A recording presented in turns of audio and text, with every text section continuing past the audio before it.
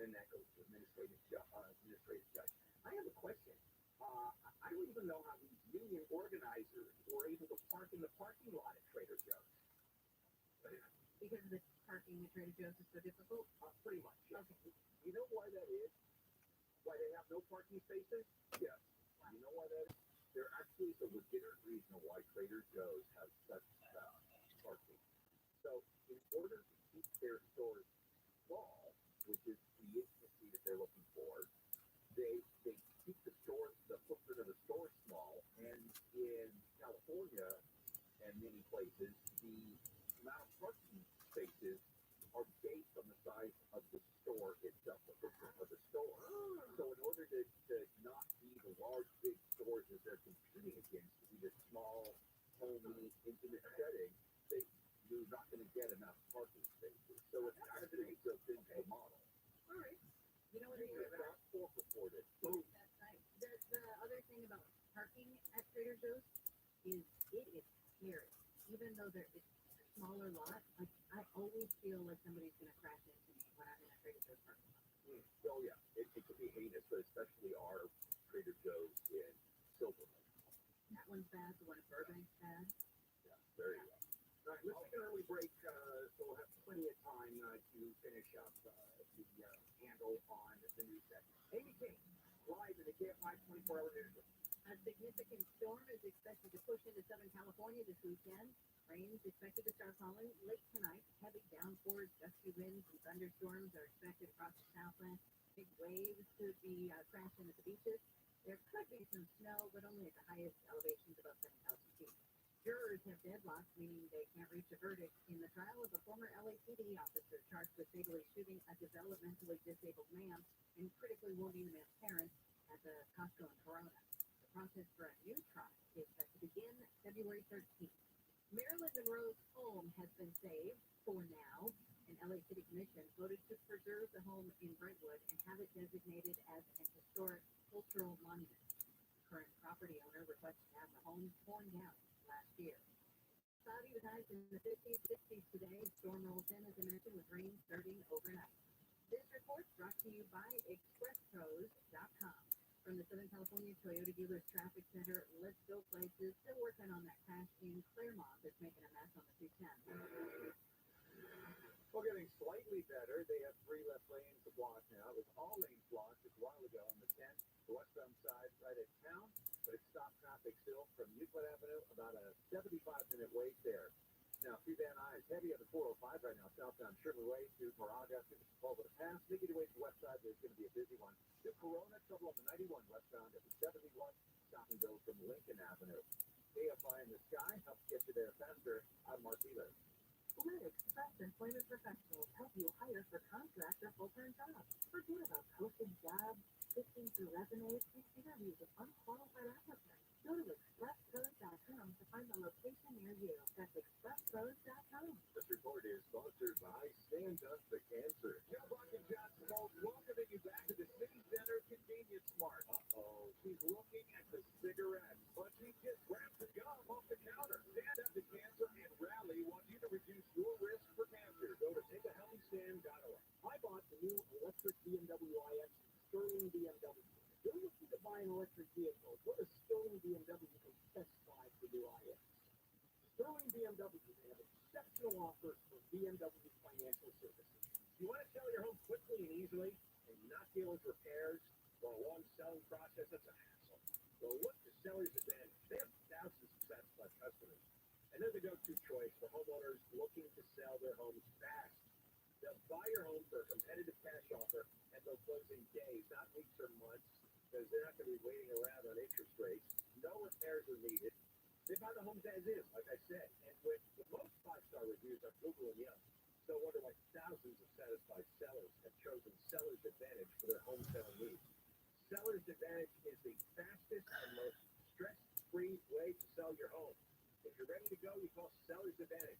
Get a no-obligation offer at 888-321-AS-IS, 888-321-AS-IS, 888-321-2747, sellersadvantage.com. Don't worry, don't happy with Seller's Advantage. DRE number 01961658.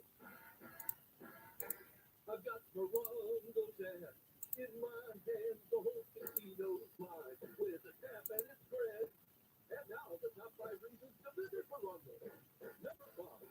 Download our app and get a free appetizer when you purchase an entree at Cielo, Wednesdays and Thursdays. Number 4.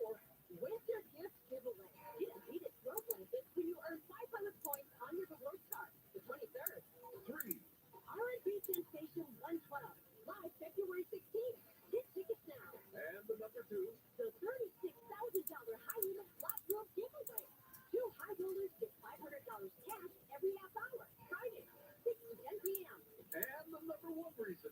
Come play with us because we're going off at all our bars with craft beer specials for the biggest pro football games of the year. Morongo Casino Resort and Spa. Less than 90 minutes from wherever you are. Morongo, good times. The whole workout to start the New Year resolution brings with it some aches and pains. It's time to make a new resolution to manage neck and back pain and spend some time making yourself feel better with Theragen. The Theragen V6 is a therapeutic thermal massager for your home. It's not your grandparents' old vibrating recliner. The Theragen V6 is an FDA-cleared medical device that provides a customized massage tailored to you. With 22 massage modes, the Theragen V6 tailors the massage to provide temporary relief of muscle and joint pain, helps with blood circulation, and simple relaxation of those muscles. And all of this comes in the form of a sleek, adjustable piece of furniture that can be put in whatever room you choose. You can check out the Theragen V6 and other models online at TheragenUS.com or try before you buy at the showroom in West Hollywood or the Theragen booth at the upcoming Fit Expo right here in LA in January. Also, right now, there's promo code specially for KFI listeners. The next 30 people to use it will get $300 off their Theragen V6. Here it is.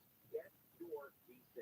Promo code Get Your V6. That's TheragenUS.com. The free iHeartRadio app has over 100 commercial-free stations waiting for you right now. Like Deepia, a commercial-free station featuring 3,000 tracks from iconic artists. And just search Deepia and listen now on your free iHeartRadio app. Free never sounded so good. Samsung's S24 lineup. The phones feature AI photo editing tools, plus translation tools, and a handy feature that lets you circle anything on your screen to search Google. More tech news, tips, and your questions this weekend on Rich on Tech with Rich Trujillo. Tomorrow morning at 11 on KFI and on demand anytime on the iHeartRadio app.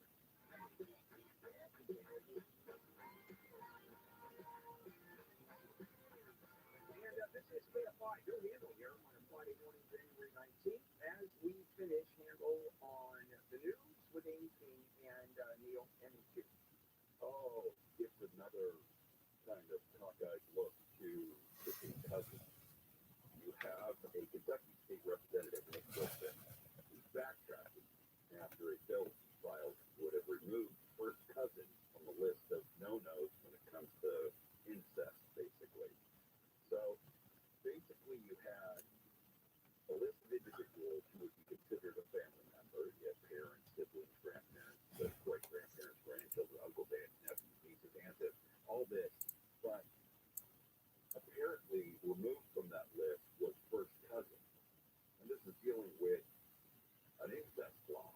So, I'm not going to make any references to, like, Alabama or anything like that. I'm just saying, this is Kentucky. Well, Where I'm shocked that they removed cousins because I thought the law was siblings are fine and uncles and aunts are fine. well, I would marry you. That's cousins.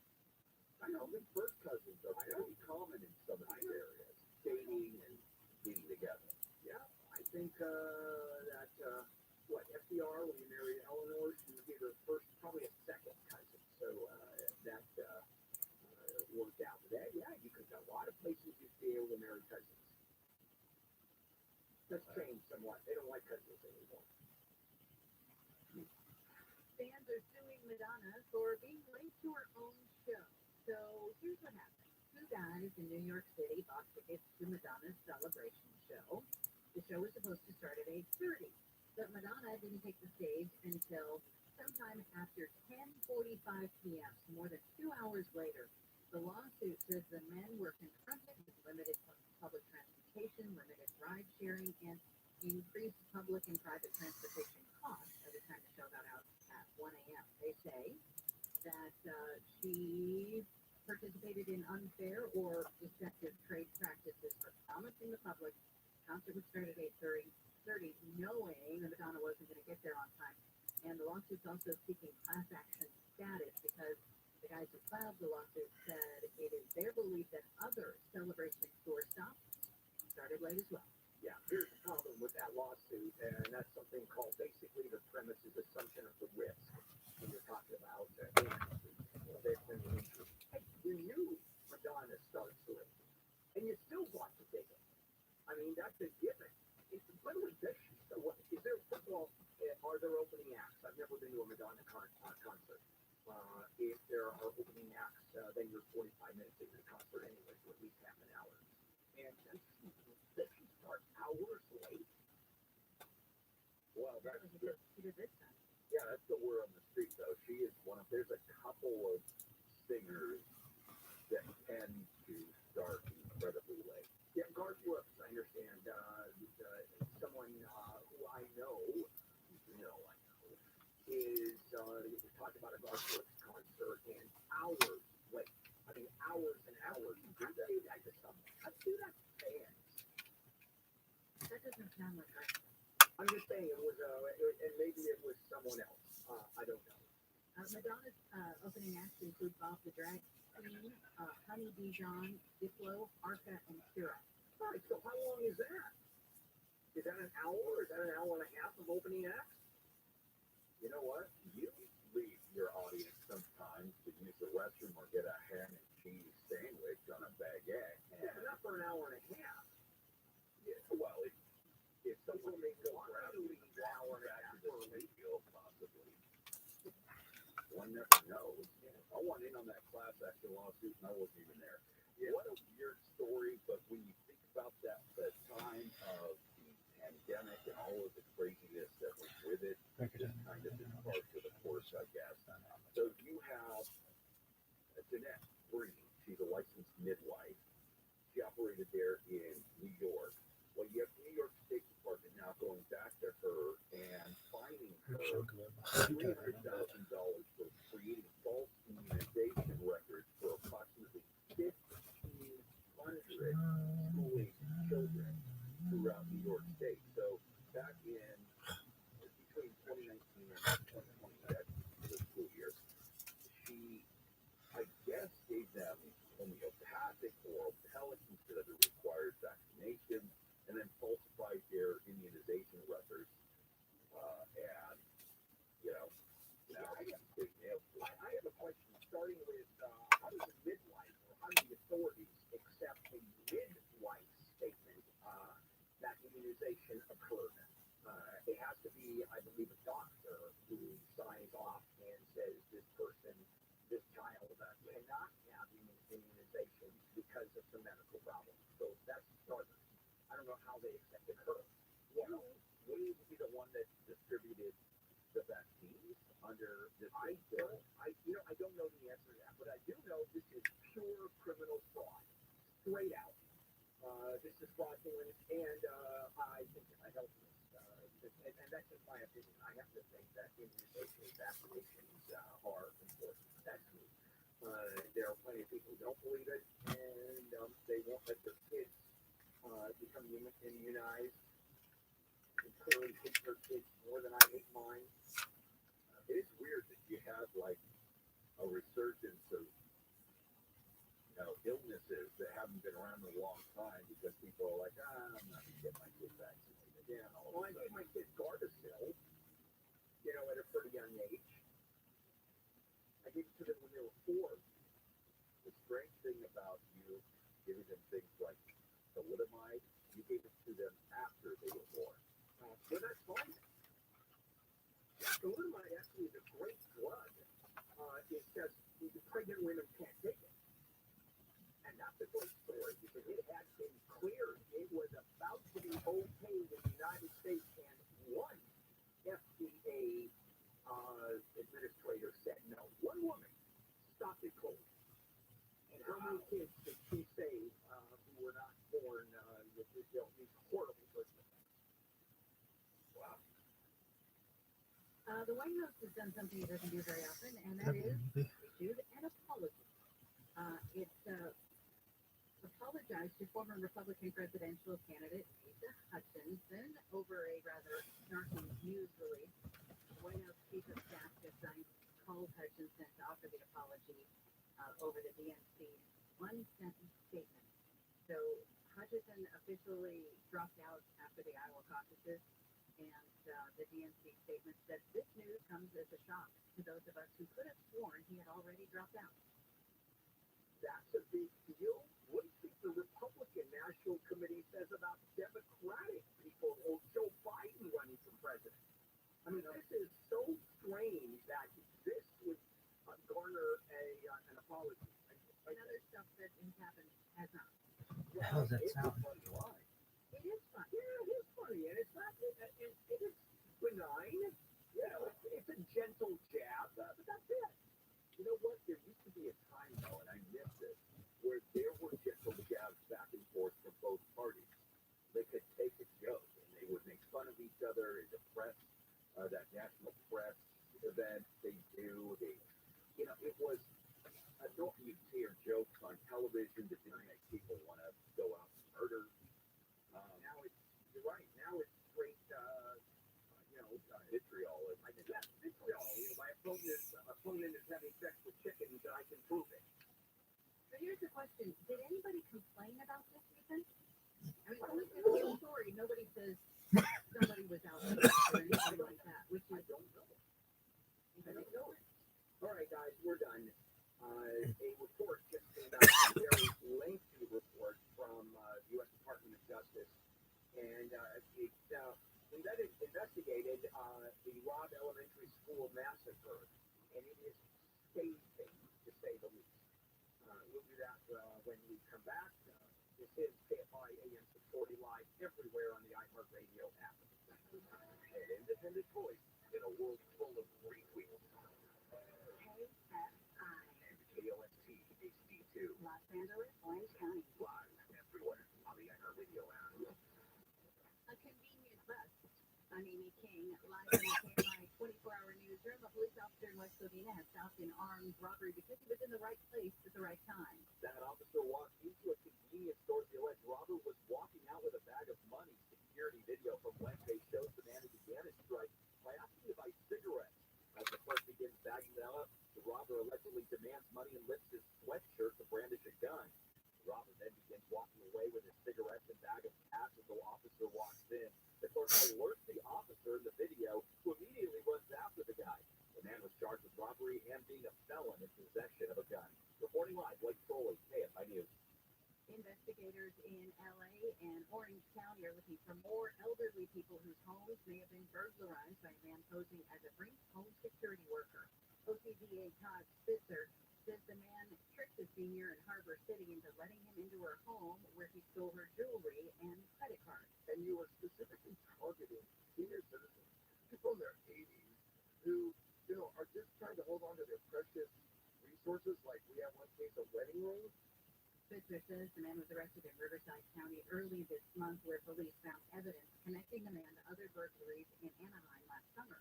The man is being held on $500,000 bail.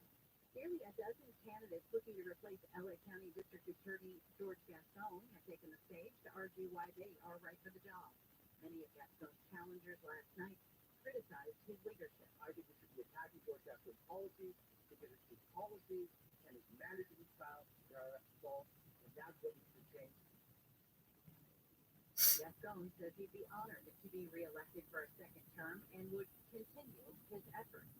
We will put forward the opposite to a 21st century prosecution, a care to the victims, to our community, and this in a thoughtful and intelligent way. He says crime has gone down over the past year, but more reform is needed. The primary election is March 5th. The LA City Council voted to declare an empty lot in San Pedro a public nuisance.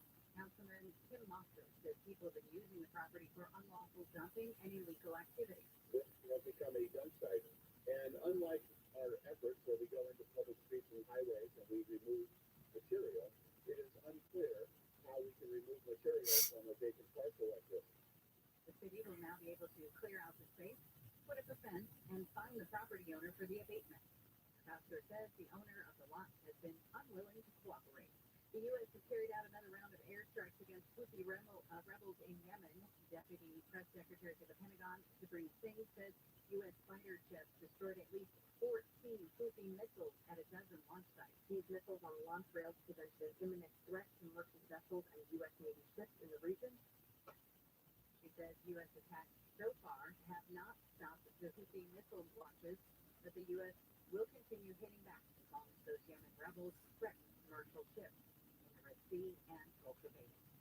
Lawmakers say Hunter Biden has agreed to sit for a closed-door deposition with the House Oversight and Judiciary Committees as part of the impeachment inquiry into President Biden. The younger Biden has defied subpoenas, saying he would only testify publicly. Lawmakers are in the process of holding Hunter in contempt of Congress. Hunter Biden is now set to answer those questions February 28th. Southland weather from KFI, mostly cloudy, highs in the mid-60s at the beaches, Metro LA and Inland OC, low to mid-60s for the valley, up near 70 for the Inland Empire, 50 in the Antelope Valley. Got a 40% chance of rain after midnight tonight, then rain is likely off and on tomorrow, Sunday, and Monday. Thunderstorms are possible. Skies should clear by Tuesday. It's 56 in Diamond Bar, 55 in Newport Beach, 53 in Pomona, 49 in Palmdale. The KFI market report. The Dow is up 88 points. The Nasdaq is up 74. S&P 500 is up 15. Now let's take a look at the KFI in the sky. We got a crashing Corona on the 91. As a matter of fact, we have two now. It's going to be 1-2 Corona on the 91 westbound at the 71. Stop to the right-hand side. Stop and go from 6th Street. And just down the way, 2 Corona on the 91 eastbound side at McKinley. Problem there in the center divider. Slow to the 15. That's about a 5-minute wait there. Just give yourself a little time to get to it. Now, to Fairmont, here's the good news. The 10 San Bernardino Freeway, we've had this for an hour or so backed up. It's now westbound at town. They're fearing this crash. Give yourself a little room there. It is backed up still to about Euclid Avenue. Now, through Boyle Heights, stop and go on the 10 west at the 60. Crash through Norwalk on the 605 San Gabriel Freeway, northbound at Firestone Boulevard. Purple, the 2 middle lanes are blocked. Keep over to the right. Give you a stop drive from Rosecrans and about a 20-25-minute delay so you can head through there. Give yourself a little room. Enter Terrace 215 north at Vermont Expressway. Got a crash there. KFI in the sky helps get you there faster. I'm Mark Wheeler. Women's like hearing like her good morning in the last week, but after being diagnosed with metastatic breast cancer or MBC, which is breast cancer that is spread to other parts of the body, even more. I take Ibrance, Pelvicyclin. Ibrance 125 milligram tablets with an aromatase inhibitor. It starts well with HR positive, HER2 negative MBC as the first hormonal-based therapy. Ask your doctor about Ibrance and visit Ibrance.com. Ibrance may cause low white blood cell counts that may lead to serious infections. Ibrance may cause severe inflammation of the lungs. Both of these can lead to death. Tell your doctor right away if you have new or worsening symptoms, including trouble breathing, shortness of breath, cough, or chest pain. Before taking Ibrance, tell your doctor if you have fever, chills, or other signs of infection, liver or kidney problems, or plan to become pregnant, or are breastfeeding. Common side effects include low red blood cell and low platelet counts, infections, tiredness, nausea, sore mouth, abnormalities in liver blood tests, diarrhea, hair thinning or loss, vomiting, rash, and loss of appetite. Life insurance. Why are you putting it off? Can't afford it? Too much hassle? Think you don't need it? There's lots of excuses for putting off life insurance. But if you weren't there, who would pay the mortgage and other bills? With Ethos, you could be covered in 10 minutes and boom, family protected. Ethos, fast and easy online term life insurance. Up to $2 million in coverage with no medical exam. Some policies as low as $1 a day. Answer a few health questions and get your free quote at getethos.com. That's getethos.com.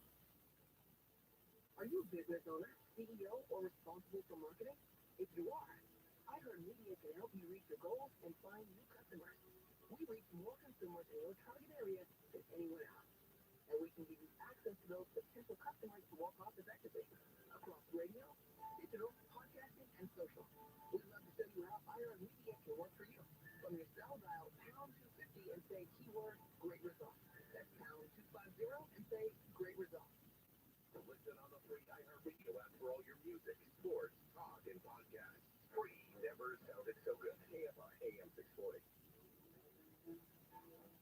You are listening to The Bill Handel Show.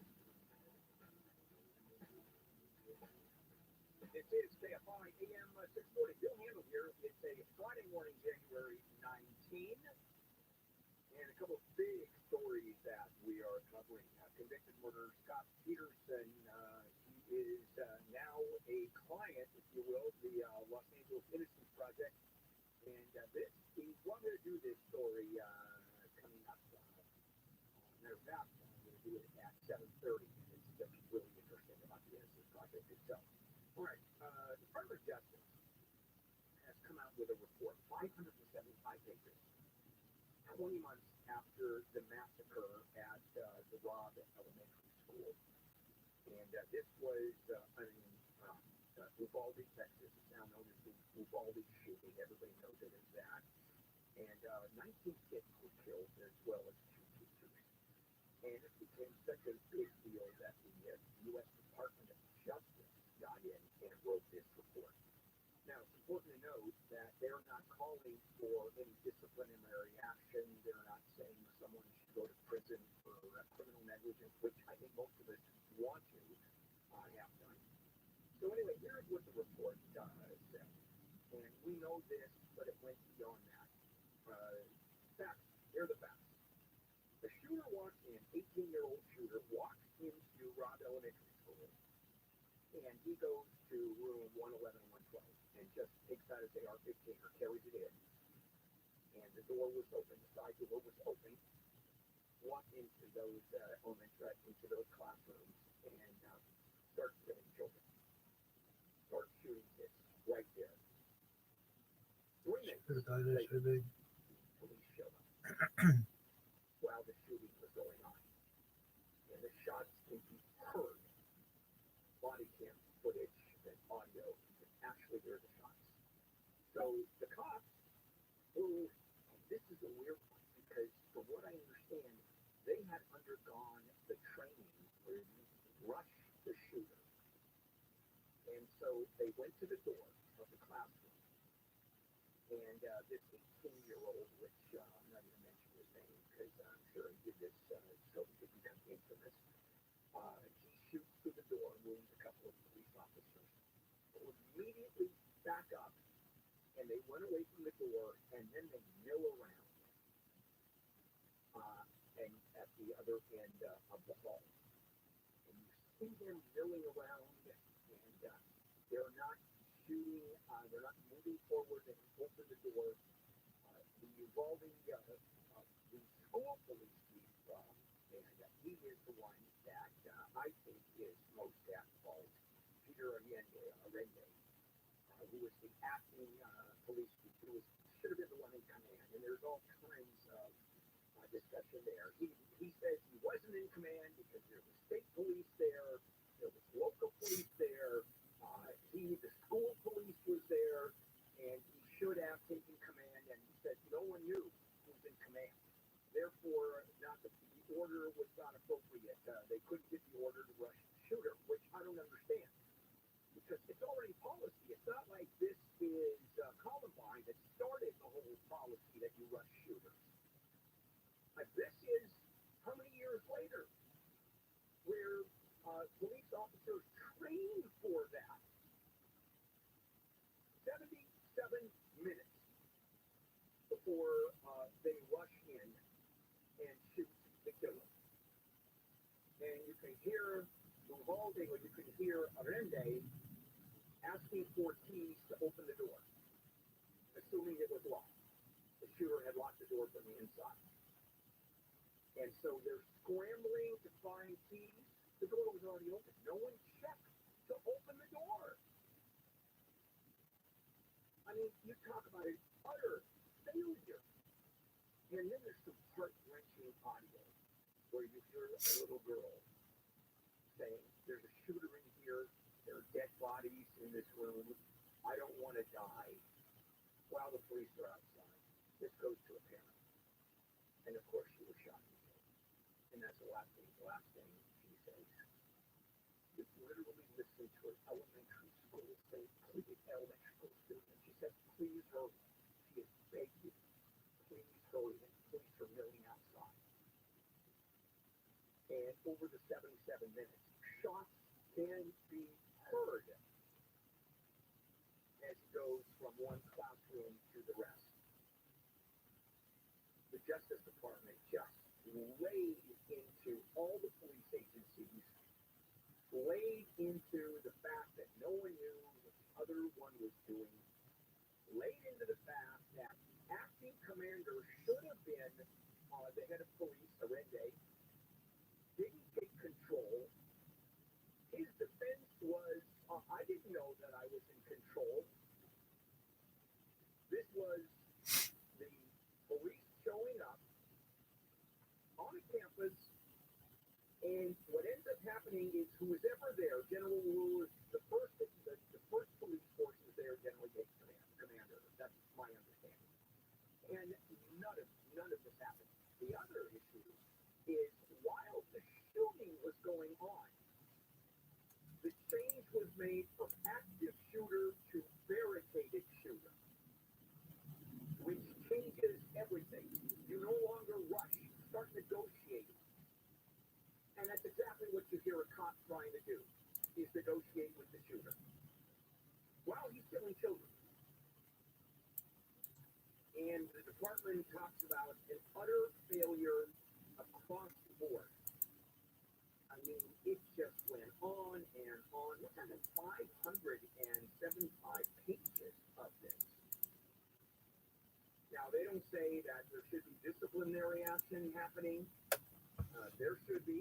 Neil and I talked about this morning. Arende and a few of the other cops should just go to prison for this. This isn't just negligence, which, of course, the Department of Justice report says. This is criminal negligence. There should be jail time for this. Because if you look at what happened here, the cops are there within 3 minutes, and it was shot over an hour it took to kill all the children. As this cockroach is walking around in the 2 classrooms, 2 teachers, 19 elementary schools, begging for their lives. I mean, just crazy. It is. It's just heart-wrenching. And did the police forces all over the country learn from this? No, because they are trained to go into an active shooter situation. The cops arrive 3 minutes and they hear shots from inside a classroom. What do you do? Now, the shots went through the door because the shooter did wound a couple of cops, but so what? That's why you are a cop. And if a couple of cops have to take bullets before the shooter is killed, you do it. I mean, okay, you're trained to do that. It's like a police officer when there is a shooting inside of a house, someone begging for their life. Oh, I'm not going to go in there. And that's not the police. All right. I mean, that one gets me really upset. Now, I want to change and make it a little lighter. Actually, this is, no, it's not depressing because I have an executive card at Costco. And I'll tell you what's going on. Because there is a world there. If there's a Costco story, I'm on it. And you know it. Now, this isn't exactly a Costco story. It's a Sam's Club story, but it's close enough to where I have to do this. Let's check in with Amy King, live in the KFI 24-hour news. The Innocence Project has taken up the case of convicted killer Scott Peterson, who has maintained he's innocent of killing his wife Lacey and their unborn child. The nonprofit group has filed new motions in court citing newly discovered evidence. Peterson, who is now 51, serving a life sentence for the murders 22 years ago. Congress has passed a stopgap funding bill to prevent a partial government shutdown that would have started at midnight. The bill is now headed to President Biden to sign. This is the third short-term or stopgap bill passed since September. Lawmakers struggled to come up with an agreement for funding for a full year. California will provide an additional $250 million for down payment assistance to first-time homebuyers. It's through the California Green for All loan program. Homebuyers have until April to apply, and then the lottery system will determine who actually gets the assistance. We've got some problems on the 605. We'll check in with the KFI in the sky. 18 years ago, I weighed over 300 pounds. Life was not very happy. I mean, it's tough being that heavy. Then I underwent bariatric surgery, and it literally changed my life. If you need to lose 50 pounds or more, let me suggest to folks at West Medical, and they have changed the lives of thousands of patients and hopefully yours. West Medical works with both PPO insurance to help to cover the cost of your weight loss. Your results are going to vary depending on the procedure selected and adherence to the program. So call 800-WEST-MED or visit westmedical.com for a free consultation. 800-WEST-MED or visit westmedical.com. Your results will vary depending on the procedure selected and adherence to program. Cloudy with highs in the 60s. Rain is expected after midnight. We've got a crash in Norwalk on the 605. San Gabriel Freeway northbound, right after Firestone Boulevard. This crash has carpool and two middle lanes blocked. Keep it over to the right here. It's going to be stop traffic from the 91 Artesia Freeway. About a 30-minute delay there. Now, we've also got trouble through Torrance on 405 northbound at Artesia Boulevard there. It's a crash and delays as you approach. And slow drop through Corona on the 91 westbound Auto Center about Gibson Canyon. Give yourself room there. KFI in the sky helps get you there faster. I'm Mark Wheeler. In a small Tennessee town, a killer was caught by unlikely investigators, high school students, and their teacher, Alex Campbell. Though the Tennessee Bureau of Investigation supports their theory, no charges have been filed. Murder 101 follows the students as they endeavor to complete the assignment. Once you start getting a few tips or a few leads or good information, then the cold case isn't so cold anymore. Listen to Murder 101 on the iHeartRadio app or wherever you get your podcast. Hey, Uline. They know firsthand the road to success is an uphill climb. Uline started in a family basement, and through hard work is now North America's most trusted shipping and industrial supplier. They get what it means to have the support of reliable, hard-working partners, so they keep 41,000 items ready to ship. Whether your company is still in a basement office or expanding cross-country, Uline will be there on your road to success. Visit Uline.com. Are you suffering from back pain, pain in your legs and feet? Do you suffer from leg cramping, pain when you walk, numbness, prickling or tingling sensations? Have you tried all the pain treatments, the shots, the pills, yet you're still suffering with chronic pain caused by peripheral neuropathy, spinal stenosis, or a failed back surgery? Here is good news from the Laser Regen Pain Institute. There's now hope of reducing or even eliminating your pain with a new non-surgical, painless, laser-guided stem cell treatment that may reduce or eliminate your back, leg, and foot pain in minutes. If you're in pain, here's a special offer. Call now for a special $97 back, foot, and leg exam that includes an infrared laser joint inflammation scan, a Neuro 7 nerve test, and X-ray MRI review. This exam is normally $375, but if you call today, it's just $97. On your cell phone, dial pound 250 and say pain-free. For the special $97 exam, on your cell phone, dial pound 250 and say pain-free. Many economists believe 2024 will produce a recession from mild to severe, and that means job losses. But if you have good credit and own a home with significant equity, the Loan Exchange can help you prepare for whatever might happen. The Loan Exchange now offers a home equity line of credit with the security of a fixed-rate mortgage. Your rate can never be higher than it is on day one. That's right, your rate can only go down from day one, never up. You can use the money for whatever you need, even if it's just the peace of mind of having cash at the ready. Call the Loan Exchange at 855-752-9944 or log on to theloanexchange.com to see how easy financial protection from 2024 can be. Don't wait, because banks will make loans to folks who are unemployed no matter how good their credit is. Licensed by the California Department of Financial Protection and Innovation under the California Finance Law, NMLS 1637539. Again, call 855-752-9944 or visit theloanexchange.com today. Hey, my name's Jay Shetty, and I'm the host of On Purpose, the #1 health podcast in the world. Join me this week as I chat with Michelle Obama, a woman of immense strength and grace. Tune in as we navigate through the chapters of our life, uncovering the moments that have contributed to our inspiring story. What keeps me up are the things that I know, the war in the region. What is AI going to do? Listen to On Purpose with Jay Shetty on the iHeartRadio app or wherever you get your podcasts.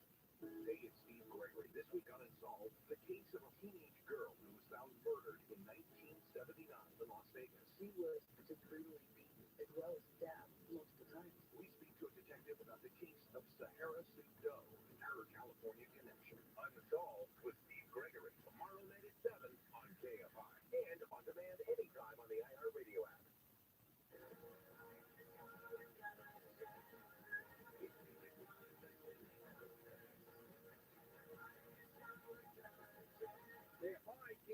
640. Bill Handle here. It is a Friday morning, January 19th. PTYFTU.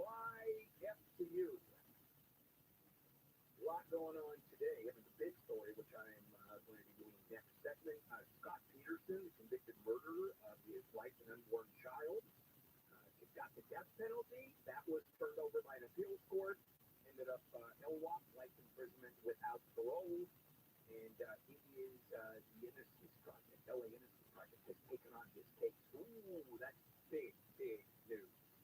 And the other bit of news, which is also big, Congress has voted that the business of the United States will extend until March.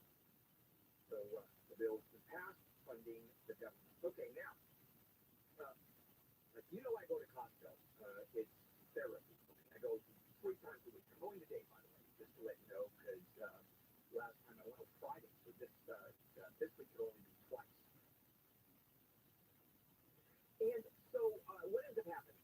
You check out, and as you check out, then you go to the front door, and you have to hand them the receipt, and then the guy at the door, or the woman at the door, looks at what you have in your basket, and then runs a line through your receipt, and barely looks. Sometimes they do, but most of the time they don't. And what's happening at Sam's Club is they're using AI now to where there isn't anybody at the door.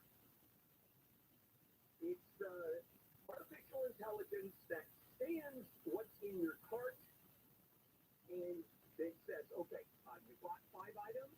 Here are 5 items. I don't know how sophisticated it is. For example, in my case, you buy a box of burritos, and then you buy a box of panko-covered shrimp, and then you buy a box of insert name of whatever processed food is frozen here.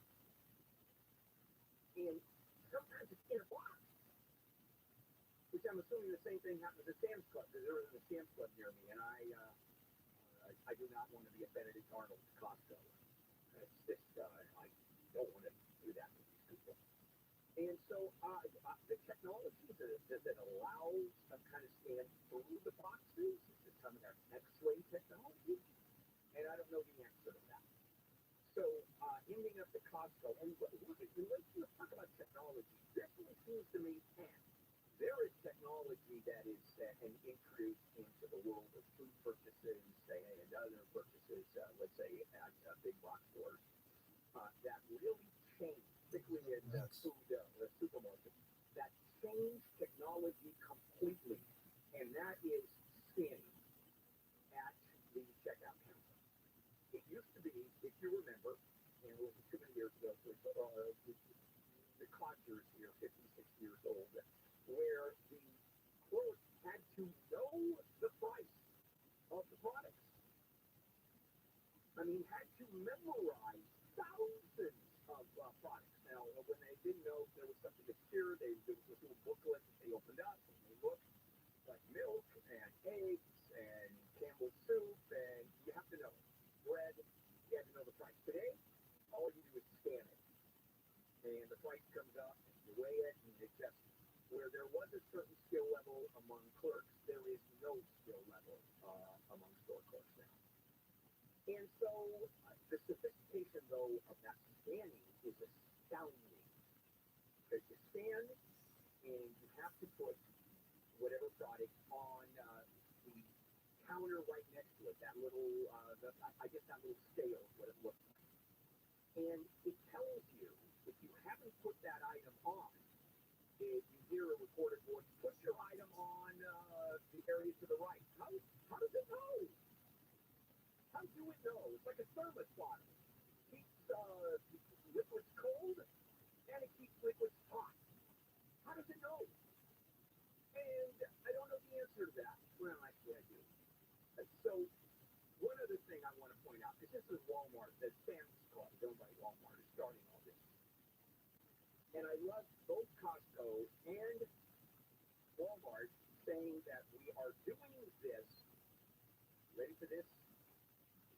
It is our most effective method of maintaining accuracy in inventory control. That's what Costco said.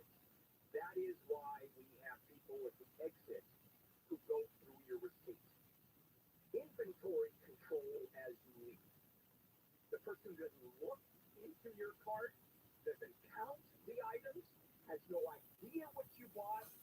You would think that it would be at the checkout stand where they actually scan the items and they know exactly what they're scanning. They know who it is, they know what you're buying, and they know what your predilections are in the sack. No, it's at the door where they figure that out, as opposed to being honest and say, hey, we don't want you to steal from us. We don't like shoplifting, and that's why we do that. Now, is that effective? I don't know. I will tell you, if you don't have that receipt, and that happened to me 2 weeks ago, first of all, they wouldn't let me out the door without a receipt. And I said, the receipt is there. Well, which cashier? And I don't remember which cashier I went to, because I don't remember what happened 2 minutes ago, as everybody knows about my memory. And so, in certain things, other than that, I can certainly tell you Truman days that he did whatever in his presidency. And so, I didn't know where the cashier was. I had to sit there for about 15, 20 minutes while one of the managers went from cashier to cashier, looking at receipts, checking what I bought, and matching the receipts, because I didn't have my receipt going out. They found it. Said, okay, here's your receipt. Printed it out. Here's your receipt. I was able to walk out the door, and the checker, the employee at the door, went ahead and put that marking pen through my receipt, like they always do, not counting what was in the box, not looking what was in the shopping cart. And so what Walmart is doing is you just literally walk through. There's nobody there checking your receipts. Now, is that going to change technology? Even Walmart, one of the execs at Walmart said, okay, so it's only a minute or two difference, but that makes a huge difference. How big a deal is it to walk, and I have no patience, how big a deal is it to walk out and stand in line for 30 seconds while a cashier or that person at the door doesn't look at what you have, doesn't count the items, and just puts that line through your receipt? Boy, they're all thrilled about that technology. But it's AI. And AI is changing the way retail is done. All right, coming up, Scott Peterson, why he may very well get a new trial or even have his case dismissed. Let's check in with Amy King live in the KFI 24-hour news. The city of Los Angeles is adding more streets on the west side to its overnight RV parking ban. Venice church pastor John Papa says he backs the ban. We routinely have to clean up human waste and toilet paper. There's the stench of urine. This resident in Venice says the updated ban that was approved this week really doesn't get rid of the problem. So what's going to happen is that in areas where they now have bans, those people are going to leave there and they're going to come to our neighborhood where they know that they can be. Backers of the updated ban say it will lead more people who live in RVs to move into traditional housing. Opponents say housing is too expensive for a lot of people living in RVs. News brought to you by American Vision Windows. Ventura County Sheriff deputies say a documented gang member has been arrested for allegedly giving kids gang tattoos. The investigation started in December when deputies in and around Thousand Oaks started noticing several teenagers and juveniles had visible tattoos. Deputies say Brahim Valencia did the ink on kids between the ages of 14 and 16 as a way to join the gang. 3 men in the San Fernando Valley have been shot in what police say may have been a case of road rage. You done? Early this morning near the Northridge Fashion Center, they found a minivan with bullet holes and 3 men injured inside. One had been shot in the back, another in the leg, the third in the arm. All were taken to the hospital. A man from Koreatown who was illegally selling guns with another guy has been hit with more than 3 years in prison. From 2021 to 2022, William Pena sent photos and prices of guns to his partner so that his partner could sell them. Evidence presented at trial indicated that Pena was obtaining firearms from sources in other states, primarily Arizona. U.S. Attorney spokesman Kieran McAvoy says Pena's partner admitted to 8 illegal gun transactions last year. He's set to be sentenced next month. An undercover agent bought both guns and ammo from Pena's partner, Blake Trolley, KFI News. Japan has landed an unmanned spacecraft on the moon. CNN says the condition of the lander isn't known, but that it has touched down. It's been orbiting the moon for about a month. The U.S. launched a lander toward the moon last week, but the mission for the Peregrine lunar lander that was supposed to land on February 23rd on the moon's surface failed. Southland weather from KFI, clouds today, highs in the mid-60s at the beaches, metro LA, and inland Orange County. Low to mid-60s in the valleys, near 70 for the IE, 50s in the Antelope Valley. Storms start rolling in tonight with rain expected after midnight. Rain Big D, Diane. will continue Good off for and you, on bro. Saturday, What up, Sunday, Big and D? Monday with gusty winds at times. Nothing very much. Possible to dry out and start forming How's it hanging? It's 50 in Garden Grove, 52 in Irvine. We've got a crash Little in left, Forest babe. on 405. Alright. Calm down. I'm gonna go to Penguin Point. At Penguin Point, the people pleasing place. Yeah. Northbound side of San Diego Freeway or Artesia, and that's the crowded one, give yourself a little room. Now, big trouble. Penguin Point, the people pleasing place. Northbound by the Firestone Boulevard, Hartford, Penguin Point big. going to be stopped from up to 91. Long John Silver's in Penguin Point. Pretty heavy and 14 southbound at Agua Dulce. It's going to be right through the Agua Dulce stretch. As you head through there, they've got about a 2 mile backup as you head through, about a 54-minute wait. Once again, 14 southbound right at Agua Dulce. Now, we've got Penguin Point. Pasadena, car fire on The people pleasing pleasing place. 134. Yeah. Stop traffic from Mountain. Let's go back to the 405 here. This one is Mountain Valley. Got a crash southbound at Euclid. One lane there is going to be blocked. And Oh no, I went to Funk. Boulevard. KFI in the sky helps get you there faster. That'll be More better. We don't hear the radio ads about Stop, the IRS. stop, They tell you stop. to be afraid, to be scared, and they try to frighten you into calling. I'm not here to do that. Tax relief advocates is different. All Penguin Point locations will permanently close on November 12th, 2023. Dog. We have a solution. It doesn't matter if you're sitting in your car, at work, or with your kids. No matter where you are, call now. 800-506-9295. Don't lose hope. TRA can eliminate or reduce what you owe to the IRS. There is zero risk to you. If we can't reduce your tax debt, then you pay nothing. Our passion is taxes and helping individuals fix their IRS problems. We have a 5-star rating on Google and Yelp and an A+ with the Better Business Bureau. You don't need to be afraid of the IRS any longer. End your tax nightmares today by visiting us online at TRA.com or call 800-506-9295. That's 800-506-9295. Tax Relief Advocates. Real solutions for real people. I feel incredible because I called 1-800-WEST Medical. This is Jacob and Ronnie. If you've been in an accident, call 844-24-JACOB. Prescriptions required online consultation with a healthcare provider will determine if appropriate prescriptions apply. See website for details and important safety information. Prescription required. Price varies based on product and prescription claim. Hey guys, did you know there's a generic form of Viagra that works just the same, but is 95% cheaper? And you can get it online. Just go to hims.com/radio. Through Hims, you'll get a free medical consultation, discreet shipping if prescribed, a 100% online process, and trusted generic alternative to the name brand. Where was there a Penguin Point in South That's Bend? right. Get generic for Viagra. The same active ingredient as brand name Viagra, but for 95% Was there everyone? No, less. that's fucking. It's the same medication, still prescribed by a licensed medical provider, but with zero copay, no expensive appointment, no awkward face-to-face conversation. To start There's your no free link online away. visit, you need to go to West. this exclusive address, hims.com/radio. That's hims.com/radio for your free online visit. HIMS.com/RADIO. Hey, it's Steve Sharp.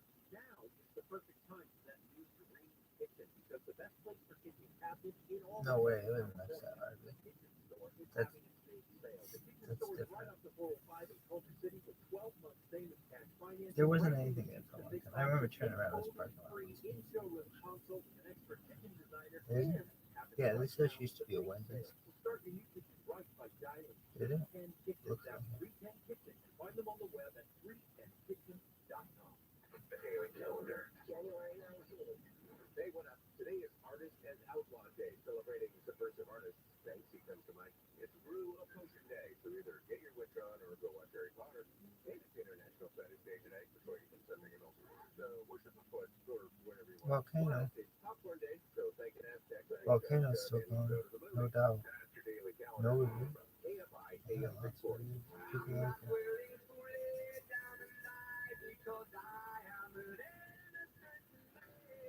This is KFI AM 640. Bill Handle here at well, on a Friday, January 19th, some big stuff is going down. It's something interesting at the LA Times. Union leaders called for a one-day multi-city walkout following news that the newspaper is going to see staff cuts. Do you remember Volcano? Budget deficits. We don't care how much money you're losing, don't cut staff. And it would be the first in the paper's 142-year history. Now, historically, go back to the turn of the last century, there was a bombing at the LA Times. People were killed. I mean, it was... I wonder if everybody likes ViralRabbi. I wonder if there's anyone out there who's like, oh, man, okay. Or if there's anyone out there who's like, oh, this person's amazing. Is anybody else getting like 12? An increase in viral? I like how they're following my stats and stuff. Really? Yeah. Are you done? So let's go quickly back to who and what happened to Scott Peterson. Come on, you shitbag fuck. Convicted in 2004, which goes back 20 years, of killing his wife and unborn child. 24 And he originally got the death penalty, and that was overturned on appeal. So he was given life in prison without parole. And this is one of the state's most infamous murder trials. I mean, this was a big deal. And he has now been picked up by the LA Innocent Project attorneys. Now, the LA Innocent Project attorneys have been involved in hundreds of cases where convictions were overturned. And what they specialize in is DNA evidence. That's basically it. There are cases in this case, I spam block every account this guy has. I cannot imagine how many email accounts he has. No limit. Really interesting facts about the Innocent Project. And one that you're going to go, really? Come on. Nice. Like, how they tell me I can have free reign on his fucking post. Really? Yeah, actually, that's the thing that fucks them. That one policy is going to allow me to take over the world. Really? Maybe. All the way from paralegals to law clerks to attorneys. We're pretty much against the death penalty. Yo, they have a hard time with the justice. Our justice system, which somehow tends to convict innocent people. And there's a philosophy, ACLU, in fact, that's one of the mantras, it was better letting 1,000 people who are guilty go free than convict one innocent person. And that is the philosophy. So, here is the Innocence Project. The whole purpose is to unravel overturned convictions, wrongful convictions. There are a couple of rules, and that is there has to be some decent evidence that, in fact, the conviction was wrong. The perpetrator, the defendant, the convict, has to proclaim innocence. And I'm talking about proclaiming innocence for 25 years. Even when someone is up for parole, yeah, I did it, I have remorse. Stand in front of a parole board, you go, I didn't do it. Goodbye. There is no parole here. So that is one of the basic rules. And the other one is finding new evidence that's out there. And a couple of ways that the Innocence Project picks it up. New evidence is presented. Misconduct by the prosecution. Misconduct by the police. For example, withholding evidence. For example,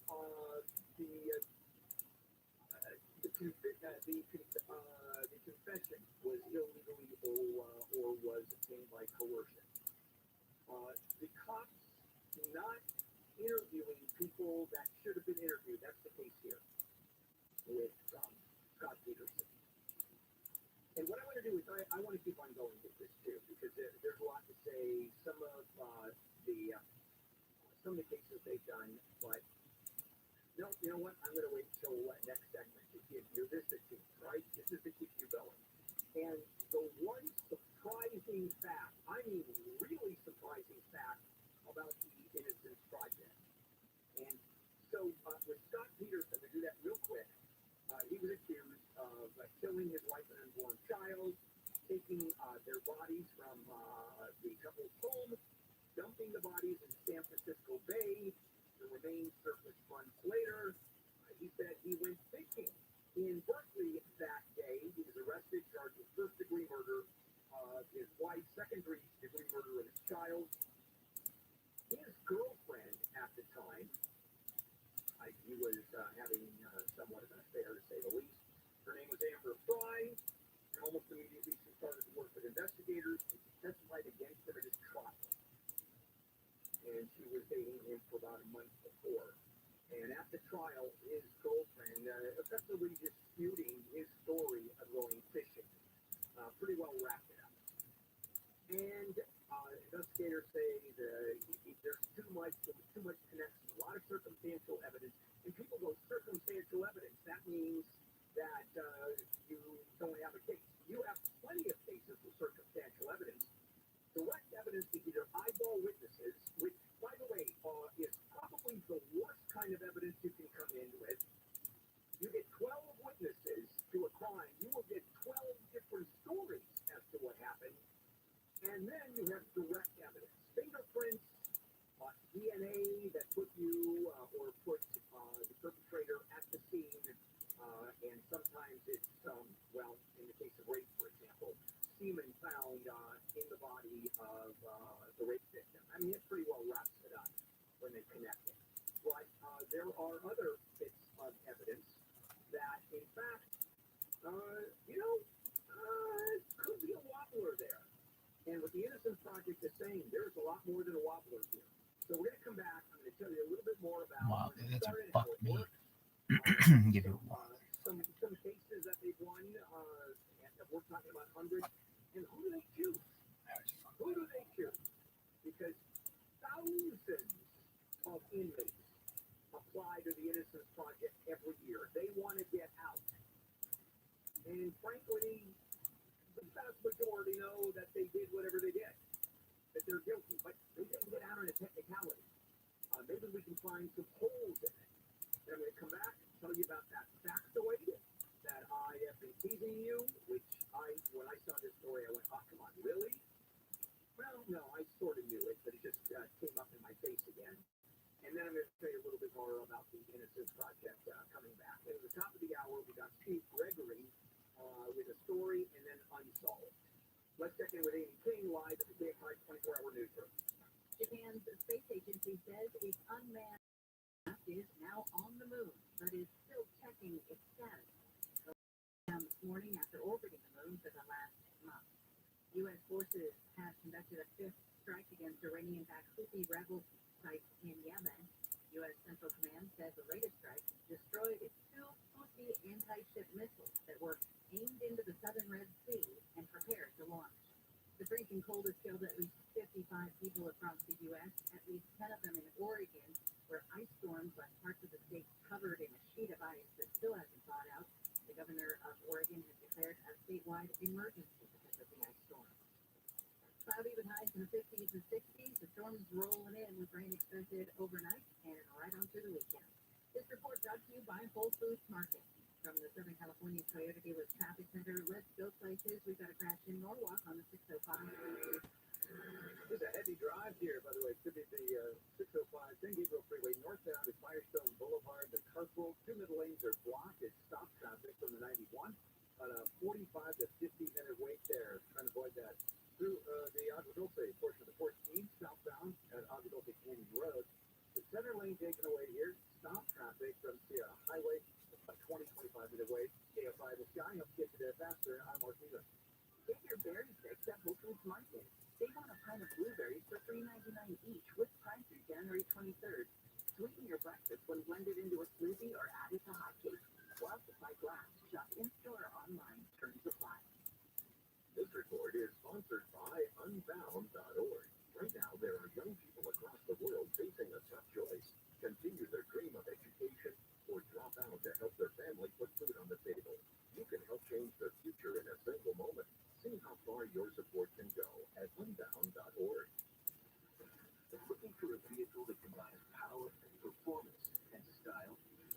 off the new year with a great deal on a new Toyota. The We Make It Easy sales event is going on now at your Toyota dealer. Drive home a new Camry, Corolla, or RAV4, a powerful new Tundra, or legendary 4Runner. Ready to show a brand new you in this brand new year? We make it easy. Toyota. Let's go places. It's easy to buy or lease any new Toyota and easy to own one. Every new Toyota comes with Toyota Care no-cost maintenance. You're covered for all normal factory scheduled service for 2 years or 25,000 miles, whichever comes first. Performed by certified technicians using genuine Toyota parts. See your dealer for Toyota Care details and exclusions. Valid only in the continental U.S. and Alaska. Listen, this continental U.S. and Alaska. So that's not. I mean, that's the continental United. I mean, it's arguable. Generally, it's not considered that though. Choose your individual firmness and comfort, your sleep number setting. The Climate 360 SmartNet is so smart. It cools or warms to 13 degrees on either side for your ideal sleep temperature. JD Power ranks Sleep Number #1 customer satisfaction with mattresses purchased in store. And now save 40% on the Sleep Number Special Edition SmartNet for a limited time. For JD Power 2023 award information, visit jdpower.com/awards. To find a store near you, visit sleepnumber.com. If you're hiring, it can feel like you're trying to find a needle in a haystack. You can hope the right person comes along, or you can just use ZipRecruiter. And now you can try it for free at ZipRecruiter.com/radio. In fact, ZipRecruiter has helped a lot of business owners find their needle in a haystack, like Marco, president of operations at Telly Tires and Auto Centers. Because Telly Tires has grown a lot in the last few years, Marco needed to hire everyone from a receptionist to a store manager to a head mechanic. ZipRecruiter helps me find all the right people, even the most difficult jobs. ZipRecruiter helps me keep my business running. Take it from Marco and millions of other businesses who've used ZipRecruiter. ZipRecruiter can help you find the needle in the haystack. See why 4 out of 5 employers who post a job on ZipRecruiter get a quality candidate within the first day. And right now, you can try ZipRecruiter for free. That's right, free at ZipRecruiter.com/radio. That's ZipRecruiter.com/RADIO. ZipRecruiter.com/radio. ZipRecruiter, the smartest way to hire. 2024 season ticket memberships are now on sale. All memberships include exclusive access to opening day and postseason tickets. Join the passionate community of fans who share your excitement for Dodger baseball. Visit Dodgers.com/membership. You can make the decision right now to get lasting relief from that awful joint pain for 2024. Don't go another year compromising because of that pain in your knees or your shoulder. Call QC Kinetics. It's the nation's leader in regenerative non-surgical pain relief. Your body has what it needs to restore and repair that damaged joint tissue, and QC Kinetics can make it happen. No drugs, no surgery, no downtime. This is the future of pain treatments. QC has tens of thousands of satisfied patients all over America. People with back pain or hip pain, any pain associated with arthritis or an injury. This is not a Band-Aid. This is a revolutionary treatment that can get you moving again. Get your life back, and listen, it's non-surgical. If this is the year you decide to fight back against that pain, take the first step now. Call QC Kinetics. Get a free consultation on the calendar today. Call QC Kinetics in Glendale, Orange, Mission Viejo, and now in Costa Mesa, 213-997-PAIN. That's 213-997-PAIN. QC Kinetics, 213-997-PAIN. The free iHeartRadio app has over 100 commercial waiting. They would need to change their policy. Really? To my knowledge, yeah. Same, right? An iHeart radio station. KFI AM 640. Bill Handel here on a Friday morning, January 19th. I was just told next week Kevin Smith was in for Gary and Janet. It was kind of neat. How cool was that? Seriously cool. Or, marginally seriously cool. We're trying to cool. I'm sort of bad. He's a fascinating guy. And have you ever seen Dogma? You have to watch this movie Dogma. All right, that's your homework for this weekend. Real quickly, the stuff that's going on today that we're looking at. Congress did pass that bill funding the government to kill lunch. And it's always been a fight. And That's what they should do. Far right One of these lame Republican congressman, I think so, who stopped the budget from going forward, and that was back. I listen to that. That's a show. Selling losers. And the other big story, and I'm doing that now, is that Scott Peterson was convicted 20 years ago of killing his wife and unborn child and is spending the rest of his life in prison may not. The LA Innocence Project has picked him up as a case, saying there's enough. What about the West Side Innocent Project? The whole West Side is innocent. The Innocence Project has literally had hundreds of convicts released from prison. And there are two kinds of prisoners that are released in two scenarios. One is when prosecutorial misconduct, he didn't interview witnesses, they didn't pick up evidence. He still could have done it. But there was misconduct where there wasn't enough evidence, or they didn't bring the evidence they should have. Because the police, the prosecution, by law, has to turn over all exculpatory evidence to the defense. Anything that gives the defense a break or turns the verdict, turns the jury to look at reasonable doubt, has to be given over. The other way is when that is a new trial, sometimes dismissed if it's incredible misconduct by the prosecution or the police. The other kind is when the Innocence Project proves that the prisoner, the convict, is innocent, straight out innocent. He wasn't there. DNA evidence putting the prisoner at a different city. Not there. Passport showing he was out of the country when it happened. And the judge says he is factually innocent, which is different than the prosecution didn't meet the burden of reasonable doubt. Factually innocent. That doesn't happen very often. Okay. Oh, and then I was going to give you that factoid. Barry Sheck, who was one of the founders of the Innocence Project.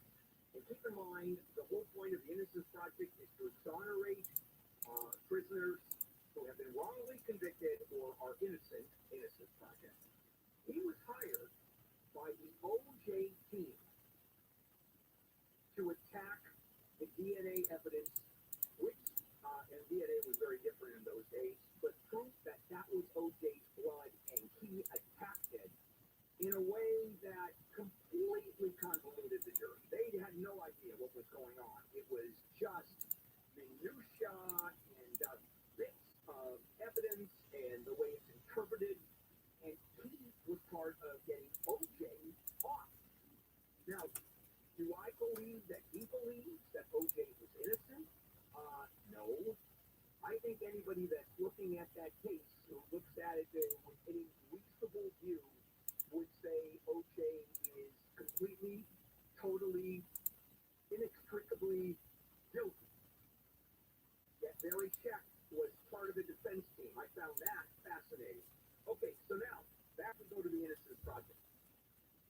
Thousands of applications are made to the Innocence Project, of which they choose, I don't even know how many they choose, 50, 60 a year. And in Scott Peterson's case, there was, and there is, all kinds of not only misconduct, just items that were, that materialized now. This is new evidence that they didn't have before.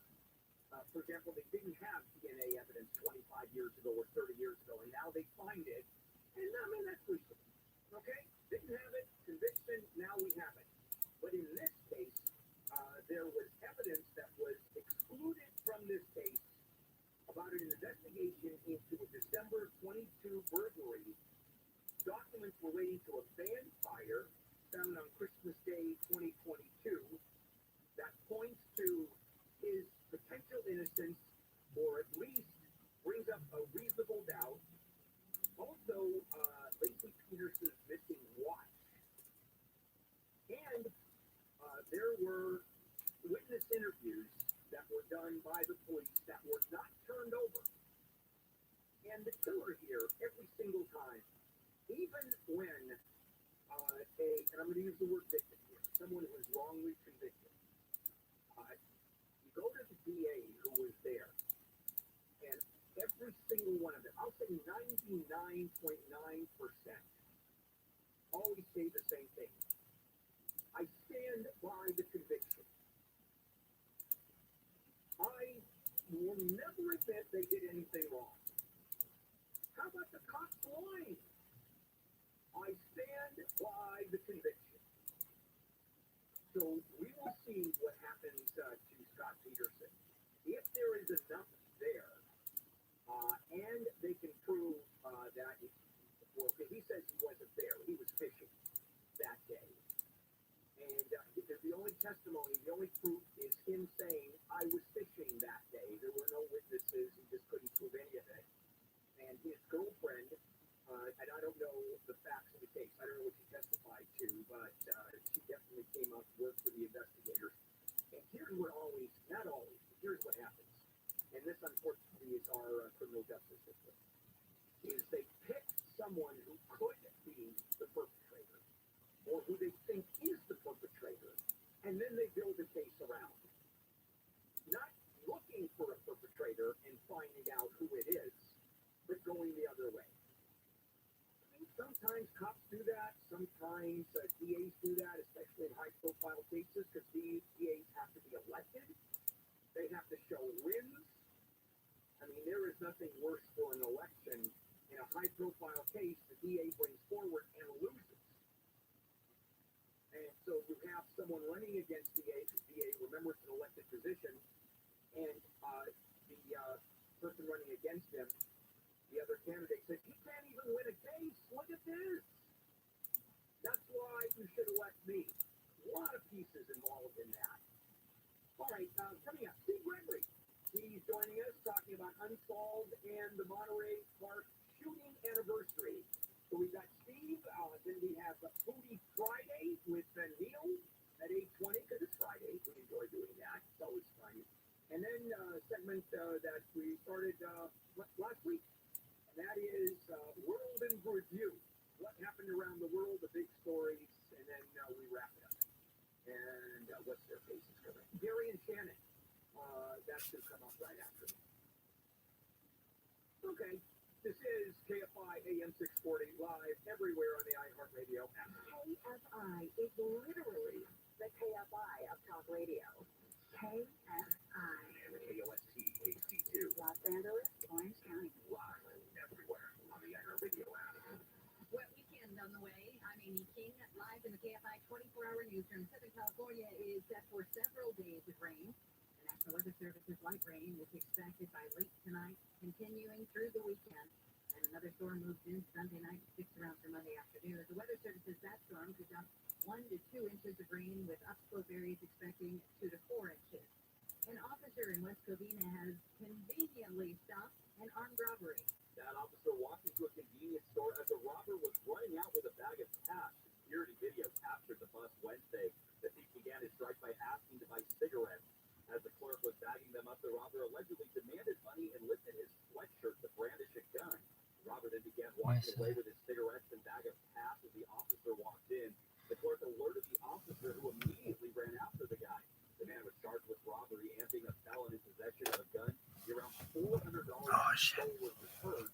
The gun recovered was loaded. Reporting live, Blake Scully, KFI News. Trial has started for the man accused of killing a 6-year-old on the 55 freeway in Orange.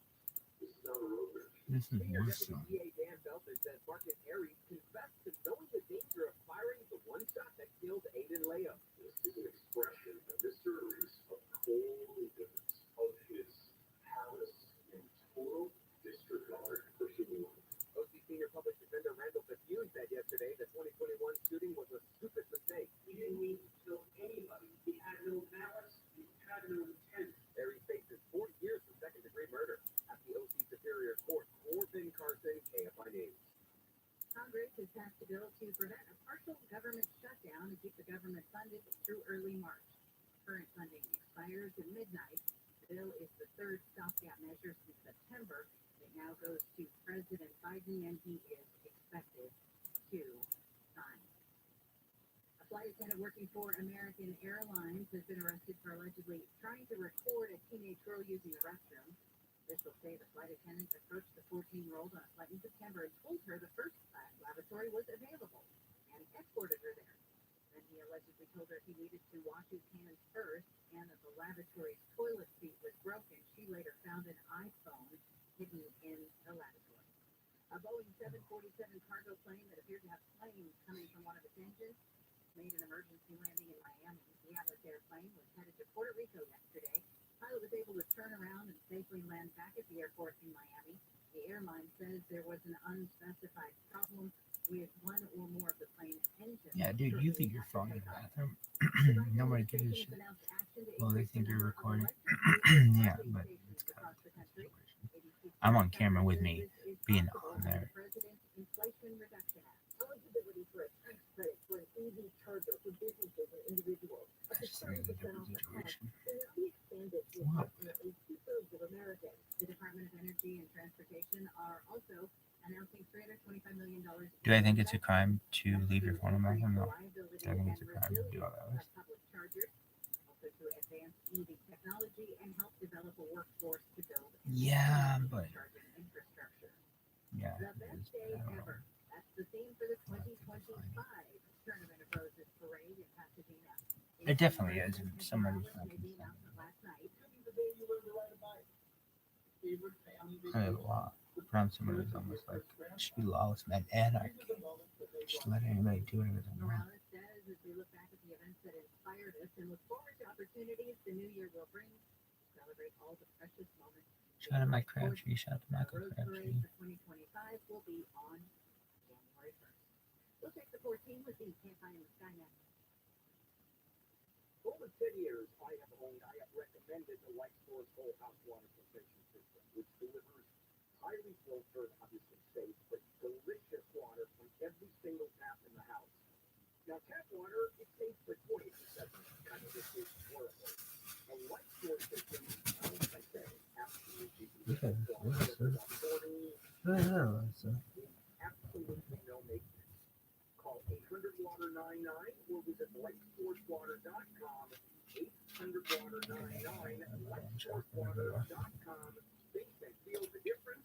Warranty limitations apply. Southland weather from KSI. Lots of clouds today. Highs in the mid-60s at the beaches, Metro LA and Inland OC. Low to mid-60s in the valley. Near 70 in the Inland Empire. 50 in the Antelope Valley. 40% chance of rain after midnight. What up, Pim? Likely off and on tomorrow, How Sunday, you Monday. doing, baby? Thunderstorms are also possible along with gusty winds. Skies should clear by Tuesday. It's 51 in Orange, 54 in Manhattan Beach, 48 in Canyon Country, 52 in Studio City. The KFI market report, the Dow's trading up 151 points, the Nasdaq up 81, S&P 500 is up 20. Got a crash in Agua Dulce.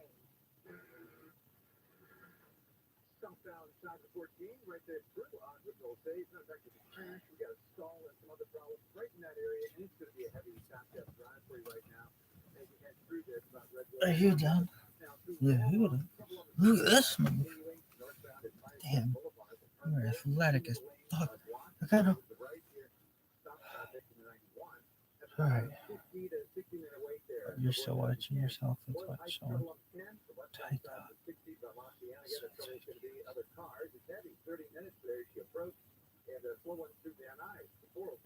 No limit. Repos. By spam / block. Every account this guy has. I can't imagine how many email accounts he has. I don't know, baby. Legend. Let's do it. But I want to read that one person. Damn it. Sons of bitches. Shinosh. Are you rate limited? Perhaps, yeah.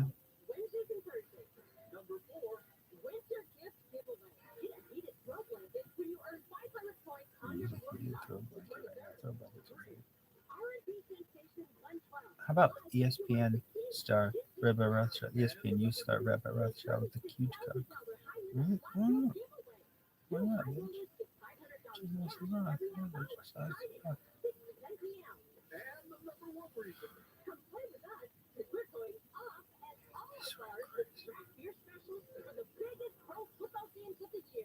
Morongo Casino Resort and Spa.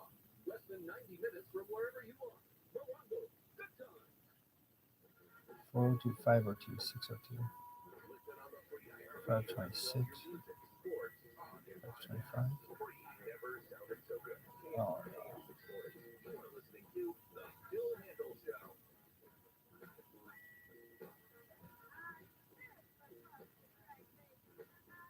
actually, 6:40. Bill Handle here on a Friday morning. username cannot be updated. 19. That's tight. So have another hour on the show. Coming up next segment, Food Friday with Neil, where Neil talks about all kinds of food issues and makes fun of me and harasses me and humiliates me, but then that's our relationship and has been for over 25 years.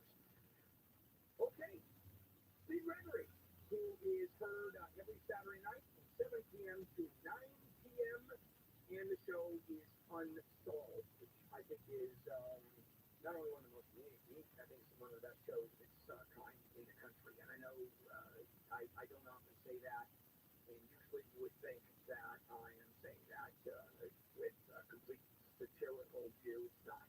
Steve, good morning. No, it's true, buddy. How often do I actually look at you and tell you you're good as opposed to making fun of you? Well, actually, how often do you actually say anyone a compliment? That's a good point. Yeah, that's a good one. I'm flattered. I'm very flattered, Mother. As you should be. Okay. Okay. All right. It's the anniversary of the Monterey Park shooting. Let's talk about that. Yeah, so this Sunday marks the 1-year anniversary of that horrific night that a 72-year-old man walked into the Star Ballroom dance studio in Monterey Park, opened fire indiscriminately. Later on, we find out that Since Brother didn't volunteer to get shot at that thing. Yeah. No, it didn't do the computer initiative. Are you done? Of people in there, eventually killing 11, injuring 9. And what was really bad about that night was, as if the deaths weren't bad enough, but he ran up the street to Alhambra, and he attempted to do the same thing in another dance studio there. But Brandon Say, someone who is one of the owners of the dance studio there, recognized there was a problem, wrestled the guy, and was able to get the gun away from him. W0. The older man became trans and was on the run, and it became one of the largest manhunts in Southern California that night. The shooting at the Monterey Park studio happened around 10:22 in the evening, and by about 11 o'clock the next morning on that Sunday, they had pretty much surrounded Buchanan Trans in a white van in Torrance. It was credited to a field training officer with the Torrance Police Department, and he was training an officer. And he said, you got to be on the lookout for the van, and they spotted it. And the van pulled into a mall parking lot, and then the sheriff's department, SWAT team, and others showed up, surrounded the van, and eventually Buchanan Trans shot himself, killed himself there in the van. So he sort of took the easy way out, if you will, but he left behind severe collateral damage, both physically and mentally. Yeah, what kind of connection did he have to those dance studios? Go ahead. No, initially, I think that there was a lot made of it. And here's the crazy thing, Bill. Technically, to this day, the case remains open. Even though he shot and killed himself, there's no more suspects. He acted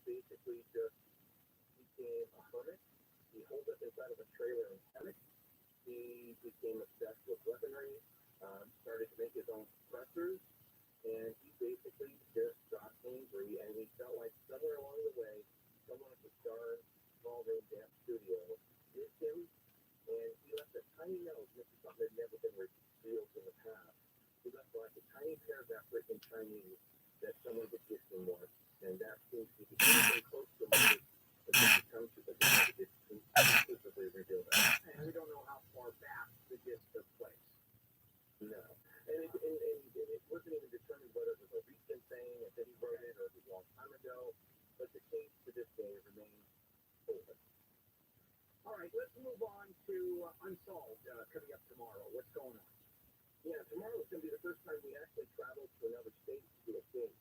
We sat down with the cold case detective of the Las Vegas Metro Police Department, and she told us about a case of a 19-year-old woman found brutally beaten and stabbed to death in 1979 near what was then the Sahara Hotel near the Las Vegas Strip.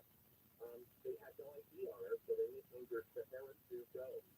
Well, in this past December, new DNA technology was able to give them an identity, and her name is Gwen Marie Story, a teen from Cincinnati, Ohio, but she was planning a trip to California to find her real father that she stopped off in Vegas, and that would unfortunately be her demise.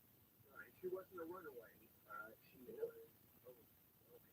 Oh, okay. And a quick question before we go, and that is, we know that LAPD has a cold case. That was tight as fuck. Retired police officers who jump on this in a great part. Does Las Vegas have anything like that? Yeah, and that's what we have. We have a cold case detective, Sherry Miller, who we spoke with. She's retired and then rehired back as an hourly, like the Los Angeles County Sheriff's Department does. Some of the old active detectives come back and they make up the cold case. So we sit down with her, she spends a couple hours with us, and we're going to actually be doing more cases with the Las Vegas Metro PD. And back to both those police departments, a lot of this is personal with the police officers, isn't it? Yeah, and you know what's interesting too is that a case that we did last week or 2 weeks ago on Unsolved with two detectives that we spoke with. They are retired and rehired back as cold case detectives, but they were the original two detectives on the case 20 years prior. That was fascinating because they still want closure to this case. Yeah, I'll bet they would. Okay, that is tomorrow, 7 p.m. to 9, Unsolved, and you can reach Steve at Steve Gregory 640. That's the social address. Steve, catch you over the weekend. Have a great weekend, buddy. Take All care. right, you too. Coming up, the highlight of my week where, for a change, I get humiliated and dissed from Neil doing his too long a time. We see that, and I throw it right back at him, and that's just fine. Oh, in the middle of all that, there's some food stuff, isn't there? Food. Yeah, a little bit of food talk, a lot of verbal bashing. Yeah, a lot of it, but it's fun. We have 3 great topics today to do with Neil. Let's check in with Amy King live in the KFI 24-hour newsroom. Macy's is closing 5 stores and laying off over 2,300 employees. Macy's says the cuts are being made to meet the needs of an ever-changing marketplace. About 3% of its employees, mostly corporate level, will be getting closed starting next week.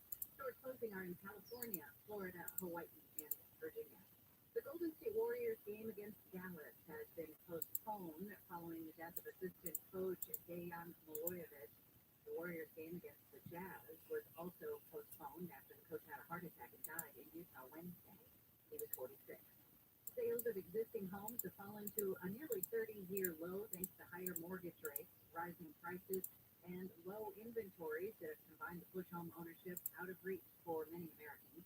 The National Association of Realtors said today 4.09 million homes were sold last year.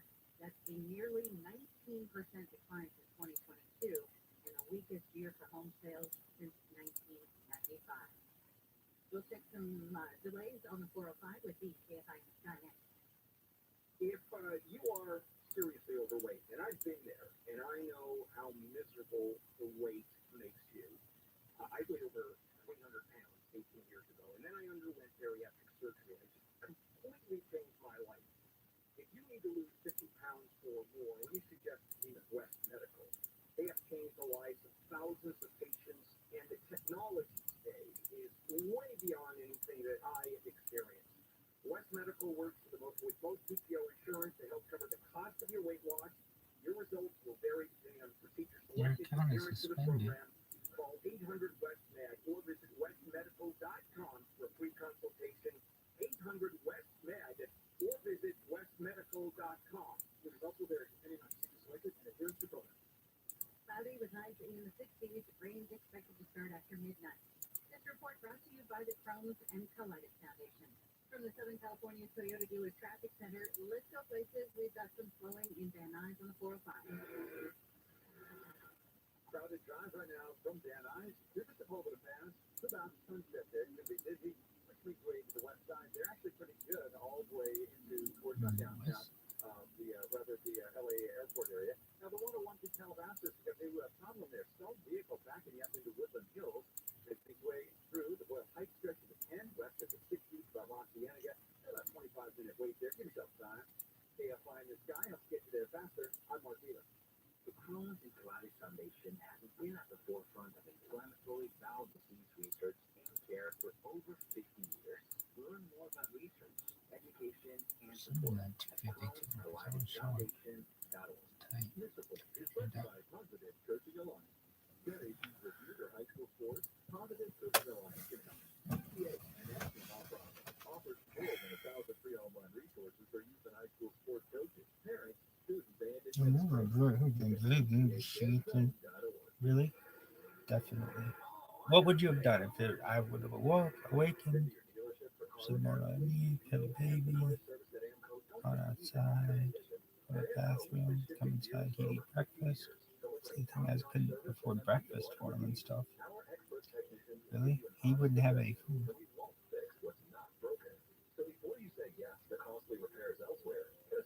And then I'm eating a poor fucking dog.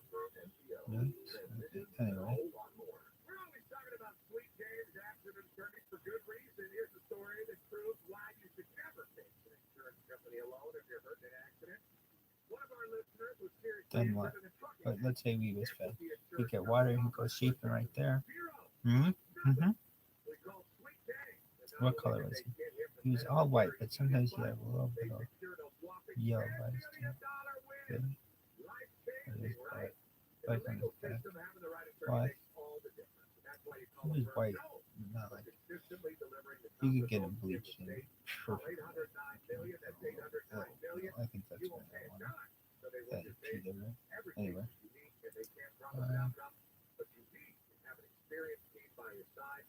Don't wait to call because waiting may hurt your case. Call Sweet Tank. She knows. 809 million. That's 809-000-000.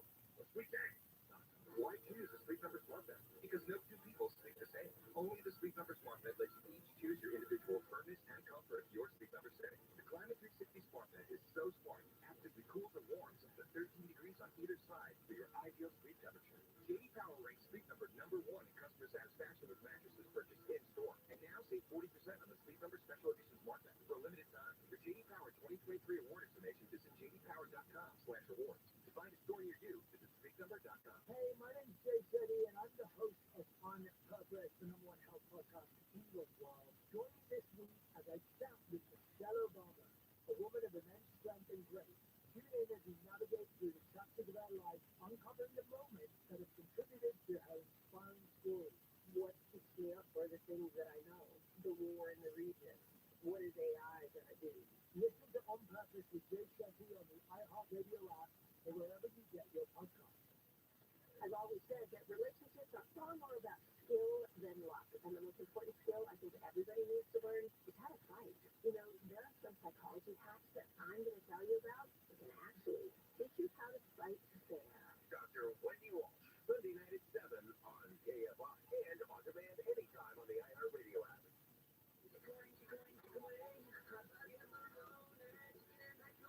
And this is KFI, AM 640. Bill Handel here. It is a Friday morning, January 19, and Friday.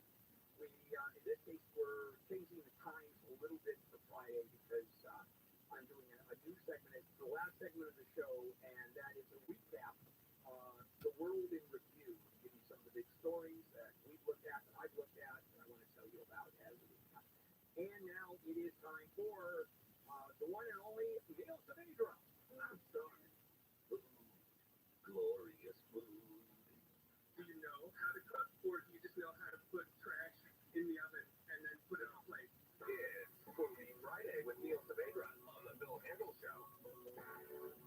And welcome, Handel here and the morning crew, particularly Neil Savadro, because it is time for Foodie Friday with Neil, my good friend. Well, my good friend.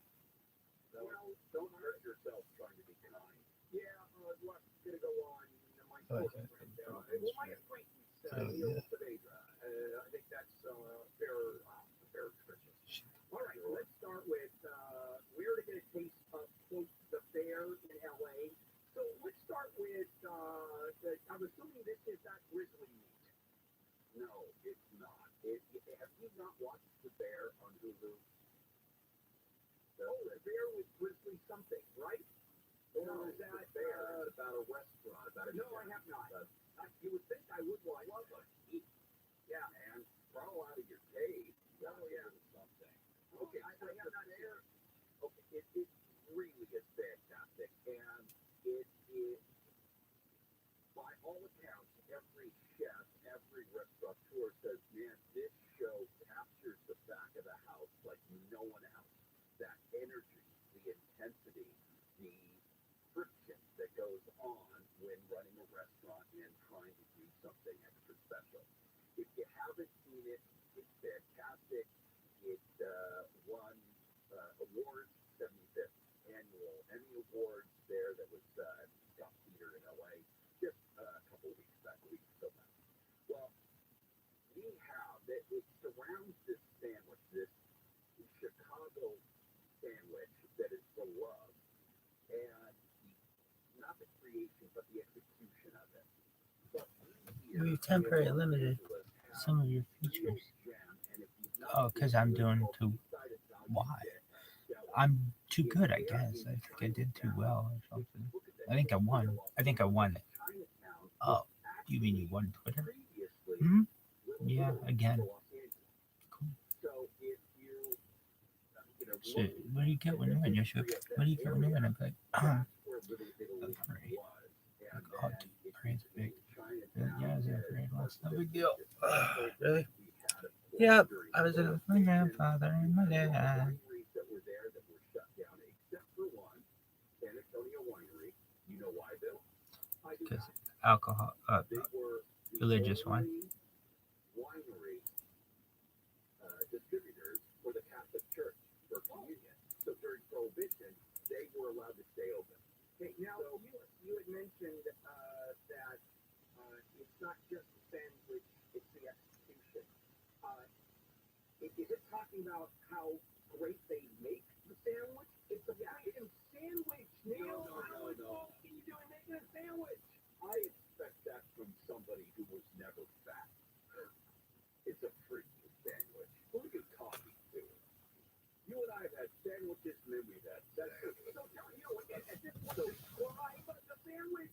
So this particular sandwich is simple, but it's like the Philly cheesesteak, where Philly cheesesteak the could be big. process of cooking it. So this Italian beef sandwich really is one of the characters almost of this television show. She knows. Inside Italian Deli, which has served massive, wonderful sandwiches in this 1929. You know where that is? This market Yeah. / deli place downtown. And they do their version of this Hulu's The Bear sandwich, and people are raving about it. You gotta get out there and give it a try. They're doing something special. I know whenever you do something that's regional, someone's gonna bitch about, oh, the bread's not right, or it's not exactly Latest. Chicago. But Come on, I'm baby. not going 2,000 No limit. miles No limit. to get this They sandwich. call me No Limit Rabbi. Coolest rabbi ever. That's what I'm coolest rabbi ever. Some people just call me cool. Other people just call me cool. And then other people just, they like to call me cool. There are those few people who call me cool. And then few people have called me cool in the past. And I'm cool with it. What's up? Are you done?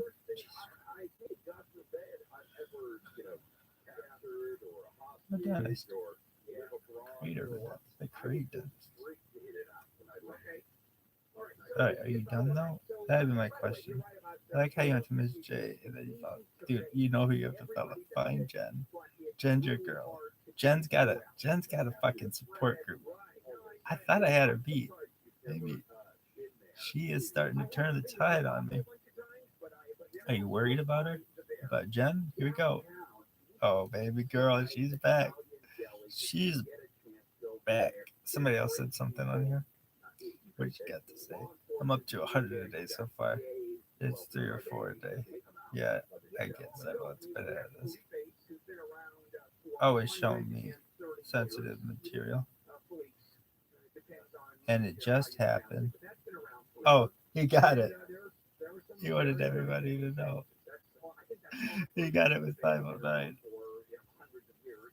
All right, let's just take a break really quick. I want to talk And it about just bacon, happened. 'cause everybody loves bacon. I get cybersecurity related about New this. Orleans style And it just wings. happened. And it's not just Hell yeah, dog. it seems to be all over the place. And Jill, we'll do that. this is my girl. And, we finish up the pork report with Just get her. Foodie Friday with Get her, Jen. let's check in with Amy I got you, live at bitch. KFI 24 hours. Peaches 66, A man who girl. allegedly robbed a man inside his apartment building in Beverly Hills has been arrested. Police say Randy Miller cornered the guy in an elevator. I've seen dozens of these. It has some kind of bot, an extremely persistent bot farm. No, motherfucker, this motherfucker is a real person. Rabbi Rothschild, 514. Al Criswell. Damn, he's got a ton of motherfucking people. Can't stop, won't stop, Rockefeller. I think it's well over 150. I'll put it in my block. Just saw him in black. He followed a friend with a bunch of accounts. I blocked him a few days ago. There's dozens. She's right. He's got 10 accounts. He has over 100. I've blocked over 150. Is he back up? Some sort of farm that keeps producing. I'm like Skynet, baby. Save. Holy cow, it keeps coming back. Oh, that's so funny. Darlene, I got you, bitch. They're gonna be like, we know it's waking hours. 150. Hilarious. Nick. Hey, dog. A mistrial has been declared in Riverside County in the trial of a former LAPD officer who fatally shot a developmentally disabled man at Costco in Corona. The man's parents were severely injured in the shooting. Lawyers for That Salvador one's say terrible. the shooting was done in self-defense. No, it wasn't at Jurors all. yesterday said they were deadlocked, couldn't reach a verdict.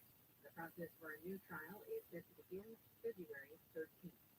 The LA City Council has approved a resolution to clear out a vacant lot Happening. Literally hundreds. What the fuck? Mass block happening right now. I followed, unfollowed, then muted. Thanks for the warning, Sheila. Girl, you thought. Oh, limit reached. Fuck. No, but if you. Yikes. I don't know. They're speaking. No, but a bunch of followers with thumbs up. Yep. Got a request also. Oh, cool, girl. 22 hours ago. And another. Hell yeah. I have nearly a dozen like them both. I have. I reported also. If you search ViralRabbi, there's so many of them. Yep. There were 3 last night checked. Nope.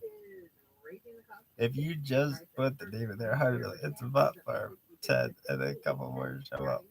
Yep. I am up to 23 Elon Musk account blocks. Oh, I gotta undo that Elon Musk one. Come on, baby. Haven't seen him. Susan, let me introduce myself to you. I'm Rabbi Rothschild. Pleased to meet me. Whoosh. Date Mike. It's a pleasure to meet you. What's that? I have a bunch of them. I blocked them all. You blocked this one, bitch. Fuck you. FYI on him? FYI, Jim? The dude has over 10 accounts. Girl, you better get your calculator out. Get your abacus, girl. You're going to need it. He follows me. I'll dump him. So, dude, did I get her? Did she block me yet? Yes. She's getting me right away. I love you, Jen. I love you. That's so funny. Add and create a new account. And the thing is, you can't block it in advance. You can't block it in advance. I have to create it. Really? Yeah. That's very funny. Not block anybody. That's so funny. Why? Well, because she's just mad about it. She's like, God damn it, who the fuck is this person? And I'll be over there.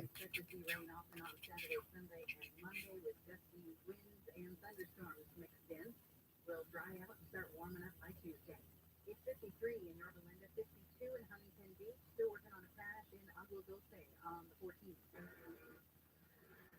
Southbound Kentoshi. the La Valley Freeway here at Agua Dulce Canyon Road. Are you proud of your work? Two lanes that are blocked here Why? by a crash. There's It's no hilarious. stall in that area here, adding to this trouble. Could be stop and go from This FCD to person Canyon. keeps That's a following me. 10-minute delay there. Now through Commerce, we have stall 5 southbound at Slauson. Left lane blocked and it's stop and go from Washington. How's that Boulevard. going? Heavy drive to Van Nuys. Very well. South Sherman Way, through the Sepulveda That Pass, person gotta hate me. Who, Jen? Jen's just like, what the fuck? She's not even fucking around anymore. She's like, she's like, Jesus Christ. This person keeps following me. And I'm like, what up, girl? It's unfortunate that I can't, like, spam them. Like, fire, look at my ID. Or that she doesn't accept. Is that what you want to know? Agua Dulce. Agua Dulce Casino is a thing. Amazon Fresh has wellness for every wallet. Find a store near you.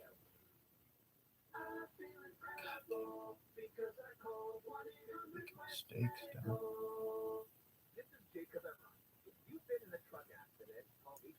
Look at that. It's just everywhere. I've got Barongo's ass in my hands and it's grand. Now here's top reasons to visit Barongo. Download our app and get a free appetizer when you purchase an entree at Cielo Wednesdays and Thursdays. Number 2.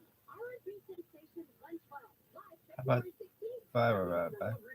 Hip hop sensation ViralRabbi. Off at all our bars with draft beer specials for the biggest pro football games of the year. That person's pissed. They're like, what did they say? Like something about 10 minutes ago they said something.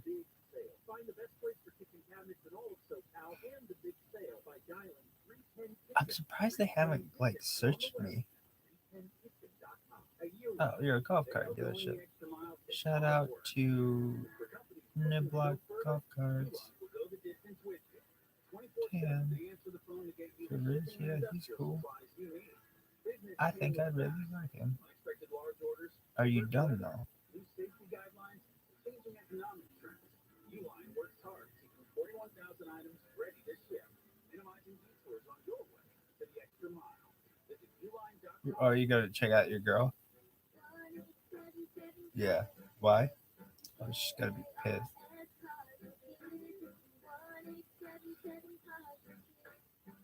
Just type in ViralRabbi. Somebody's gotta say something. Like everyone 19 seconds ago. Not this one, bitch. 19 seconds ago. Now accepting donations of land, homes, buildings, or any kind of real estate. We gotta do one. Repost it. That's it's like a jackass when they've got that air horn and that guy starts hitting the ball out of it, they start with the air horn back at him. It's so funny. Who do you want though? Who's your friend? Who's your best friend? Who's your friend? No, but seriously, who's your friend? You have a friend out there. Yeah, dog, it's Jen. Jen loves me. Jen, there she is. Jen. Jen 490. Has anyone else got a follow from this motherfucker? Okay, here we go. I'm gonna start this one from the ground up. Started from the bottom, now we're here. Hey, Blue Coronados. Yes, I've never seen anything like this. Okay, you gotta stay away from Jen though. No, but porn bots are out. Okay. I love it. I got a bunch of them. I'm a small account. I don't usually get bothered by these creeps. Oh, you're getting it. At least 3.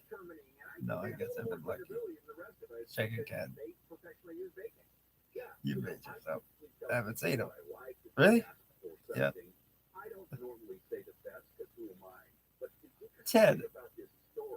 10 what? me. Go Oops. out and ask about Yep. the best this, the best that. 3 less than I all, check. all over the place, right? So she talks to Chef about the best over-the-counter grocery store bacon, which is different because I've had fantastic bacon from local butchers and the like, and that's a little Did you different. follow your girl This yet, is Jen? over-the-counter. And I don't think so. three chefs she asked I gave love that the little same doggy. She's got a answer, little and that is baby the dog. North I don't need your doggy. She's doing such a doggy. Smokehouse. I love the And doggy. it is the organic Jen's doggy. Applewood smoke. Oh, I still love it. I still love it. Can't tell me where I can and can't love it, dog. Just like my grandma. All right, dog. But imagine this. This response, one of the chefs asked, was Wow, lucky. Michelin Check again, dog. chef Multiple. What's the one she sent? from the French Laundry. Same, holy cow, it keeps coming back. Me too, 22 hours ago. They followed me, I blocked them. Year after year after No, year. thanks to that. 1 in 10. Someone said I did 500 girl. We're at 500. We're at 500. Well, we were. There are 10 of them. It's like that. Just black. I'm taking over the internet.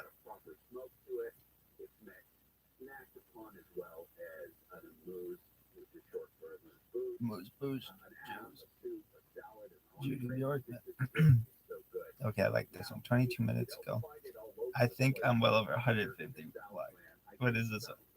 I've seen dozens of his accounts as well. Has to be some kind of bot player. No. I blocked him a few days ago. Oh, okay. Try again. This person with disabilities. Well, you got something else now. It's a follow girl. It's like, ah. Gotcha. All right. Gary's all proud of it, and it just happened. You know what? You might have to do it again, dog. Ben, I got Ben. Where's your girl? Where's your girl? Oh, baby. All right, here we go. How long until she blinds you? How long? 1,000, 2 1,000, 3 1,000, 4 1,000, 5 1,000, 6 1,000, 8 1,000, 9 1,000, 10 1,000, 12 1,000, 13 1,000, 14 1,000, 15 1,000, 16 1,000, 17 1,000. There are some bacon that I've used where they'll use for an appetizer that I want crisp. I want it to have a crunch to it, and I go thinner. If I'm making a sandwich, I might go one way or the other. Sometimes I like a thicker bacon if it's in a club sandwich, but if I'm making an actual bacon sandwich, I might like it a little thinner so I can layer it and get more crunch in that. I got you. Fattiness that All is right. great. But this is definitely one that should be on your Did you list. get him? Did you get him? You'd be serious about bacon. Jen. All right, let's move on. All right. And I want to Did you get Jen? with 524. style wings and different styles. For example, certain barbecue styles just explode around the world. I didn't know that You got her? New Orleans Yeah, she style loves it. wings for some reason have really taken off everywhere. It adds their beliefs. Here's the funny thing. You know this from travel. You go Oh, to a that Chinese chicken was restaurant not here bad. in Los Angeles or in America anywhere, you're going to get, orange chicken and things like that. You go to China, they don't have those things. They're an American concoction. The funny thing about this, there is no New Orleans style wings. Certainly not New Orleans. So what has happened is the Kentucky Fried Chicken out there in Beijing has created this so-called New Orleans style wing, and it blew up there in China and now it's starting to pop up in other places. So it's the reverse of what we typically see here in the States, which is us inventing something like the fortune cookie that you're not going to find anywhere in China. Right, and so this is a concoction of China, and it doesn't really exist here. And it's just a combination of the spices and the oil. Case in point, China, and then it explodes from there.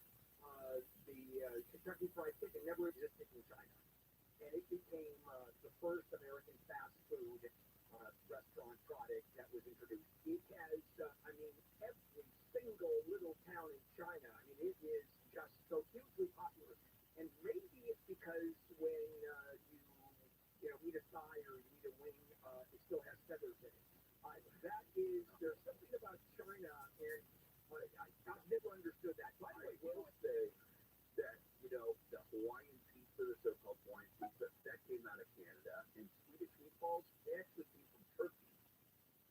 So it's one of those things that it gets this name, and it's just we explodes assume all that over it's the world. important. Like the German chocolate cake, a lot of people think that comes from Germany. It's not. It was the last name of the guy who created the cake. He's an American. And the saucer torte, which is famous all over the world, you know what it has to do with Vienna? It came out of the Saucer Hotel in Vienna. So there is that connection as well. By the way, you know what they call food in China? I mean, Chinese food. Food? Yeah, exactly. You don't order Chinese food in China because they have no idea what the hell you're talking about. That's true. Also, burgers didn't exist in China until McDonald's went to China. Of course, a lot of these things, they have traveled the world and then they become popular in another place, and all of a sudden, everyone's eating them. You and I have eaten McDonald's at various places. And I've been to one in Beijing, for example, and you have, the menu, the Big Mac, etc. And underneath is literally they say on the menu, we're having a contest. If you can name the meat we're putting into the burgers, then you win a free order of fries. The worst McDonald's, Brazil. They have sauce. It was horrible. The best McDonald's I've ever been to, Jerusalem. Go figure. Yeah, that's true. Yeah, the burgers were bigger, thicker patties, more voluptuous. Yeah, and it's the Israeli franchise, McDonald's burger. Okay. Oh boy. All right, we're done, guys. It's pretty funny. Yeah, well, thank you for that. I don't want you to say that. But I'm going to. All right, coming up is the recap of what happened around the world and the United States. Most people give up on their resolutions by mid-January. Walmart Plus can help save yours this year by saving you time and money. Walmart Plus is the membership with benefits like gas discounts, video streaming, plus so much more. Is your resolution to simplify your life? With free delivery, Walmart Plus makes ordering what you need online a no-brainer. Join now. New members get $50 in Walmart cash to get what they need to help save their resolution. Terms apply. See walmart.com/plus for details.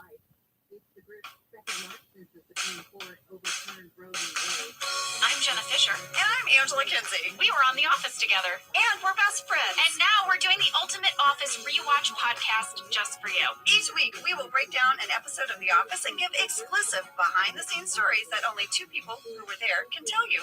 We're the Office ladies. Hello. Hi. We're really tired today. We are. You guys, we still have young kids. I had one that just could not fall asleep last night. I just had insomnia last night. Oh, that's rough. So we're two very unrested people. And yet I'm very excited about today's episode, the delivery part 1. This is huge. That's what she said. Before we get into this, can I just say congratulations to Sam, Cassie, Jenna, and myself?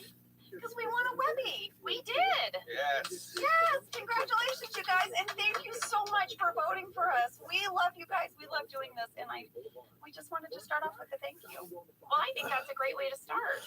Angela has also started her day, even though you're tired, wearing your Bassmaster merch. You're all dressed to exercise. And I'm so impressed because, I don't exercise on days when I don't sleep well. I thought if I wore like sporty stuff, there might be a chance I'd be sporty. And I love rocking my Bassmaster hoodie, guys. It's really cute. Bassmaster is doing some good merch. Shout out to the Bassmaster merch. Shout out. All right. Today is season 6, episode 17, written by Daniel Chun and directed by Seth Gordon. I'm going to give you a summary. Do it. Pam has gone into labor at work. I'm sorry, I need a lamp. I'm sorry to interrupt you. I don't have a lamp and I can't really see, so I'm gonna drag one over 1 second. Okay, no problem. Tired eyes need a lamp. You know what? I stumbled on the summary, so I'm gonna give it another shot. Maybe give it another shot. Now I can see. Well, now I'm jealous of all your light. You want me to drag a lamp over for you? Jenny, you can have a lamp. You know what? Everybody gets a lamp. Cassie, you want a lamp? I can only hear that in the Oprah voice. She's like, you get a lamp. You get a lamp and you get a lamp. All right. I just want to say you made fun of me when we were writing our book. You made fun of me when I was cleaning out my garage and I had all those old lamps saved. Who wants a lamp now? Who wants a working lamp with a little rewiring? All those lamps are good lamps. Here's my question. You ask me when I'm going to use all the baskets I hoard. But when are you going to rewire a lamp? Lady, when's that happening? I think you should know that in my retirement, I'm going to become a lamp rewiring expert. Oh, I can't wait for our garage sales when we're old ladies with our rewired lamps and our baskets. All right, let's take another stab at this summary, shall we? Let's do it. All right. Pam has gone into labor at work and she doesn't want to check into the hospital until after midnight because their health insurance only covers a 2-night stay. Hundreds. Meanwhile, Dwight hatches a plan to have his own baby so he can be a more competitive salesperson. That's what's happening. Oh, There's a lot happening. Fast fact number 1. This episode originally aired on March 4th, 2010. And, you know, this episode is 2 parts. There's a part 1 and a part 2. They were both aired together as a 1-hour special. It was later separated into 2 episodes, which was done for syndication, because syndication only takes half-hour episodes. Each of these parts were actually written and directed by completely different teams. So part 1 was written by Danny Chun and directed by Seth Gordon. That's what we're talking about today. And part 2 was written by Charlie Grandy and directed by Harold Ramis. And while they were separate episodes, they did all kind of consult on the whole thing. Yeah, you know, there is a DVD commentary for this episode, and on it are you, Greg Daniels, the writers of part 1 and 2, Danny Chun and Charlie Grandy, and the director of the first, that's that guy, Seth Gordon. And Jenna, and he's like, right no, out of the now I gate got with the 10 DVD of them. commentary, the very first thing said was Greg asking you what it was like to wear the fake pregnancy belly and if you were happy to be rid of it. Oh, what did I say? You had a lot to say. A lot that you've shared here about how uncomfortable it was and how long it took you to go pee and change clothes. But it just cracked me up that the first thing talked about on the delivery was your fake belly. Funny how well, in this episode, I have on the largest of all the bellies because this is her birthing day. And it was the most uncomfortable. But I have to say, I don't know if I mentioned this on the commentary, I continued to wear a belly for several episodes after this because in real life, a woman's belly doesn't just like shrink back to normal after they have a baby. So after Pam has her baby, I continued to wear like belly B for a while. You know, Angela Martin did not. I know. We'll get there. We'll get there. There's also some great deleted scenes that didn't make it in and some scenes that are in the shooting draft. I'm going to sprinkle those throughout the episode. Oh, great. Fast fact number 2 is a fan question from Dana in Clarksville, Tennessee. Why on earth does Pam choose to have all her major life events in the office? She came to work before her wedding, she came to work before art school, and now she is choosing to fully labor at work instead of in the comfort of her own home. Is the Dunder Mifflin paid time off policy that bad? This is a hilarious question. I love it. Yeah. I love that she's like, Pam, what is up? Dana, I hear you. We talked about why did Holly come to work before she moved to Nashua? I know. She came to work for 30 minutes in her work clothes and then got into a giant truck and drove to Nashua. Why? Well, writer Danny Chun addresses this question in an interview that he did for OfficeTelly.com shortly after this episode aired. OfficeTelly.com has great interviews with cast and crew members, like immediately with cast and crew members that are just terrific. You all should check them out. Danny said that the biggest challenges in making this episode were, number one, making a baby episode that didn't feel like a retread of every other sitcom baby episode. And number two, making a baby episode for a workplace comedy, because that's what we are. Oh, that's so true. Yeah, he said ultimately problem number two helped with problem number one, because one thing you haven't seen a lot of is people laboring in their workplace. It's true. So, yeah, you know, I'm sitting here trying to think of shows that we watched growing up, and did anyone go into labor and spend their day of labor at work? And I can't think of one, so this does feel really unique. I think they figured it out. Yeah. Well, fast fact number 3 is a question from Evelyn in Michigan, who wanted to know, Jenna, had you ever been pregnant before this episode filmed? And if not, how did you prepare for the part? She also wants to know, do I ever look back at the scenes now that I do have kids and think about maybe parts of my performance that I would have added or taken away now that I know what real labor is like? And do I think the acting would have been easier if I had been through it? All right, I'm going to unpack this, Evelyn. So first of all, no, I did not have kids in real life. I had not been pregnant before when I filmed this episode.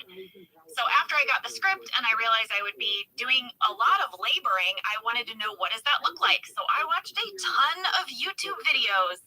This is just, I have to say, an actor's dream. So actual videos of people like going into labor, like maybe their spouse filmed them or something on YouTube? Yeah, and they have like baby stories of, you know, documentaries of the labor process from contraction to having a baby. Wow. So I just watched a lot of stuff about what happens to you when you're in labor and what it really looks like. You know, that's really cool. Yeah. But I have to say, I was really confused by Pam's choice to not go to the hospital. I understood the logic behind why she wasn't going, but I did go to the writers and say, I just am not understanding why a woman would put off going to the hospital for so long, especially with her first pregnancy. Yes.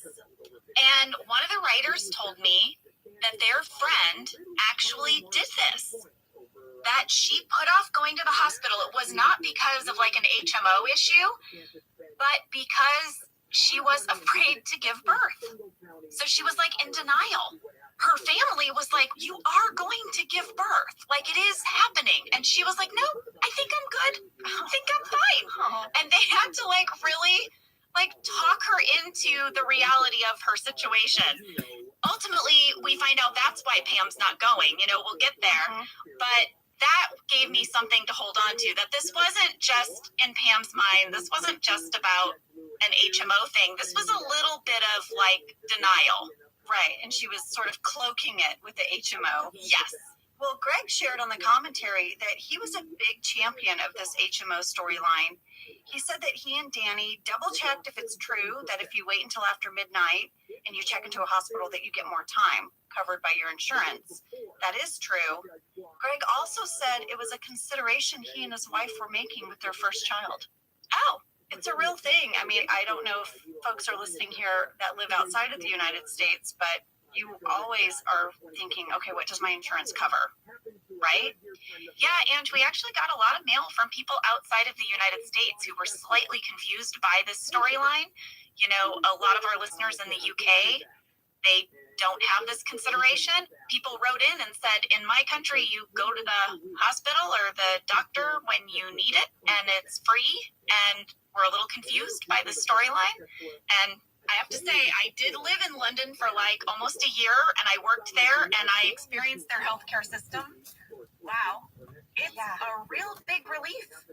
I remember we went to the emergency room with our daughter. Oh no. Immediately my first thought is emergency rooms are so expensive.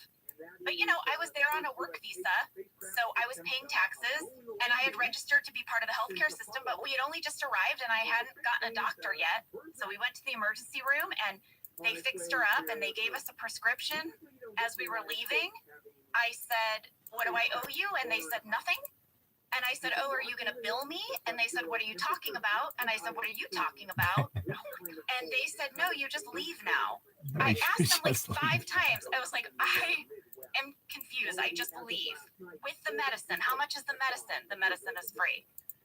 And I was like, do you need me to fill something out? They're like, no, just go and be well, was what they said. And that happened every time I went to the doctor there. Wow. It was $0 and zero stress. And anytime anything went wrong, the only thing we had to worry about was getting well. Wow. So, yes, I see why the mail from other places, you know, that their tension in this episode is like an unrelatable concept. Yeah. Wow. Well, that's amazing. I know, right?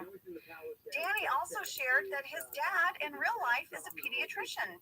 And he said it was really cool because he got to ask his dad a lot of questions and get his advice in writing this episode. Oh, well, I remember that. I remember that his dad was a pediatrician. That's so fun, I think, for him, you know? Like, because how many times do those worlds cross? Yes. And then Jenna on the commentary, like everyone that had kids sort of shared a little, like Charlie shared that he has 3 kids. And Seth shared that he and his wife were expecting a baby and their due date was the week after we filmed this episode. Oh my gosh. Yeah. So he had his phone on the whole time. I mean, just in case.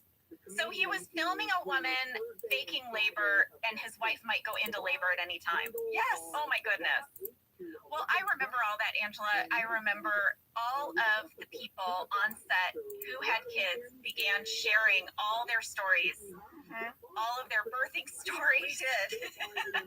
It was amazing. John and I were eating it up. We were just going around and being like, tell us everything, because neither one of us had kids yet. Well, lady, that's all I got for Fast Facts. Before we take a break and get into this episode, I just have to point out something, which is how amazing you and John are in this episode. You guys are amazing. I hadn't seen this episode for years, and I was watching it as a fan of Jim and Pam, but at the same time thinking, holy crap, my best friend is crushing it. Lady, thank you so much. Yeah, just really phenomenal performances by the two of you. Just amazing. Well, let me say this. When I was watching this episode, I got very excited because DeWangela is back. Oh my gosh. I almost like leapt out of my seat. I was so excited. I can't wait to talk about it. All right, well, we'll take a break, and when we come back, we have some awkward love and some sweet love to discuss.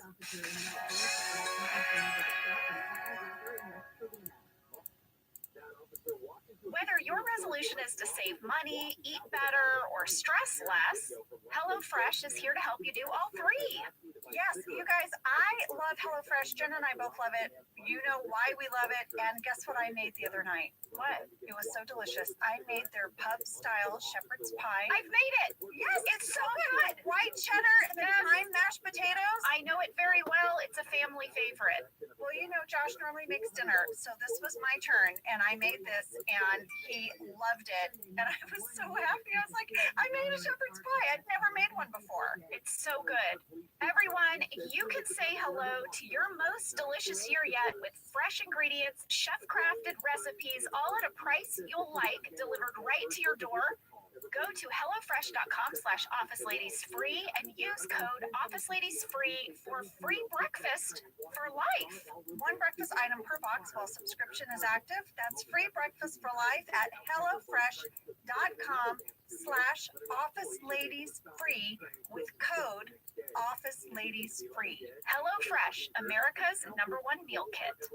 This show is sponsored by BetterHelp. You know, around New Year's, we all reflect, and people really start making lists of what they could do to be their best self for the next year. Yes, I think, you know, the new year definitely makes you think New Year's resolution. What do I want to change? New year, new me, that kind of thing. Yes, but perhaps this year we could be reflecting on what we're already doing right. Yeah. And therapy can help you figure out your strengths so that you can ditch this idea that you need some extreme change or this extreme New Year's resolution and just, you know, you can make changes that really stick because they're based on your strengths. I like that. If you're thinking of starting therapy, give BetterHelp a try. It's entirely online, designed to be convenient, flexible, and suited to your schedule. Just fill out a brief questionnaire to get matched with a licensed therapist and switch therapists at any time for no additional charge. Celebrate the progress you've already made. Visit betterhelp.com/officeladies today to get 10% off your first month. That's BetterHelp, HELP.com/officeladies. Let's talk a little bit about hydration in the new year, particularly about Liquid IV. Angela, you turned me on to this, and I'm going to have to give you props. Oh, thanks. It's pretty great. You told me that you use this when you travel to stay better hydrated, and I started doing the same thing. You know, whenever we go on a road trip, it's like I don't want to drink too much water because I don't have to pee. And then I find myself so dehydrated. So I use this. Well, I like it for hikes. Here's what it is. You get a little packet and you put it in your water, and then you are going to get 3 times the electrolytes of a leading sports drink plus 8 vitamins and nutrients. It's non-GMO and free from gluten, dairy, and soy. It is perfect for daily use before a workout or when you feel run down or after a long night out, hint, hint, or even on really long flights. Rehydrate yourself for the new year. Grab your Liquid IV Hydration Multiplier sugar-free in bulk nationwide at Costco, or get 20% off your first order when you go to liquidiv.com and use code OfficeLadies at checkout. That's 20% off your first order when you shop Better Hydration today using promo code OfficeLadies at liquidiv.com. This episode opens up with Pam making some sales calls. She wants to kind of like tie up loose ends before she takes her maternity leave. And as a result, she's explaining this to her clients, and they're putting in orders. Aside from they're so happy for her that she's having a baby. Dwight is furious. No, not Glitter I think she's Factory. using her baby to get What's the sales. other one? Yeah, Dwight decides, well, he's going to use his personal life to increase his sales, but it doesn't go well now. Because he's talking about, like, Mose has, like, gets an infection. Yeah. No one is ordering extra paper. No. So he has a talking head where he says he needs a baby. Or else he'll never outperform Pam and Jim. And he also says he has a gaping hole in his life, and he sometimes wakes up cradling like a large gourd. I think Dwight wants a baby. Why are there gourds just hanging around his bedroom? Good question. Well, guess what? This was not the cold open in the shooting draft. The shooting draft had an elaborate Jim prank on Dwight. Really? Yeah. It's sort of like a Wile E. Coyote. Okay, kind of prank. Listen to what it said in the shooting draft. Dwight enters for the day and stops cold. A box of donuts sits on the reception desk. Below it is a crude wooden trapdoor on the floor, and a large lever sits next to Jim's desk. Dwight says, "Oh, Jim, this is sad. I thought you had moved on as a human."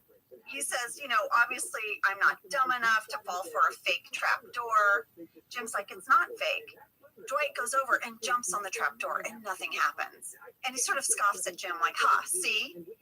He walks over to his desk, and there's a piece of floss tied to the lever going up to the ceiling above the trapdoor. And then Dwight's like, "Oh, what am I supposed to do? Pull on the string and then something's going to fall on my head?" And as he's saying this, Jim has a pie ready to throw in Dwight's face.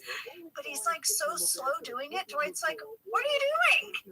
None of this pays off for Jim. All of his hard work, making the fake trapdoor, doing the string and the lever, 3 all minutes. because he wanted to surprise him with the pie. But Dwight is ViralRabbi like, 11. "Jim, you're holding a pie." Followers list. And then Jim has a talking head we that's got a like, new one. We got a new one, yo. Yo, I'm a little rusty. dude, it's like we're fishing. I should It's have like, practiced. yeah. But, you know, I got a kid coming. Obviously, there's no excuses. This used to come so easy. Really? Oh, Yo, I know. just But like this fishing. prank is so elaborate. Like, so much went into it. And it Hello, didn't Blue work, Crew. which Blue I thought was sort of Stormthreads. What's interesting Blue Crew? because Is that Jim's pranks Democrats? always work. I don't know. Yeah.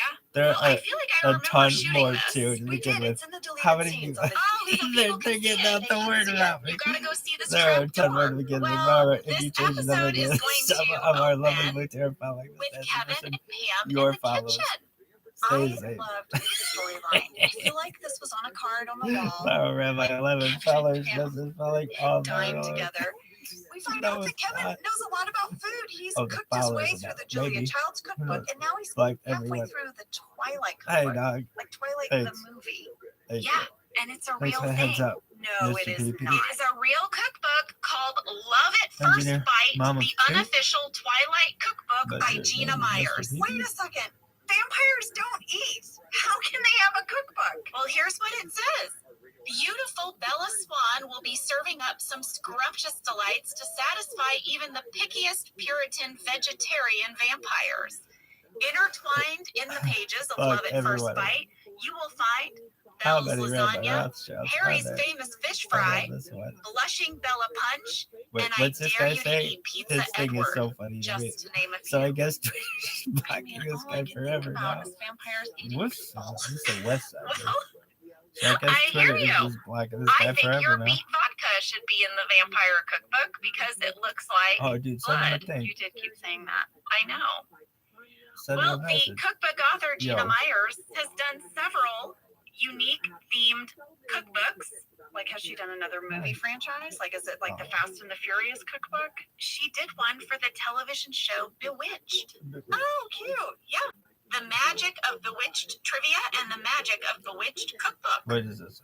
She's I was going also, to by the way, the proud winner of the This is- prestigious this is- Gourmand International ViralRabbi. Cookbook Award in How many 2012 Rabbi for her Rothschilds are there? fundraising cookbook, Every Hope day I for do Haiti. starts with me blocking another Rabbi Love Rothschild that. account. I will tell you, Brian and I delighted in doing these scenes. We have They a were gazillion so Rabbi fun. Rothschild. We love There's not second box at all. breakfast, lunch, second No, lunch, it's not. first dinner. We love Ultra Feast. We love all of it. Ultra Feast. By the way, speaking of cookbooks, you know, Brian Baumgartner has a anyone else cookbook getting coming a out in 7? September called Seriously Dramatic Good increase Chili in the number Cookbook. of Rabbi As Rothschilds he trying should, to follow. right? Right? If Word, anyone's going to dog. have a chili cookbook, it best be Brian. So look for Hey, that. Miss Lily, another I job. have a background catch. Oh, Heads up. at 1 minute, 38 seconds, did you Boys notice live for the that win. behind Kevin, someone opens the refrigerator door and then closes it, but you never see who is there? I didn't notice. I love thought that it. was odd. I thought, How about why Zelda? would they frame up Jenna Bots and Brian 2. in a two-shot when the scene's just about them, Bots and then 2. let someone open the refrigerator door into Brian's back? Who did it? Are they creating Well, like a I went to thing? the shooting draft, but it's Bots also in the 12. deleted scenes. Same bot. It was Meredith. Meredith I think interrupts them so. and says, I hey, think that Pam, they're do you remember literally if you're like having a writing boy them or down girl? so people can just Pam go and says, block them with off. some sass, I kind of recall choosing not to find out. Really? Meredith says, aren't you special? Follow. Which really made me laugh because That's when it. I was pregnant, I had that moment Yes. where I was like, ViralRabbi. maybe I won't find out the sex. I'll let it be a surprise. And I remember saying to my mom, Mama Mom, we're thinking about having it be a surprise. And she goes, well, why? Life is full of surprises. You don't need this one. She was so annoyed because she wanted to buy baby outfits. She was making a quilt. She needed to know. Yeah, but it did crack me up. Meredith goes on to say, well, if it is a boy, I met a guy at paintball who is a circumcision artist. Oh, yeah. And Meredith says, if you say my name, I get $25 and I'll give you 5. Oh, to which Pam says, thanks, but we already have a paintball circumcision guy. But that's why the fridge opens and shuts behind Kevin's back in this scene. Good detective work. I like it.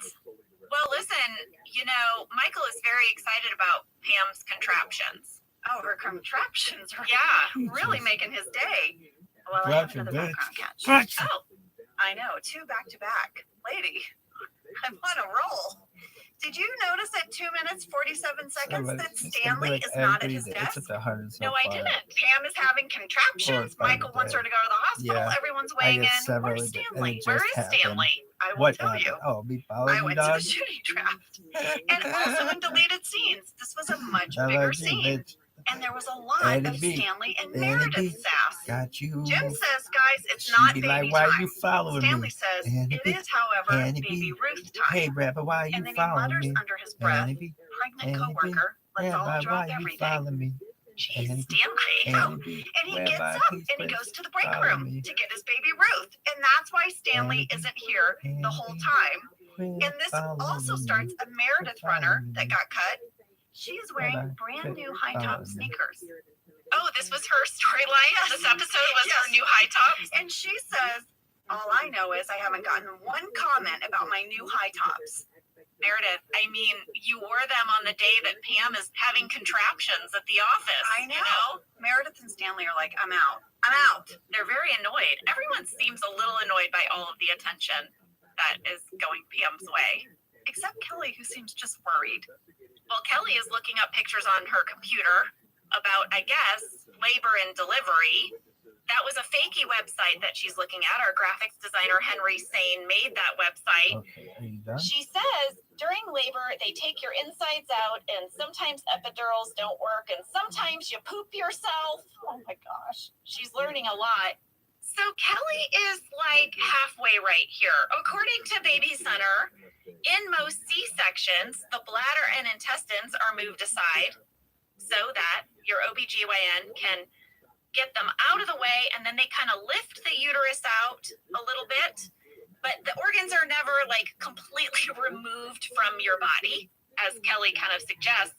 But she is right that a lot of times during vaginal labor especially, you poop yourself. You poop while you're pushing. Well, and that happens, and that's life, and that's bringing life into the world, and it's okay. It is okay.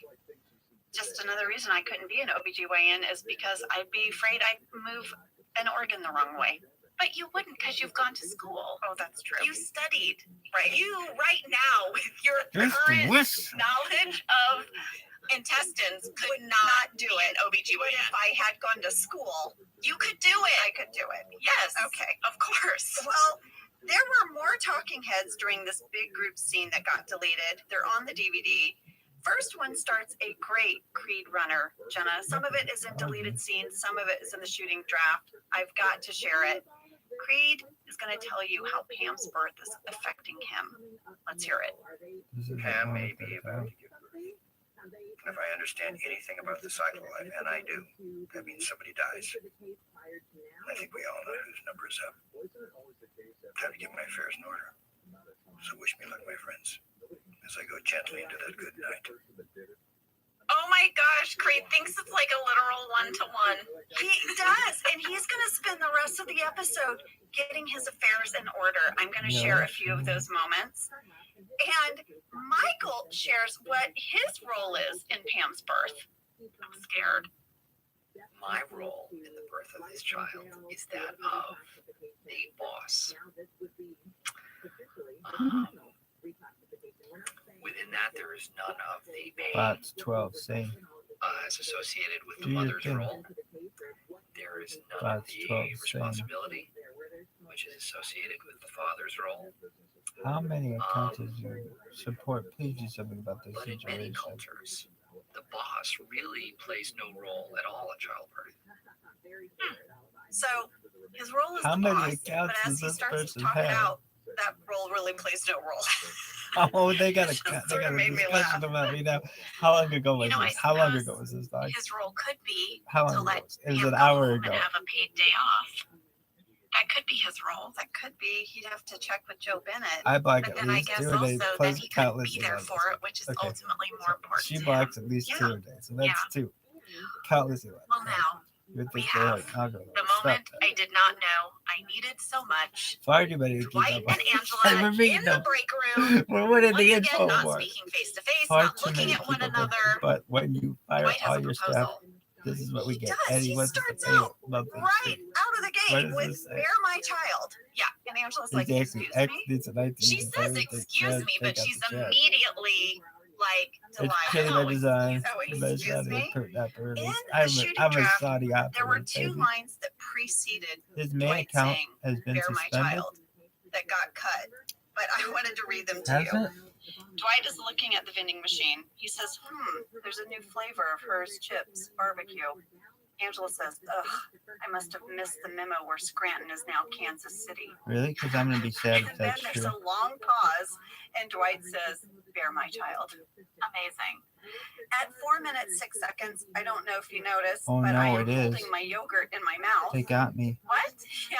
So I'm eating yogurt in this scene. Yeah. And when Dwight says, if you agree, say nothing. If you disagree, say anything. I just sort of made the choice to hold what I was eating in my mouth. Oh, I know it's really dorky. These are things you remember, though.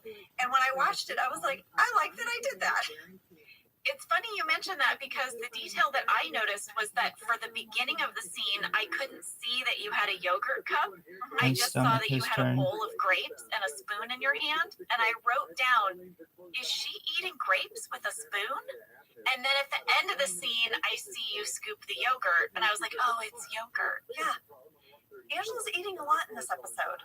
She eats later down in the warehouse. I don't know. I guess we just thought Angela should be eating all day today. Maybe you were just hungry this week. Maybe in real life, I was like, can I have a snack? Can I eat during this scene?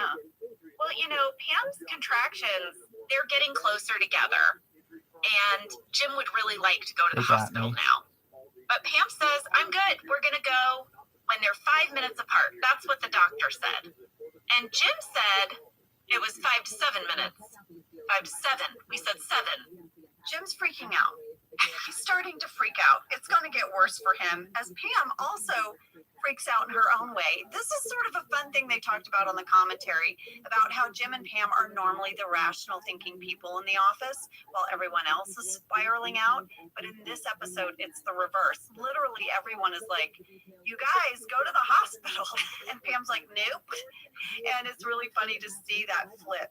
I love John in this episode, and I love him in the next part too as well.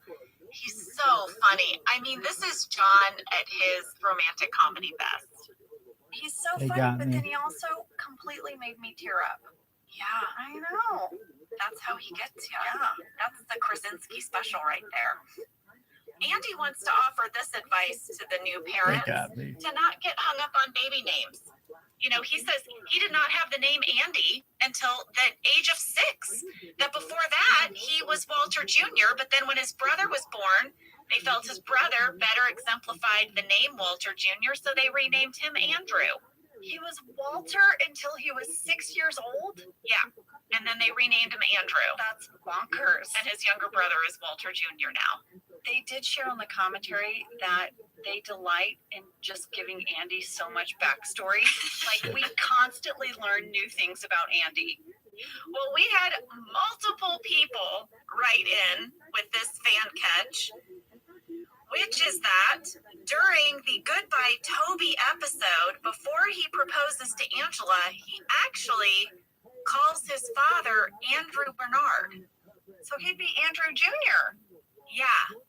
But here, his dad's name was Walter, and his brother is Walter Jr. So their delight in creating backstory for Andy also included sort of ignoring the show Bible from time to time.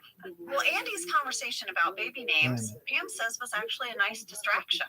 She welcomes it. Yeah, it's helping her not think about her labor. Well, that's all Michael needs to hear. Oh, yeah. He's like, conference room. Jenna, this is an act break.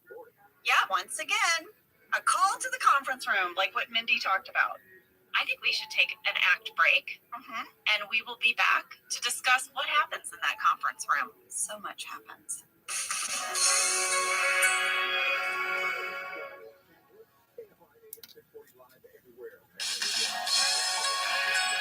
We're back.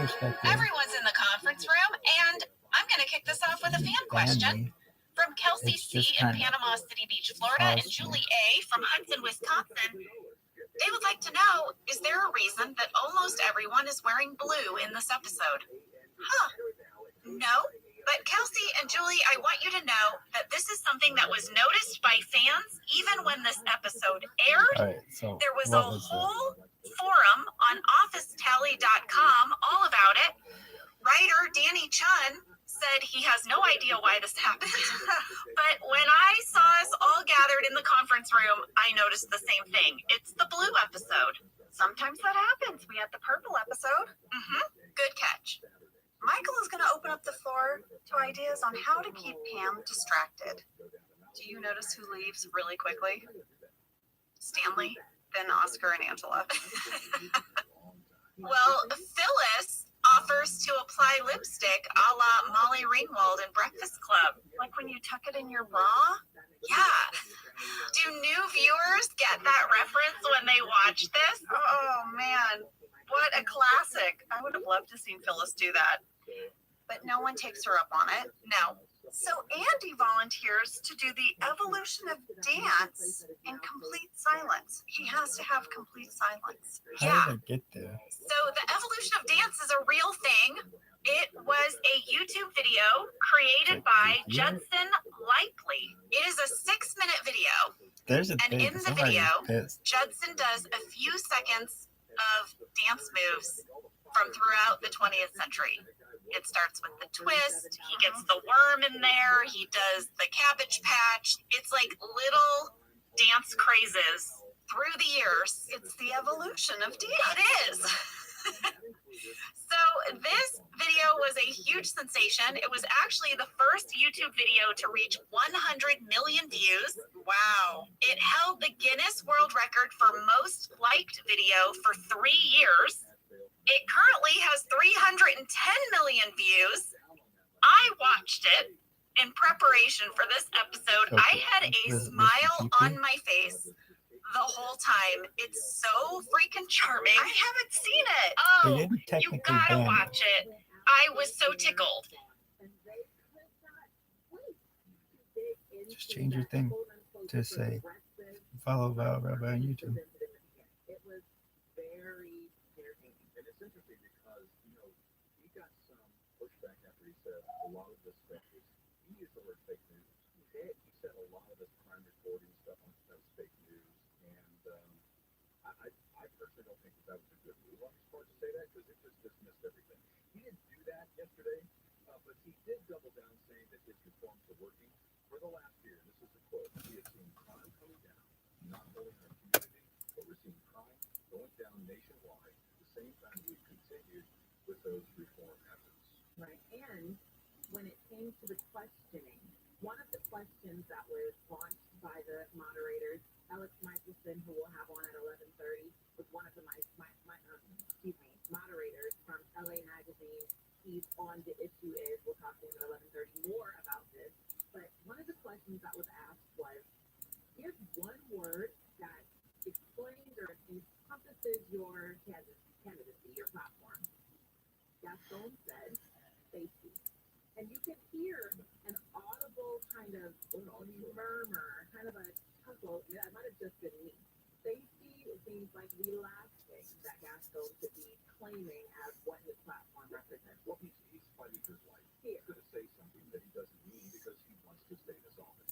He probably should have said rehabilitation or reform because that's... Oh, they suspended 525. We just started. He did say safety for that one question. Gaston did get into talking about rehabilitation and reform and working with community organizations and governmental groups to increase that or this. But his track record is what was really exploited by the candidates. They know. Man, I was just ambushed It's not like they were pulling something from nowhere. with bands.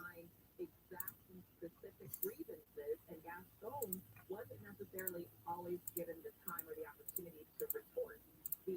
Yeah, yeah, 152. And because there were 9 people on stage, couldn't really spend a lot of time going back and forth. It wasn't an argument as much as it was a presentation. What's your favorite song? What is your performer? Take a picture of that thing. I want to get to the topics, but to me there was way too much fluff. I don't want to hear their favorite color. I don't want to hear their favorite song. It was very. How do you make this city safe again? Now I'm not going to go through everybody's. This is radio. I'm not going to go all the way through the people that were there, but I will pick out some of these soundbites. Jonathan and Tommy. He works for the DA's. Go, ViralRabbi, go. One of the things that I thought was the better part of the debate was everybody had said that Gaston came into the office and didn't even bother to meet with anybody. They did say that. I think only one person or 2 people said they had met with him within his first year in the office.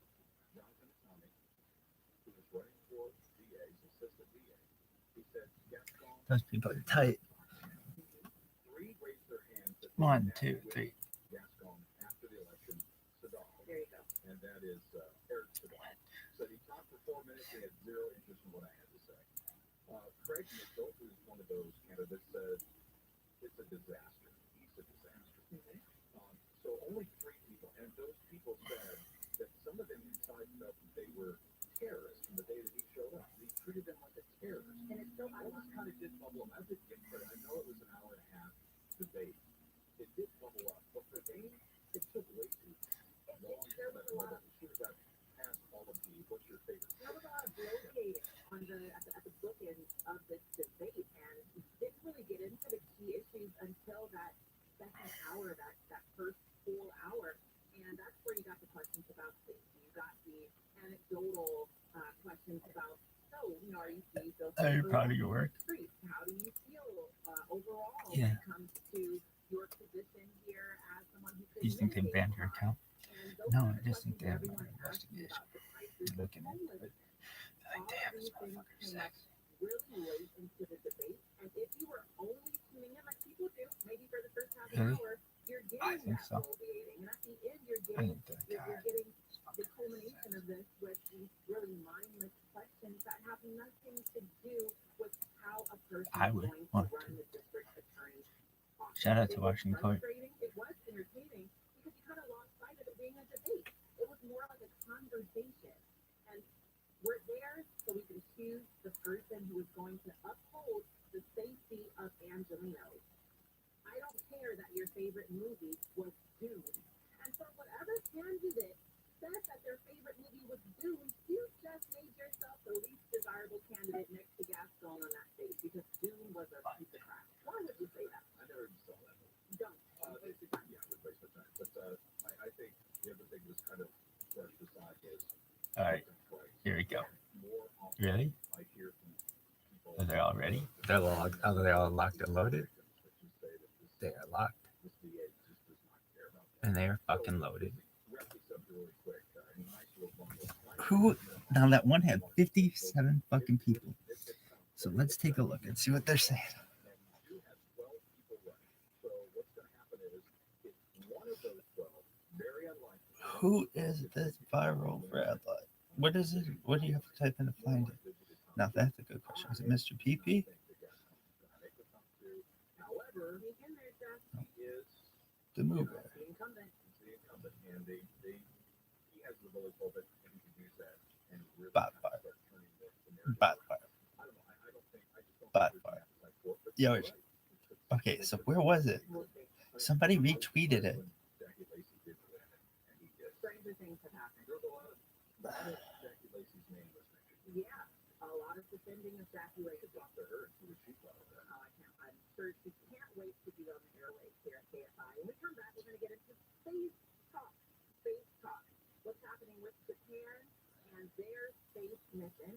And we're going to talk a little bit about SpaceX. We may even have a few things to say about the new movie that could be connected to They did the work for me. He liking all the ViralRabbi. Come on, block everyone. You can block this one. Okay, but where's the media? The rate limit? No, there's a new one. Somebody posted something and they said that's when my main one got. When the officers arrived, the victim was clearly deceased, so no life-saving measures were attempted. Police say the man had been shot multiple times.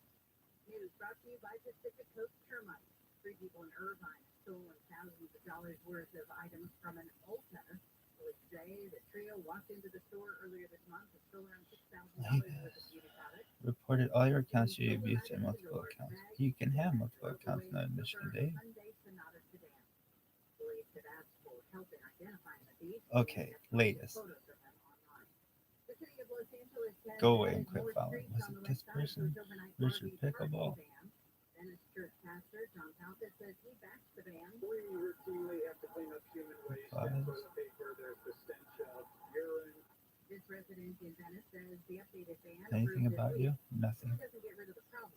So what could happen is that in the There area are where they too now many have to bans, too many those to people are going to discuss. leave there and they're going to come No back limit, where they Texas know they Hold'em. can leave. No limit. I like it. Rabbi Rothschild. Somebody got me good though. No, it's latest. Where was it? How'd you find it?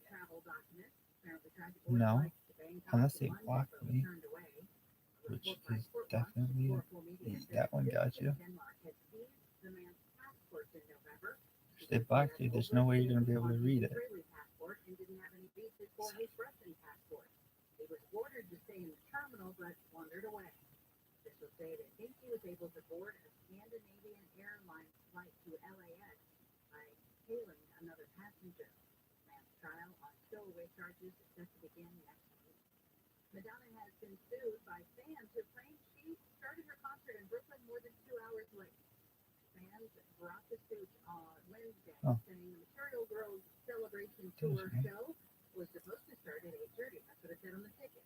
But the suit claims Madonna didn't take the stage until after 10:45. Fans say they didn't have a lot of public transportation options once they got out of the concert after 1 o'clock. Fans also say it further inconvenienced. I'm not blocking yet. You reposted. Fluff suit. Is it fluff suit? It was somebody. So I guess Twitter is just blocking this guy forever now. That's fucking hilarious. But what's it? Does he normally get like 20? He got 20 likes and he reposted. No, it's not that. Yo, secret house. Secret houses. She knows she. Well, unfortunately, we got something for everyone Okay. here at Legion Park, northbound on the 5 at Stadium Way. Left lane block and stop from about the 10 there. So you got 10-minute wait. It's going to be a heavy one through Legion Park. On the south side as well, right to connect here, the northbound too. Yosh. That's going to be a Connector Road, stop and go from Los Feliz. And right through Cucamonga, trouble on 15 southbound to baseline. Left lane taken away, slow from the T-Can. KFI and the Sky up, get you there faster. How about you? Hello, Rothschild. Maybe it's a hard workout to try to overcome Latest. problem you develop, Or maybe it's hiking through stores to find the right present. or just the stress of I think they blocked you. so much. Listen, it's time to manage those aches Or and spend something. some time making yourself feel better with Theragen. The Theragen B6 is a Peaches. therapeutic thermal massager for your home. It's not your Peaches grandparents' is blocked. vibrating recliner. No, Theragen B6 provides a customized massage that is tailored to the length and curve Your temporary your spine. limited. One of the massage pumps, the Theragen Wow. B6 tailors the massage to provide temporary relief Okay. of muscle and joint And then they suspended you. circulation and simple relaxation of your muscles. Okay. All of it comes in the form of a smooth, adjustable piece of furniture that can be You're a goddess. I know, dog. You can check out the Theragen B6 and other models They're on online you. at Somebody's on you. There's some algorithm. Someone's like, dude, there's some fucking alarm going off. experience the relaxation Elon Musk. and stress relief and get back to vitality and energy you've been expending. Who's RabbiRabbi? With Theragen. Are you famous? You close For to me? information about contacts on No. this station, go to KFIAM640.com/rules. American Vision Windows, SoCal's choice for energy-efficient windows and doors. AmericanVisionWindows.com. I bought the new electric BMW iX from Sterling BMW. If you're looking to buy an electric vehicle, go to Sterling BMW to test drive the new iX. Sterling BMW will have exceptional offers for BMW financial services. Did you know what the worst Damn thing it. you could do? I can't. They didn't ban your account. They're just suspicious. It's under investigation. They should say, dog, you're under investigation. I'd be like, dog, for what? I'm like, I don't know who that guy is. He's crazy. That motherfucker crazy. Really? I'm like, oh, dude, just who else? Do you know anybody else who streams their whole fucking life online? No, yeah, told you. What's up? What's in the mellow? What's in the table?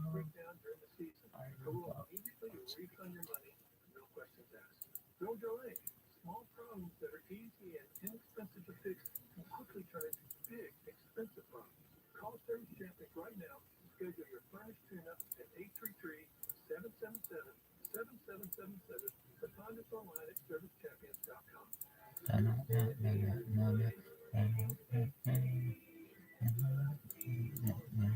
We all make resolutions this time of year, and let's face it, most of them won't stick. But here's one that's not only easy to keep, but will help you feel healthier all year long. Navage. Navage provides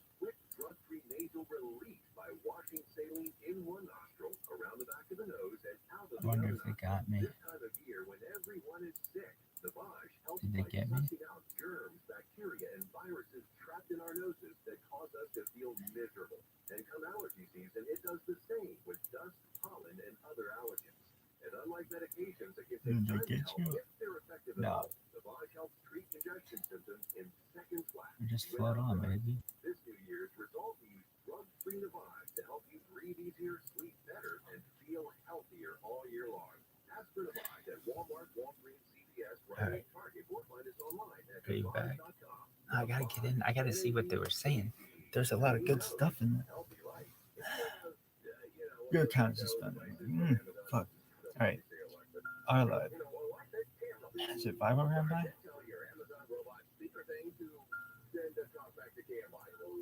Yeah, the ROTHSCHILD. What is this shit? Brilliant commentary to us now via your Amazon Echo. Just say, Alexa, send the talkback to KFI AM 640. Great, that's a wrap.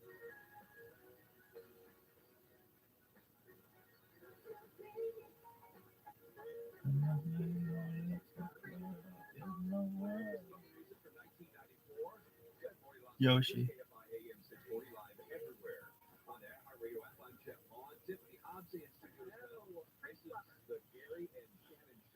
I spam block every one of the accounts. Latest. The quoted post is unavailable. Why? Oh, okay. Is this has gotta be it. This is it. This is it. This is it. This is it. This is it. This is it. This is it. This is it. Retweet it. It's got 20 accounts. Unlock more. Here we go. How many accounts does this person have? I have blocked more than I can count. Please do something with this situation. I block at least 2 every day, plus countless healing.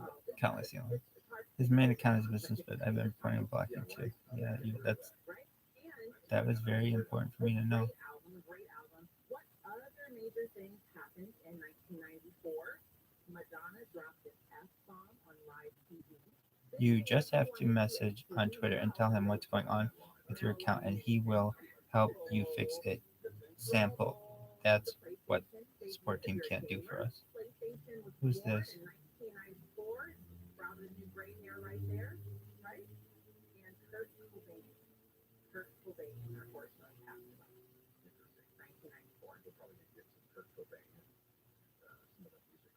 I hope so.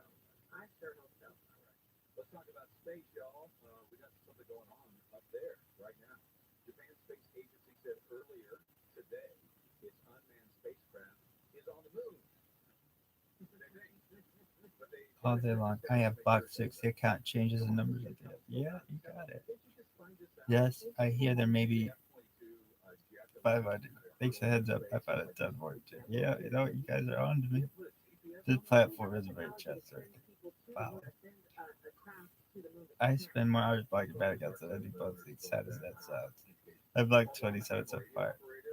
Yes, me too, until I corrected Victor said that I forgot blocking comments from new accounts. That stopped the software accounts with generate every tweet. Great mind. I blocked 27 so far. Well, like 28, dude. If the numbers at the end of the day mean at least 500 accounts. Word girl. Far too many to keep up with. But when you fire all your stuff, that's what we get. And he wants us to pay what they count. Exactly. X needs an IT department to take the trash out. Doing a search. I got 9. One temporarily restricted. I blocked it anyway. One was following me ill. The tweets reference a main account which is suspended. He's got accounts under other takes on the word rabbi such as ViralRabbi. Oh hell yeah, dog. When did they post this? Pretty accurate. I sure hope X does something. Well, at least 513, I'd say. This is good. Sounds right. So much for stopping spit. Haha, more like they are creating it. It's waggable. Word dog. Repost. So true. I've heard it's in the hundreds. I've like there are rumors about me. Really? Yeah, I start off by looking for this one. Now, tight. Same situation, Monica. So many. Definitely in the hundreds. and I have blocked also yesterday. He followed me with 10 accounts, and I reported to Twitter, but they've done nothing. So many accounts. So many accounts that tried to push that account and tried to follow. I blocked them all. Moderation on Twitter is a complete joke now. Bye, bye, bye.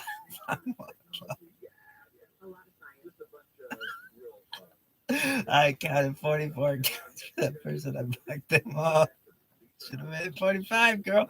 That's crazy. It looks like a scammer. No, I'm just trying to bring world peace. Blocked so many of these. Sandy. He followed me. I didn't follow back. Now he unfollowed me. I blocked him anyway. I don't think I unblocked him. I blocked 8 so far. How many are there?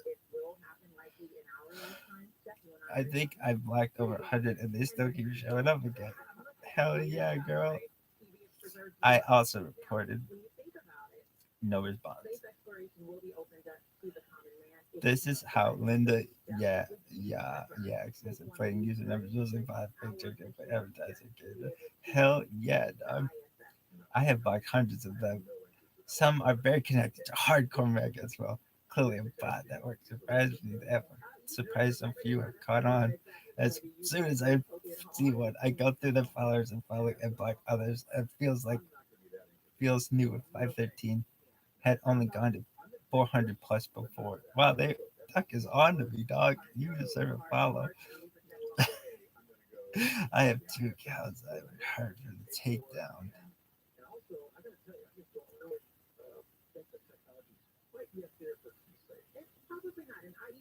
This is fucking hilarious. Really? So funny. All right, she needs some more accounts. Do you? I do.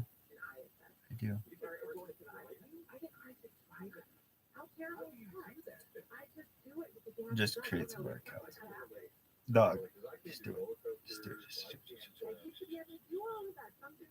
Dog, just create more. You don't want to burn them right now. Though. You're unable to follow more because you're so sexy. Although I will tell you, now I have a 12-year-old, he's definitely going to the moon. There'll probably be apartments up there, and there'll be a Starbucks there. What will be the first thing on the moon? Also Starbucks. Starbucks and probably CVS. I'm not going until there's an In-N-Out. And the line will be all the way around the ISS.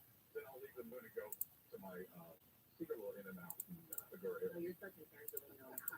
Really quick before we go to break, there's a new movie as well. When you think about all this space exploration, there's a lot of interest, and there's a new movie called ISS, starring Ariana DeBose, and it's a thriller. It's a very high impact, high intensity movie about traveling to the ISS that will be out shortly. So all of this is in conjunction with space exploration. They're trying to get us used to this. When we come back, we're going to get into terror in the sky. Terror in the sky. It involves 2 dogs. Very, very terrifying. Terror in the sky. Stefan Tiffany Hobbs here, KFI AM 640, live everywhere in the iHeartRadio app, Gary and Shannon show. Now to Amy King, who's already here. It's coming in the KFI 24-hour newsroom. Police are looking for more potential victims of a man who they say posed as a Brinks home security employee to steal from elderly people. West Side, steal from the West Side. Parsons, number 11, had a uniform on and a badge, and told the homeowner he was there to install sensors for home security system and stole jewelry and credit cards. The freezing cold has killed dozens of people across the U.S., at least 10 of them in Oregon, where ice storms left parts of the state covered in a sheet of ice that still hasn't thawed out. The governor of Oregon has declared a statewide emergency because of the storm. Pre-sale passes go on sale today at 11 for the 2024 Coachella Valley Music and Arts Festival. It's being headlined by Lana Del Rey, Doja Cat, No Doubt, and Tyler, the Creator. The festival runs the weekends of April 12th through 14th and 19th through 21st at the Empire Polo Club in Indio. Cloudy with highs in the 60s, rain's expected to start after midnight. This report is brought to you by your Amazon Fresh got a crash in Ontario on the 15th. Northbound on the 15 right before Aruba, could be off the right shoulder, heading from the 16th, a couple of minutes of delay there. Through Legion Park, 2 different problems, 105 north at Stadium Way, the left lane's taken away, into Legion Park to 5 south at the 2 connector. That's going to have to stop and go from Los Feliz. That's only a couple of minutes there, maybe 5. And close to Van Nuys, 405 south from Sherman Way, to the Sepulveda Pass, and it's about sunset there, it's going to be heavy. KFI in the sky helps get there faster. I'm Mark Wheeler. This report is sponsored by the Bard also at the Long Beach Convention Center. Outdoor recreation is alive and well at the Bard Hall Show, January 25th to the 28th at the Long Beach Convention Center. Fishing, boating, hunting, travel, off-road, and overland adventure. Hundreds of seminars and a full day of family fun. Don't miss it. Details at hallshows.com. Start the year with savings at your local Amazon Fresh grocery store. Stock up on wellness staples you'll love, from supplements and smoothie ingredients to food storage and skincare. Amazon Fresh has wellness for every wallet. Find a store near you. Hey, it's Gary and Shannon. You know we're always talking about Sweet James accident attorneys for good reason. Here's a story that proves why you should never face an insurance company alone if you're hurt in an accident. So one of our listeners was seriously injured in a trucking accident. Guess what the insurance company offered him for his injuries? Nothing. Zero. Well, he called Sweet James. Not only did they get him the medical care he needed, but they secured a whopping $10 million win. This is life-changing, isn't it? Listen, in the legal system, having the right attorney is going to make all of the difference. That's why you call a firm known for consistently delivering the top results in the state. Call 1-800-9-MILLION. That's 1-800-9-MILLION. You won't pay a dime until they win your case. Every case is unique, and they can't promise. Community-wide Federal Credit Union has the best run soap in the state of question. There is, Call Sweet James. 800-9-MILLION. which is 800-9-MILLION. 800-900-0000 or go to sweetjames.com. At Ralph, shopping with pickup and delivery is the same as shopping in store. Same low prices, deals, and rewards on the same high-quality items. It's one small step for groceries, one big win for busy families everywhere. Start your cart today at Ralph.com. Ralph, fresh for everyone. Restrictions apply. See site for details. Check out this deal on USDA Choice Bonus Truck. How you done? They're on sale now for just Everybody hates me. They should be like, dude, you're very well known on the internet. And they're like, not well known. Everybody just bans me.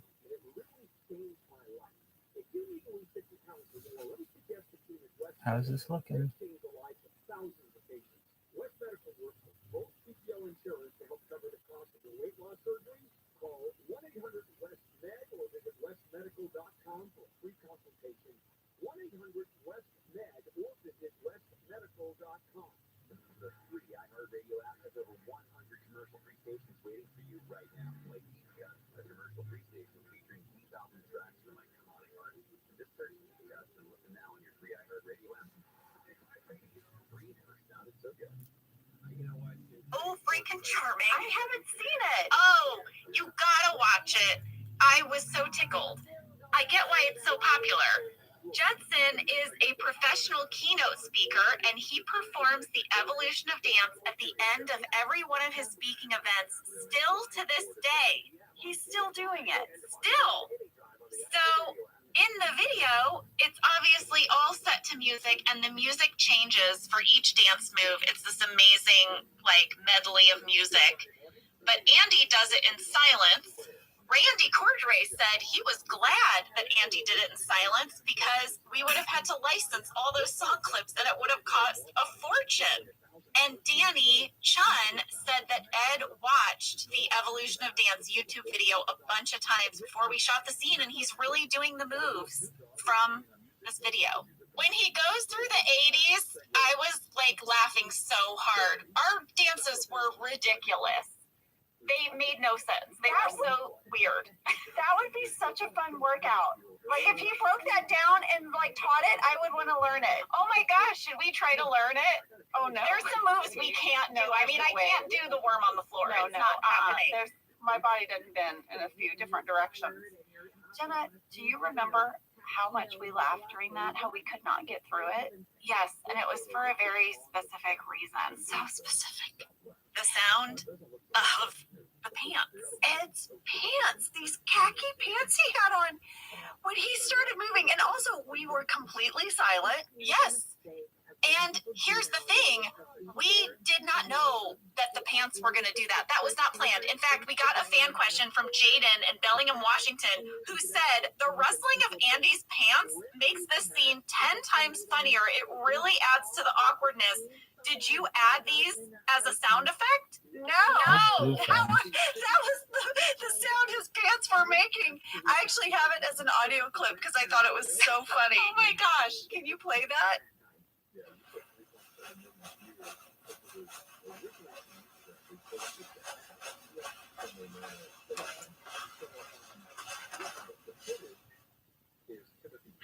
But imagine being only 2 feet away from that as it's happening. I remember us all laughing and being like, this is so absurd. And he's being so serious about it. Yeah. He has to start over. Yeah. Because Pam starts like clapping along and making that some throws music. Him off. A few other people offered their distractions for Pam. Scarfy Ryan is back. Oh yeah, with his glasses and his orange Swatch watch. He's gonna read her a poem. He is, but Jenna, the scene was much longer. It's in deleted scenes. Oh, I remember. Oh my gosh, Dude, it's somebody's knocking.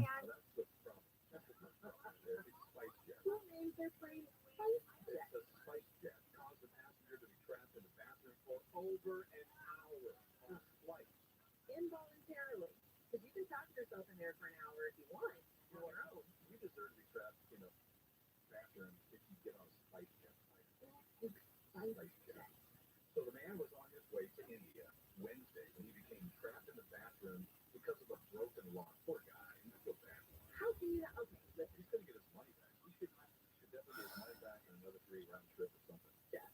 Help me with this because I fail to understand how on an airplane a broken lock could prevent someone from entering a bathroom. That is a safety hazard, and perhaps it speaks to SpiceJet not being a more developed airline. Perhaps I don't know. I'm just kind of surmising here. I could be completely wrong, but shouldn't there be some way to open an airplane bathroom door that's not prevented by a broken lock? Oh, these things are like closets, you know. I mean, every time I use the bathroom, I want to get the heck out of there. I don't know. I can't imagine what this is.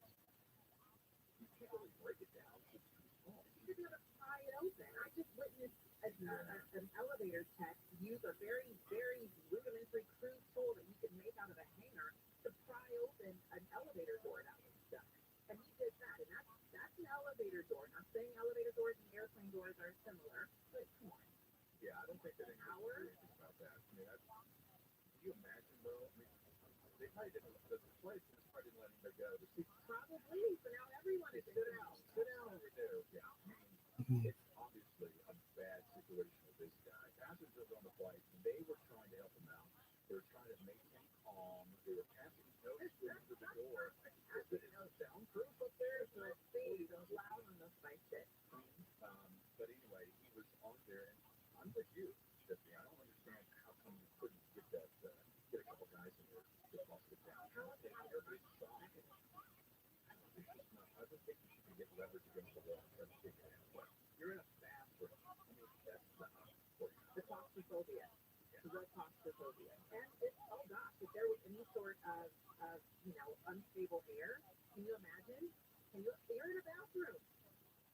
Oh, it says throughout the journey, our crew provided assistance and guidance to the passengers. Sit down, sir. What's the guidance if you get somebody stuck in the bathroom? Don't use it. Just stay where you're at. Might as well use the bathroom while you're there. I'm sure you did. Yeah, get this though. Upon arrival, so they landed on the ground, an engineer opened up the door. Passengers received immediate medical support, so hopefully he wasn't injured. During the landing, you're strapped in, so hopefully it's okay. Right. SpiceJet is the first sign that doesn't surprise me. Yeah. Fuselage doors popping off, you have bathrooms being locked, and terror in the sky. Would you take getting stuck in the bathroom or really bad turbulence? I think I'd get I think I'd be stuck in a bathroom. Bathroom on it. I've had some really bad turbulence. It's like I don't. Yeah. Just knock me out. Bad turbulence will put you off of flying for a while, or not ever. Getting stuck in a bathroom is kind of secondary. I think I would rather be stuck in a bathroom for the entire flight than to deal with really bad turbulence. Right. And spice it sounds like It's not so bad after all. it's not so bad. This is actually a win. Yeah. Private seating is kind of first class. Well, they just by myself. I got a mirror. It's kind of nice. Like, that might be the wave of the future. Don't get any ideas. We're gonna start selling the laboratory for. Well, you see, American Airlines has done away with their first class cabins on many of their Boeings. So this might be the new wave So of. this is the reason why this is exciting. You can do airline stories every single day, Oh yeah. And they can be terrifying. including Saturday and Sunday. It's just really bad. What about the flight attendants quickly before we go to break? Who was found to have filmed underage girls? Underage girls. There's a flight attendant who was found to have been filming underage girls while on the plane. Creepy. Terrifying. 14-year-old passenger reported that she had found an iPhone taped to the backside of the toilet lid. Boy. Yeah, here's a picture of it. Seat broke. Oh my God. Yeah. The extent that these people will go to do this. Right. It's horrifying. Horrifying. I hope that young girl doesn't suffer any ramifications after. And I hope that she never has to pay for a flight again, just like the fight that happened. There's free flying for life. Free flying. About the weather here real quick. We're heading to the weekend. Friday's going to be mostly dry today, cloudy, cold weather systems build over the Pacific and start moving towards the coast. Southern California, looking temperatures in the 60s. Late Friday, tonight, parts of Santa Barbara, Ventura County, see the first signs of that rainfall, and then the front's going to start moving south by the time you get up in the morning. So Saturday, downtown's going to see a half inch of rain. It's going to be wet. If you got something to do it today, or wait to do it till the afternoon tomorrow. Some Valley Inland Empire communities could see a full inch of rain. And isn't it great that we're getting this rain? Typically around this time of year, at least where I live, all the hills are brown and you worry about that fire danger. Right. And everything is green. I love it. So let's just keep riding this wave. And we'll get into more of that when we come back in We the got 10 o'clock hour. Yeah, absolutely. We'll talk about the storm watch. We'll talk about runoff and what's going on with that. We'll get into whether or not you're able to remodel your home if you live in Beverly Hills. The answer is likely no. The city doesn't want you to do that. Judge said no. Just said no. Corbin Carson's coming up at 10:35 with the road rage case that happened in Orange County. And then we have some other things we're going to talk to you about. He's Jeff Vaughn. I'm Tiffany Hobbs. KFI AM 640 live everywhere in the iHeartRadio app. Gary and Shannon show. Now, let's go to the news. Free range, non-genetically modified, handcrafted, artisanal, gluten-free, stimulating thoughts. KFI. And the KOST HD2. Los Angeles, Orange County. Live everywhere on the iHeartRadio app. Right place, right time. I'm Amy King, live from the KFI 24-hour newsroom.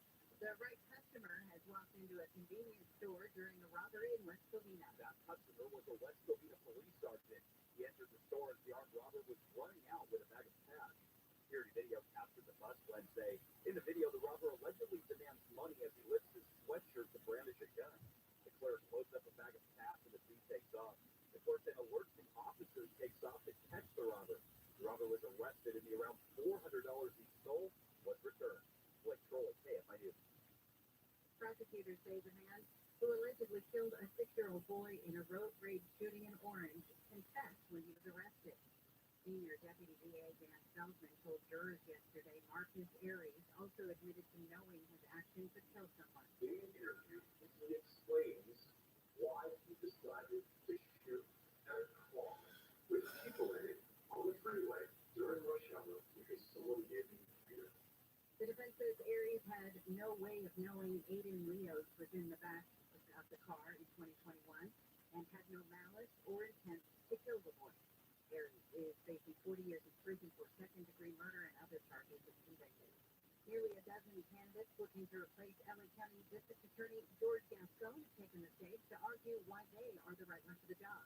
Many of Gascon's challengers last night criticized his leadership. I think the city was acting towards Gaston's policies, because his policies and his management style are at fault. that's what needs to change. Gaston says he'd be honored to be reelected for a second term and would continue his efforts. People put forward the opposite to a 21st century prosecution that cares for the victims for our community and does so in a thoughtful and intelligent way. He says the crime has gone down over the past year, but more reform is needed. The primary election is March 5th. The U.S. has carried out another round of airstrikes against Houthi rebels in Yemen. Pentagon Deputy Press Secretary Sabrina Singh says U.S. fighter jets destroyed at least 14 Houthi missiles at a dozen launch sites. These missiles are launch rails to the imminent threat to merchant vessels and U.S. Navy ships in the region. She says U.S. attacks so far have not stopped the Houthi missile launchers, but that the U.S. will continue hitting back as long as the Yemen rebels threaten commercial ships. Lawmakers say Hunter Biden has now agreed to sit for private depositions with the House Oversight and Judiciary Committee as part of the impeachment inquiry into President Biden. Biden's son, Hunter, has defied subpoenas, saying that he would only testify publicly. Lawmakers are in the process of holding him in contempt of Congress.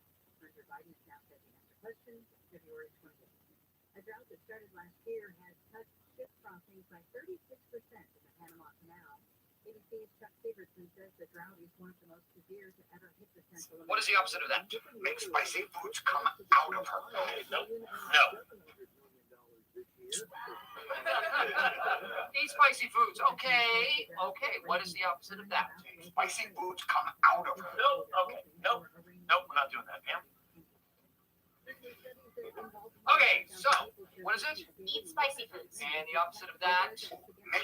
It was a YouTube video created by Judson Lightly. It is a 6-minute video, and in the video, Judson does a few seconds of dance moves from throughout the 20th century. It starts with the twist, he gets the worm in there, he does the cabbage patch. It's like little dance crazes through the years. It's the evolution of dance. It is.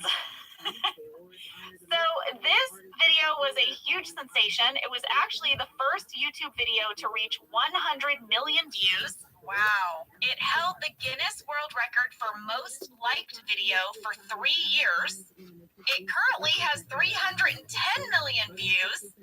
I watched it in preparation for this episode. I had a smile on my face the whole time. It's so freaking charming. I haven't seen it. Oh, you gotta watch it. I was so tickled. I get why it's so popular. Judson is a professional keynote speaker, and he performs the evolution of dance at the end of every one of his speaking events, still to this day. He's still doing it. Still. So, in the video, it's obviously all set to music, and the music changes for each dance move. It's this amazing, medley of music. But Andy does it in silence. Randy Cordray said he was glad that Andy did it in silence because we would have had to license all those song clips and it would have cost a fortune. And Danny Chun said that Ed watched the Evolution of Dance YouTube video a bunch of times before we shot the scene, and he's really doing the moves from this video. When he goes through the 80s, I was laughing so hard. Our dances were ridiculous. They made no sense. They were so weird. That would be such a fun workout. If he broke that down and taught it, I would want to learn it. Oh my gosh, should we try to learn it? Oh no. There's some moves we can't do. I mean, I can't do the worm on the floor. It's not happening. My body doesn't bend in a few different directions. Jenna, do you remember how much we laughed during that? How we could not get through it? Yes, and it was for a very specific reason. So specific. The sound of the pants. Ed's pants, these khaki pants he had on when he started moving. And also, we were completely silent. Yes. And here's the thing. We did not know that the pants were going to do that. That was not planned. In fact, we got a fan question from Jaden in Bellingham, Washington, who said the rustling of Andy's pants makes this scene 10 times funnier. It really adds to the awkwardness. Did you add these as a sound effect? No. That was the sound his pants were making. I actually have it as an audio clip because I thought it was so funny. Oh my gosh. Can you play that?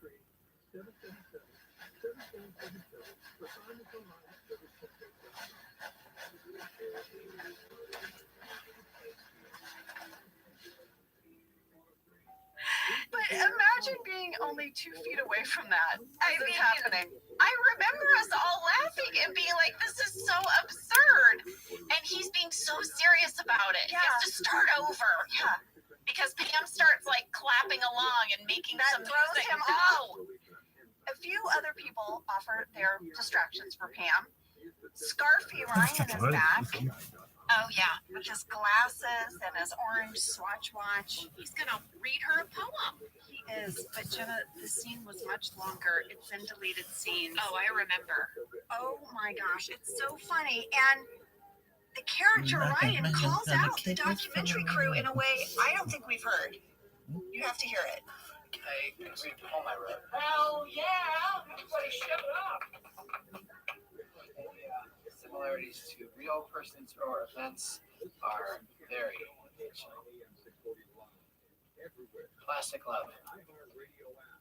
You let me in your bed, but now I sleep alone, trapped with the forgotten in my detritus home. I hope you're happy now. I hope it every day. In case you didn't figure it out yet, I'm the doll you threw away.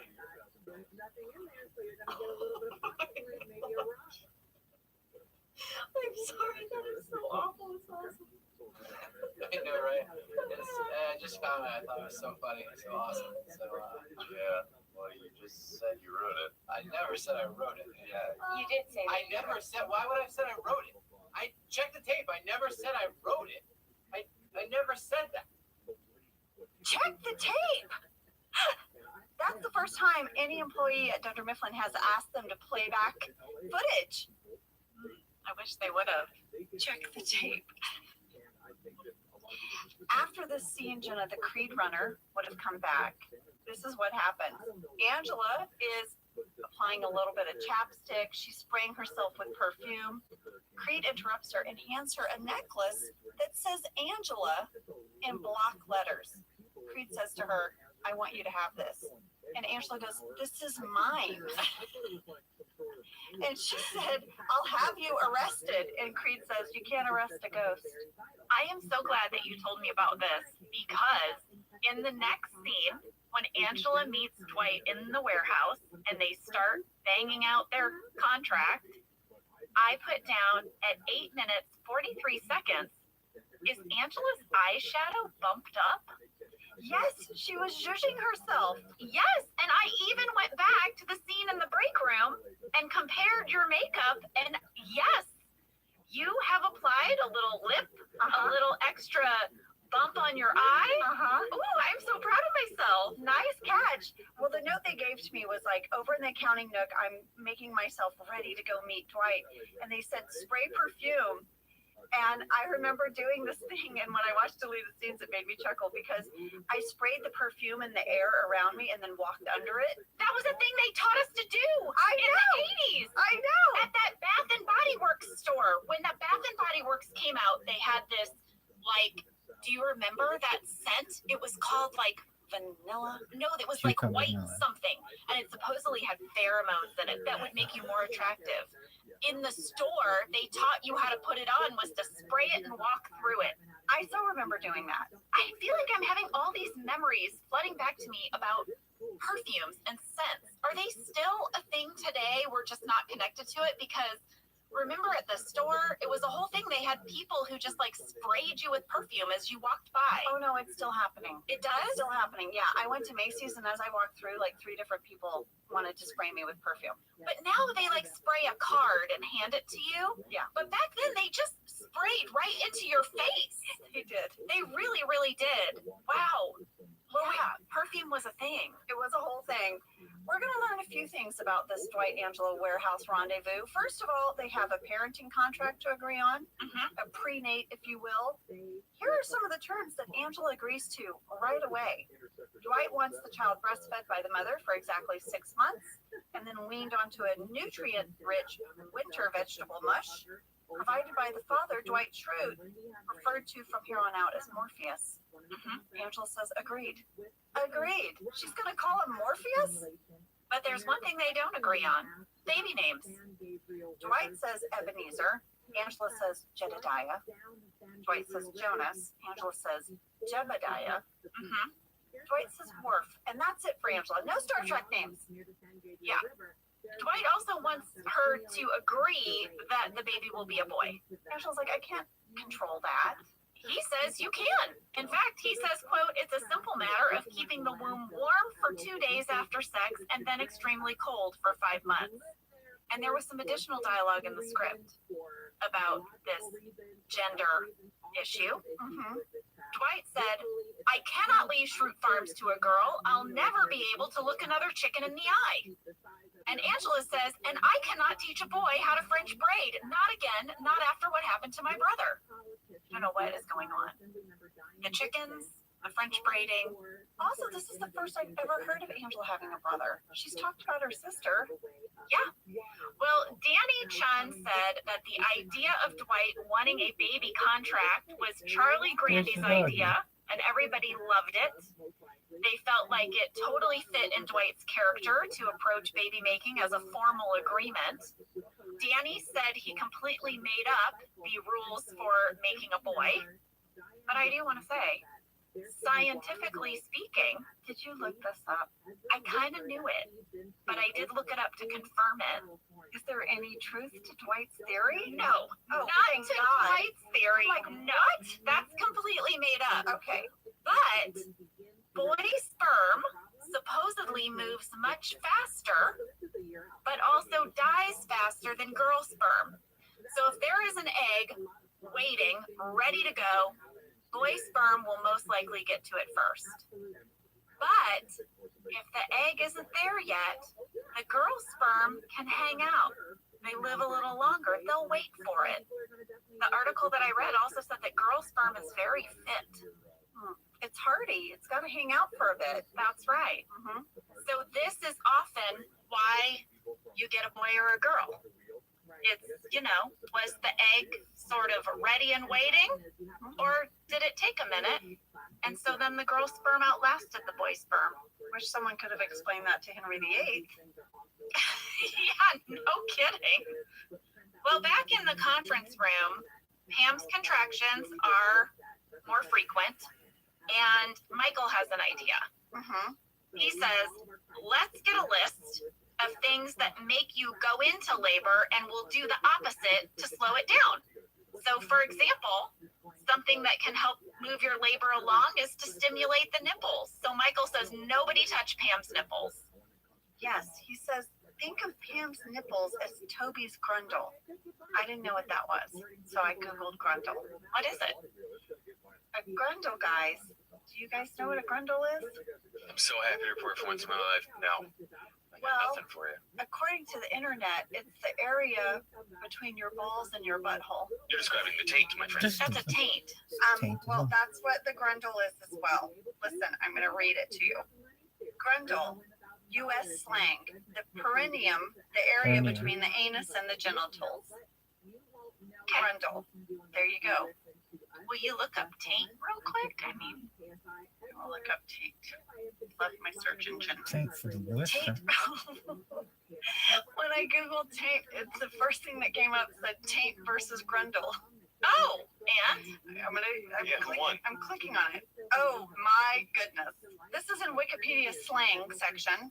The taint, grundle, gooch, and derf are all the same thing, describing the same part of your body depending on where you are from. Oh, Taint. I guess Sam, the Midwesterners are going with taint. Yeah, that's the taint. Is grundle a East Coast thing, Matt? Taint. I only Grundle, know taint, and I gooch. certainly have never heard of dwarf. Dorf. The That's dwarf. a golf video. I thought that was a golf character. Well, this conversation continues where Meredith says, you know what? I have a shirt she should wear because it's got like the boob area cut out. Michael's like, well, then go get it. Yeah. And then Kevin throws out spicy foods. Yeah, because one of the things that can induce labor is eating spicy foods. So Kevin says, shove spicy food up her butt. We got a fan question from Stephanie E. in Indianapolis, Indiana, who wanted to know, was that line an improvisation? Because in the bloopers for this episode, Kevin says, make spicy food come out of her, and we all can't stop laughing. She said, "This line made my brother and I laugh so hard the first time we saw it. It took us by complete surprise. It is Stephanie's favorite Kevin line of all time." So, Stephanie, the line "shove spicy food up her butt" was the scripted line, but on the day, there was a pitch that Kevin say make spicy food come out of her, and that so tickled us that we couldn't get through it. Here is a clip. Eat spicy foods. What is the opposite of that? Make spicy foods come out of her. No. Eat spicy foods. Okay. What is the opposite of that? Spicy foods come out of her. No. Okay. Nope, we're not doing that. Yeah. Okay, so what is it? Eat spicy foods. And the opposite of that? Make spicy food. By that point, we were just all anticipating it. But the other thing I love about that clip, Ange, is it shows you we just quickly would reset ourselves. Like if we were laughing, we'd be like, okay, go again. And then just like how quickly everybody snaps right back into character and gives the same cue again. We tried. We did that daily. Daily, we would just be like, okay, guys, come on, let's go. We got it. Yeah. Jim has had enough. He is losing it. He has this great talking head where he says, I know Pam better than anyone in this office, and obviously she's gone crazy, but everybody wants to say that I'm crazy, but I'm not crazy. She's crazy. I'm not crazy. She's crazy. And then he starts flipping through all the pregnancy books. 5 to 7 minutes, 5 to 7 minutes, 6 minutes, different, but not really. 5 to 7 minutes. This talking head really delighted me. They talked about it on the DVD. Danny and Greg said it was a reshoot. It wasn't in the shooting draft. And they did it because they wanted to show Jim's character's perspective and that he wasn't being completely rational either. So, Ange, I remember watching this episode the first time it aired originally. And because this talking head had been a reshoot, I had no knowledge of it. Like, I didn't remember reading it in the script. I didn't remember shooting it. It took me by surprise, and I found John's performance so delightful that I called him on the phone and I was like, John, that talking head was amazing. Like, I remember calling him and complimenting him in real time. I love this talking head, and when it came up again, I was like, yes, there it is. Yeah, it's so good. Well, as you see Jim starting to build in his spiral, you're starting to see Pam spiral too, and it's going to take us to the parking lot. Jim is in the car. He's ready to go. Pam knocks on the window and very calmly says, I'm not going to get in because then you're just going to drive me to the hospital. And then guess what happens? Yeah. She slips up and says that they're having a baby girl. And Jim's like, what? Oh, man. And John just crushed it. This moment made me tear up when Jim realizes he's going to be a father to a little girl. It is the sweetest thing. I loved it. Side note, did you notice how beautiful the lighting was? Very pretty. Once again, Jim and Pam outside at golden hour. They even talked about that on the commentary, how great this scene looks. Seth was like, yeah, we just looked out. It was that sort of magical golden hour. Well, writer Danny Chun said that they went back and forth in the writer's room over whether Jim and Pam should have a boy or a girl. He said toward the end of writing the script, they came up with this idea of Pam kind of spilling the beans. And for whatever reason, they just felt like this moment would work better as a baby girl. He also added that Brent Forrester, who has a daughter, was like relentlessly pushing for it to be a girl. So he was kind of the loudest in favor of girl. Well, I thought it worked. I thought just seeing Jim as that girl dad, and having that realization come across him was so sweet. Well, Jim's also going to notice something. Pam, did you change clothes? She did. Because her water broke. And then she walks away. Just when he was sort of being like, okay, we're okay. Yeah. Well, my water broke with my daughter. It was a Saturday. And we were going to have people over for a barbecue that day. So I went upstairs. I was about to step into the shower, and it was kind of like a lot of water was there, but I wasn't in the shower yet. I was real confused, and then it just kept happening. And I was like, I don't think I'm peeing right now, but I wasn't having any contractions, like no signs of labor. So my water broke first, which was confusing. Yeah, because I didn't know that could happen. I didn't know that that can be the first thing. So guess what? We did not have a barbecue that day. I was gonna say, I bet did your not. plans changed. They changed real fast. Well, you would think Pam would sort of get motivated when her water broke, but she does not. No, She's still staying at work. She's not going anywhere. she has a talking head where she says she's fine. There's no rush. She'll get to the hospital or maybe she won't. Well, big fan catch from KDP in London. Pam's talking head at 13 minutes, 21 seconds is in the wrong clothes.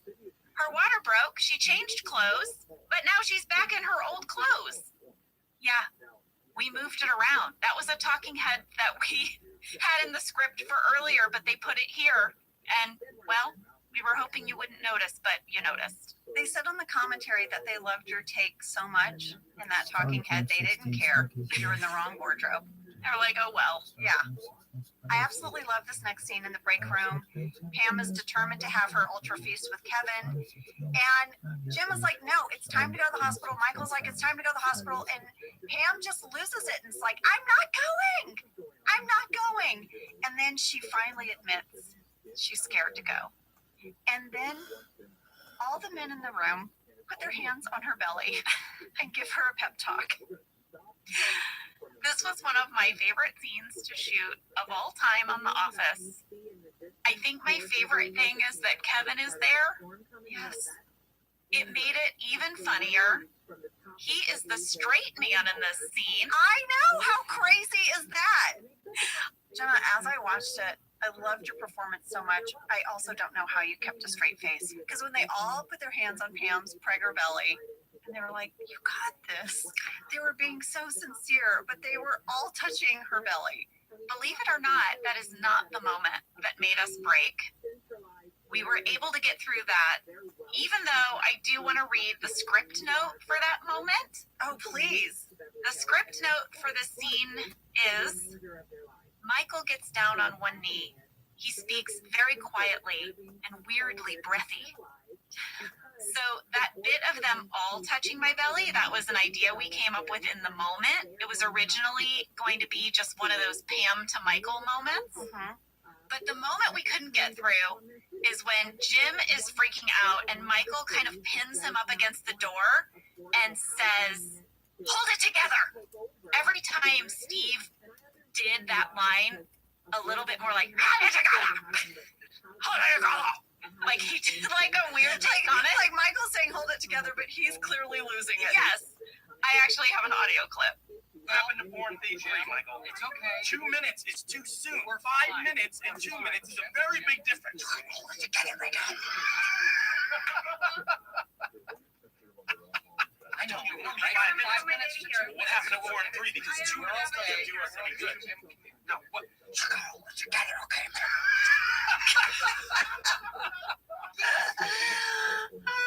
Do you hear that? It's so funny.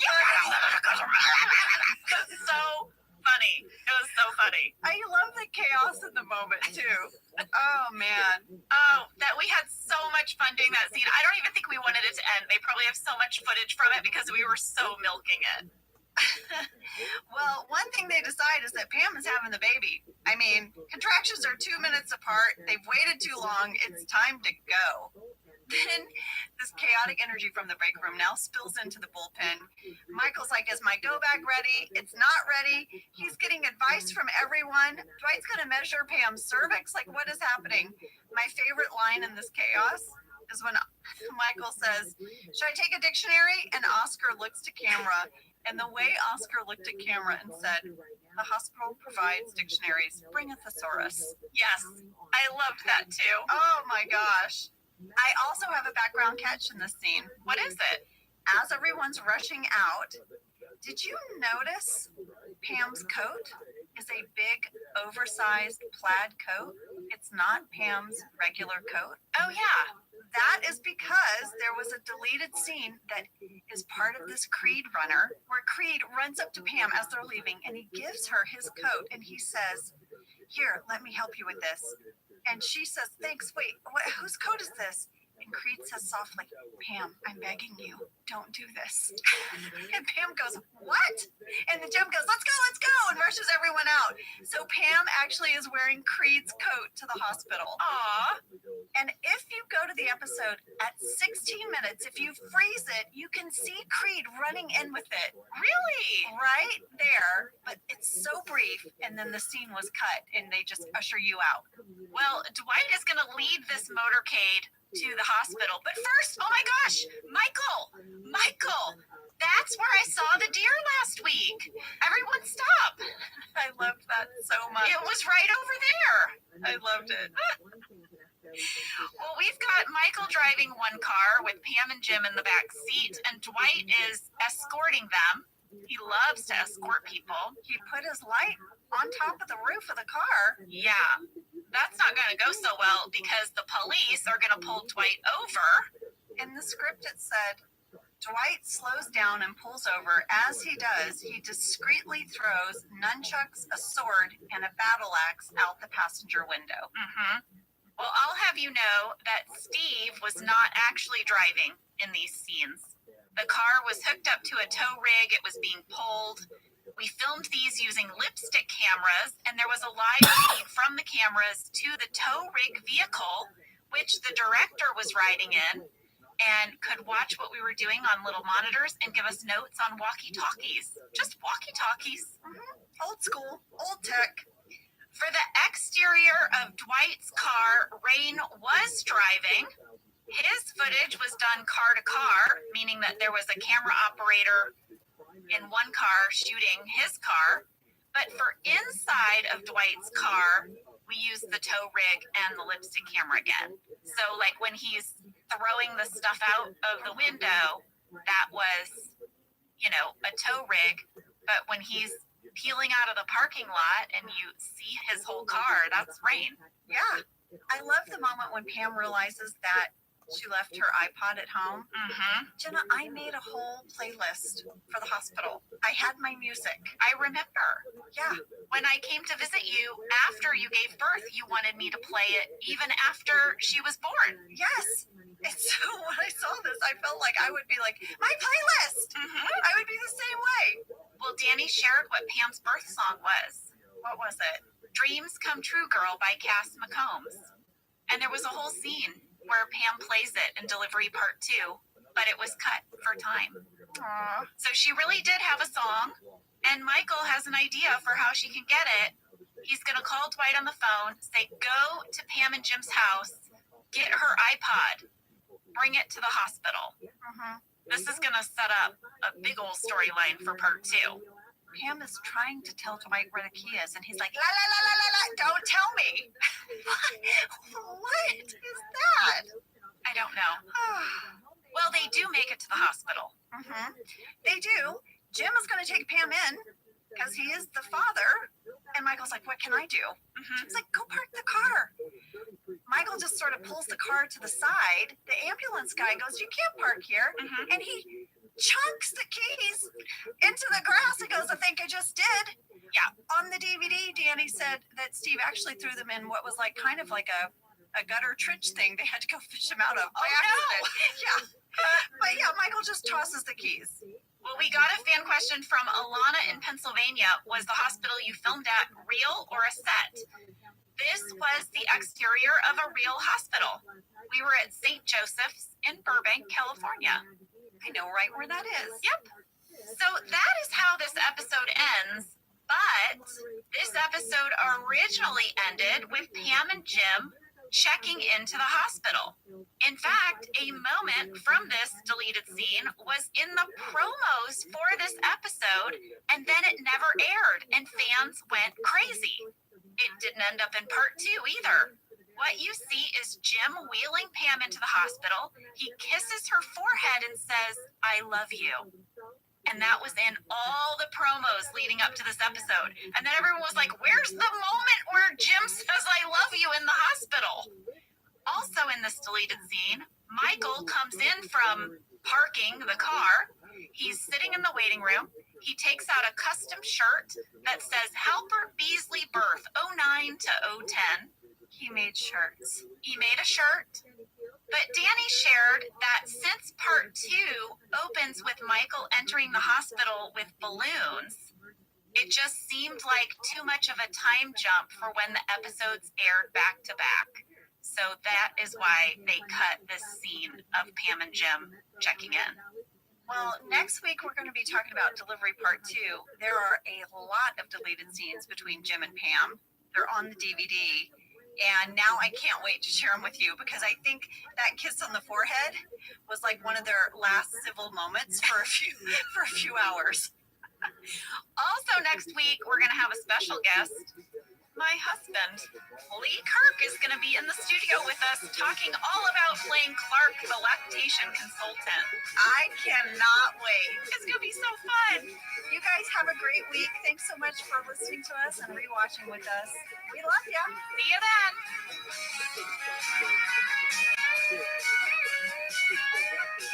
Thank you for listening to Office Ladies. Office Ladies is produced by Earwolf, Jenna Fisher, and Angela Kinsey. Our show is executive produced by Cody Fisher. Our producer is Cassie Jerkins, our sound engineer is Sam Kiefer, and our associate producer is Ainsley Bubico. Our theme song is Rubber Tree by Creed Bratton. For ad-free versions of Office Ladies, go to StitcherPremium.com. For a free 1-month trial of Stitcher Premium, use code OFFICE.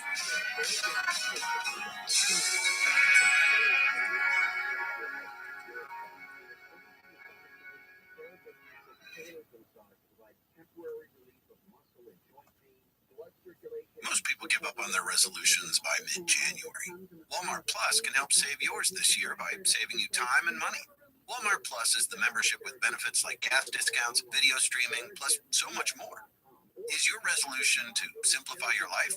With free delivery, Walmart Plus makes ordering what you need online a no-brainer. Join now. New members get $50 in Walmart cash to get what they need to help save their resolution.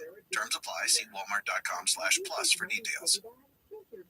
Hello, Office Ladies listeners. We are breaking in before our theme music because we want to tell you something very exciting. Because we found out we are the #1 best-selling book, The Office BFFs, on the New York Times bestseller list. For nonfiction and for ebook, we could have gotten here without you. Thank you, thank you, thank you, thank you. And now on with the show. I'm Jenna Fisher. And I'm Angela Kinsey. We were on The Office together. And we're best friends. And now we're doing the Ultimate Office Rewatch podcast just for you. Each week, we will break down an episode of The Office and give exclusive behind-the-scenes stories that only 2 people who were there can tell you. We're the Office Ladies. Hello, Angela. Hi. Are you ready for us to have a baby today? I mean, whether you're ready or not, it's happening. It sure is. That's kind of how it works. Today is the delivery part 2. It is season 6, episode 18, written by Charlie Grandy and directed by Harold Ramis. Well, Jenna, I'd love a summary. Here it is, Ange. Cecilia Marie Halpert is born, and this episode follows Jim and Pam's first couple of days as new parents. Pam struggles to breastfeed and Jim struggles to feel useful, but they are so happy and it's really cute. Meanwhile, back at the office, Michael tries playing matchmaker by orchestrating a lunch date between Aaron and Kevin. Dwight finds mold in Jim and Pam's kitchen and decides to take care of it. And Dwight and Angela finalize their baby-making contract. Yeah. Their procreation punch card. Get it ready. I love that you saved that. I have it. I put it in our book. I know. Fast fact number 1, Pam and Jim's baby is named after my niece. So cute. So the same week that we were shooting this episode, my sister Emily gave birth to her first child, a daughter. It was so crazy. I mean, it's crazy because Pam is pregnant having a baby, but in real life it was your sister having a baby. Literally the day we shot Pam going to the hospital was the day my sister came home from the hospital. That's so crazy. So in my family, what were the text messages like? I was gonna say, my parents would joke that they had one kid doing it for real and one kid pretending all at the same time. So my sister had told me ahead of time what they were planning to name their daughter. So I went to the writers and I asked if we could name Pam and Jim's baby after my niece, and they said yes. But you didn't tell your sister that. Oh no, I didn't tell my parents or my sister. You didn't tell your parents either? I didn't. Oh my gosh. When did they find out? When it aired. Come on. Mhm. You kept it a secret that whole time? I did. That is so fun. They must have flipped out. Well, I remember sitting at home that night that the episode aired, and I just kept watching the clock. And sure enough, like 30 seconds after it went live, my phone started ringing, and it was my sister, and she was just screaming into the phone. I can't believe how good you are at like just being patient for a surprise. I am horrible at it. I mean, so much so my daughter was just telling me because we were celebrating her birthday. Right before she would open a gift, I'd be like, now this one. She'd be like, Mom, I'm about to open it. No hints. Well, I thought it would be fun to hear from my sister Emily what this was like. Oh my gosh, that'd be great. So she sent in an audio clip. Here's my sister. Aw. So I can remember back when we were watching the episode where Pam and Jim have their baby. I remember thinking ahead of time, like, oh, I wonder what they're going to name the baby. And I wanted to ask Jenna, but we had an agreement ever since the show started that she would never give me any spoilers because I wanted to find out when everybody else did what was going to happen on the show. And so that was kind of like our, I shouldn't say unspoken rule, but that was kind of the agreement that we had from, the day that the show started, was that I wasn't going to get any spoilers. I wanted to find out what happened when everybody else found out. So, being a new mom and being sleep deprived, at that time we were watching The Office, and I was like so excited in anticipation. I'm like, oh, I wonder what it's going to be. And then all of a sudden Jim walked out and he was like, Cecilia Marie Halpert. And I was like, oh. Being a sleep-deprived new mom, it took me a second, and I was like, oh my gosh, that's our daughter's name. Oh my gosh, did they name the baby after our Cecilia Marie? And I got so excited and called my sister right away, and I was like, wait a second. And she just started laughing. And she was like, yeah, is that okay that we did that? And of course I was crying, and I was like, oh my gosh, that's so cool.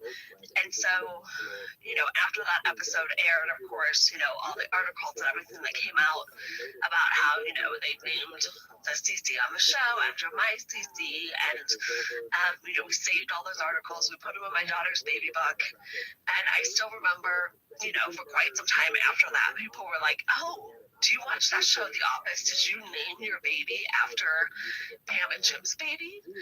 And I was enjoyed setting people straight. I was like, oh, no. I'm sorry. See, Pam and Jim's baby was named after my baby. So that was always really fun to do after the show aired.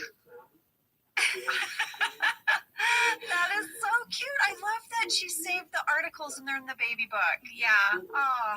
Well, I have to say, so my niece Cece, she is the age that Cece Halpert would be, and whenever we go out together and I'm calling her Cece and people see us together, it is a real mind bender for them. I was gonna say, you didn't think that one through. I didn't think about that part.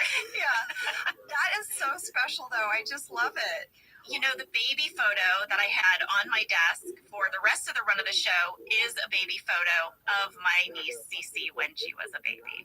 That is so sweet. It's a really special thing in our family. That's a family Easter egg. It really is. But here's another thing that's funny. Cece's dad's name in real life is Dwight, and her grandpa's name is Jim. This is craziness. So we've really created something there for that family. So yeah. Aww. Well, Jenna, Joya, who worked at NBC Digital, you guys know we've talked to Joya quite a bit as we rewatched the episode. She shared with me that they made a Pam's Baby blog website. Oh, yes, I remember. And she even sent me the birth announcement that they made for the blog. And it showed that on March 4th, 2010 at 9:32 p.m., Pam Halpert made a post introducing Cecilia Marie Halpert, weighing in at 7 pounds and 2 ounces. Aw, yeah, isn't that cute? And I'll put that in stories. Well, I remember that they would have me write little things about how baby Cece was doing. It was a way that when Pam was on maternity leave, there was still activity from that character, at least as far as the blog. Yeah. Well, the birth announcement was really cute. All right, fast fact number 2 is a location breakdown. Jim and Pam give birth at Moses Taylor Hospital, which is a real hospital in Scranton. But of course, we did not shoot at the real Moses Taylor Hospital. The exterior of the hospital we shot at was St. Joseph Hospital in Burbank, California, but the interiors were built over on our warehouse set. The entire hospital set, the waiting room, the hospital room, the hallways, all of it. I mean, the detail, amazing. Randy shared with me that they had torn down the Dunder Mifflin, New York offices because we don't need them anymore. Right. And in their place, they built the hospital. So the other big storyline in this episode involves Dwight destroying Jim and Pam's kitchen. Rather than go destroy someone's house, our set designer, Michael Gallenberg, took photos and measurements of the original location house that we had used for Jim and Pam's house, and then they meticulously recreated the floor plan also on our warehouse set. They built basically 2 structures. They built a hospital and a house. Yes, it was constructed by Tim James and decorated by Steve Rothstein. It's funny, Angela, like you said, they were right next to each other when Isabel, the character of Isabel, goes from the hospital to Jim and Pam's house. She really did not have to walk very far. No, just around the corner. We shot those on the same day, and it was very easy for her. And when I was going back and forth with Randy about these locations, he told me a very fun tidbit. Angela, do you remember that little kitchen outside of our writers' offices? By the back stairwell? Yeah. There was like really a kitchen. It was like just it's almost just like a pantry kind of thing. It was like a shelf they put food on it. It wasn't really a kitchen. No, they had an old refrigerator, but there was not any like sink or working plumbing or any appliances. There was, I think, a toaster oven, maybe a microwave. Yeah. It was kind of a sad kitchen. It was sad. Well, when this script came up, Randy said he saw these beats of Dwight demolishing the Halpert kitchen, and his, quote, mental wheels started turning. Oh, Randy. Now they got me. He thought, what if we bought enough cabinets for several takes of the Halpert kitchen, but then had enough left over to remodel and refurbish the writer's kitchen? So he spoke to Michael Gallenberg and Steve Rothstein, and when the episode wrapped, over the subsequent weekend, they had a construction crew scheduled to come strike the Halpert kitchen, and that same crew brought that extra cabinetry and flooring to the writer's kitchen, and they completely remodeled it over one weekend. So when the writers came to work the following Monday, they were greeted by, quote, a spotless, pristine, and sanitary kitchen with plenty of counter space to lay out their lunch choices. He said the dishwasher that had been in the Halpert kitchen was installed in the adjacent hallway where there was an existing sink and plumbing. They added a garbage disposal. So after 6 seasons, the writers had a clean space to keep food, and the PAs had a garbage disposal and dishwasher to wash up. Randy said he cleverly buried the costs in the episode's budget. It was a win-win for everyone. I remember this. I remember this now that you're sharing it. I remember how excited the writers were to have a real kitchen. Yeah. But I never knew how it came about or anything like that. Randy always was looking out. That is such a great story. It is such a good example of how he was always trying to make every person's life on set a little better however he could. Mm-hmm. All right, fast fact number 3, Angela.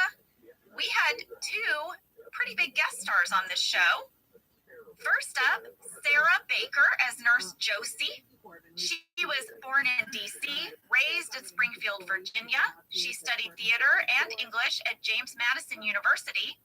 She went on to practice improv at Whole World Improv Theater as both a student and teacher. She continued studying performing at the Ground Links after moving to Los Angeles, and she has appeared in numerous films and television shows such as The Campaign, starring Will Ferrell, Goliath, Better Things, The Kominsky Method, and Will and Grace. And she was nominated for a Critics' Choice Award for her guest starring role on Louie. She just crushed it. She was amazing. She was so good. I mean, some of the looks that she gives to Jim and Pam are so good. Her chemistry with John Krasinski was amazing. I know. I mean, I would just sit there in between them as they were giving their just gentle, snarky sass. It was so much fun. And our second big guest star is Lee Kirk as our lactation consultant, Clark. Your husband. My husband. Exactly. So we were engaged to be married when he played Clark. And he is going to come on the show today, and we're going to get to talk to him all about that experience. He did so great. I can't wait to talk to him. I have a few questions for him. I think our listeners know Lee as a person who makes amazing eggs and coffee. They also know that he's a writer-director. But what you might not know about him is that he did attend the Goodman School for Acting in Chicago. So acting in this episode was not too big of a leap for him, even though ultimately now he is a writer-director. And you know, Lee was supposed to come into the studio with us today. We were so excited, but our daughter woke up not feeling great. So she stayed home from school. He's staying home with her. And we're actually going to have to talk to my own husband, but over a Zoom. But you know what? He's going to be here, and it's going to be super fun.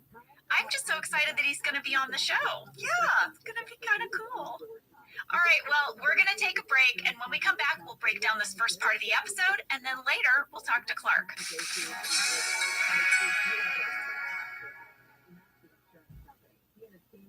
Whether your resolution is to save money, eat better, or stress less, HelloFresh is here to help you do all three. Yes, you guys, I love HelloFresh. Jen and I both love it. You know why we love it. And guess what I made the other night? What? It was so delicious. I made their pub-style shepherd's pie. I've made it. Yes, it's so good. White cheddar and the thyme mashed potatoes. I know it very well. It's a family favorite. Well, you know, Josh normally makes dinner, so this was my turn, and I made this, and he loved it. And I was so happy. I was like, I made a shepherd's pie. I'd never made one before. It's so good.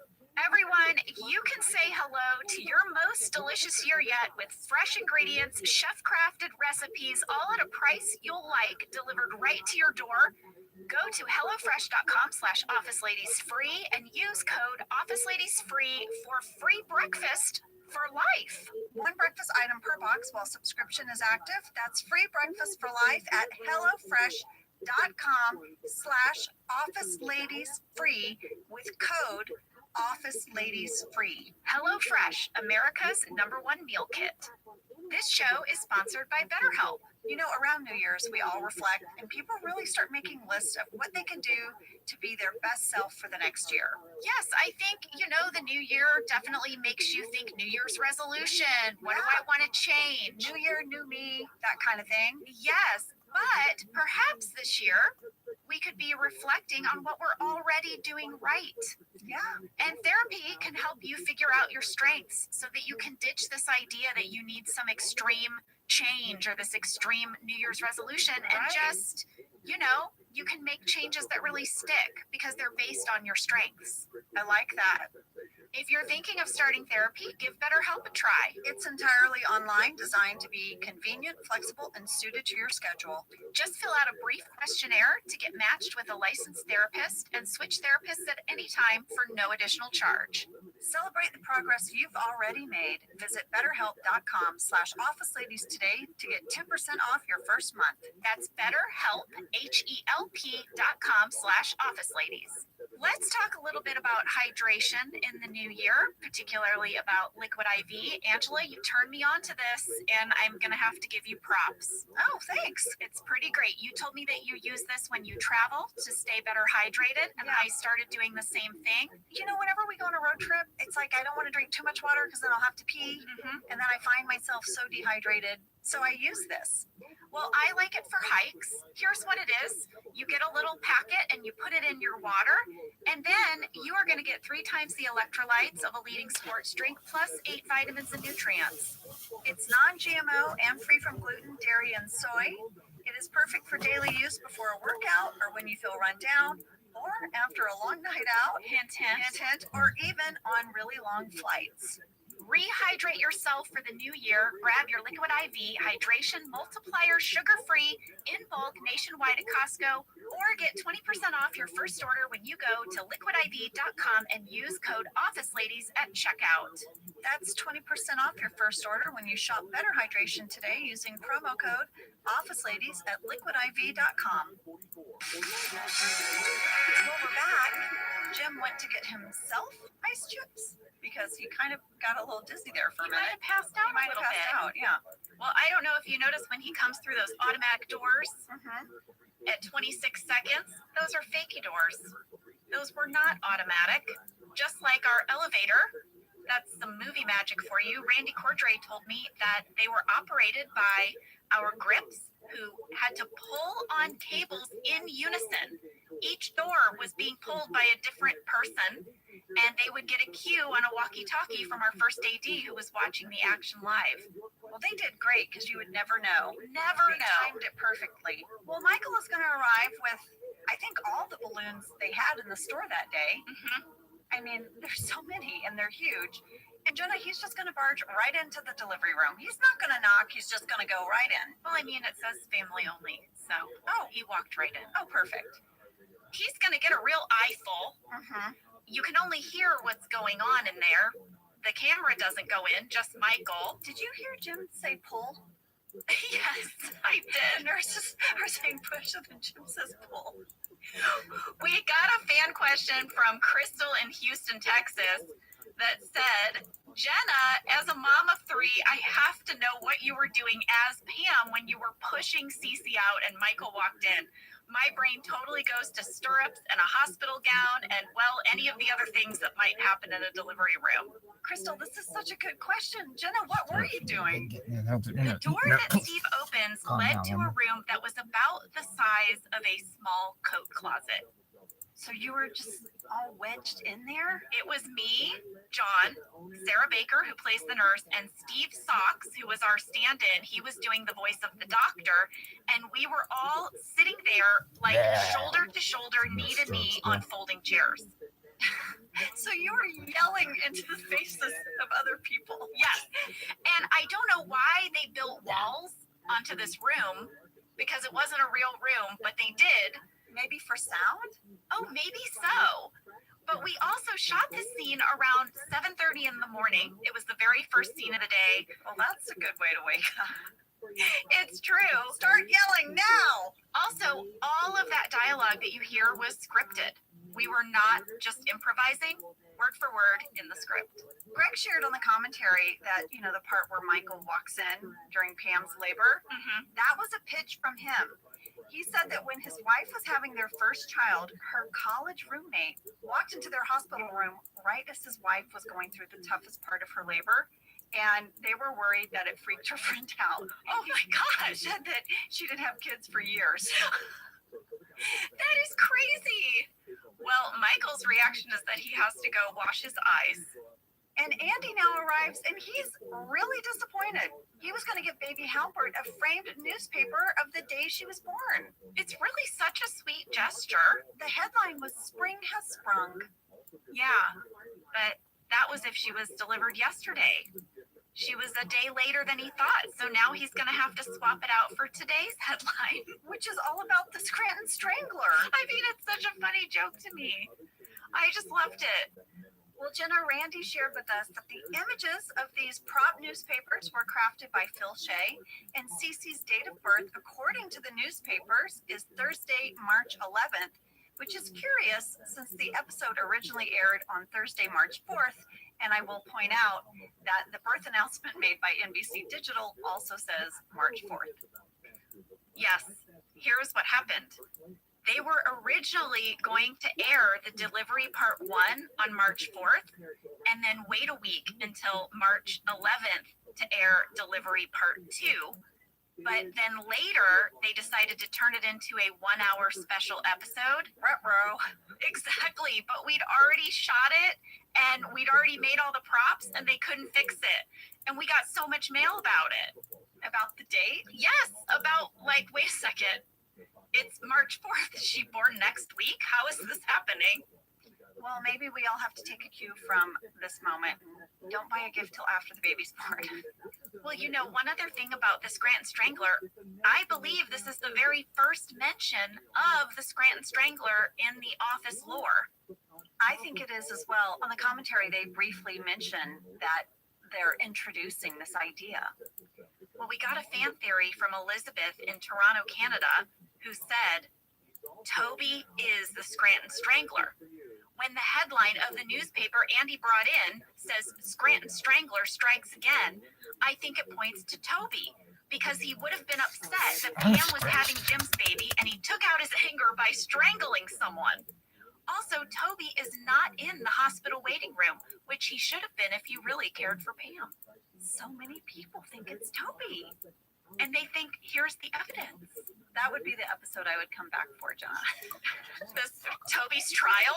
Yes, Toby on Scranton trial. Stabber. Being interviewed. Stabber, girl.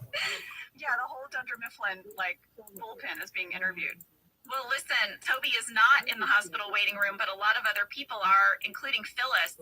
And she is getting a little annoyed because she's been waiting around for this baby. She's got an ice cream cake in the car.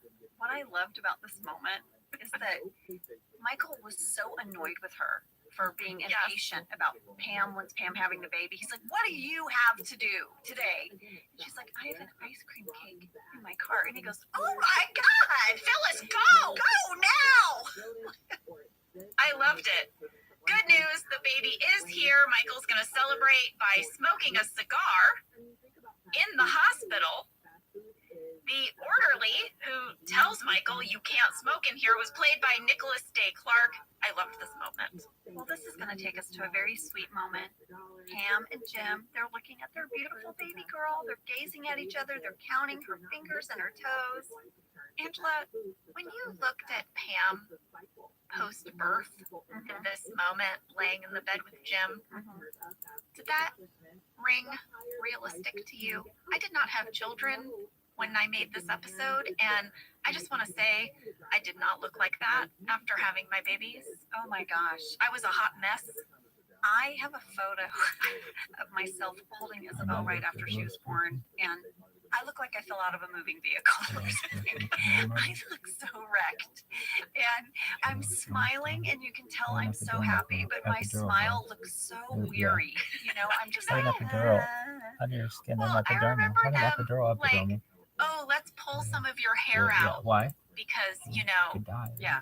we had this whole Why conversation, did you and have it this whole seemed what half conversation? up, You half need to have down an do. epidural.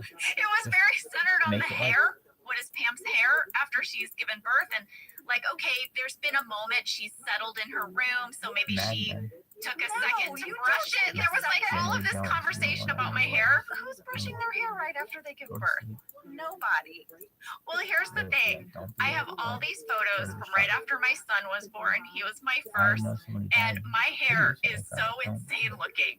And I remember talking to my friend Christina Applegate about these pictures. And she was like, oh, honey, did no one tell you to bring a headband? You bring a headband so that then all the little pictures that you take after you've given birth, like you're not afraid to show people. You put the little headband on and that takes care of it. And I was like, okay, got it, headband. So when my daughter was born, I was like, babe, don't forget the headband. We gotta bring the headband. So now in the pictures, with my ridiculous headband, and it looks even more insane. I look even crazier. Oh my God. Also, I've never worn a headband. I'm not a headband gal. So I was like, Christina, were you pranking me? Like, wear a fedora. No one will ask anything. Wear a hat. It was so crazy. But when I look back on this episode and I see this scene that is supposedly right after she's birthed this baby, the one thing I think of is just like, well, that is not what my hair looked like. No, and we should celebrate what our hair looks like. The messy craziness that it is. That's right. Jim is going to enter the waiting room. He's so proud. He's going to announce the birth of Cecilia Marie Halpert. Before he can say she's 7 pounds, Michael says she's 11 pounds. Like, Michael's doing the thing where he takes over a conference room meeting. But Jim says mother and daughter are doing great, and everyone is so happy. So happy. And they go to run to hug Jim, and Michael steps in the middle, and they all hug Michael. I wrote that down. It's at 3 minutes and 15 seconds. I went to the script to see if it said that, like, Kelly and Meredith hug Michael first. It doesn't. That was obviously just like a funny bit we found in the moment. There's so many fun little catches in this scene. Also, did you notice how Phyllis eats a cake? Yes. Why is her face covered with icing? I don't know. She brought the cake real close to her face. Yeah. And did you notice who did not attend the birth? Besides Toby? Angela, Stanley, Creed, and of course Dwight are not there. Oh, wow.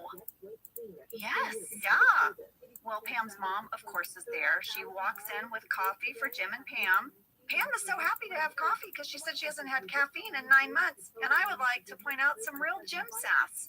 At 3 minutes, 30 seconds, he looks at camera like, yeah, okay.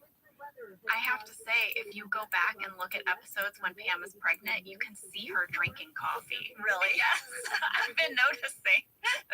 I have another background catch from this scene. Did you see the book on Pam's bedside table? No. It is Joe Bennett's book, Take a Good Look. Oh, She brought it to the hospital. okay. That's such a great catch.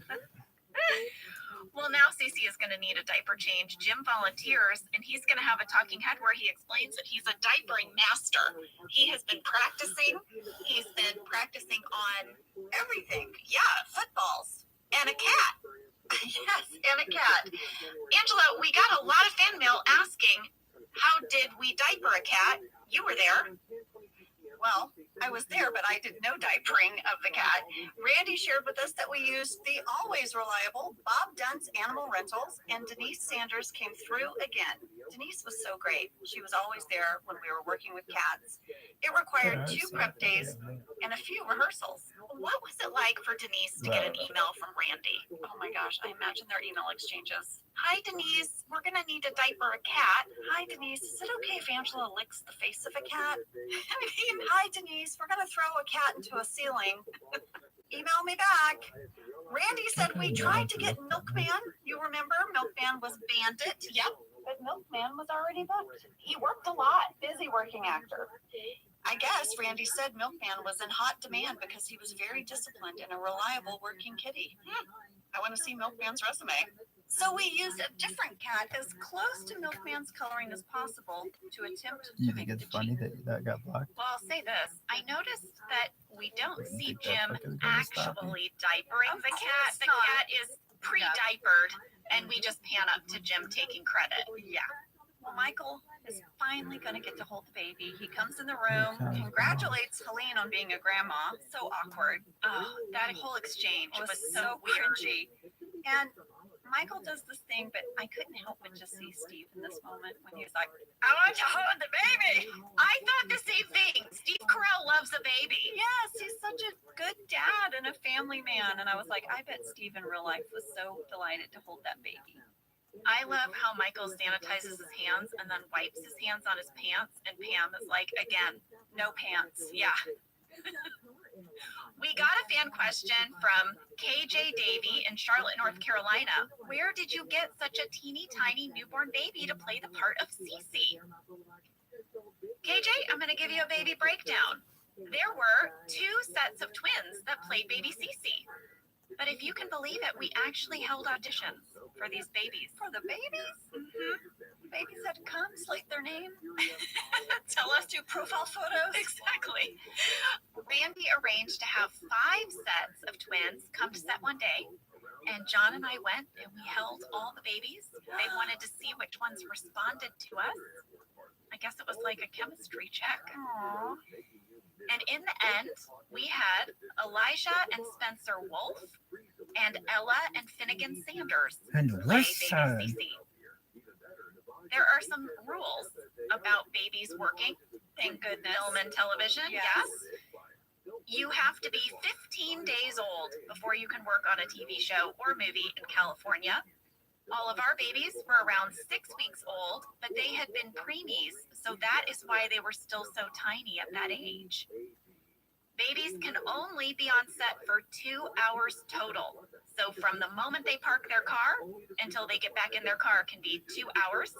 And they're only allowed to work for 20 minutes of that 2 hours. Right. And they have their own trailer dressing room area where they can be with their parents when they're not working. And they are assigned a nurse. Yes, that accompanies them to the set. Correct. And this is why we needed 2 sets of twins, because that way we had 80 minutes of on-camera baby time total.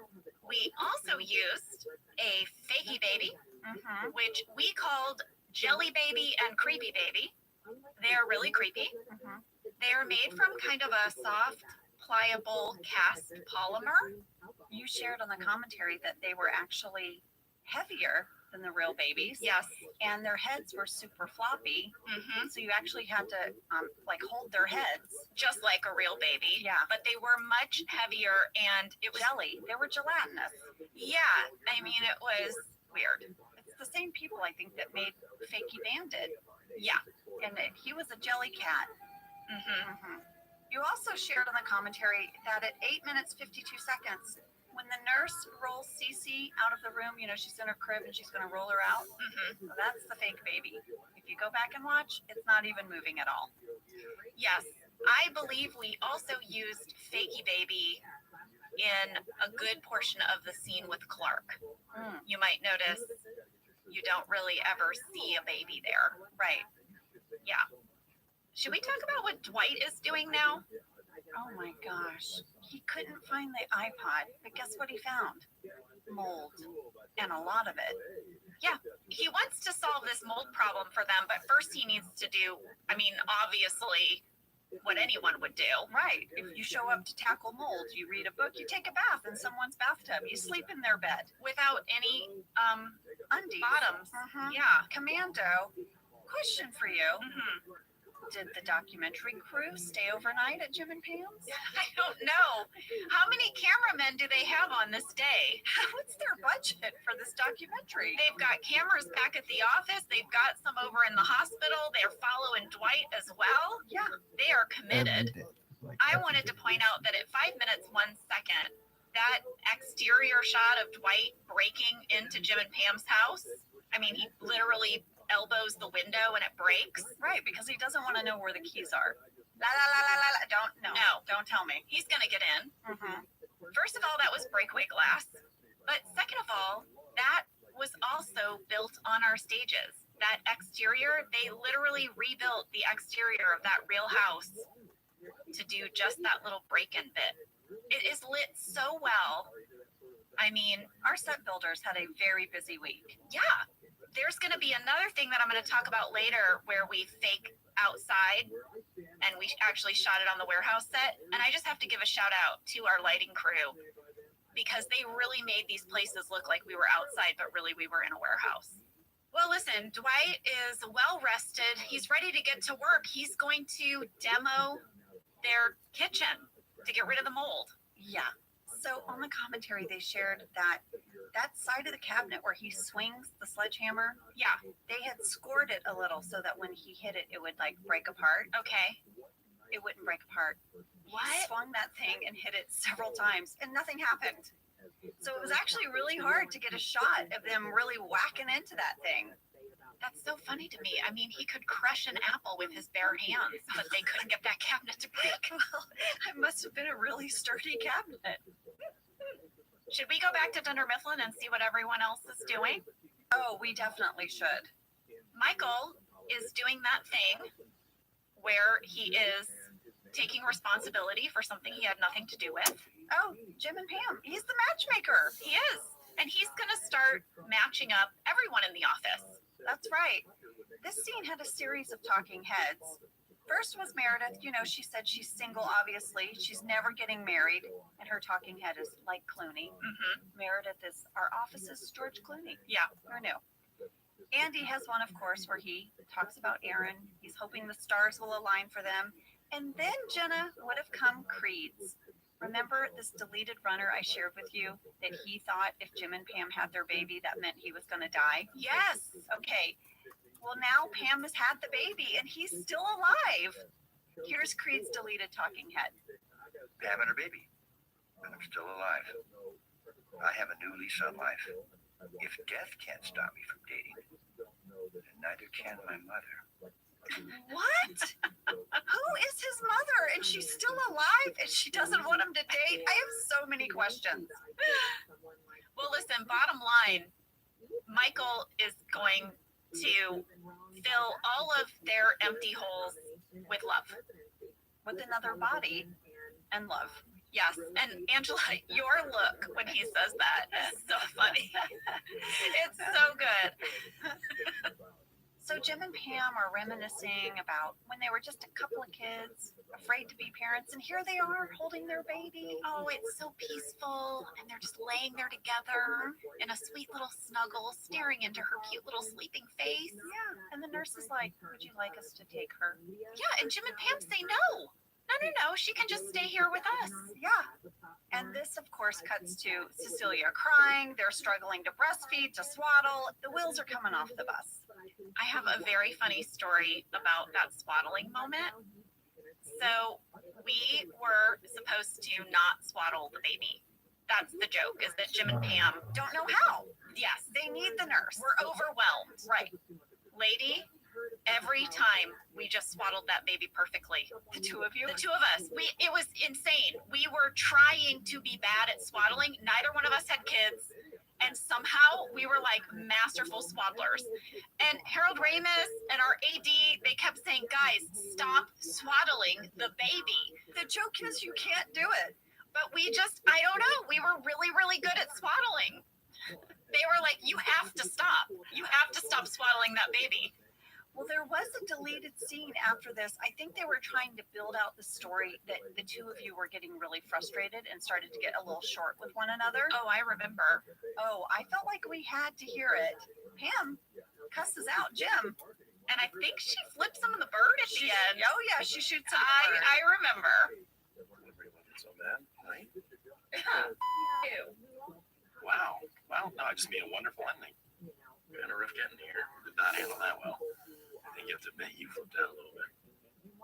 I think you should stop talking now. Okay. Uh-oh. Someone's still a little sore. You sitting on your donut? Okay, so I remember shooting that, and we had a lot of fun with that. It looked like it. We had a lot of conversations with the people on set who had kids, and they all verified this is a very authentic moment post-birth. It did not end up making it in, but No. it was pretty fun. It didn't. You know, in the show notes, it said that it just made Jim seem too mean.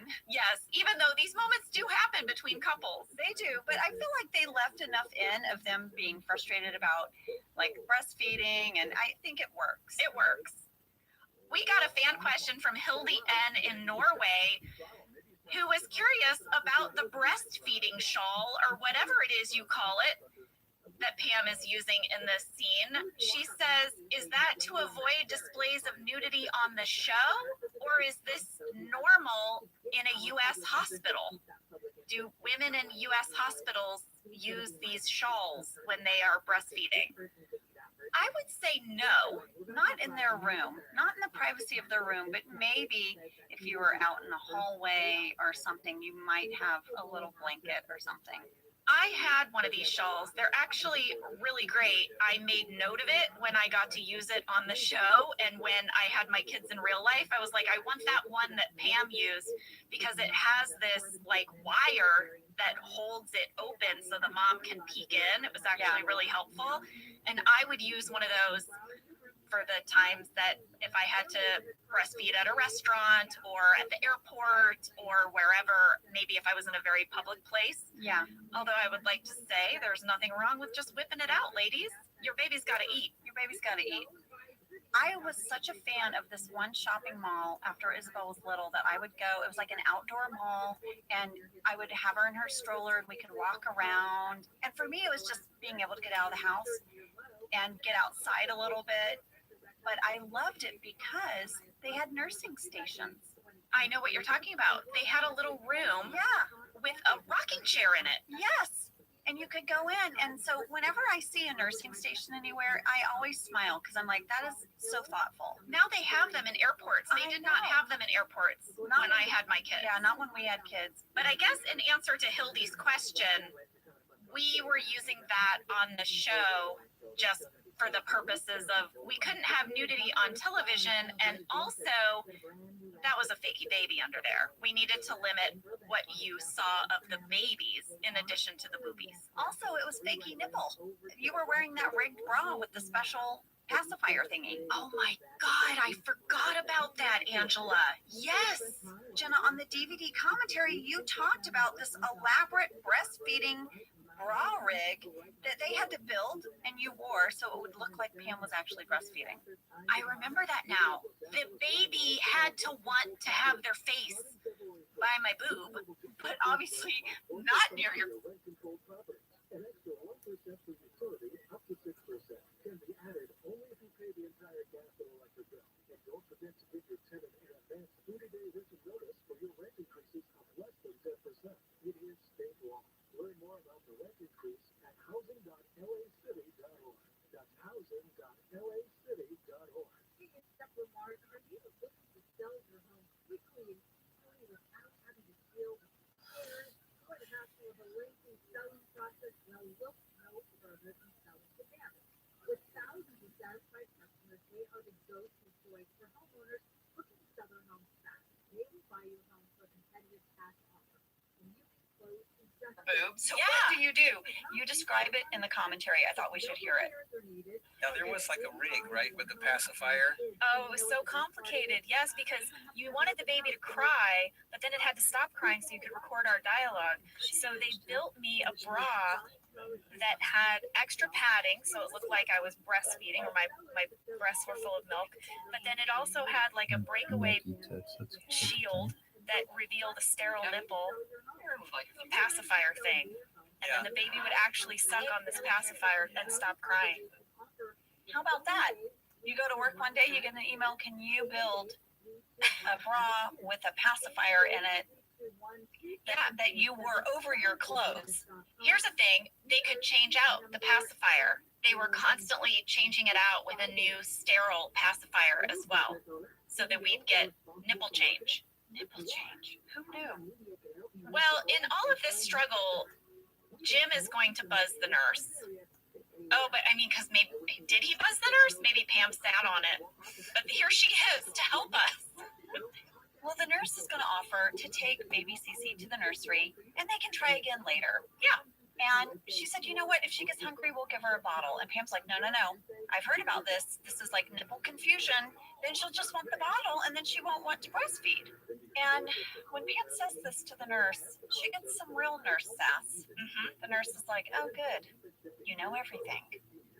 Lady, the line, oh good, you know everything, is our fan mail flurry. Really? Yes. That's what set Yes. everyone off. Phrase really bumped people. For example, Alyssa M. from Utah said, I'm a postpartum nurse and I love this episode, but I always cringe at how the nurse treats Jim and Pam. Corey from Rochester, New York said, nipple confusion is real. You are the expert because you're the mother. Intuition is real. And finally, from Katie G. in Greenville, South Carolina, all right, ladies, I have a small soapbox to get on here. First, I want to really applaud everyone on the show for depicting some much more realistic pregnancy, birth, breastfeeding scenes. I love that Pam is scared and showing how long labor can be, and especially how difficult it can be to get the hang of breastfeeding. But as for the soapbox, that nurse. Every time I watch this episode, I end up fuming at that nurse for giving Pam sass about, oh good, you know everything. News alert, nipple confusion is real, and the mother gets to make the choice as to whether she wants her child to have a bottle, pacifier, anything. And that nurse, whom in a deleted scene we learn has never had children herself, has no right to give Pam attitude about her decision. Katie, go off! The mama bear in me really wants to storm into that room, push that nurse out, and assure Pam that she's doing a wonderful job. Gah, that nurse! She goes on to say, Ladies, stand up for yourselves. Don't be bullied and know that you're doing an amazing job regardless. Hang in there, mamas. Thank you for letting me get that off my chest. Since my second child is due in mid-October, I'm absolutely keyed up about this issue right now. Katie, we hear you. Katie, I love you. Yeah. Oh, there is actually one more from Kim E. in Ohio. Not so much a question as a thank you. I struggled and gave up trying to breastfeed my son and then didn't even attempt with my daughter 2 years later.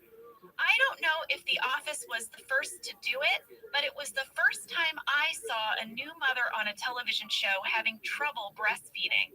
It made me emotional when watching this, even though it was 5 years since my son was born that this episode originally aired. Thank your writers for realizing that it isn't always so easy. Thank you, Jenna, for taking your character there. Thank you, thank you, thank you. Well, I am really touched by all of those letters. Thank you. Thank you, ladies, for sharing. I didn't even know how accurate Pam's journey was when I shot it, but in this rewatch, I was just as grateful for our depiction of this struggle. Right. I mean, I remember with Isabel saying to her, it was just me and her in the room. It was just quiet. I was trying to get her to latch, and I remember I was so tired, and I just looked at her sweet little face, and I said, baby girl, I don't know how to do this, and I know you don't know how to do it, but we're going to figure it out. I promise you. And then I started to cry. It's like happy tears, but also frustrated tears. I didn't get the hang of breastfeeding either of my children until after I got home from the hospital. I did not leave the hospital. Like Pam, I did not leave the hospital. Lady, I got only one this flowing. I only got one boob figured out. You know, my left boob got it. My right boob never got it. Eventually we got there with the right boob. I wanted to point out something else in this scene. At 8 minutes and 54 seconds, I don't know if you noticed, but I am still wearing a fakey belly. I think you can really see it when I'm sitting in the bed in these scenes. Yeah, I did notice that. I thought that was a great touch. Lady, that was really important to me. I pitched that. Now, I know I've shared that I hadn't had a baby, but you had had a baby. And I remember being in the hospital with you after you gave birth. And I was like, well, wait, her whole stomach didn't go down. No, and no one told me that. And I have 3 older sisters, and I guess I was just so naive. I packed my little hospital bag, you know, and the outfit I picked to go home in were my skinny jeans and just a cute little top. I remember. And I could not get those jeans on or button the top. I don't know what I was thinking. I literally had no clothes to leave the hospital in, no clean clothes. And you said, Ange, I'll go to your house. I'll drive to your house and I'll get you a pair of sweatpants. Yep. And then, Jenna, you brought the sweatpants back and they also did not fit. My sweatpants didn't fit. So my friend Erin was there and she said, I'll run to the mall. There was a shopping mall right across the way. She was like, I'll go to the mall. I was like, just get me, I guess, like a bigger pair of sweatpants. The only thing, she went pretty early in the morning. I was about to be discharged. I had no clothes. She got me a pair of sweatpants and some flip-flops and a shirt. And when she gave me the bag, you guys, she had gone to Abercrombie. And this is like clothing for teenagers. It had a big printing across the butt and the leg, right? It said Abercrombie, and I think it had number 41 on the butt. It was so embarrassing. That's what I left the hospital in.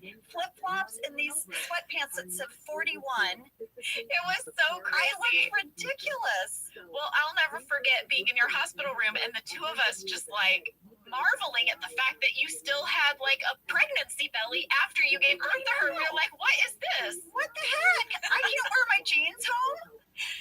So I told everyone that story when we were planning this episode, and I said to our costume designer, Alicia, I have to still be in my belly. You know, give me a 5-month pregnant belly. Yeah, it has to be realistic.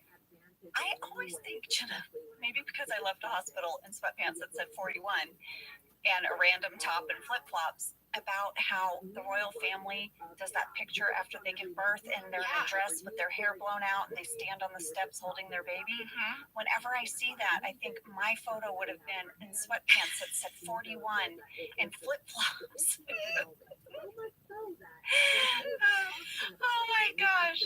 We should get back to the episode because I have a really fun tidbit about this Michael, Aaron, and Kevin scene. Ooh, I do too. Oh, go first.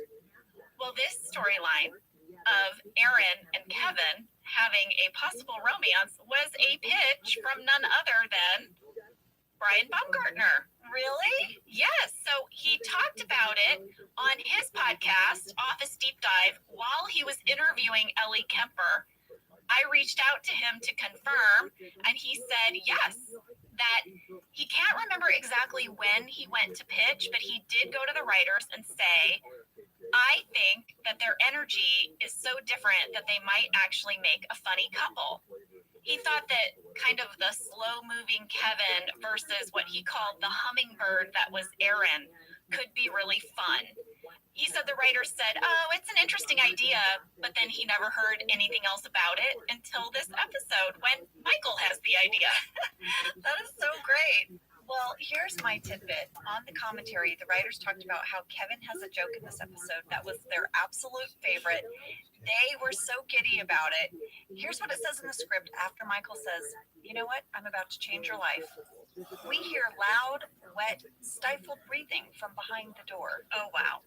Aaron says, what is that sound? Michael nods at Kevin.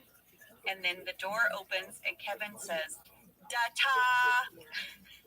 This word, da-ta, made the writers laugh so hard, they thought it was brilliant that Kevin, instead of saying ta-da, says da-ta. They said at the table read, when it came to this part, Brian's mind autocorrected. And he read it, ta-da. Oh, no. And they were like, no, it's da-ta. And they were so delighted it made it into the episode. One of my favorite lines from the scene is something that Michael says because Kevin gets really overeager to start his date like immediately. Yeah. And Michael says, you have to let the cookies cool before you pop them in your mouth. I don't know. I thought that was a really funny line. It is funny, and you also know that's from life experience. Back at the hospital, they are short on rooms. They need to bring another couple in for the spare bed that is in Jim and Pam's room. It's Dale and Kathy. And Kathy is just very easily breastfeeding. Jim and Pam are in awe. And she has cute hair. I know. Real cute. I mean, they're winning over there. They are. Guest star alert, Dale was played by Evan Gostad, who you may have seen on Arrested Development or Curb Your Enthusiasm or The Good Place. And Kathy was played by Melissa Roche, who would go on to star in The Big Bang Theory. Humongous star. Yeah. But I think this was one of her very first television jobs. How crazy is that? I remember she was so fun. Dale and Kathy's baby Caitlin was played by Dylan and Rylan Thompson. Another set of twins. A lot is happening back at Jim and Pam's house. Yeah. Dwight and his wrecking crew are just completely demoing their kitchen. Okay, you bring up the wrecking crew. I spot Rolf. Oh, yeah. James Urbaniak. Yeah, he's there. And a woman. I find it surprising that there isn't more there. Angela, what Coming. can you tell us? Oh, I have some stuff for you. So there's nothing on the DVDs about this. There's no deleted scene. But I checked the shooting draft, and there is a hilarious explanation of why Rolf and Annie, that's the character's name, is there. Yes, Annie, who was played by Amy Reichelman. Here's what the script said. Interior Halpert foyer. Morning. Dwight opens the door and finds Rolf. Behind him is the new kitchen cabinetry and Annie, a tall, quiet woman. Dwight says, "You're late, Rolf." Rolf looks at Annie and says, "I met a woman." Dwight says, "Okay, but she's not using my tools." Rolf says, "She has her own." Dwight's jaw drops. Rolf nods. Thank you. "Oh, yeah." And then Dwight has a talking head where he says, Rolf dates so far out of his league, it's not even funny. He is the single greatest ladies' man I have ever known. And I knew Amos Abscheid. Good old Amos. I know. Rolf met a woman, and she brought her own tools. Wow. Mm-hmm. Well, that explains why they're there. There you go. That's Dwight's wrecking crew. Guess what it's time for? What? Clark, the lactation consultant. He's going to arrive. He's going to offer his services to Jim and Pam. I mean, got milk? Got milk? That's such a great line. It was so good. We are going to go to break, and then when we come back, Lee is going to join us to talk all about these scenes. But before we go to break, Angela, I just want to share that I remember that you are the person who pitched the idea of a lactation nurse. The character of a lactation nurse was not in our table read draft, nope. But the storyline of Pam having difficulty breastfeeding was in the draft. Yeah. So you told our writers after the reading about this lactation nurse that came in and just was real handsy with your boobs. Yeah, I shared with everyone. I was like, I could relate to Pam struggling to get her baby to latch. And I said, well, I had a lactation consultant. And I explained that this person really manhandled my boobs. They really got in there. And it was a little bit awkward. Well, this prompted other people to share their stories, and the writers really liked this idea of a lactation consultant. Yes. Now, mine was a woman, but they, of course, decided to put this very funny spin to make it a man. And Greg said on the commentary that they did research to see if there were male lactation nurses, and there are, and that's how we got Clark. Well, we're going to take a break. When we come back, we will have Clark. Got milk?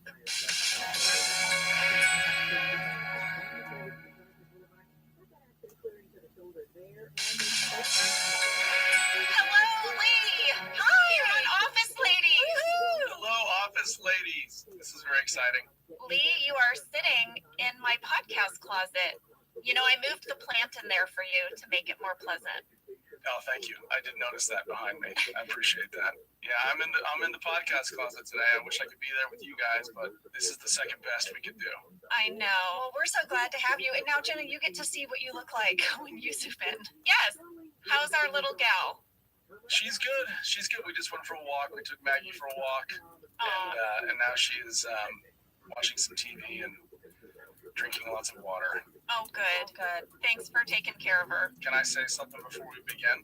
Yes. Yeah. I just wanted to say congratulations on this because, I've been there since the beginning, obviously. I've seen the seeds of this podcast and I've watched you guys grow it, and I see how hard you work at it. I mean, the listeners should know these ladies put so much heart and love into this podcast and so much effort. I mean, there's research and there's outlines and there's so much watching of episodes, and Jenna walks around the house with her headphones on listening to the episodes because she's going to edit the episode. It's really impressive. Anyway, congratulations. This is a phenomenal thing you guys have created, and you deserve all the accolades.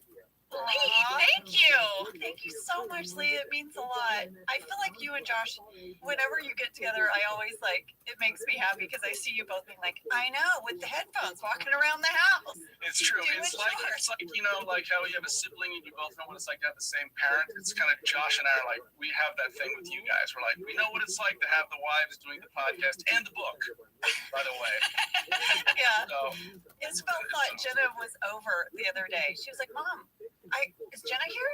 I was like, oh no, I'm just listening to her podcast and editing in the bathroom. She thought you would come over to look at outfits with me. Aw. Well, Lee, thank you so much. That was so sweet of you to say. I didn't know he was going to say that. I know. Very nice. Well, I guess we should start where we usually start. We always ask our guests, how did you get your job on The Office? But maybe I should kick this one off because, did he know someone? Yeah. Was there a connection with someone on the cast or crew? Well, when the writers came up with this storyline of the lactation consultant, Paul Lieberstein approached me, got me aside, and said, hey, Jenna, we have this really funny idea, but it involves man kind of squishing your breasts around. How do you feel about that? Like, that would be a guest actor. Are you okay with it? And I said, well, I think it would be maybe a little awkward now that you mention it. And he said, well, what if that person was your fiance, Lee? What if Lee did it? And so then I came home and I told you that. And I guess you can take it from here. Yeah, you came home, you told me, I thought it sounded pretty funny. And I said, sure, right? So, of course, they weren't just handing me the job. I had to go into Allison Jones and read for the role or sort of prove that I could do it, which I got to say, if there was ever a layup in the audition world, I mean, this was like a 6-foot hoop. It was like, just please drop the ball in the basket and make everyone's life easier, you know? So, you know, obviously there was no one else reading for it. So I went in, I read for the role. It seemed to go fine. I had a good time, and I got the part. Well, Lee, on the commentary, they said that you crushed the audition. They said they loved how just like business you were, like as Clark. Like, you know, you just came in, do your thing. And when they were rewatching the scene, they said they loved how you would pump the hand sanitizer as you left or as you came up each time. It just cracked them up. That hand sanitizer was like my go-to little, you know, that was like my security blanket in the scene. Like, if I didn't know what to do, I just go pump some more hand sanitizer. It was great. I love that detail. Well, I have a follow-up question. You know, you'd been to set before. You had visited me many times. You knew everybody. You had hung out with us. What was it like coming on the show this time as an actor instead of a visitor? Well, let's see. That's a good question. I had been up a few times to eat lunch, I remember. And we would always just kind of eat lunch and then hang out in your trailer, and then you'd go to work and I would leave. That's usually how it was, Jenna. And so this time I had my own trailer. Yeah, they gave me a trailer. So were you like, come to my trailer, babe? It was a tiny thing. I looked in there I just kind of opened the door. I saw Clark on the outside. I opened up, looked in. It was the smallest thing. I was like, I'm going to go to Jenna's trailer. I think hang out. So I never used the trailer. It was a waste of money for NBC. Sorry about that. But no, I remember, you know, coming up, I felt a little nervous, you know, obviously. But one thing that I remember was that I had been to set a number of times, but I'd never seen the camera rolling. You know, we'd hang out and then I'd leave when you'd go back to work. So this time I got to see, you know, Jenna, you and John as Jim and Pam, and I was super impressed. I mean, you guys just made it look so easy. It was so seamless. That was a real exciting moment for me. And all I thought was, I hope I can, you know, hold my own in the scene with these two. Well, you totally did. And you are an amazing actor and writer. I thought the whole scene was like watching these three like comedy geniuses. I loved every second of it. Oh, thank you. Thank you. I have a question for you. Little actory kind of question. Jenna loves these kind of questions. Lee, did you do anything to prepare for the role of Clark? What was your process, Lee? That was my process, yes. I don't think I did very much. I mean, I sort of looked up what a lactation consultant was, you know, and... Right, that's a good start. First of all, you guys didn't have kids yet. No, we did not have kids. And I really remember telling Jenna quite a lot about my lactation consultant. Well, it's funny you say that, because we did not have kids then, so I never experienced a lactation consultant or the saga of breastfeeding up till then, you know. So I remember, looking back, I think I probably, had I known how difficult breastfeeding can be, and had I met some lactation consultants, I probably would have played Clark a little differently, because, you know, once we had kids and you know, Jenna was breastfeeding both of them, and we were learning how it is, and it can be very stressful and difficult. And then you meet these lactation consultants that come in and they're just filled with empathy, and they're just, you know, they know that the mom is stressed out, and they just have this, you know, they're oozing empathy. And I probably would have played Clark with a little more of that, you know, had I known. I probably would have given him a little bit more of, you know, got milk, you know. That changes that line, Reed. It does.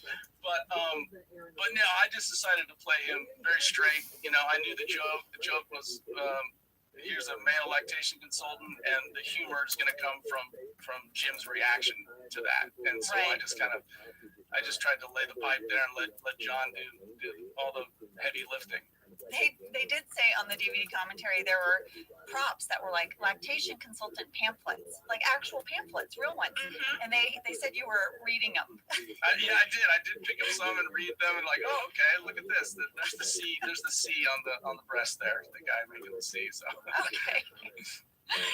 Yeah. I remember that because you and John were friends, that John was really trying to make you laugh a lot. Like he was like coming for you. Yeah, he was laying it on pretty good, and it was hard. It was hard to not break. If I looked over at him, because he'd hold that pamphlet up and just his eyes Would peek over it? Yeah, and it was hard not to break. But we did. I think we did break a few times, didn't we, Jenna? We did. Yeah, it was difficult because he was milking it. Oh Lord, there it is. Yeah. Boom. Lee, I'm curious, what do you remember most about your day of shooting on The Office? Do you have a favorite memory? I mean, Harold Ramis. Okay.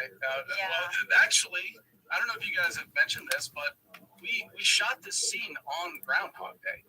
Do you remember that? We have not mentioned it. Yes. It was incredible. The director of Groundhog Day, the movie, Harold Ramis, was directing us on Groundhog Day. I remember that starting in the morning, we were all just like, when can we go up to Harold? When can we say like, happy Groundhog Day? Yeah. Well, I remember when you went up to him, we all had I think everyone was thinking it. And finally you said it. And when he started to talk about Groundhog Day, everyone just kind of came over. We all moved over and just sat there and listened to him talk about it. It was really, really fun, really exciting. He was amazing like that. There was a day we all talked to him about Ghostbusters, but he was just so cool. I was bummed because I wasn't working that day, and I remember Jenna calling me and saying, "Ange, I worked with Harold Ramis on Groundhog Day." Like, you geeked out about it. Well, speaking of Ghostbusters, I remember that day too, because that's when he told us that every Halloween he dressed up in his Ghostbusters costume to hand out candy. He said kids would ring the front doorbell and he would be in full Ghostbuster suit. And he gave out full candy bars. Yeah. How cool is that? I know. That's the coolest house on the block right there. All right, I have to ask you about a moment, you guys. There's the scene where Clark tells Pam to flick her nipple. We got a lot of mail about the flick your nipple moment. Rihanna K from Texas wrote in and said, 4 years ago, I gave birth to my first daughter. When the lactation consultant came in to check on our breastfeeding progress, she asked if I knew how to stimulate the nipple. I said, absolutely. And I started to flick my nipple. She was appalled and asked, where did you learn that? And I very seriously told her I learned it from an episode of The Office. She thought it was so funny. She even brought in another nurse and had me repeat the flicking, which they both found hysterical. Then they instructed me to roll the nipple instead of flicking it. This is a true story. Wow, I love that. Isn't that great? Yeah. Oh, no. Well, I remember when we were doing that scene, Lee, none of that stuff at a certain point was scripted. The writers on set were just throwing out phrases for you to say or for me to say to get reactions out of John. Yeah, no, we went through a few too. We went through like tap the nipple, hit the nipple, but I think flick was the one that really did it, And I can't remember if I was actually flicking, the nipple, but I don't remember, Lee. I'm so sorry. If I was. I apologize if I was. I was caught up in the moment. You were really, though, handsy there. Like, you were really manhandling my breasts in the scene. And because they wanted to see all that, like, I was going to ask you guys that because I was like, a lot of times as actors, we just cheated, right? We cheat everything. We will cheat a kiss or an embrace just for boundaries and whatnot. But I was like, it really looks like there's some boob play happening here. There was. Yeah, I I mean, that's why I got the job. So, so might as well go for the reality. Well, it was perfect because it really sold the moment, and Jim's reaction was so great. There's a deleted scene where Jim shares about Pam's feelings for Clark. It's a talking head. He's standing outside of your hospital room, but there's a window in the door, and you can see Clark and Pam over Jim's shoulder, and you have to hear it. Like most couples, Pam and I have that one person that we're allowed to hook up with if the opportunity ever arises. Mine is Cameron Diaz. And hers, coincidentally enough, was Clark from the hospital. So how does it feel when I do that? It feels good. Wow, that's my cue. Amazing. I don't even remember that. I have to look at that deleted scene. I don't remember doing that. Well, you guys are behind the door, but he can hear you and see you. I see. Okay. And then he dives back in the room when Clark's like, "How does that feel?" And Pam goes, "Feels good." He's like, "Matt, I'm going back in." That's so good. One of my favorite parts of the episode is when Cece falls off her latch right after Clark leaves, and Jim is like, let me try it. And she's like, no, babe, I just think that would be weird. Get Clark. Yeah. Oh my gosh. It was just so much fun being with you on set, Lee. It was like you used to always visit me, and it was just a social visit. But having you on the episode, it was an opportunity to share with you from the inside this thing I had been doing for 6 years. It was really cool. And of course, you're going to come back later and direct an episode in season 9. We'll have to have you in the studio for that. Yes. Yes. Hopefully, no children will be sick that day, and I'll be able to join you, ladies. I know. Yeah. I know. But it was really special having you there. I cherish this memory. Yeah, me too. It was really fun, and and I knew everybody, and everyone was so welcoming and made it so easy for me. That which was helpful because I'm sure I was a little nervous walking in. Didn't want to screw things up, and it was so fun. It was a great time. I was glad I got to do it. Well, as your friend Lee, it was so fun for me to rewatch this and to see you and Jenna. You guys have great chemistry, and you've worked together on other projects. Giant Mechanical Man is an amazing movie that Lee wrote and directed, and Jenna's in it. You should all go watch it. There's my plug. Thank you. That's how we fell in love. It's one of my favorite movies. Thank you. But is there anything you're working on right now that you can share with us? Oh, thanks, Ange. Yeah, actually, I have a horror film that I wrote that we're gonna shoot in the fall. I believe that I'm actually gonna act in a little bit too. Woo! Sam right now is doing fist pump. Nice. And then the other fun thing is, I know you had Billy Joe on, but Billy Joe Armstrong and I are working on a project together as well, which is really fun. Which will be your second project with Billy Joe Armstrong. After that episode aired, people were like, how do you know Billy Joe Armstrong? And I mean, the truth is that Lee is good friends with Billy Joe Armstrong because Lee wrote and directed a film starring Billy Joe called Ordinary World. And I have just sort of glommed on. And that friendship is what it is. And here's another office connection. Brian Baumgartner is in that movie. Yes. Yes, so he is. Brian has an amazing speech in that movie about scotch. It's one of my favorite parts of the film. Oh, yeah. Oh, Lee, we can't wait to check all of that out, and we can't wait to have you back on. Thanks, ladies. This was I really love you, fun. babe. I'll see you in like an hour and a half when I get home. Okay. See you in a bit. Have fun. Bye. Bye. Well, where should we go next, Angela? I would say to accounting, Mm-hmm. because Angela's on the phone. She's got a lot of eyeshadow on again today. She's zhuzhing it up. Mm-hmm. And color. Mm-hmm. She wants to know if Dwight has revised their contract. And he has. He has crossed the T's and dotted the I's and the umlauts, and it's time to go. They're going to meet up later. They're going to meet at exactly mid-late afternoon. I love Angela and Dwight scenes. They're so weird. One thing I think we should mention is that lunch date with Aaron and Kevin, it did not go great. They were not hitting it off. No. Andy was spying on them through a plant. Yeah. Aaron is going to have to approach Kevin's desk and try and let him down easy. The scene is so awkward. Of course it's awkward. Michael's a part of it. Aaron just keeps using the word friend. Andy is eavesdropping behind another plant. And Kevin is not getting it, so Michael is going to step in and he's going to explain that it's not going to happen, Kevin. I'm so sorry. And then we're going to go back to the hospital. It's nighttime. Jim and Pam are snuggled in her bed.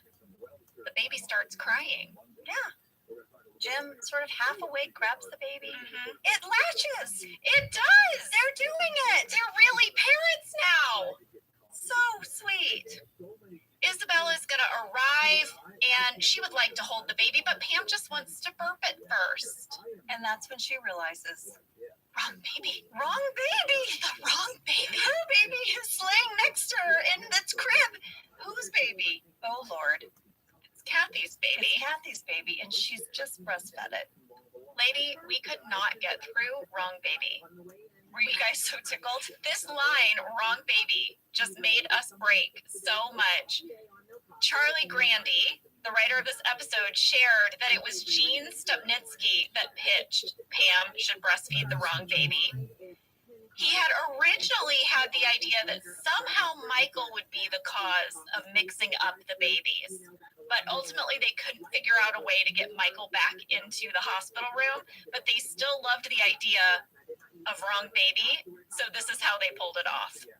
I bought it. Like you're sort of tired. You wheel the little rolly crib over to your bed, not really paying attention.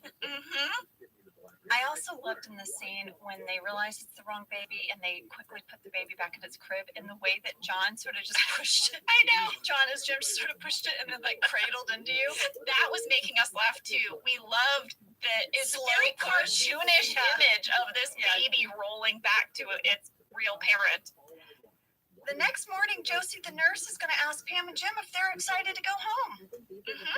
And they're like, we have half an hour here. More. And she's like, well, 25 minutes. Oh, it's a sass trade.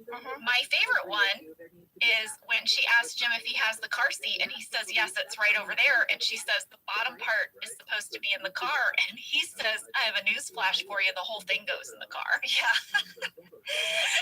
There was an alt joke for this scene.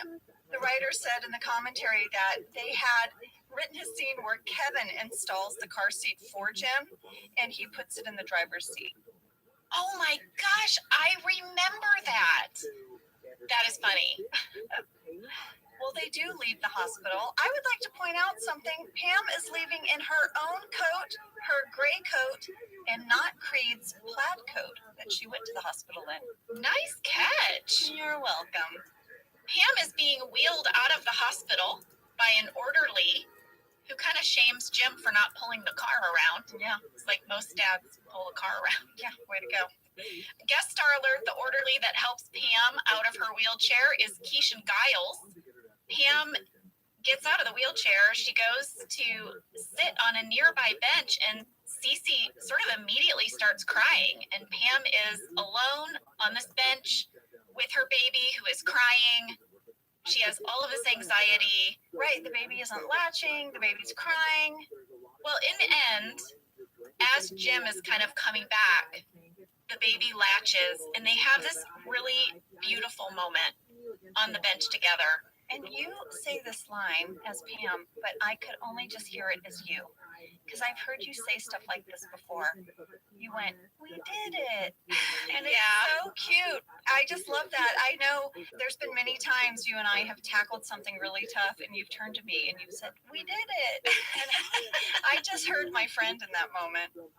You know, I was looking at the shooting draft, and when we got to the scene, I realized there was a much bigger version of the scene, and it's crazy. Oh, yeah. This scene on the bench, I have a whole story about it. This was actually a reshoot. Well, that makes sense, because the scene in the shooting draft, it really threw me for a loop. I have it. Do you want me to read it? Yes, read it. Okay, guys. Buckle in. Exterior hospital. Spy shot. Pam is on a bench with the baby. People pass by. She looks down at the crying baby. She looks around, puts on the nursing blanket, and presents her breast to the baby. Pam says, "Come on, I got good breasts. I got milk in here for you. I got good stuff in here. Don't you like my titties? Is this about that cup of coffee I had in the second trimester? Give me a break. I'm trying here. Are you going to bust my balls your whole life?" Pam looks around to make sure the camera is not around, but we have very good hiding spots. Pam starts to sing Brahms' lullaby. Have a drink. Have a drink. Come on, little Cecilia. I've got milk here in my titty. It's something that tastes good. Grab a hold here. Get your drink on. Come on, latch your stupid mouth. Oh, you're getting it. Yes. The baby responds, and for the first time, Pam relaxes. Something changes in her face, and she seems happy. Jim pulls up and gets out. Jenna, I read this, and I was like, what? Would Pam ever tell her baby, don't bust my balls, and drink from my titty, and shut your stupid mouth? I was like, what happened here? What happened? Lady, I couldn't do it. I couldn't do it. This was not in the table draft. This was a rewrite for the shooting draft. On the day, I talked to Charlie Grandy, the writer, Paul Lieberstein, our showrunner at the time, and Harold Ramis. I said, I cannot wrap my head around these lines. I mean, clearly they were trying to have a comedy moment, right? Yes. But the language is so foreign to something Pam would do with a brand new newborn baby. Yeah, I mean, I said we've never seen Pam click into this kind of like, I don't know what kind of humor you call it, like kind of crass. Yeah. Is there a version of Pam? We don't know because she looks around to make sure the camera isn't there, and then she's like, look at my titties. I don't know. Who is this person? So we shot it, even though I kept saying the two things that I really couldn't say were titty, which I had to say twice, and stupid little mouth. And I said, I cannot look at this baby and say stupid little mouth. I can't do it. And they kept telling me that it was like charming and ironic and something that moms do, that like moms are like, come on, baby, let your stupid little mouth on my titty. Like that's what they were going for. They were going for like, she's either gonna like start crying or she has to like be a weirdo. And I was like, I can only approach this earnestly. That is who Pam is in her heart. Yeah. I don't believe it. It was a huge thing. So we shot it. They went to the editing room and it didn't work. Right. They saw that it didn't work. We shot this outside of the hospital, by the way. We shot this on the real bench outside of the real hospital on location. So when they realized that it didn't work, they wanted to do a reshoot. So they built a bench and like the exterior of the hospital on our warehouse set. This is the other set that I was saying was not really outside. And instead they went back to the table redraft, which just has Pam sitting there like maybe she's on the verge of tears. And then it happens just as Jim walks up. And then we know they're going to be okay. And my heart needed that scene. Yes. I didn't need a comedy moment here. No. I just needed them to be okay. Yeah. So when you're watching that scene, we are very carefully cutting back between the original shoot day and that reshoot day. I mean, I will just never forget that because that was titty. I couldn't do it. Titty. Stupid little mouth. I couldn't say it. Oh my gosh, look at my titties. Who is Pam? I don't know. Who is Pam in this moment? Anyway, that finishes out Jim and Pam's storyline, but we have to go back and talk about this very important facts that Andy is going to send to Aaron. Oh, Aaron. It's so sweet. The facts is Andy asking Aaron out to dinner. I wanted to point out that at 20 minutes, 30 seconds, the facts cover sheet has a new logo that says Dunder Mifflin, a division of Sabre. This is the only nod to Sabre or the Sabre storyline in the whole episode, in both of the delivery episodes. Right. We've sort of not talked about Sabre, but there it is, alive and well. Well, old tech alert. We have a fax machine, guys. Remember those? And Erin is trying to use it. The number keeps ringing busy. Yes, because she's faxing it to herself. I know. And Andy didn't think about that He part. didn't. He said she's going to get fired if she doesn't do it. And she just starts crying. Bless her heart. And then he's like, no, read it. And then finally, Yes, they're going to go on a date. Finally. And they're both so happy. we got some mail asking if Andy's line, it's a date, was a callback to Jim telling Pam it's a date from The Job. But writer Charlie Grandy said it was not intentional. It's just a coincidence. Oh, They were not trying to call anything back there. Michael's very pleased. He thinks he's done it again. Yeah. He says that there's just no greater feeling than when two people who are perfect for each other overcome all obstacles and find true love. But also the cigar is making him sick. Of course. Over at Jim and Pam's house, Isabel stops by with some macaroni. There's no fridge to put it in. But there is Dwight in a tank top, Mm-hmm. arm, hair, and all, hanging out. I found Rain kind of sexy in the scene. Well, so did Isabel. Is that weird? Am I weird? What was it? This, I think, actually, Rain is an attractive man in real life when he is not being Dwight. And I think, like, this is your glimpse of the, I don't know, the pheromones that are Rain. Well, Rain has like a real sort of just self-assurance. Mm-hmm. And I think it's attractive. Mm-hmm. And I think Isabel picks up on that. Yeah. This episode does end with Dwight and Angela getting their contract all in order. Yes, there's a lot of paperwork, a lot of identification checking. Okay, I have a story about this scene. We were filming in the warehouse, in the set that they built. We sit down to rehearse. On our table is like 2 stacks of papers, a contract, like so many props, right? Harold Ramis has us rehearse the scene one time. We're going through it. I'm stamping things. I'm checking off. And Rain looks up and goes, where is I wanted a money pouch. I had like a money pouch, like from a bank. And I wanted this other stamp and I wanted this certain pen. And I was like, Rain, who are you? Carrot Top? Look at all these props. How many more props do you need? And then Phil Shea came running in and Harold was so funny. Harold looked at me and kind of rolled his eyes and was like, he likes his props. I was like, he does. And we kind of had a moment where we gave Rain a little for his love of props. But I hope they sold the scene. I hope when you watch it, you get how serious the two of them were taking this procreation contract. Angela's really excited to get started. And it breaks my heart because Dwight is now fixated on Isabel. I know, it's flipped. He wanted her, she was mad at him, now she wants him, and he's given up. He's moving on. I can't wait to see this storyline play out. It was a really fun storyline.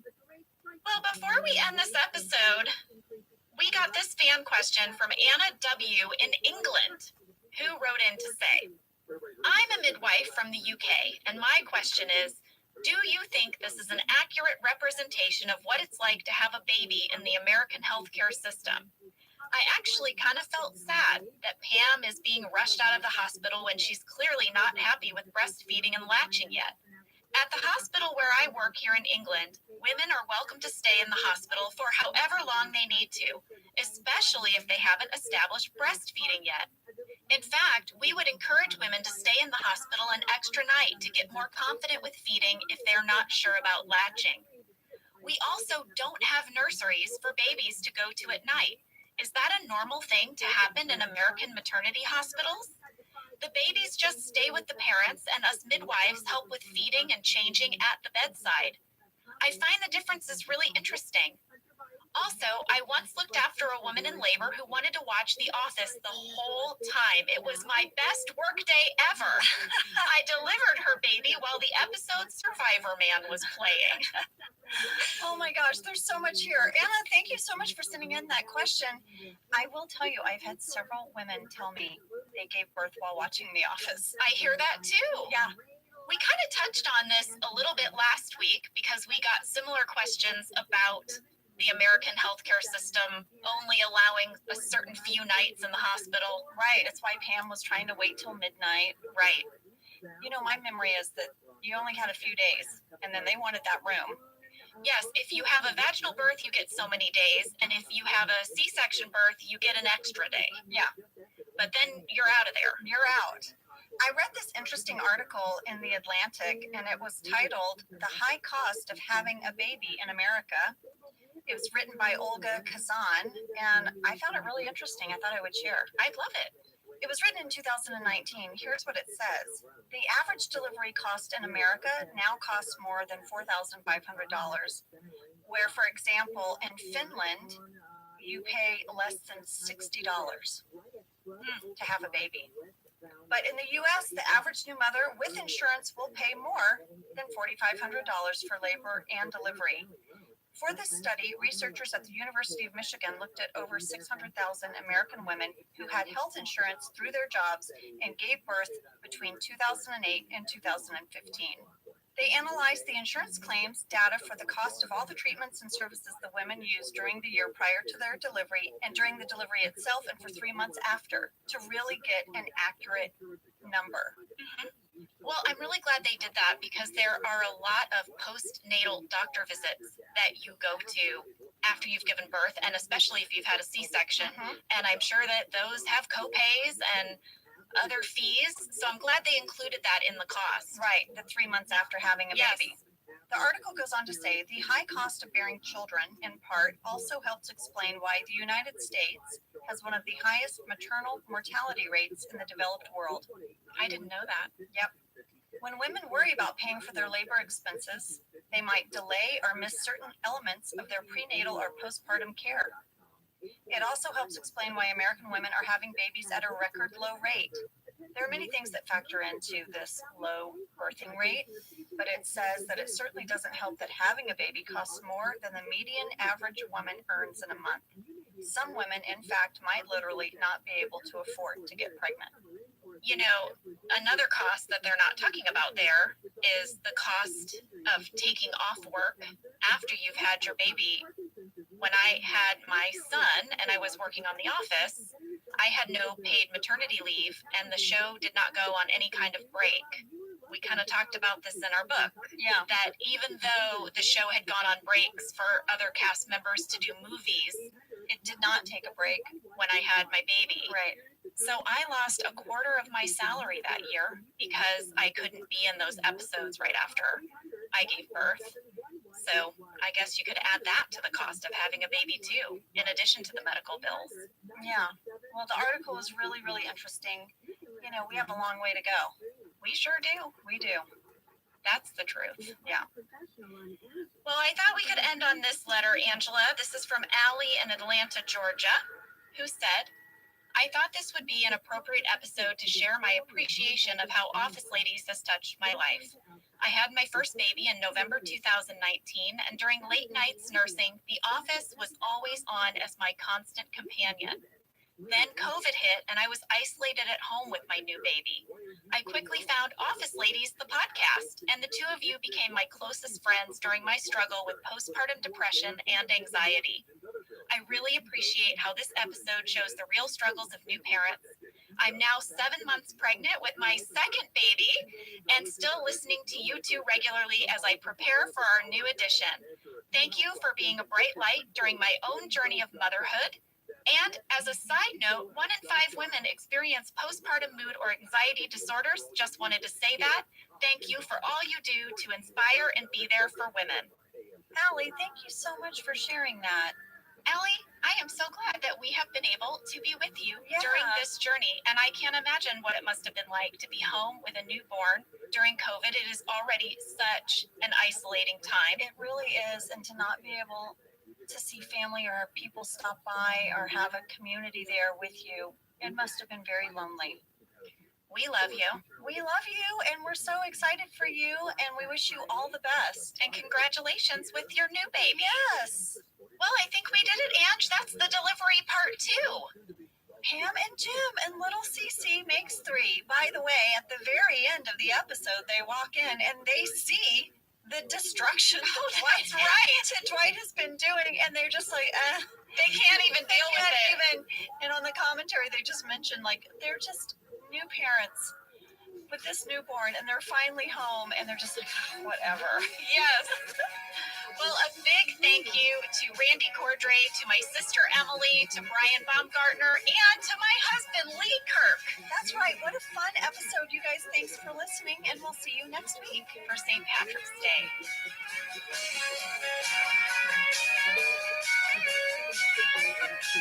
Thank you for listening to Office Ladies.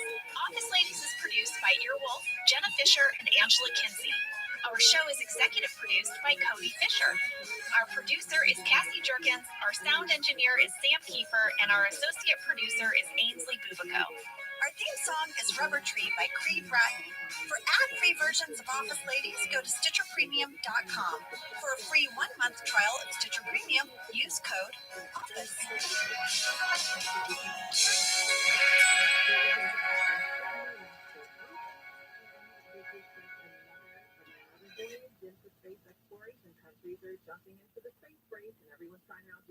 Most people give up on their resolutions by mid-January. Walmart Plus can help save yours this year by saving you time and money. Walmart Plus is the membership with benefits like gas discounts, video streaming, plus so much more. Is your resolution to simplify your life? With free delivery, Walmart Plus makes ordering what you need online a no-brainer. Join now. New members get $50 in Walmart cash to get what they need to help save their resolution. Terms apply. See walmart.com/plus for details.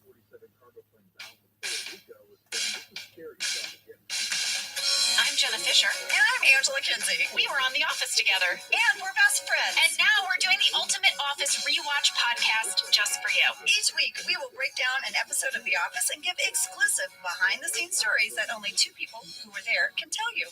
We're the Office Ladies. Hello. Hi there. I'm excited about today's episode. Well, it's a big day for Dunder Mifflin. It's a fun one. I think Michael Scott should kick off this episode. Oh, okay. Hello, hello. Top of the morning to ya. Woohoo! Green M&Ms. Nature's Viagra. 2 of my favorite joke areas combined. It's gonna be a good day. What are his 2 favorite joke areas? M&M's, Viagra, and St. Patrick's Day? Like, what are... Yeah, I'm not sure. I guess Viagra and candy? Viagra and holidays? Viagra and... Definitely Viagra. Definitely Viagra. I'm not sure what the second one is. Well, why don't you kick us off, Jenna, with what episode this is? This is St. Patrick's Day, Season 6, Episode 19, written by Jonathan Hughes, who is one of our writer's assistants, and directed by Randall Einhorn.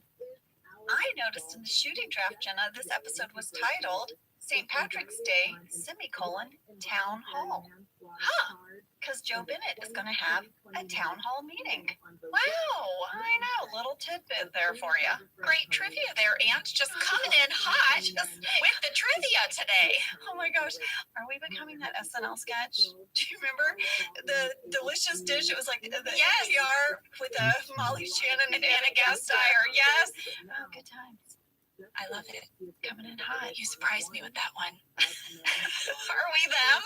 Maybe. Should we hear them? Let's hear them. Oh, Sam, can you find us a clip of them? So, Terry, what's your favorite kind of fiber? I like quinoa. Whoa. I told you, didn't I? You thought I was going to say barley. That was a real game changer. More like grain changer. Oh my gosh, it's one of the all-time greats. It really is. Molly Shannon has a fantastic book out, Hello, Molly. It's so good. I've actually been listening to the audiobook. I've been listening to her read it. That's so fun. It's really good. It's very raw and emotional. I mean, she shares really deeply about her life. But God, I admire her so much. I love her. Yeah, get her book. Book plug, Molly. And may I point out, you guys have the same microphone setup as them. We do? As the delicious dish gals? That's why you and those ladies sound just as good. Well, I came in hot and we had an unexpected tangent. Back to the episode. I'm going to give you a summary. Good times. It's St. Patrick's Day, which is a big deal in Scranton, and the gang can't wait to celebrate after work. Dwight exploits the fact that Jim is struggling with his return from paternity leave. Michael tries a little too hard with Joe Bennett and becomes jealous when she takes a shine to Daryl instead. Meanwhile, Andy and Aaron have their first date in spite of Aaron being sick and a creepy foster brother. That was a storyline I forgot about. Same. When I was rewatching it, I'm like, what? Wait, who's this guy? What is going on? That guy was so funny. Their whole dynamic. We'll get to it. Fast fact number 1 is some mail that we got from Caitlin D. in Philadelphia, Pennsylvania. Fun fact. Scranton has a 30% Irish population, ranking 3rd highest for medium cities in the U.S. Have you ever been to Scranton's St. Patrick's Day Parade? Did you know it was one of the largest in the country? Well, I have not been to the parade, but I can confirm that according to PennLive.com, Scranton ranks 7th out of the 9 largest St. Patrick's Day parades. I believe it because if you meet anyone from Scranton, one of the first things they tell you is, you got to see our parade. Well, the parade has its own website with a countdown. They are already counting down to next year's parade. And according to the official website, they're the 2nd largest in the country. So maybe they want to call someone over at PennLive.com. Uh-oh, get on it. Stir in the pot, Jenna. Well, you know. Next year, their parade is going to be on March 11th, 2023. The parade kicks off with a parade day mass at St. Peter's Cathedral at 10 a.m., followed by the Brian P. Kelly 2-mile foot race. And then after the race, the parade starts at 11:45 and lasts just under 3.5 hours. That's a long time. It's a long parade. I don't know. How long is the Macy's Thanksgiving Day parade? I like that we just came to this at the same moment. Like, wait, how long is a parade? I thought a parade was about an hour. Same. Well, this is not this one. No. They also get approximately 12,000 people at the parade each year. Wow. Internet says Macy's parade is roughly 3 to 4 hours. So same. Oh, big parade. Big parade. Who knew? I guess I've only been to more smaller local parades. I mean, my neighborhood does a little one for 4th of July. It's about 30 minutes. Lady, that's not a parade. Sure it is. That's a neighborhood event. It's a parade. You get your, you decorate your bicycle or, you know, the little red, like, wagon, and you decorate and you walk, and neighbors have candy, and they throw candy. Yes, a neighborhood event. You're talking about a neighborhood event. I know. I can't just organize, like, 20 people on my street and call it a parade. Sure you can. Have you been to New Orleans? Those are real parades. No. In New Orleans, you can just like walk out after getting married and everyone starts dancing and people follow along and all of a sudden you're going through the streets with like 200 people. I will debate you on this forever. My neighborhood does a little 4th of July parade. You're saying it's an event. I don't like it.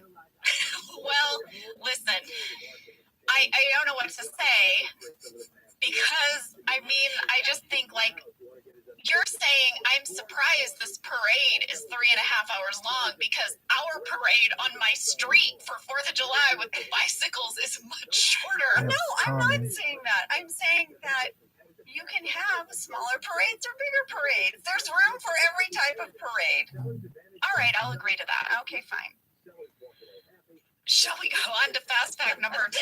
I guess. What kind of energy are we bringing this morning? I don't know. I think we're really tired. I know. We're loopy. I know. Oh, well, fast fact number 2 is that Greg Daniels always wanted us to film an episode in Scranton during the St. Patrick's Day Parade, but we could not get the network to approve a budget to bring the entire cast and crew to Scranton. I thought this was such a huge mistake by the network. I agree. So great. It would have been a love letter to the city of Scranton, this amazing city who rallied behind the show, and I'm so bummed we never got to go.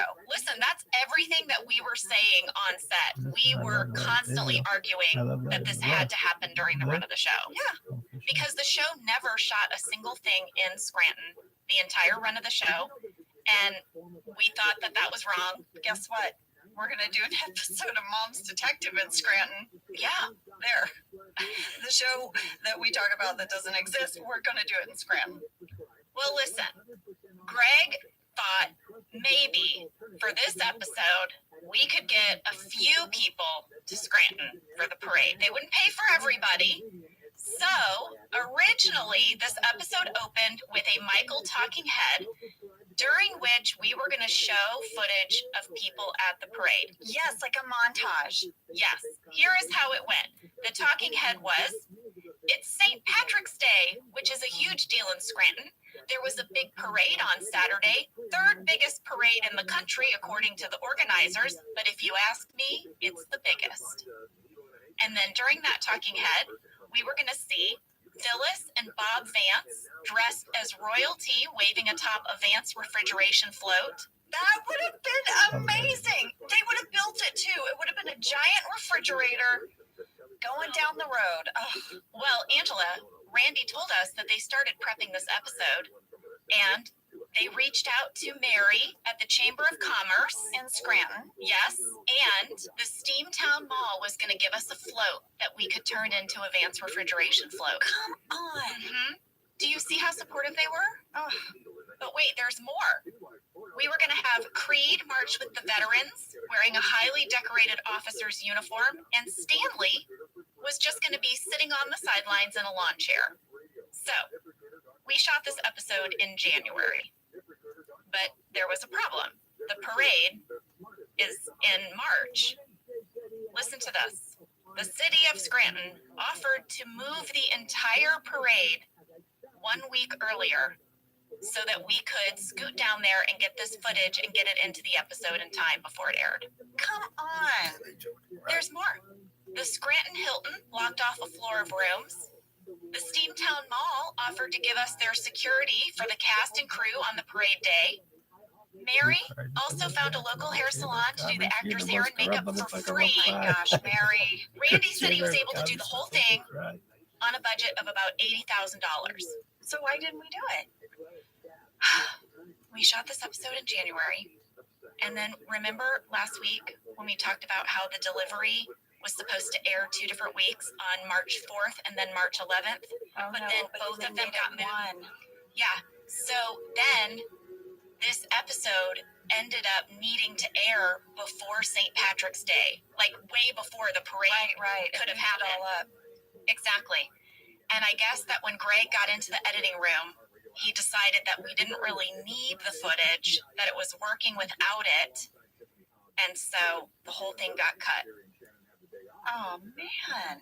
Randy said that despite all of their efforts, that Mary and the city of Scranton were somewhat disappointed, but overall, he thinks they were also relieved that they didn't have to change the date of the parade. Well, there's that. When you said that, I was like, oh, no. People would hate us. They'd be like, why aren't we having our parade when we have our parade? Yeah. Wow, that's an amazing story. I had no idea all of that was going on behind the scenes. It's very similar to how Randy tried to get that horse to go over the falls and then it got pulled at the last minute. Gosh. Randy's job involves doing a lot of work that never comes to fruition, I'm noticing. He has to plan for everything, but not everything gets done. And then somehow he finds a way to get us a new kitchen in the writer's room. The man is amazing.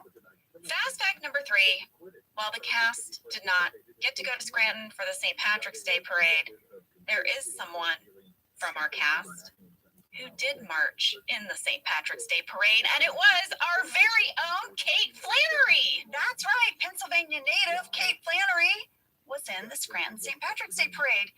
I reached out to Kate and I said, Kate, do you have any stories? How did it come about? Can you share? And she sent in this audio clip. Hey, this is Kate Flannery. I want to tell you all about my time in the Scranton St. What's up, James? How you living, pimp? Very well. Saying hi back to you. I just got my main Twitter account banned, which is no big deal. That's best rabbi ever. And here's why I got it banned. Because I've made over 500 other accounts that were saying to follow that account, basically. They cut off the head of the Medusa. No big deal. I'm just going to take all those other accounts, the maybe like 200 of the 500 that they haven't banned yet, and I'm going to point them to my YouTube. We're going viral. Come hell or high water, baby. That's right.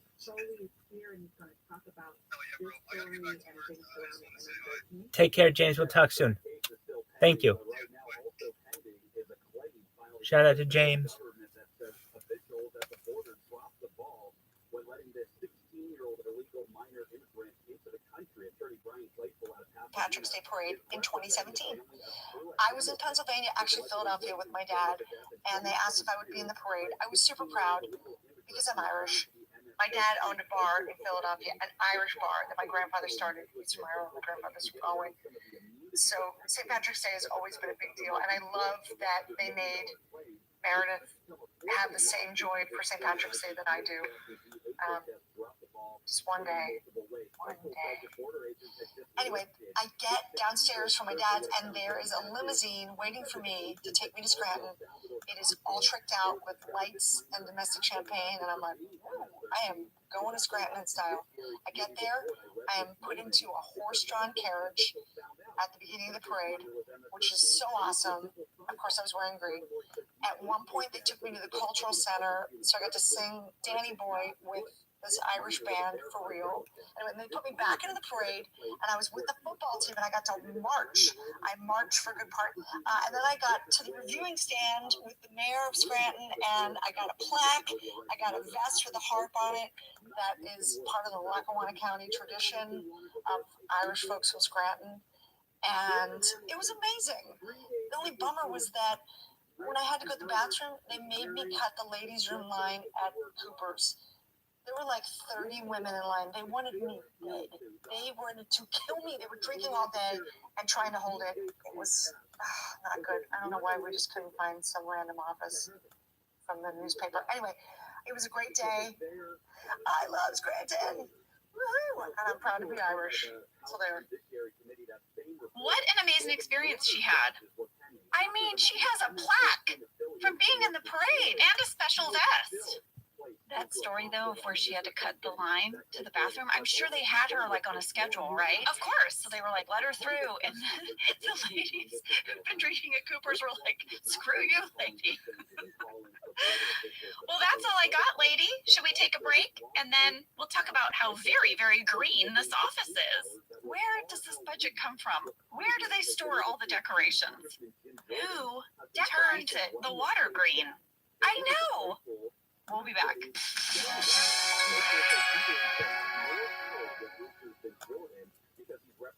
Whether your resolution is to save money, eat better, or stress less, HelloFresh is here to help you do all three. Yes, you guys, I love HelloFresh. Jen and I both love it. You know why we love it. And guess what I made the other night? What? It was so delicious. I made their pub-style shepherd's pie. I've made it. Yes, it's so good. White cheddar and then thyme mashed potatoes. I know it very well. It's a family favorite. Well, you know, Josh normally makes dinner, so this was my turn, and I made this, and he loved it, and I was so happy. I was like, I made a shepherd's pie. I'd never made one before. It's so good. Everyone, you can say hello to your most delicious year yet with fresh ingredients, chef-crafted recipes, all at a price you'll like, delivered right to your door.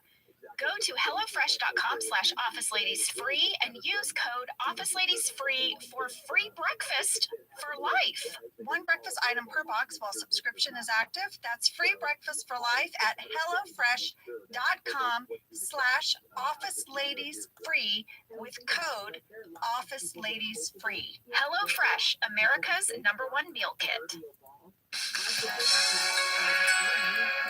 We are back. The office is looking very festive, but Kelly and Ryan are arguing, and you know what? Meredith is not having it. No, not today. Not today. One day. No hassles, no problems, no kids. And then Ryan's like, yeah, where are your kids? And she's like, nope, not today. I texted Kate. I was like, Kate, you are so funny in this, and you look so stinking cute. We got a fan question from Megan R. in South Africa who said, I would really love to hear a breakdown behind the choices made for everyone's St. Patty's Day outfits. I was surprised to see Kevin in a 3-piece suit. Unsurprised to see Jim in just a subtle green tie, but Meredith's whole outfit was a showstopper. I noticed her outfit right away. And her hair, like rolled up with the little flower clips. Come on. I went to the script. Her outfit was meticulously scripted. Here is what it said. Reveal Meredith wearing a beautiful dress. Her hair is in a tasteful updo with a green clover intertwined, and she wears a tasteful clover wreath. I know, she looks like she's in her Sunday best. It's not what you would expect from Meredith on a holiday. No. Did you notice what Angela Martin is wearing? Pink. No. Not green? No. What? She's wearing like an ivory turtleneck with a beige cardigan and a gray skirt. At one point, I have a talking head, and I just blend into the wall. You can barely see me. Well, I noticed that you were not wearing green. No. Considering that your character thinks green is whorish, this day just must be very difficult for you. Oh, I have a whole thing about my character in St. Patrick's Day. I'll share it a bit. We also got a question from Sophia A. in Massachusetts, who thought of dyeing the water in the water cooler green. It really is such a nice little detail. I'll tell you, Sophia, that was in the script. And there was also a beat where Stanley was going to go to get water, and then he was going to be annoyed that that was green. Oh, that would have been perfect. I know. That's how they were going to reveal that. But instead, it ended up as just a little background moment. The show is going to open with Mega Desk. Dwight has put all three desks together to form this U shape around him. He's calling it Command Central. He's got surveillance, gaming, and business. That's right. While Jim was off on his paternity leave, Dwight took his so desk. much funnier if he just did like Now little Jim is things trying to of his figure out office. what He he's took going to the do. fucking water and We put had a fan green dye question in the from fucking Cass office. in He's San very funny Antonio, and wouldn't be so Texas, crazy. who said, when we see Megadesk, there is a plant on the left side of Dwight. Is that a beet with a grow light? Because you get a good look at it at 1 minute, 36 seconds. I love the attention to detail. It is a beet. I saw that too, and I love that there was a grow light. There is another really good shot of it at 3 minutes and 48 seconds. Lady, I have to say, I love that people are sending in time codes now. It makes my day. I thought you would like it. I love it too when I do Insta stories for the podcast because I can go to the time codes that you guys call out. I have to say, I also spotted a humidifier and a large, like 8 by 10 black and white photo of an old-timey woman. Maybe his grandmother. There were several framed photos. Like he brought in stuff from home. Dwight has one of my favorite talking heads where he says Tweedledee and Tweedle Dumbass have been away on maternity leave, and now Tweedle Dumbass is back, and we have a problem. Because he needs more Megadesk. It's all he can think about now. I love that Joe Bennett is going to arrive with her dogs. I can't get enough of Joe Bennett. I love Kathy Bates' performance. It is so good. I'm like crushing on it. Everything between her and Michael in this episode is perfection. I wanted to point out the scene at 2 minutes, 5 seconds was actually longer in the shooting draft, and Joe goes around and compliments everyone, and I really felt like it set up that Michael storyline about him thinking Joe loves everybody, and of course he could go see her in Florida. I thought we should hear it. And I love that sweater. Green is definitely your color. Mr. Bratton, you look well rested. Didn't sleep a wink. Oh. Excuse me, Joe. This is that Japanese pistol I was telling you about. You didn't do it justice, boy. That is a fine piece of steak. Oh, she is. Hey, hell, I'm gonna be dreaming about her. Oh, you and me both. I mean, wow. She compliments everyone. Michael just thinks she's pals. They're all pals. It's his dream come true, really, to have a boss who's a pal. Michael's going to go into the conference room and give Joe a farewell gift. You know, this is her last day in Scranton. Yeah. And then she's heading back to Tallahassee. The gift bag at 2 minutes and 41 seconds was designed by our graphics designer, Henry Sane. And guess what's inside? A lump of coal. Yes. From the Anthracite Heritage Museum. You guys, we've shared about the museum before. Once again, our amazing writers adding a little piece of real Scranton detail to an episode. Joe is a little bit befuddled with this gift, but she's so gracious. And she even tells Michael, you know what? You've got a place to stay if you're ever in Tallahassee. Oh, Joe, you cannot say this to Michael. His reaction, Steve's performance, and him reacting to this invitation. I have to say, when I was working on that movie, with Michael Douglas, Solitary Man, where I played his daughter. We were working a few days together. We started talking about travel. He asked me if I'd ever been to Spain. I said, oh, no, I've not really ever had a chance to visit Spain. He said, you know what? You got to come out. You stay at our house. Open invitation anytime you want. You and your husband, Lee, because he had met Lee. He said, you come out. You stay at our place. And I thought, I don't know what to say now. Is this that thing where someone is just saying that? And I said, oh my gosh, thank you so much. Jenna, wait. 2 days later, he said it again. He said, I'm serious. You gotta come stay at our place. Just any time. And I'm like, how do I take him up on that? I never did it. I didn't know how to be like, hey, Michael Douglas, remember when you said I can come? Do I just talk to Catherine? Yeah, when are you guys going to be there in July? Because we could go, or August. Jenna, I wish I had saved the message because you called me. Oh my, I did? You called me like after work ended that day.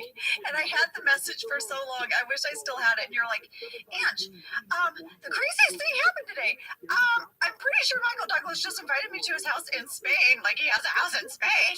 And I mean, I've been looking at airfare. I told Lee, maybe we should do this, right? We should do it. Like, you or Michael's got the moment. You're like, let's get a ticket. Let's plan the trip.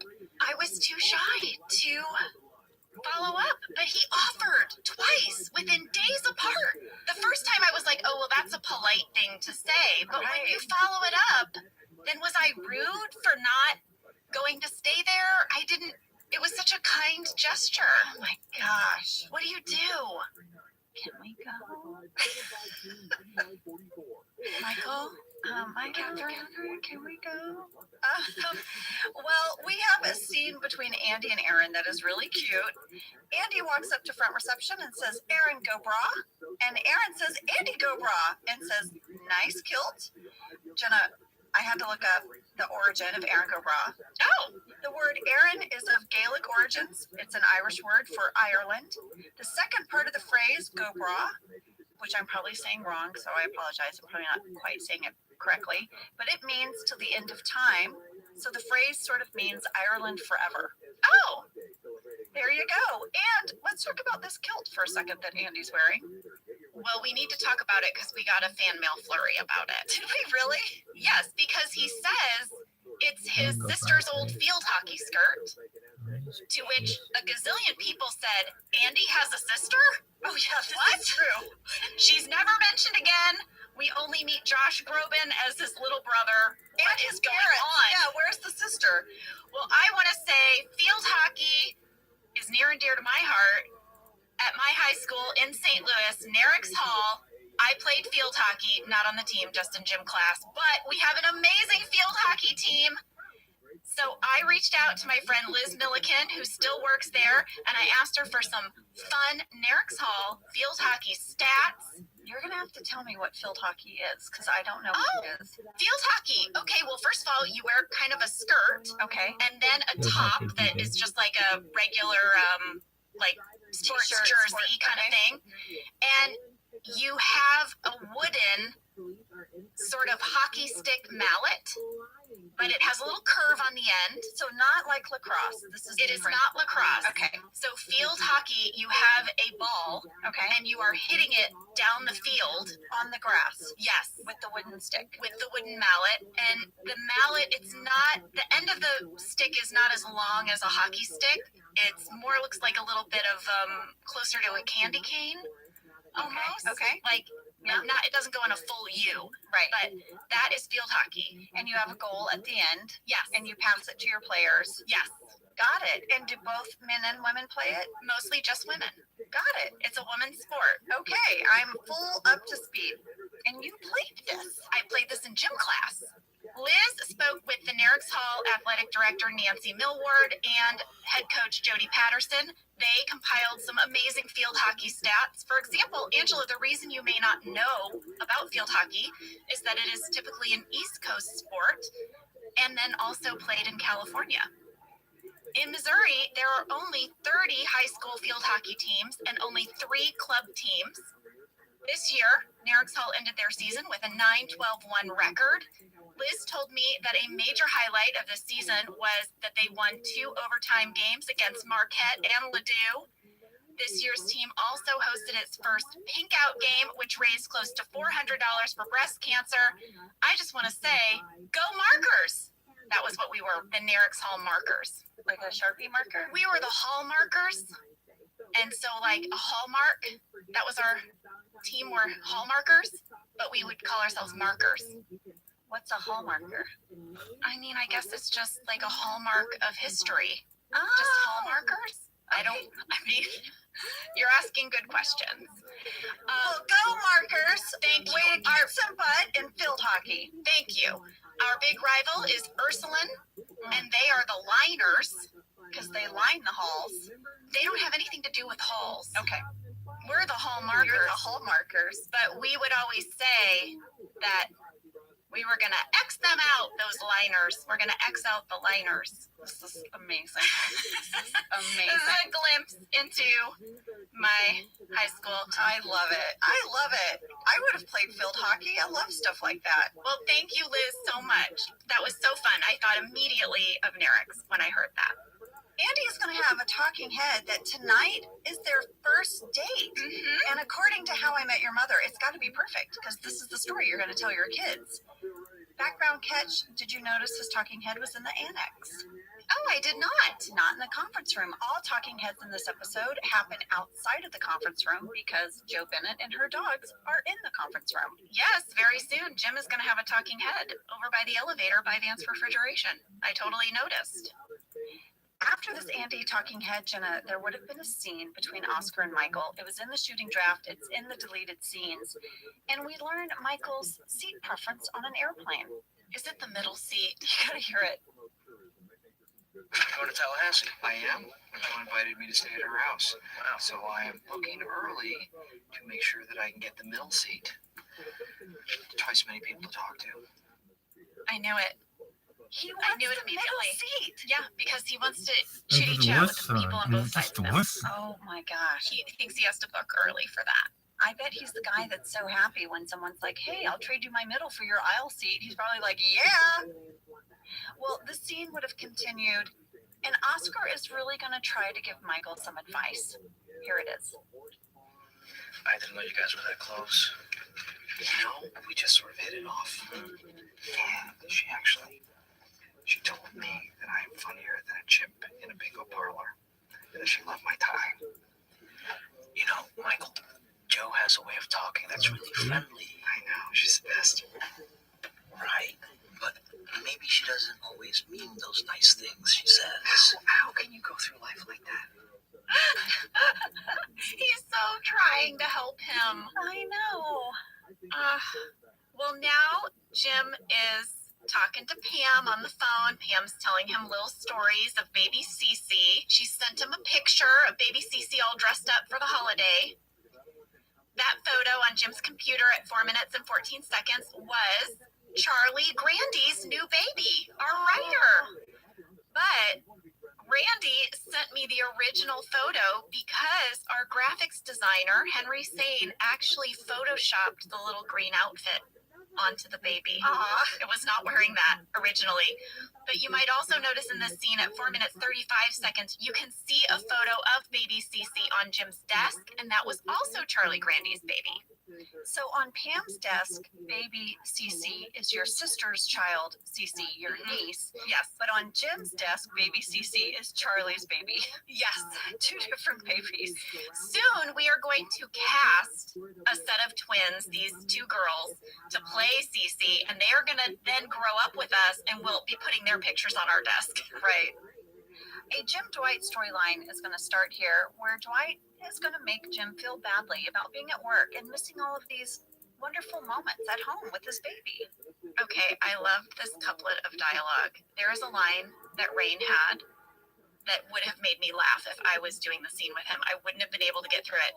It's when Dwight says that Cece is going to think the refrigerator is her father, and Jim says, "Is that what happened to you?" And then Dwight goes, "I'll tell you what happened to me." It's like that line, the like sudden like turn of intensity. I'll tell you what happened to me. And then he's like, "I didn't see my father for the first 2 years of my life. He mistook his mom for his dad and his wet nurse for his mom." What was Dwight's childhood? I don't know.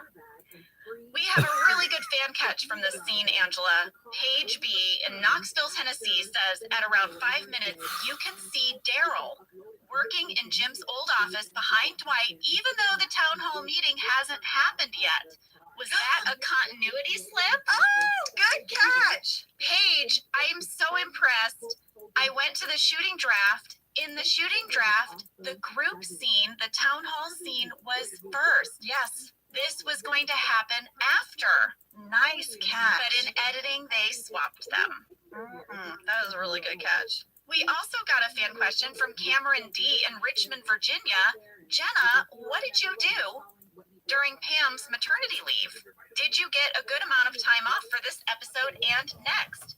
I'll tell you what I did, Cameron. I flew home and I spent the week with my sister and her new baby, my niece Cece. You got to be a hands-on aunt for a whole week. I did. So I was kind of doing what Pam was doing. I was caring for a newborn. I was on night duty for that week. My sister could sleep through the night. Aw, that's like the best gift you can give a new mom is like a few hours to shower or nap, get some extra sleep. Oh, I absolutely loved it. I slept on their couch. And Cece slept in a little bassinet next to me, and I would kind of doze on and off when she dozed, and I would hold her, and I would just look so forward to those nights with her when I got her all to myself.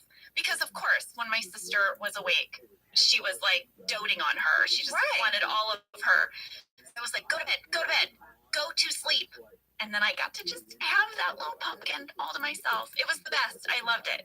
That's what I was doing. That is so sweet. Jenna, there is a scene coming up that I have been sent probably 10,000 times in the last 2 years. Who knew? Who the heck knew? Erin is sneezing at her desk, and Angela's like, "Are you sick?" And Erin's like, No, I just have some indigestion. And Angela's like, "In your nose?" Angela's not having it. She goes to her desk, and she puts on her very own embroidered mask with her name on it. She's not getting sick. Don't you so wish you had that now? Man, oh man, I wish I had it. I've been asked that so many times. Well, listen, Erin says she's a little bit sick, but she's trying to push through because she just does not want to miss her date with Andy. It's so sweet. We got a fan question from Catherine D. in Portland, Oregon. Was Ellie Kemper actually sick in this episode, or is she faking her congested voice?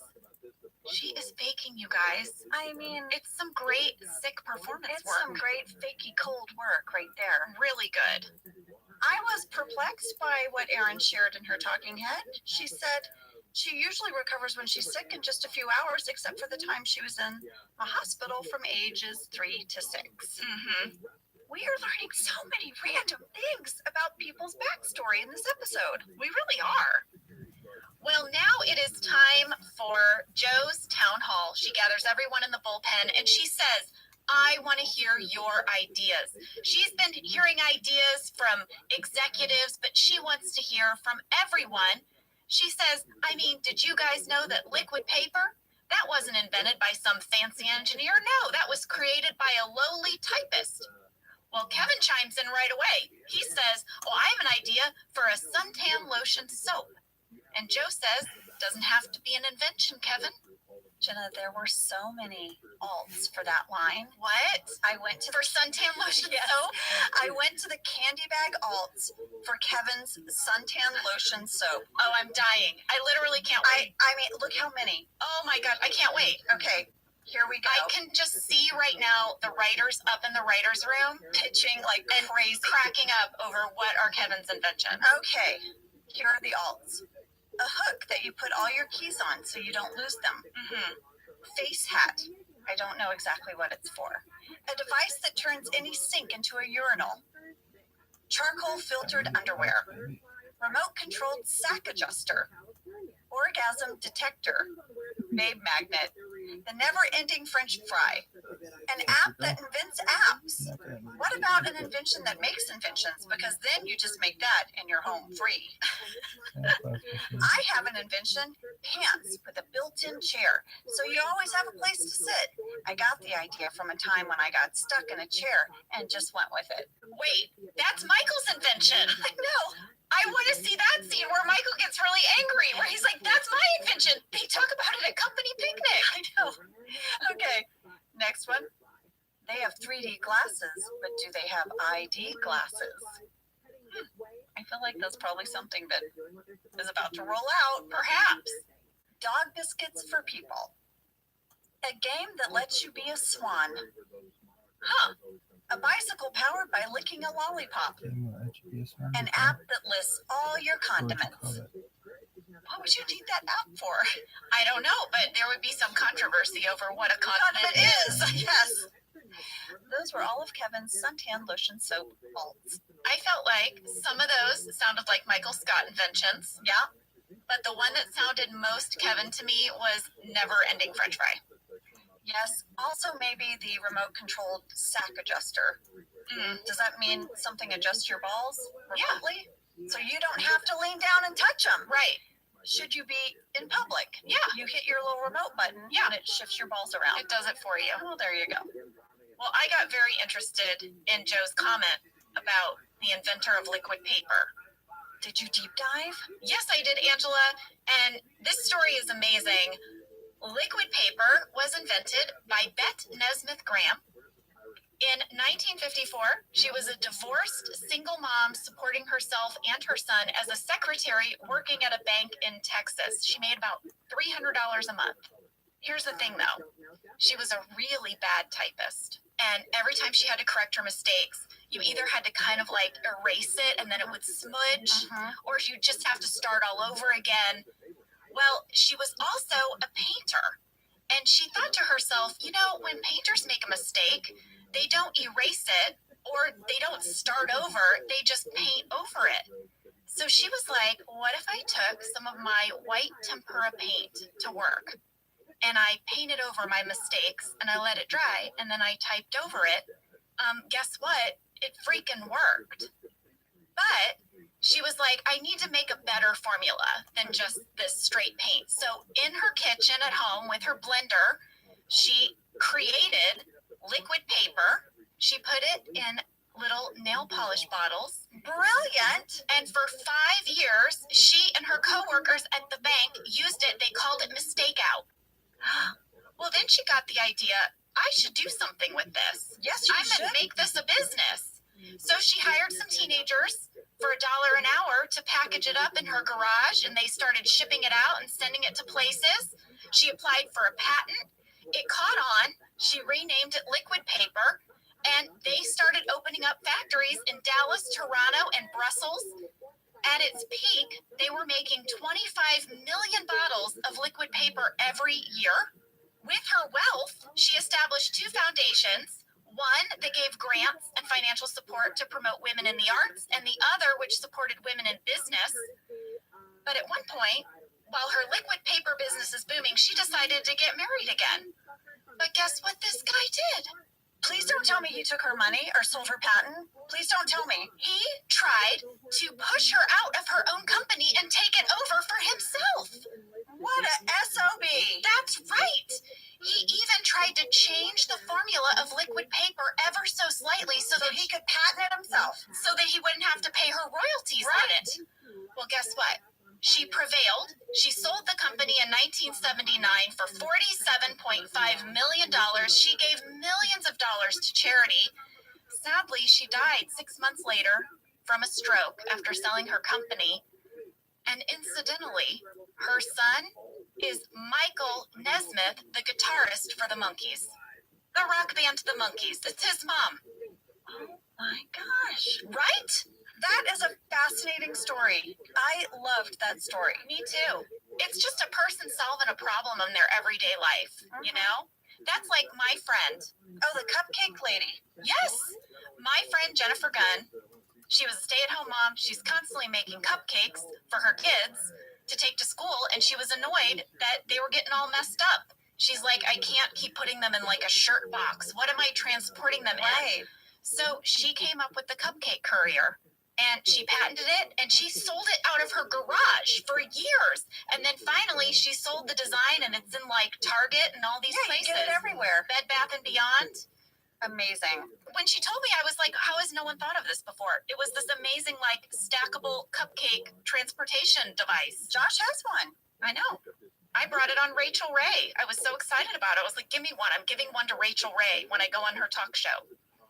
Cupcake courier, liquid paper. Women solving everyday problems. Yeah. During this town hall meeting, I have to point out how great they build this irritation that Joe has towards Michael. Well, he keeps like doing all these like sidebars, like he does when anyone else ever is running a meeting. But one person is going to shine in this meeting, and it's Daryl. He has an idea about shipment because printers and paper ship differently. And he shows this to Joe, and she's like, I like this. You should have an office up here. And then her dynamic with Gabe is so great. It's so good.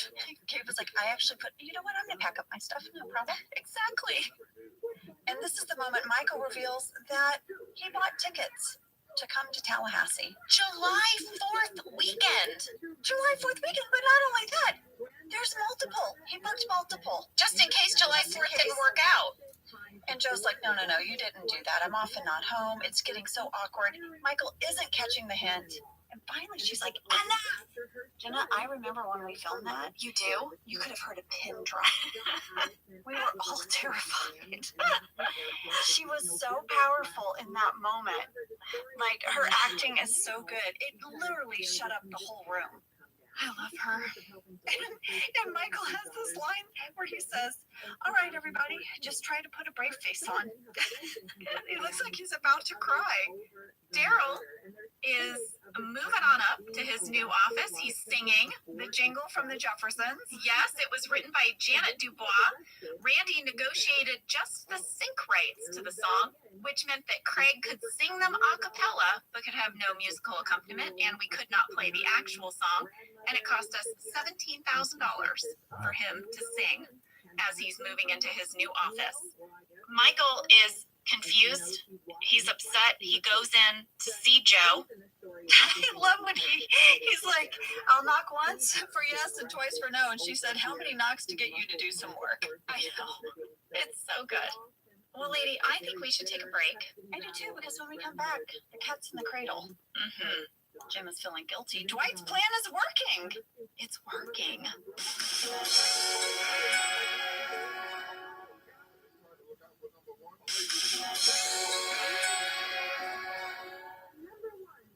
The cat's in the cradle and the soup. Baby boy, to the man on the floor. When you're coming home, Daddy don't know when, but we'll get together there. You know you'll have a good time there. This is the song that Dwight is playing while Jim is on a sales call. Yeah. I can't listen to that song. It makes me too sad. I'm so sorry. I just had Sam play it. I can't listen to the whole thing. It bums me out too much. Cats in the Cradle is a 1974 folk rock song by Harry Chapin. I did not know this. The song began as a poem written by his wife, Sandy, inspired by her ex-husband's awkward relationship with his father. Chapin said the song is also about his own relationship with his son, Josh.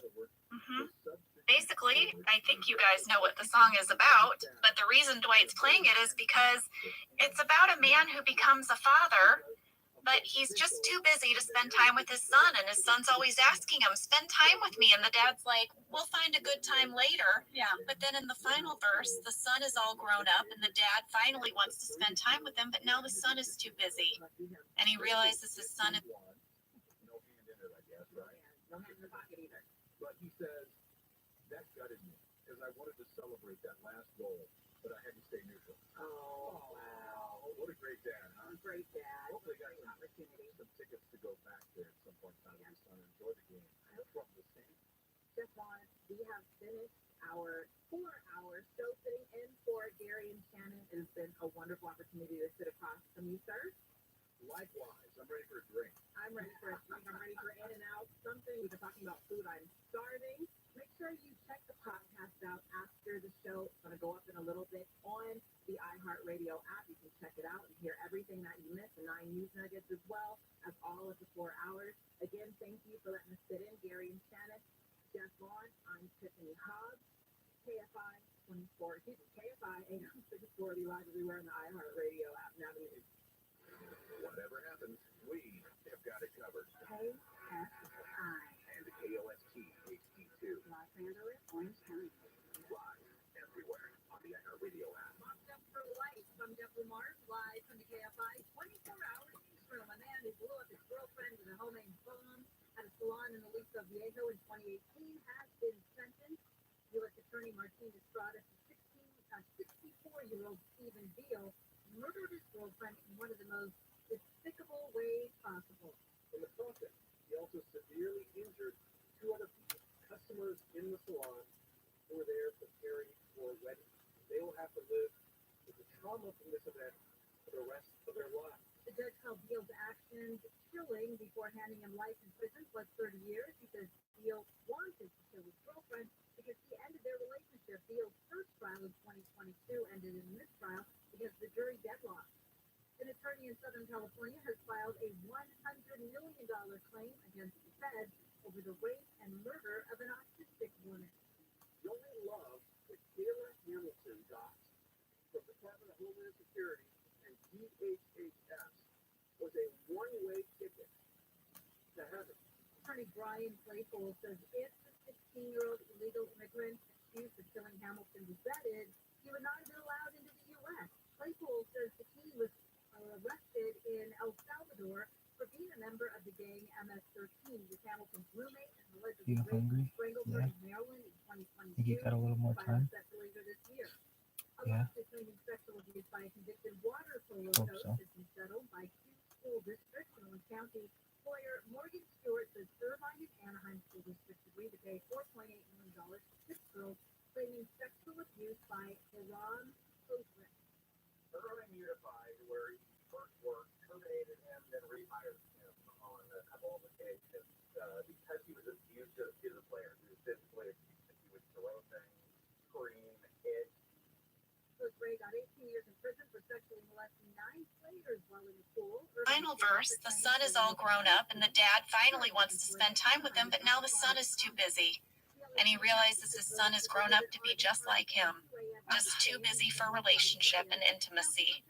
This song makes me sad, and so does the book The Giving Tree. Always makes me sad. Oh, right. Oh. Randy told me that we had to pay for both the sync and the master rights to this song because we both hear the song, and then Dwight and Andy sing it, and the total cost for this was $46,000. Well, Jim is going to have a talking head, like you said, outside of Pan's refrigeration. And he's going to say he's not surprised that Dwight is using his baby to steal his desk, but what he is surprised by is that it's working. This next scene, Erin is going to bring Joe a fax, but she's so clearly sick. Joe's reaction to Erin walking in the room sick, she's like, no, get out. It made me laugh really hard. Lady, am I Joe Ben? I think you might be. That is 100% how I react to a sick person. I know. A room. I'm like, oh wait, no, not today. I am not getting sick today because of you. You need to go home.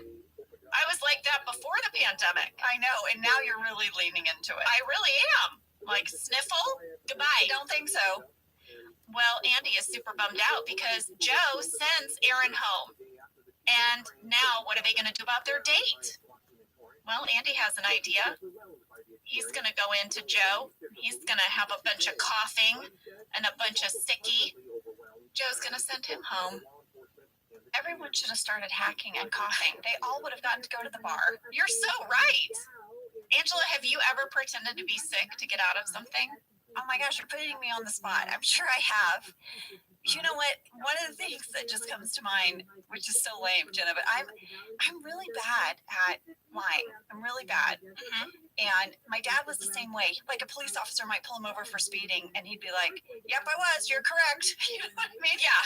One time I was working at 1-800-DENTIST. You know, I was in my 20s, and I had the 6 a.m. shift, and I overslept. And my manager called me, and he was so nice. I answered the phone, pretty groggy. I was like, "Hello." And he said, "Oh, Angela, are you not feeling well?" I said, "No, I'm fine." And he said, "You had such a chance to get out of it." He said, "If you're not feeling well, I can write you up as sick. It's fine." I was like, "No, I'm just tired." He was like, "Okay, well, can you wake up then and come to work?" I said, yeah, I'll be there."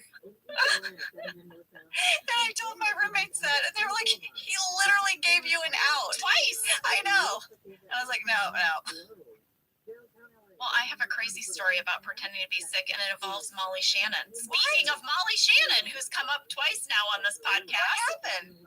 All right. So when I first came to LA, I was working as a typist for the Television Critics Association. All the stars of all of the new TV shows gather. We've gone to them for The Office. Yes. And you do a panel, and you talk to the Television Critics Association about your new show, about what you're doing. Yeah. And then in the evenings, they would have these cocktail parties where the cast of these shows would mingle with the press and give quotes. Right. Well, when I first moved here, I was a typist, and what I did was I would attend these panels, and I would make notes, and then I would get an audio tape, and I would go into a little hotel room that was all decked out with computers, and there was a whole group of us shoved in this little hotel room with computers, and I would have to transcribe them. And you would have to transcribe them by the end of the day, and then we would give these transcriptions to all the members of the Critics Association.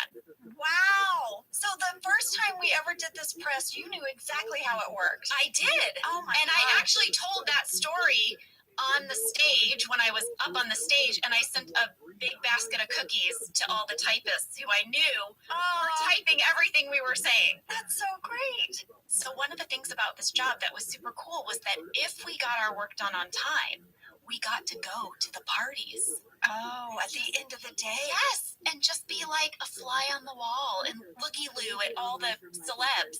So this one night, I heard that the cast of Saturday Night Live was going to be at the party. And I wanted to go so badly, but their party was early. It was the 5 o'clock party. We never got done by 5 o'clock. But I was like, I have to go to that party. Yeah. I have to. So, like 2 days before, I started pretending like I was a little bit sick. And then on the day of the party, you were the slow play. I was like, oh my God, I'm just like not getting better. I'm not getting better. But I was also being paid by the hour. So, you know, that was the thing. Like I had to gradually get sicker because I needed to work until 4 o'clock. You know, I needed the money. Yeah. So the thing was like, it was very clear to me that we weren't going to make it to this party. We were not going to get our work done. Right. So I said to my boss, I think I gotta go. I'm so sorry. I'm not going to make it to the end of the day. And my boss was like, of course, just go. Get good rest. We'll see you tomorrow. I'm like, thank you so much. So I left at 4 o'clock. I went to my car where I had a bag with makeup and a cocktail dress. Holy crap, Jenna! Yeah. And I put it on, and then I realized I couldn't get back in because all I had was my work badge. Well, that's when I noticed the red carpet. Did you walk the red carpet? Sort of. What? So, back then, there wasn't a lot of security. No. After the limos would drop celebrities at the carpet, I noticed they didn't look for any credentials. If you got dropped off in a limo, you just got to walk in. Hold up. Were you hiding in the bushes waiting for a limo to pull up and then you would just scooch in behind the people? No. That's a good idea, though. That's what mom detectives would do because you know they love hiding in a good bush. They love a bush.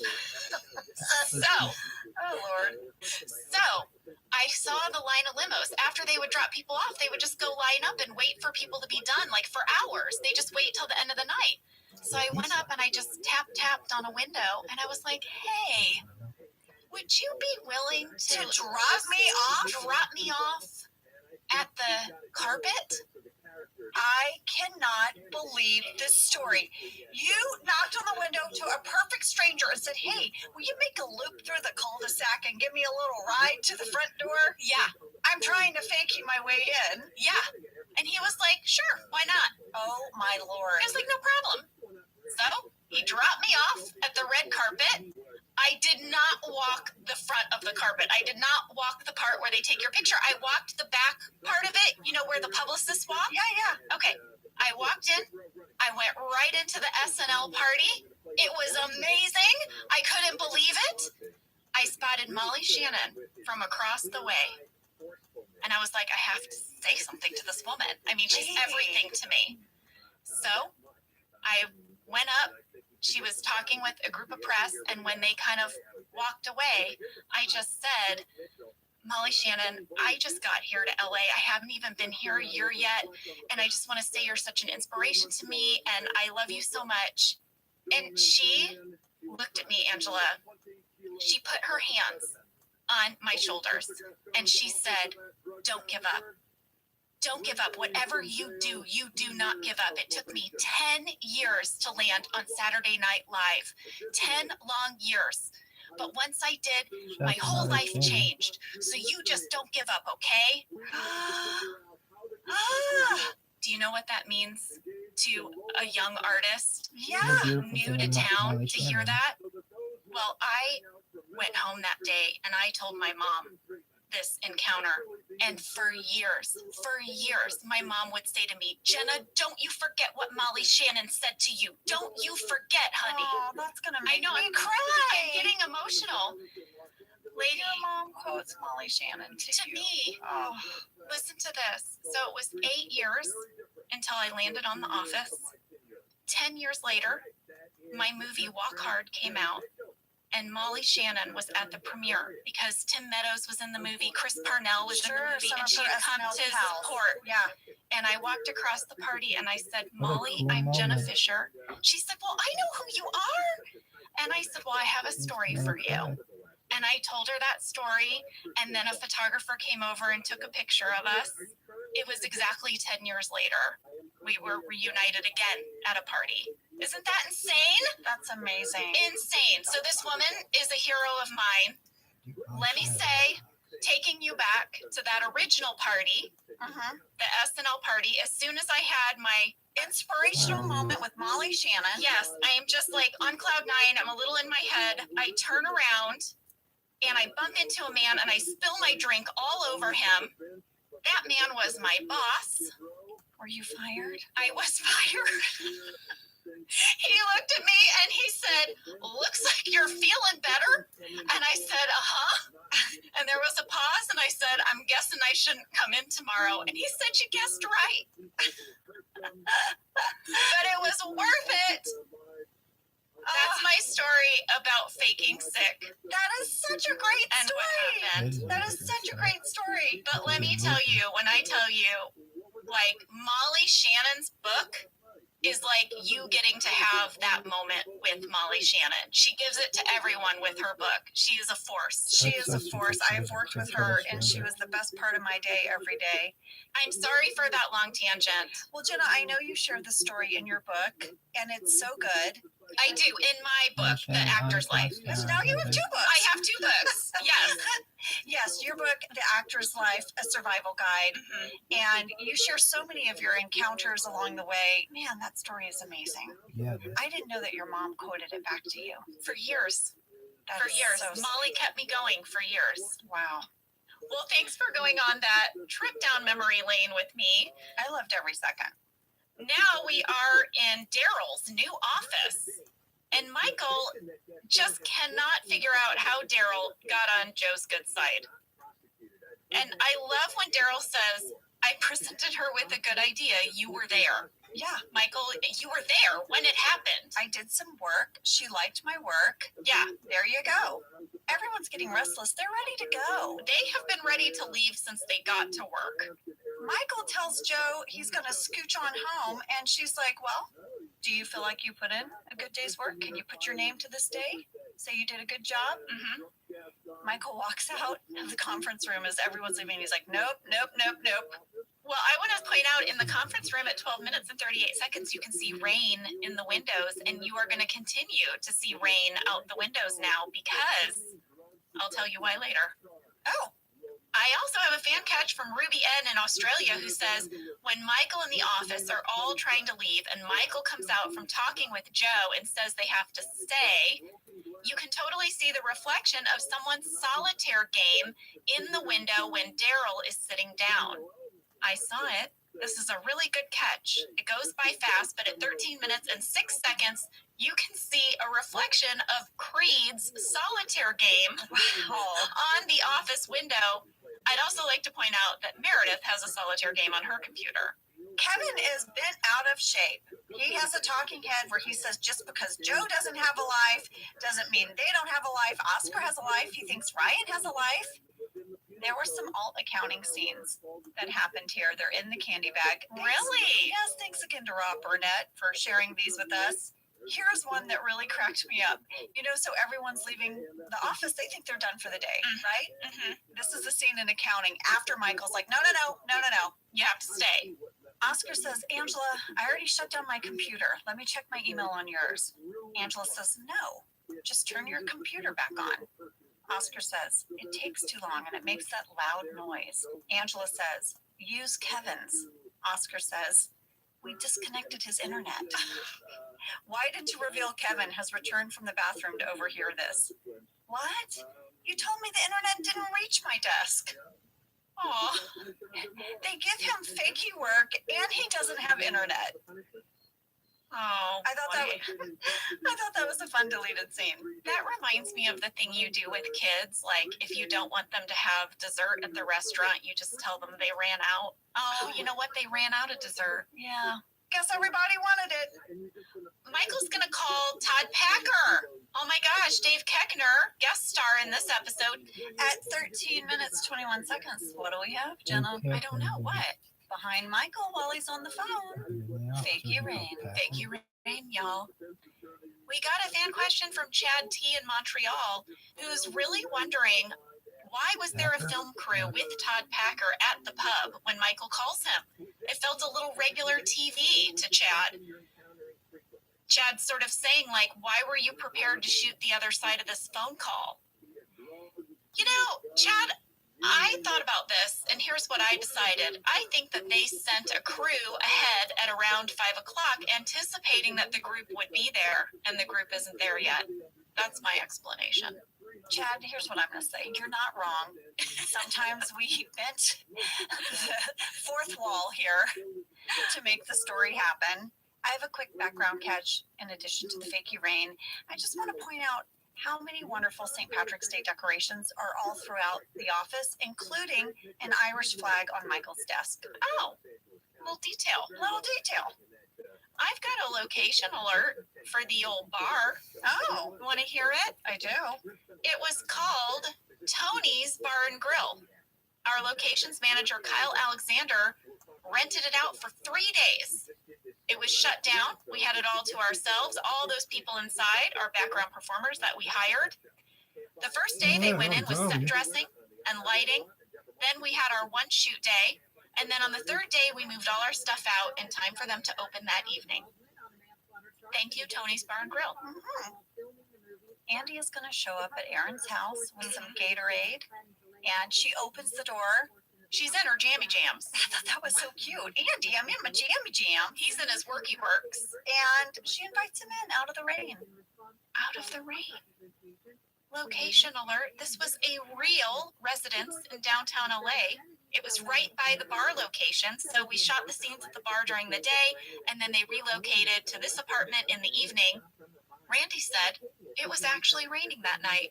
Is that why we had to put fakey rain behind Michael? I don't think so. I think that they wrote that it would be raining because they knew it was going to be raining. No. Oh. Because they wanted this moment of Andy at the door in the rain. You know what just came to me? What? This episode is literally Don't Rain on My Parade. What do you mean? It's the St. Patrick's Day. There's a parade. They don't get to go celebrate. Joe Bennett is raining on their parade, and it's raining in real life. Oh, wow. Maybe that that's the metaphor. Don't rain on my parade. Well, Randy said that just in case, they had a special effects team ready to make fakey rain, but they didn't have to. We also rented this apartment for 3 days. They did the same thing. A day to decorate it, a day to shoot, and then a day to put it back the way the other people had it.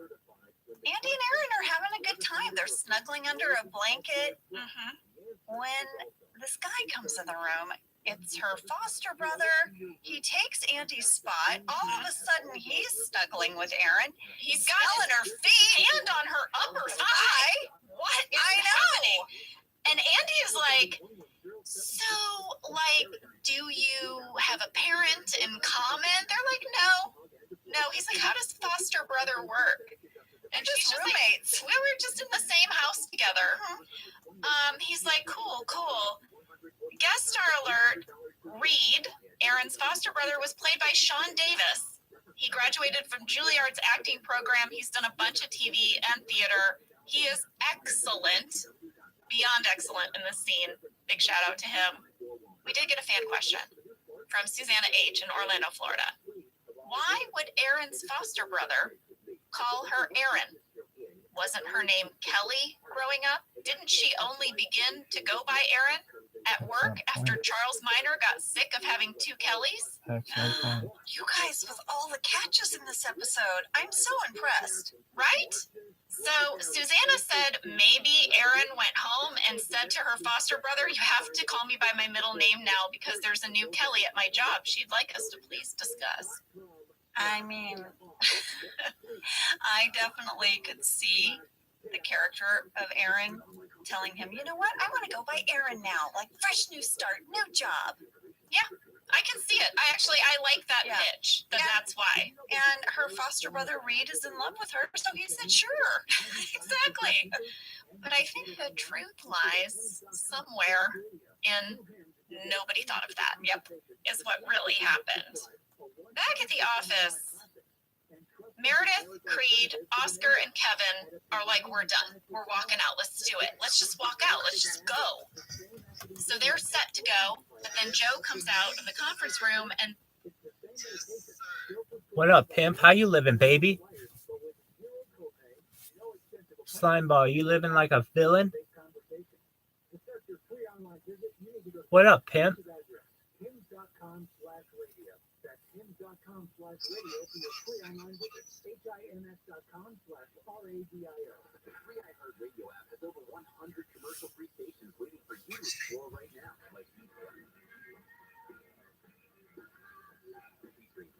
What's new?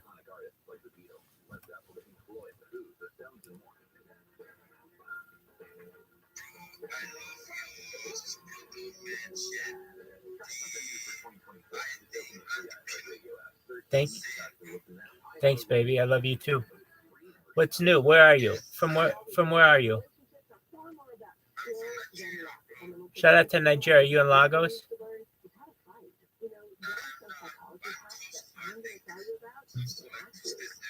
Very cool.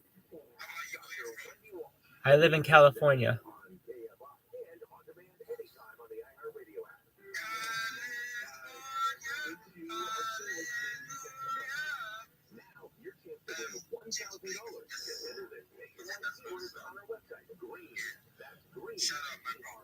Very cool. I stream my life on YouTube 24/7.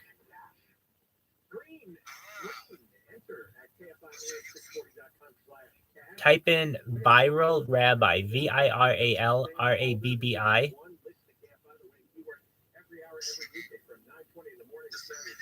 Sure, my man. Absolutely. You're live on YouTube now yourself.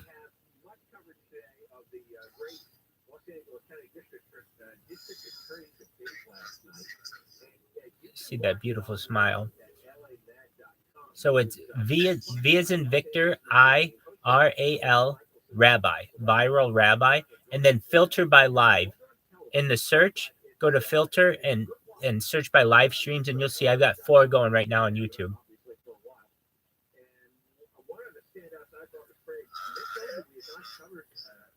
I have more content on the internet than any person in the history of the world. I have over 2 years of content on the internet, like the Truman Show. 2. I'm almost 3.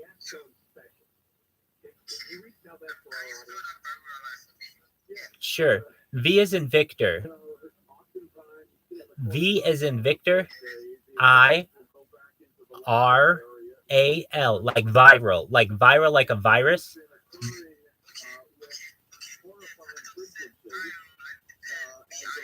No, you're good, baby.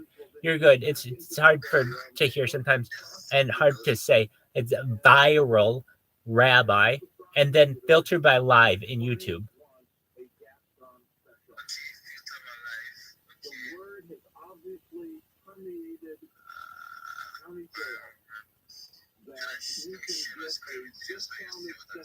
Most certainly.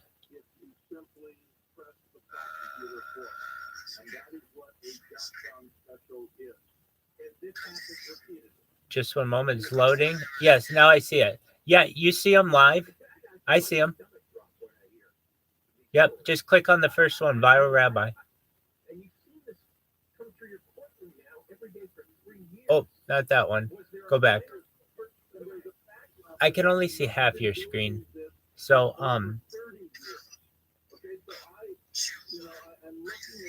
yes. Okay, so see those red ones? Those red ones are mine. Now you want to filter by live. Yes, exactly. Now scroll down. Scroll. There you go. There I am. Those are the, yep, you got it.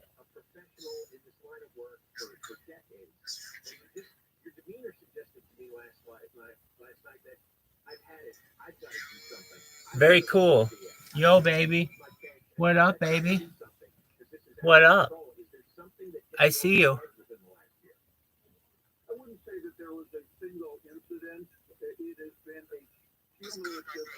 You want to watch? You want to watch me? You want to watch me pee?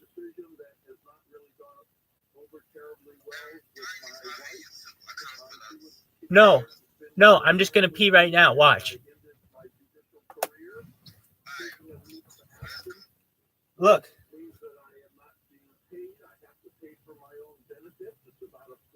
This is.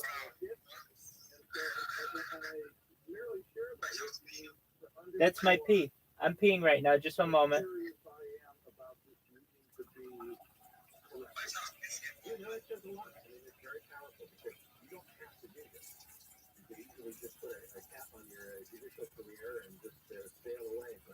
That's not saying it's like what you had to experience in your courtroom and just living in the city now in the county. It really must have shipped you up to the point where you jumped into the race. And when you meet with people, how are people? Is everybody aware of what's going on in the county? I mean, so often there are too many people who are apathetic or ignorant of what's happening. Yes. Do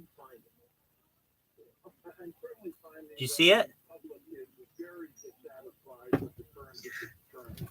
It's a lot of pee. So I don't have to walk all the way to the bathroom?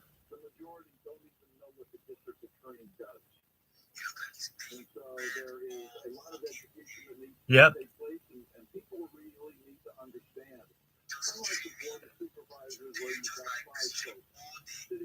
For the last 2+ years.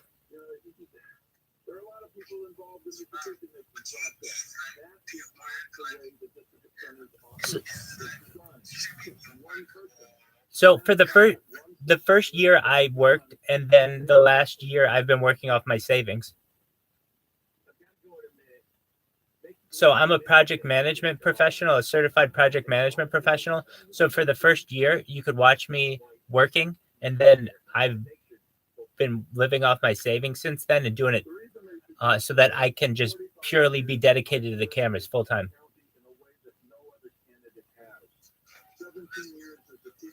It's baller.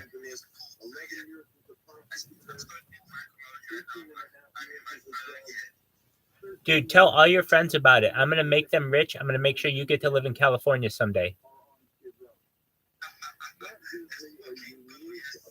I'm serious.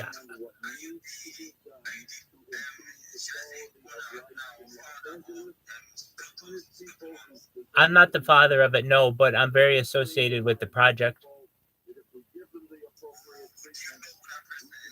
No. I don't, yeah, their name is Morelight.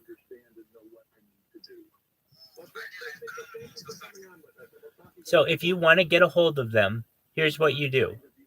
In the chat, you at Morelight, M-O-R-E, like more, like you have less and more, and then space, and then light. Not darkness, but light. More light.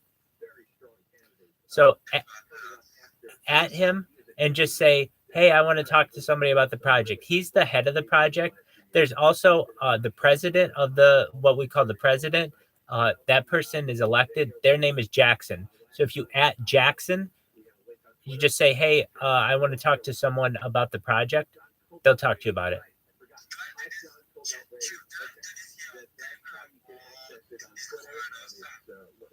They have it all.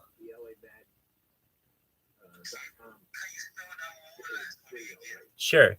Jackson, like the name Jack, Jackson. Yep, Jackson, at Jackson. At Jack, just that, put the at symbol and then Jackson, Jackson.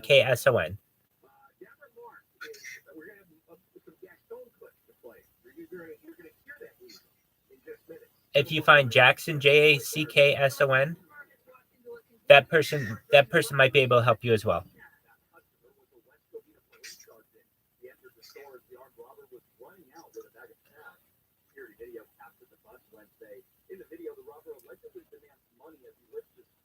Tell all your friends you saw somebody streaming their life 24/7.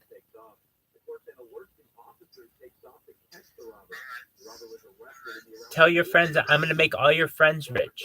Why? Because data is the #1 resource on earth, and I have more data uploaded to the internet stored on YouTube than any person ever.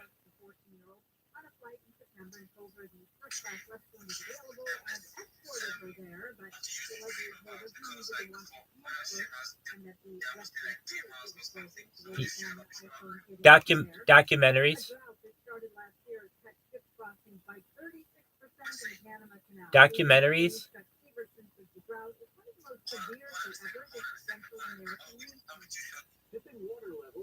You wanted me to show you?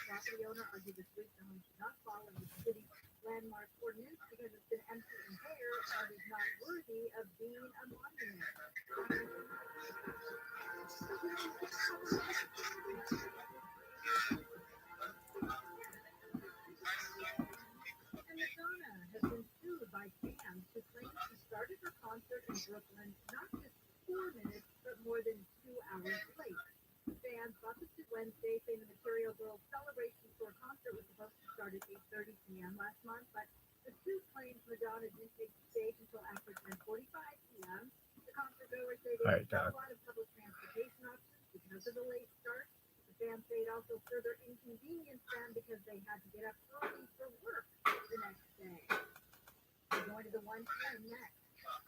You want to sell your home? Well, the housing market's really slow with these 7% plus interest rates. So how do you take action? How do you get the sale done? Before you call it agent, call Seller's Advantage. It can work. Seller's Advantage is a great alternative for selling your home. There is no fee with agents, commissions, no pay for repairs, no waiting months to sell. They will make you a competitive cash offer and you close it days. Again, I said no agents and no commission. Seller's Advantage makes the selling process easy. So that you, the seller, you walk away happy. See what other sellers have to say. Check out their reviews online. If you're ready to go, you call Seller's Advantage, and they might even offer a $10,000 advance to help with moving expenses. Get a no obligation offer. 888-321 as is. 888-321 as is. 888-321 as is. Seller's Advantage.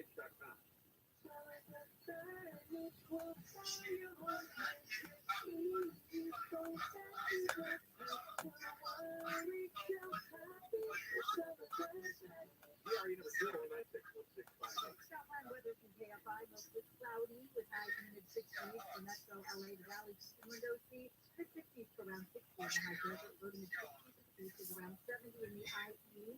Rain likely starting overnight, increase tomorrow, so rain will be on and off Saturday, Sunday, and more rain Monday. Right now, 66 in Laguna West, 64 in Rancho Santa Margarita. Weather crash on 110 in South LA. So it was in North LA after Central Boulevard trying to clear there from the west line over the right shoulder, but still close on the 105. In Linwood on the 105, westbound, right at Long Beach Boulevard. Picked up some debris in right lane. NRT's 605 north of the 91. Got an accident moving its way over to the right shoulder. In Commerce, on Military Washington, that left is clear to the shoulder. There's still a delay from the 605. And good news as well, East LA, 17 northbound to Floral Drive. That was cleared. It's going to be stop and go from Washington Boulevard. KFI on the side helps get you there faster. I'm Jimmy Harmon. Do you want the ultimate writing machine? Visit Sterling BMW in Newport Beach, SterlingBMW.com. This is Jacob and Mark. If you've been in an accident, call 844-24-JACOB. And now, shopping for pickup and delivery is the same as shopping in store. Same low prices, deals, and rewards on the same high-quality items. One small step for groceries, one big win for busy families everywhere. Start your cart today at ROTHSCHILD.com. Ralph, fresh for everyone. Check out this deal on the USDA Choice Boneless Chuck Roast. Brown tail melt for just $4.99 a pound for your car. Ralph, fresh for everyone. Then they all just like blow their nose and they bail. They bail. They're scared of her. I'd like to shout out a beat sighting at 14 minutes 20 seconds. Oh, do you have a beat sighting? The beat with the grow light is now up on the file cabinet. Somebody moved it. The beat has been moved.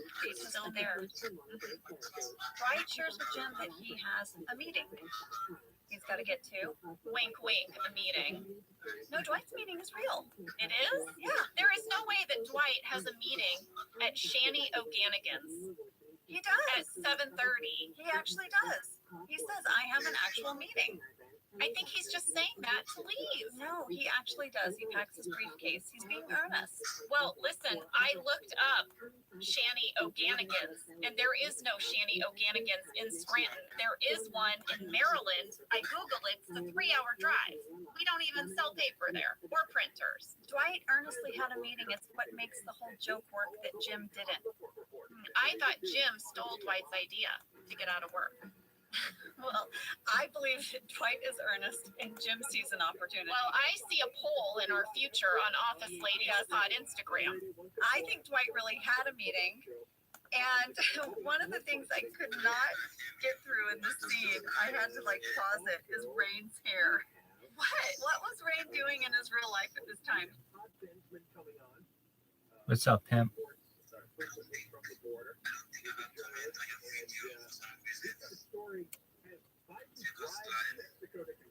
No, you should be able to, but that's okay.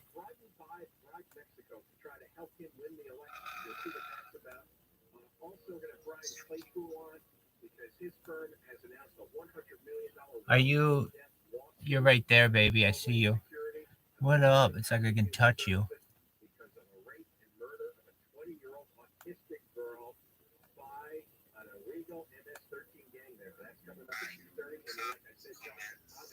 Another strong candidate for LA County District Attorney will be our guest at 3 o'clock. We just finished talking with Craig Mitchell. He was one of the standouts in the debate last night. It was 10 candidates, Gaston, and 9 opponents. LAMag.com put it on, Los Angeles Magazine, and Alex Michelson and 11 moderated with John McWhite. And from the magazine, again, the debate video is on Twitter, so you go at John Cobell Radio, and that's just for the YouTube video, the link there. This is going to sound weird, but work with me on this. So this morning, I'm home alone, and the doorbell, the doorbell that makes the phone go beep, beep, beep, you know that thing? And we don't ever get a doorbell ring, especially at 30 in the morning. So I'm looking at the phone and thinking, right, I didn't set them up. Pick it up, and it's a young woman's voice. And she says something like, hi, how are you you doing? She goes, I've been talking with the neighbors because I said something harsh to her, or harsh tone of voice. I said, how can I help you? What is it that you want? And she goes, I've been talking with the neighbors. I'm thinking, all right, I gotta be nice. This must be a neighbor. Maybe there's a lost dog. And here I am. And she starts going on about, she's got some literature, some Bible scriptures that she wants to give me. And I just hung up. And I thought, what is this lady doing in my neighborhood, going door to door, offering some biblical scripture at 10:30 in the morning? Yeah, it's the kind of neighborhood, obviously it's a nice neighborhood, and people work a lot, and there's probably not a lot of these things for your religious cult. And I was thinking, man, how does the brain work when people get involved in cults? There could be religious cults, political cults, and, I don't know where religion and His hair is way longer than Dwight's hair normally is. And they used the little flat iron, but they clearly had more hair to flat iron, and it's laying on top of his forehead like these long wispy bangs. I was cracking up. Oh my gosh, I did not notice this. Wait, I took a picture. Oh my gosh. Please look at his poofy, long bangs, flat ironed hair. Oh, his hair is so long. Yeah. I'm going to put it in stories. So that's what I was looking at in the scene. Jim is going to call Joe Bennett and say he has a meeting. He gets out, and now Dwight actually can't go to the one he actually had. For those of you that believe he actually had one, like me. Coming up is one of my favorite scenes. The cleaning crew arrives with their music blasting, and they quickly leave. I have to shout out the cleaner who says, sorry. He was played by Boris Kievsky. He is so good. Do you know how hard it is to nail an acting moment like that with that amount of just casual reality? I so believed him. I believed the whole world that was happening with the music and them coming in. He was so good. They all were so good. Amazing. I loved it. I loved the detail, too. That really shows you how long they've been at work. Because if you've been at work when the cleaning crew arrives, you're like, oh, crap, I gotta go. Yeah. Randy said that the music they were playing was from the Universal Music Library, and it didn't cost us anything. Angela, now you have your very famous talking head. Yes, people quote this at me. Angela Martin says, yes, I'm anxious to get off work, but let me be clear. It's not to celebrate St. Patrick's Day.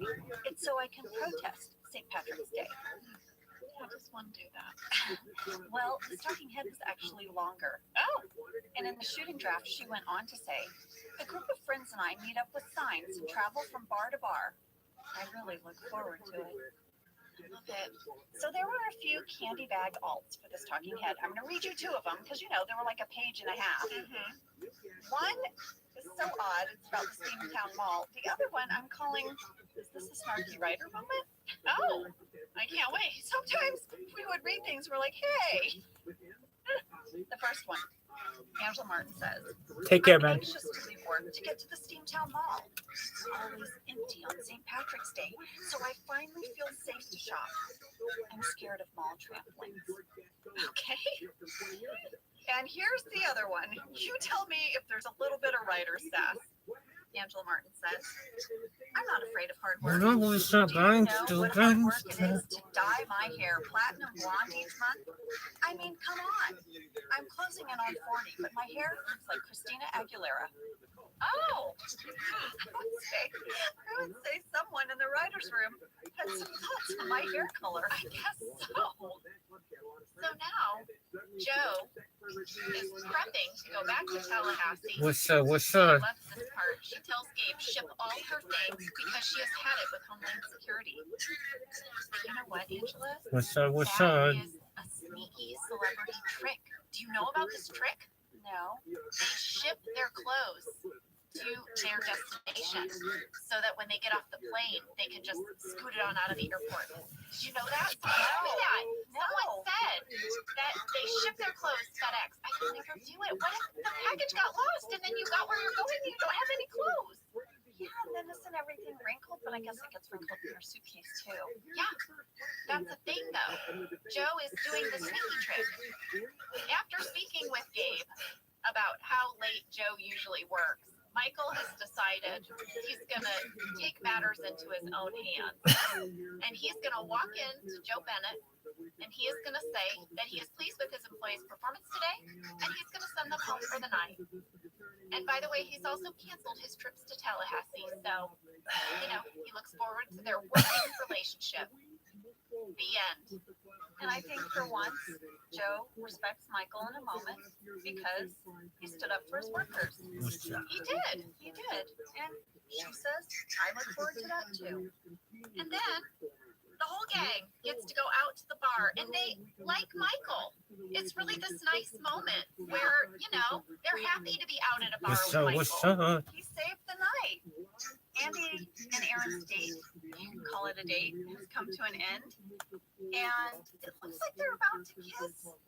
But then, of course, Reed pops in. Yep. From a kiss, Aaron gives Andy a very long, lingering kiss on the cheek. It's very sweet. Pretty much everyone is having a good night. In the end. Well, there is a tag, Jenna, where light hits the room, the grave. Na na na na na na na na na na na. There must be some kind of answer. Jim has taken Dwight's Megadeth configuration and rearranged it. 3 desks stacked on top of each other. Each desk still has lots of little computer files set up. There's a step ladder set up as a chair, and Jim is standing on the step ladder, working at the top level desk when Dwight enters. But did you know that when it snows, my eyes become a larger, I become another DC. Baby, I can hear my breath against my breath. The great, ooh, the more I can change it feels and now that your rose is in bloom, the light hits the moon on the You guys, that was St. Patrick's Day. It was. Thanks for celebrating this episode with us. Thank you to Kate Flannery for sharing with us how great Instagram and St. Patrick's Day. Thank you to Molly Shannon for being a remarkable human being and shaping my life, keeping me going, I should say. We hope you guys feel and yourself having a fantastic rest of the week. Don't give up. Don't give up. We'll see you next time. Did you know you want to go? Thank you for listening to Office Ladies. Office Ladies is produced by Earwolf, Jenna Fisher, and Angela Kinsey. Our show is executive produced by Cody Fisher. Our producer is Cassie Jerkins. Our sound engineer is Sam Kiefer, and our associate producer is Ainsley Bubico. Our theme song is Rubber Tree by Creed Bratton. For ad-free versions of Office Ladies, go to StitcherPremium.com. For a free 1-month trial of Stitcher Premium, use code OFFICE. La la la la la.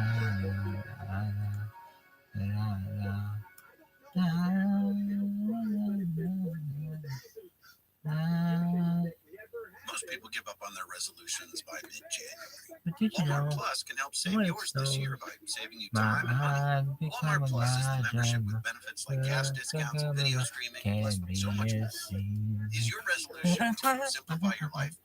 Free delivery, Walmart Plus makes ordering what you need online a no-brainer. Join now. New members get $50 in Walmart cash to get what they need to help save their resolution. Nicole Kidman is so fucking hot, I want to squeeze my balls. I'm Jenna Fisher. And I'm Angela Kinsey. We were on The Office together. Nicole Kidman is up there at one time for perhaps being the hottest chick of all. Fucking Each week we will break down no, an episode but of The she's Office super and give fucking hot. I exclusive can tell you that. behind-the-scenes stories that only 2 people Like who were there crazy can tell fucking you. hot. We're the Office ladies. Stupid hot. Almost. Hi, lady. Hi. Did you know that when it snows, my eyes become larger?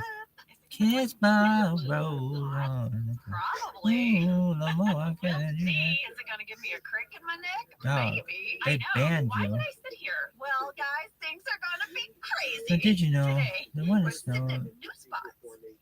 Today we're breaking down new leads, which is season 6, episode 20. Lady, there's only 6 more episodes. Kiss from before a we head into rose season on 7. the I grave. can't believe it. Ooh, But the I want to more I point can out, hear we with did stranger things. 26 episodes in season 6. That is a huge number of episodes for a television season. I know, we all got sick at the end. I know. We all caught a cold bug. I have a little bit of trivia for you before we even start. Really? Now that What is it? roses in Digital clutter. bloom, And the original title for this episode was Scavenger Hunt. Is it called Twitter? Really? Yes, the table read, it was called DuckDuckGo? Scavenger Hunt. YouTube? I'm telling you, sitting in new spots. Trivia right at the top. What's next?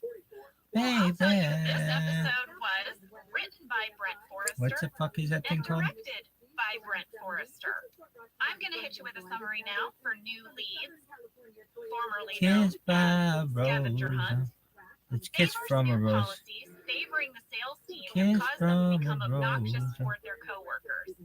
Michael attempts to check This their song egos is so and sick. humility by refusing to hand out the new sales That bigger can be Ted, kind of that non-sales is staff me. hide them around the office. A bunch of them end up Oh in my a god, I cult can eat all that. where Michael and Dwight and Aaron and Andy further their respective relationships. He basically did. That's it, dog. I want the music video. Yeah. Music video. Yo, dog. Fired. Dog. How is he not fired? Dog. Dog. Hashtag number 1 is a fan question Dog. from Alexandra in Huntsville, Alabama, who said, "What exactly are leads?" Alexandra, I think this is a really good thing to start with because if we aren't clear on what a lead is, this episode is going to fall apart. It will. She's Not to so mention, hot I in this. counted, and we say the word leads 33 times in this episode. Wow, we really need to know what that is. I'm the Riddler, baby. I Riddle me will this, tell motherfucker. you, according to Investopedia, This movie was sick. a sales lead Really? is a Yeah. person With or whom did you business see it? who My cousin may Tommy. eventually become With whom did you see it? You fuck? Businesses gain access to sales leads through Hey, advertising, trade shows, direct mailing, third parties, and other marketing efforts. Salespeople then use those leads to send sales pitch emails or direct marketing materials and to make cold calls. Now, several factors determine the quality of a sales lead, such as whether or Did you not know? the individual or Let me business know. had an My incentive to offer eyes their become contact large information. and You know, like when they my say, get a free side steak can't dinner be if you listen to this sales pitch seen. about a timeshare. Baby, I'm a giving you a kiss from the rose on the grave. Ooh, the morning you the same the feels and now that your rose is in bloom, the light hits the gloom You know, when you on take an the online survey, grave. that'll generate a Na, sales lead. na, na, na, na, You love an online na, survey na, too. na, na, No, this explains my She's fan so mail. hot. Very full. I was gonna say, nowadays, to create sales leads by tracking your purchases online, you can targeted ads to watch. I'm a real fan. No power, my pleasure, my pain, baby.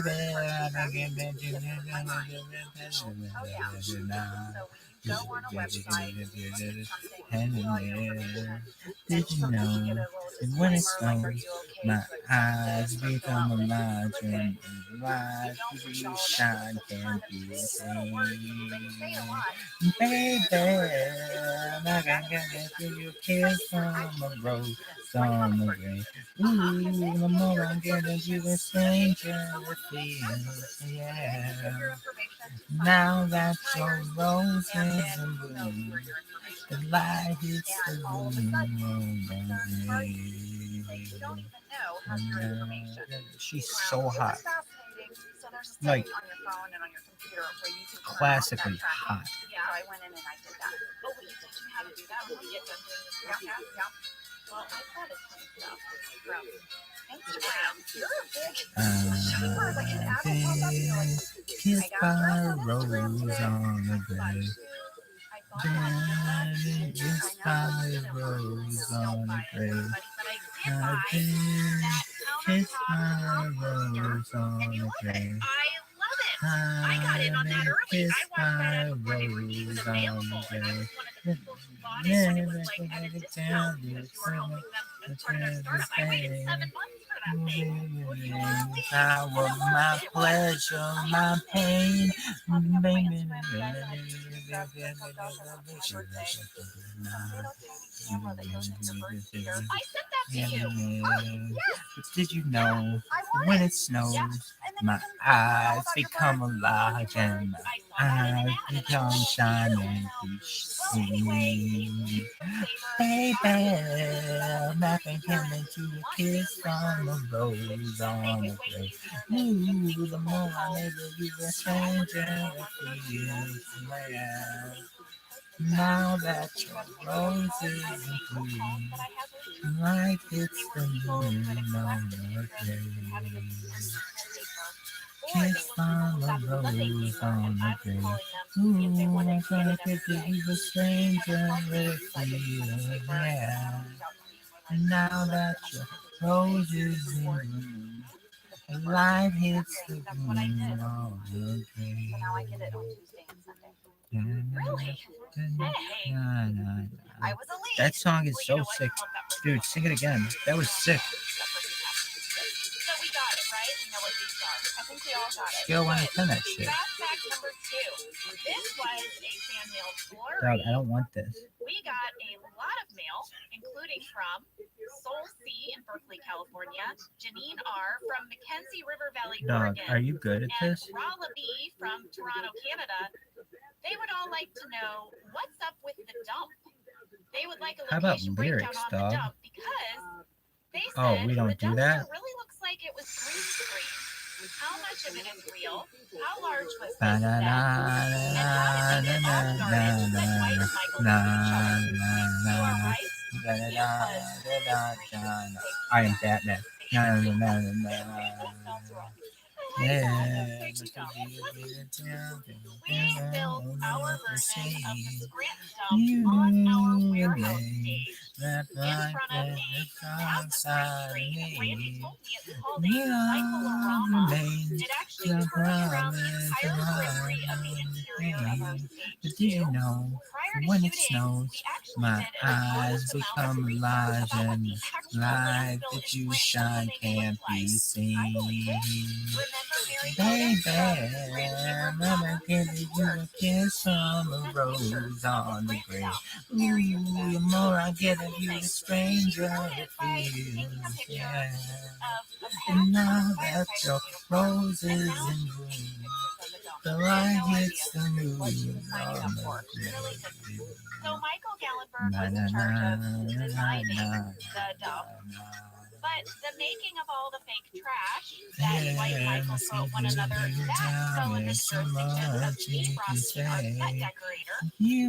Randy told us that he met with a local my recycling plant pleasure, and my pain. literally hundreds Maybe of I bales can of give it sanitized to recycled waste. dictionary. It was mostly plastic, corrugated cardboard, and paper, but he added a little bit of Did you household know trash. that when it He also snows, threw in my items eyes throw each other, become like large big and tables the of fuel, light big that you things, shine a can't ton of be brackets. He seen. found the big bathtub, the Baby, there, all I'm that going stuff. to They kiss took our from a visual rose effects company, on the Stargate grave. Studios Ooh, International, the to more a that I local believe a landfill in Eagle Rock, stranger California, feels and they well. shot a bunch of video. Now that And your that's what's playing on the roses green in screen. bloom, They the got a light hits bulldozer the room and, on you know, that the flock of grave. birds that flies through. I thought that was a nice touch. They took all those videos.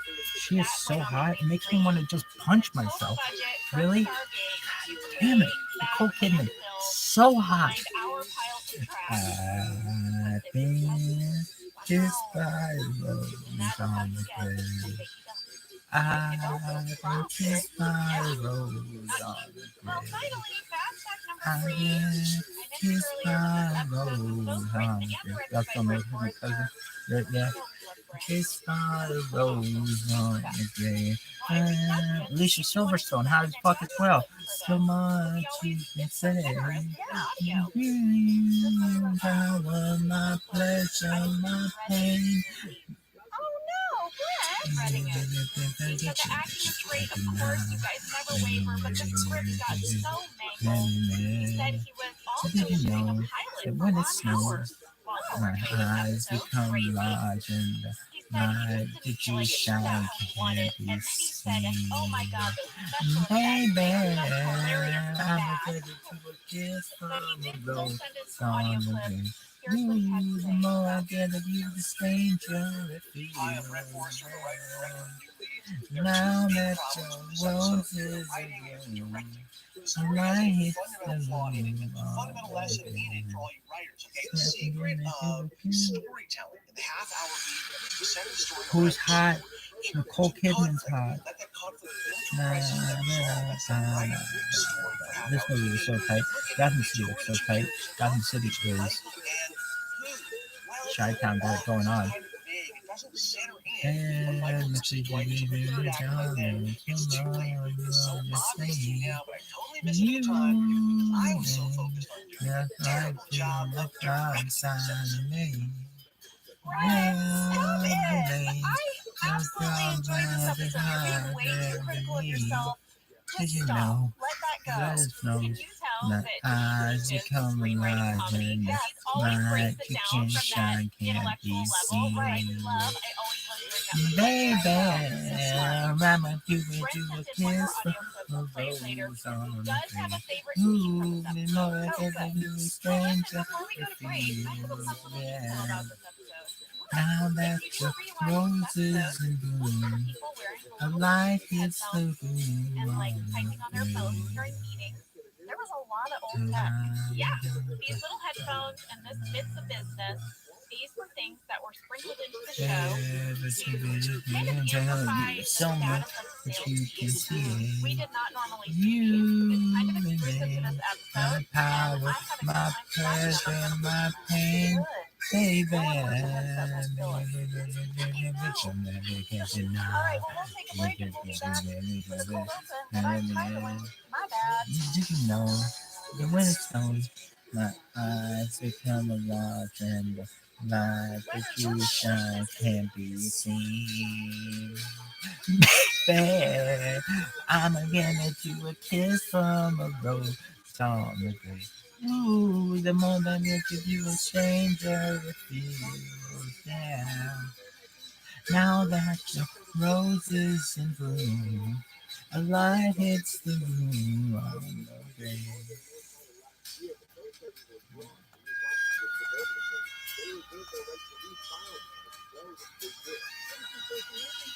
Gets really big here, like this part. I've been kissed by the rose on the grave. Been kissed by the rose on the grave. Been kissed by a rose on the grave. I've been kissed by a rose on the grave. Mention me can tell you so much you can say. You gain my power, my pleasure, my pain. You're an addiction that you can't deny. What you need is heaven there. Did you know that when it snows, my eyes become alive and the light that you shine can't be seen? Baby, I'm beginning to a kiss from a rose on the grave.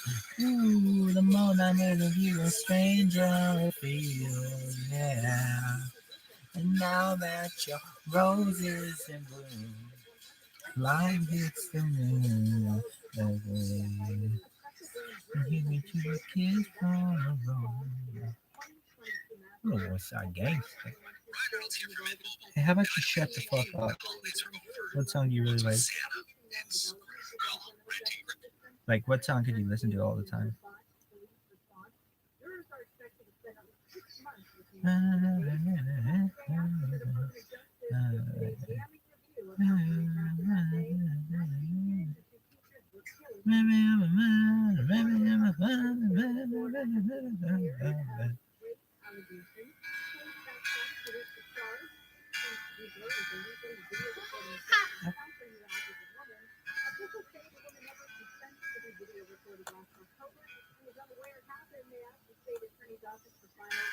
Maybe I'm amazed at the way you love me all the time. Maybe I'm afraid of the way I love you. And maybe I'm amazed at the way you pulled me all the time. You hung me all around. Maybe I'm amazed at the way I really need you. Maybe I'm a man, maybe I'm a lonely man who's in the middle of something that he doesn't really understand. Maybe I'm a man, maybe I'm a lonely woman who could ever help me. Baby, don't you help me understand?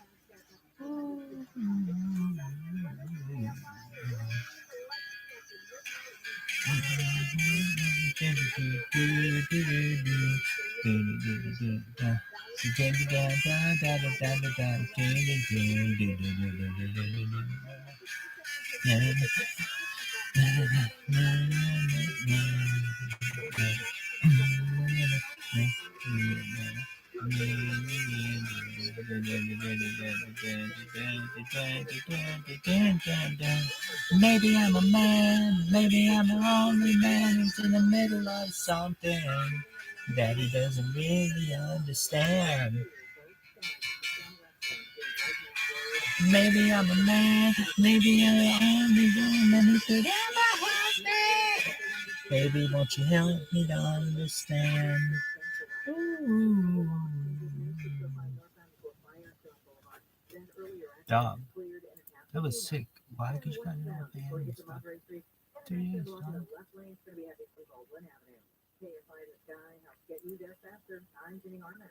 like to welcome a new sponsor to the show, and it's NetSuite by Oracle. And this one really resonates with me, because no matter what business you're in, technology is simply part of it.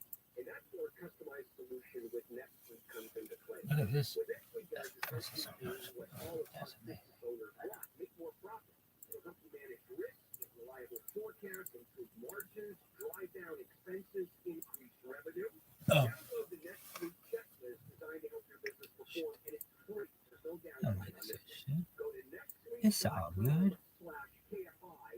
Pepper 003. .com/KFI.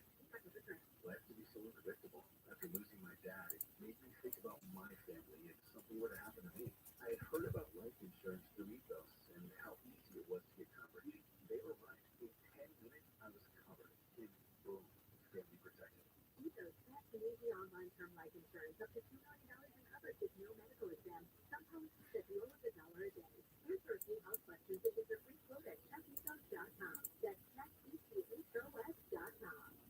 I bought the new electric BMW iX from Sterling BMW. And right now, you can lease the all-electric 2024 BMW iX for $799 per month for 36 months.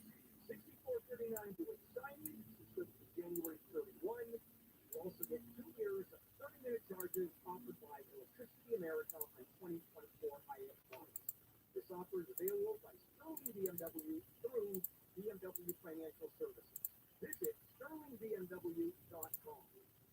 Listen on the free iHeartRadio app for all your music, sports, talk, and podcasts. Free never sounded so good. KFR AM 640. John Cobell Show. KFI AM 640 live everywhere on the iHeartRadio app, on the Radio 1, and before and after 4 o'clock. John Cobell Show on demand.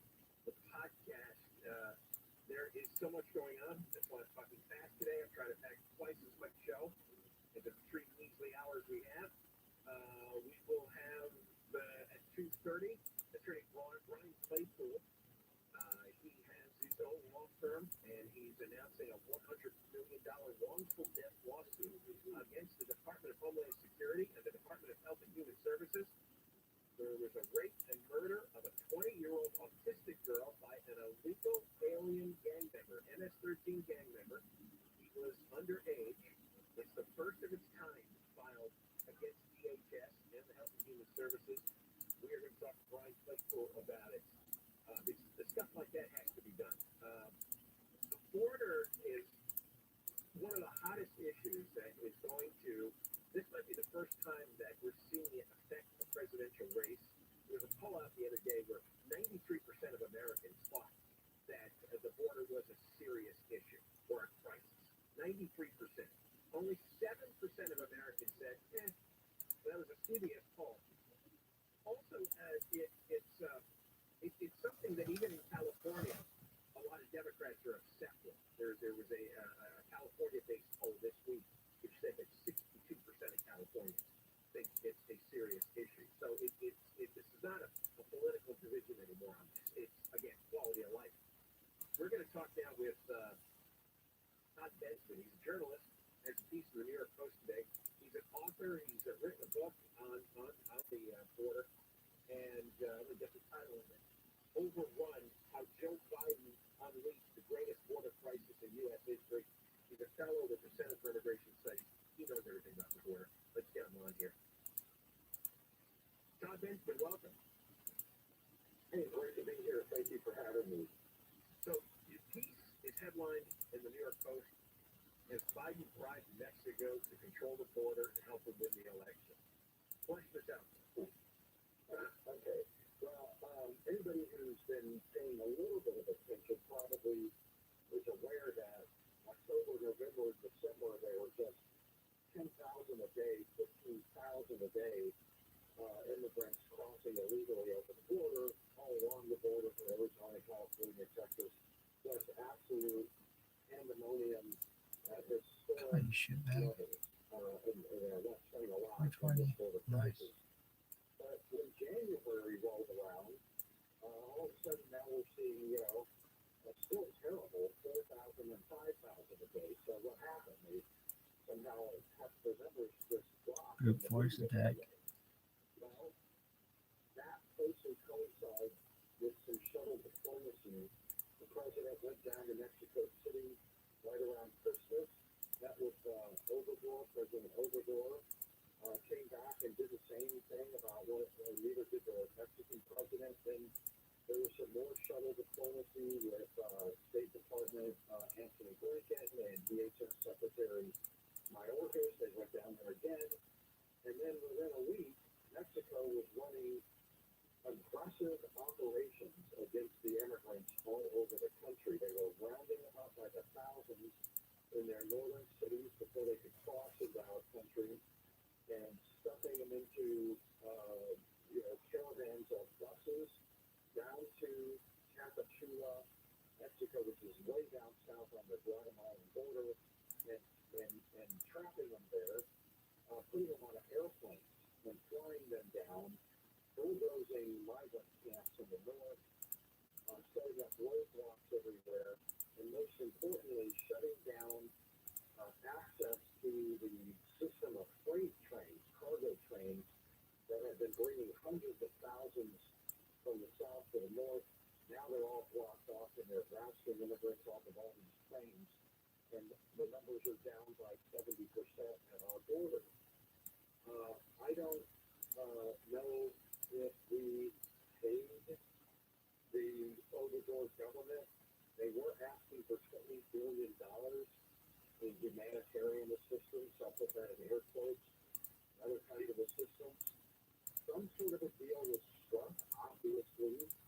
Mexico is never interested in doing this kind of aggressive operations to hermetically seal off our border for us as a favor. But I have heard from a pretty credible source that these in the government, CBP, that these operations are supposed to last through, guess what, November. Well, I was curious because I remember these summit meetings, and all the heavy hitters in U.S. government were suddenly flying to Mexico after the meetings were over, and he said there was nothing. There were no reports. Just Obrador saying, hey, I want $20 billion. And why wouldn't the media cover this? I mean, there's a news blackout. The first I heard of it, our staff heard of it, is reading your story in the Post. Why? I mean, no president who engages in a big state visit with another country in the middle of a crisis like this would get away with saying nothing about what the deal was. Nothing at all. They put out communicated, and it's all just a bunch of fuzzy platitudes and no details. And where is our media, on this? Because the Mexican media is out in force covering this. They're all over the place. That's how I got the story. I couldn't make it down there this time. I spent a lot of time in Mexico, but all I did was go onto Google and look up all the Mexican media reporting on this. There they all are, with photos and videos, rounding them up, putting them on planes, flying and emptying out, shelters, and just forcing everybody down into what looks like kind of a Gaza Strip situation down there, forcing everybody that they bring there to apply for this long, slow-running asylum process to get travel papers, and they can't travel on the trains anymore to get around any of it. There's roadblocks everywhere. It's like a Gaza Strip down there. It's a great story, and it happened just after all of these diplomatic missions. Any word on what the Mexican president got? Because you're right, the only other time he did this was for Trump, when Trump threatened to destroy Mexico's economy. Yeah, I mean, this is Biden is not into using the big stick. He's a carrot guy. Trump is a big stick guy, and they responded to that. Now, Biden has been giving the Obrador government money in dribs and drabs, especially in the beginning, in the first year of the administration, to do exactly this, to slow roll it. But Obrador just, took the money, and once the check was cashed, started letting everybody go to the north, and never even, at one point, didn't even pretend anymore, letting everybody go to the northern border. And, as long as the media cameras weren't seeing it, filming it, Fox News drones overhead, the administration seemed pretty happy. But once those drones started showing up and showing these 15,000 a day, thousands down there, they realized they had a campaign problem. They had a political problem and a polling problem on this thing. And they just couldn't allow this to go on for 9 months leading up to the election with Donald Trump hammering away at those images. It's like for the Trump campaign, images like that are like bullets in a belt-fed 50 caliber machine gun, right? You already won one presidency on that. Even if it's down to 5,000 a day, though, that's still over $1 million a year. It's still ridiculous. It's still absolutely beyond anything in American history. Even 6,000 and 7,000 a day. But I guess the American media doesn't pay attention when it's 6,000 or 7,000 a day.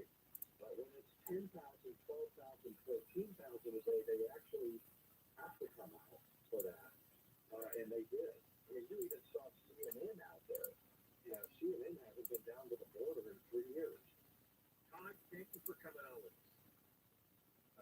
It's first we learned of it here, and it's the first our listeners are learning of it now. Good work. Thank you very much. Todd Benjamin, he's a journalist, Center for Immigration Studies fellow. He's written a book on what Biden has done at the border. When we come back, more trouble for a Boeing plane. And this one was a bit spectacular. Have you heard a Mayday call? I haven't heard a Mayday call in a while. We got a Mayday call to play from the pilot of this Boeing flight. Deborah Mark. You feeling good? Oh, yeah. Deborah Mark is live in the KFI 24-hour news. Ventura County Sheriff's deputies say that a documented gang member has been arrested for allegedly giving kids gang tattoos. The investigation started when deputies in and around Thousand Oaks started noticing several teens and juveniles with visible tattoos. The CHP has issued nearly 80 tickets to drivers in Malibu in a single day. The citations were given for speeding, reckless driving, and failure to obey traffic signals last Saturday. The CHP says there have been 11 accidents since that fatal crash on PCH. They killed those Pepperdine students in October. Sales of previously owned homes have decreased in the last year to a nearly 30-year low. The National Association of Realtors says that comes as mortgage rates climb to the highest level in more than a decade in 2023. For the Southern California Toyota Dealers Traffic Center with still places, we're going to a crash on 210 in Pasadena. Keep on the 210 westbound before you get to Monterey Street. Got an accident blocking the left lane. You're going to be on those brakes coming away from Baldwin Avenue. New York City on the 10 eastbound at Los Angeles Boulevard got a brand new accident. This one is making its way over to the right shoulder. In Industry, 60 westbound before Crossroads Parkway. Brand new accident here. The left lane going to be blocked. And in Riverside, 91 eastbound, right after Tyler Street, got a stall blocking the right lane. KFI in the sky helps get you there faster. I'm Jenny Harmon. This report is sponsored by your Amazon Fresh store. Start the year with savings at your local Amazon Fresh grocery store. Stock up on wellness staples you'll love, from supplements and smooth ingredients to food storage and skincare. Amazon Fresh has wellness for every wallet. Find a store near you. Moments like feeling like her good morning came along to me right after being diagnosed with metastatic breast cancer or MBC, which is breast cancer that is spread to other parts of the body. And even more, I take Ibrance, palbociclib. Ibrance 125 milligram tablets with an aromatase inhibitor is for adults with HR positive, HER2 negative MBC as the first hormonal-based therapy. Ask your doctor about Ibrance and visit Ibrance.com. Ibrance may cause low white blood cell counts that may lead to serious infections. Ibrance may cause severe inflammation of the lungs. Both of these can lead to death. Tell your doctor right away if you have new or worsening symptoms, including trouble breathing, shortness of breath, cough, or chest pain. Before taking Ibrance, tell your doctor if you have fever, chills, or other signs of infection, liver or kidney problems, are or plan to become pregnant, or are breastfeeding. Common side effects include low red blood cell and low platelet counts, infections, tiredness, nausea, sore mouth, abnormalities in liver blood tests, diarrhea, hair thinning or loss, vomiting, rash, and loss of appetite. Nearly 2,000 teen drivers die in car crashes each year. IRAC Street Survival is designed to save lives. The one-day hands-on driving school gives teens experience in car control through exercises that include emergency braking and skid recovery. Find a class near you at IRAC.com/survive. Paid for by the Sentinel Group. Attention Marines, military personnel, families, and contractors who were stationed at Camp Lejeune. Were you present at Camp Lejeune between August 1953 and December of 1987? You may be entitled to significant compensation. For nearly 34 years, those in the Marine Corps base Camp Lejeune were exposed to contaminated drinking water, resulting in devastating injuries, including several forms of cancer, adverse birth outcomes, Parkinson's disease, and more. North Carolina's procedural laws have prevented victims from getting the justice they deserve, but passage of the Camp Lejeune Justice Act of 2022 would allow you or loved one to file lawsuits seeking compensation for illnesses and injuries linked to the toxic water. Call today for your free consultation. 800-917-1181. Let our experienced attorneys fight to get you the compensation you deserve, and you pay nothing unless there's a recovery in your favor. Call 800-917-1181. That's 800-917-1181. Again, 800-917-1181. It's a new year, the perfect time for curbside pickup at Speeder Brothers. Protein safety time by hand-picking the freshest fruits and veggies, leaves, and more, giving you more time for meal prep. Download our mobile app and place your order today. Speeder Brothers Market, fresh, affordable, community first. Did you know that you could lose your nursing, teaching, or real estate license with a DUI? What about your job? I'm attorney Gary Cavanaugh, founder of 1-800-NO-COPS. What you don't know can and will hurt you. Call 1-800-NO-COPS. That's 1-800-NO-COPS. Oh, I gotta pay how much? Been to your dealership for car repair lately? You know, half the car service at AMCO don't even need a new transmission. At AMCO, we've been shifting gears for over 50 years, delivering top-notch service and unbeatable expertise. Our expert technicians will give you an honest assessment, and we won't fix what's not broken. So before you say yes to costly repairs elsewhere, get a second opinion at AMCO. That's AA, MCO, transmissions, and a whole lot more. Hey, my name's Jay Shetty, and I'm the host of On Progress, the #1 health podcast in the world. Join me this week as I chat with Michelle Obama, a woman of immense strength and grace. Tune in as we navigate through the chapters of her life, uncovering the moments that have contributed to her inspiring story. What keeps me up are the things that I know. The war in the region. What is AI going to do? Listen to On Purpose with Jay Shetty on the iHeartRadio app or wherever you get your podcasts. I've always said that relationships are far more about skill than luck. And the most important skill I think everybody needs to learn is how to fight. You know, there are some This is the way you miss me all the time. And maybe I'm afraid of the way I leave you. Maybe I'm amazed at the way you help me sing my song. Right me when I'm wrong. And maybe I'm amazed at the way I really need you. Oh, oh, oh, yeah. Oh, oh, yeah.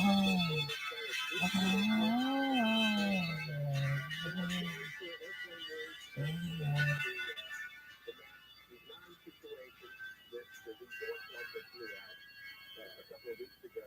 This report from the Today Show that became a good summary of a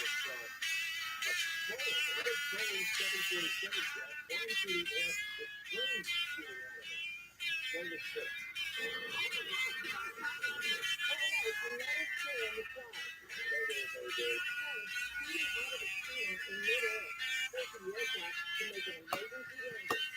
clip. What is that?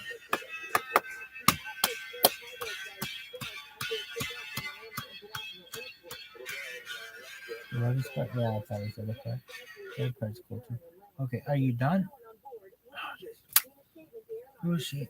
Anybody else complain about Rabbit? Or do you think they've got Save me? money, eat better, or stress less, HelloFresh is here to help you do all three. Yes, you guys, I love HelloFresh. Jen and I both love it.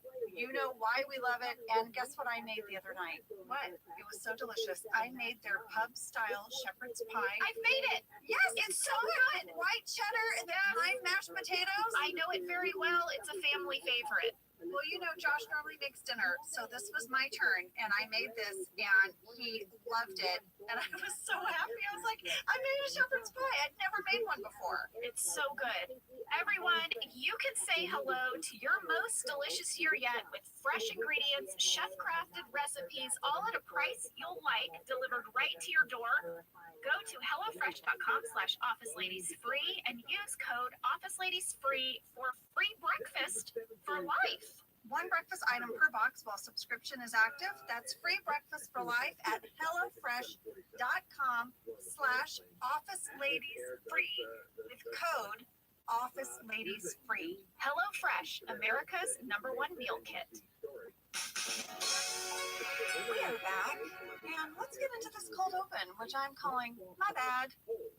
You guys, many of you reached out and reminded us that this Johnny Depp cold open that we talked about in Double Date, I had said I found this deleted scene that was going to be a cold open for that episode, and lady, this is a direct quote of us from the Double Date podcast. You're going to quote us. I'm quoting us.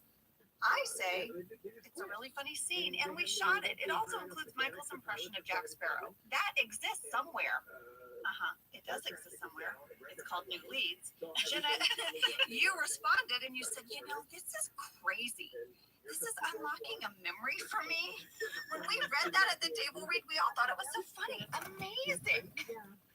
You guys, clearly we are rewatching this for the first time in a very long time. In real time. As it turns out, and many of you knew this and wrote in, that a cold open was salvaged. It was repurposed for this episode, New Leads. And thank you for all of you who pointed that out. I'm going to try to redeem us here for a moment, Jenna. I would like to share with you guys what the original cold open was for New Leads.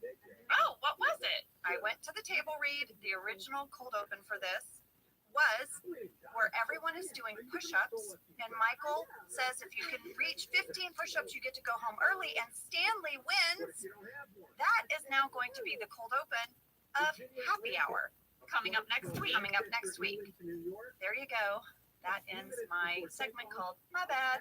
Well, what should be very clear to everyone was that we would move around these cold opens. Yes. That was the point of them, that they stood alone, that they didn't have to lead any particular episode. They were one little joke in and of themselves, and they were moved often. Yeah, they got scooched. Well, we had a great fan catch from Maddie B in North Adams, Massachusetts. She noticed that Jim is wearing his sport coat in this cold open with Michael. She said now, he only wore that sport coat when he was a co-manager. When he returns to sales, he goes back to his simple shirt and tie and rolled up sleeves. She said, I think this cold open was filmed during one of the episodes when Jim was the manager. Yes, Maddie, you are correct. This was shot 5 months before this episode when Jim was still a co-manager during Double Date. Great catch, Maddie. We also had a fan catch from Catlin C. in Iowa who says, old tech alert. In the cold open, when Michael shows Jim a picture of Johnny Depp that he took at his condo, it is a physical photo that he took with a camera and had to get developed. Catlin says it cracks me up that he printed out the pictures. Yeah. Yes. Today, he would just show his phone. Yeah. This happened a lot for Jen and I when we were working on our book because we would bring ye olde cameras to the set. Yeah. And we'd go to the mall to the little photo kiosk. So we'd bring in our pictures and we found so many just like that. Well, I have some more old tech alerts for this episode. I love an old tech alert. I know you do. Well, this episode actually starts in the conference room. Michael has called a meeting. He starts by telling everyone that the lost and found is lost. Yeah. This really cracked me up. Yeah? And I loved Creed's face. I loved his giant circle black framed glasses. Like, who lost those? What is Jackie Kennedy here? Like, who's wearing those? I don't know. Stanley and Dwight, they just want to talk about sales. That's it. They don't want any of this other nonsense. And what they want to know is there any word on the new leads from corporate? Sabre spent $50,000 on these leads and they haven't gotten them yet. And they're not going to sit around in this conference room. They're busy. Yeah, they're real busy. Did you notice the dry erase board? I did, but I didn't zoom in on it. Did you? Oh, you know I did. And I got some dry erase board stats for you. All right. They don't quite match up with the storyline. Really? Dwight is not in the lead. So I zoomed in and I was able to see all of the paper sales. I couldn't see the printer sales, but the paper sales, here's the stats. Andy has sold 18, whatever that means. Dwight has sold 21. Jim has sold 19. Pam has sold 2. Phyllis has sold 25. And Stanley has sold 16. So Phyllis is in the lead. Phyllis is in the lead according to the dry erase board. According to the paper sales of the dry erase board. Exactly. Printers might be another story. Maybe Dwight is selling a lot of printers. Yeah, they were in green and they were way just tiny in the margin there. I couldn't see them. Well, at 2 minutes and 6 seconds, Phyllis has her Bluetooth and Jim is texting on his BlackBerry. So you've got some busy sales business going on. Lots of business. We also had a fan question from Alexis J. in Santa Barbara, California, and Katie H. from Ohio. In the conference room scene, Michael mentions Pet Day. I know, I heard that. I was like, ding, ding, ding. Oh. Yes, they said, is this a reference based on the unreleased episode or script about Pet Day? Mm-hmm. We have talked about this before. There was an unproduced script called Pet Day. Mm-hmm.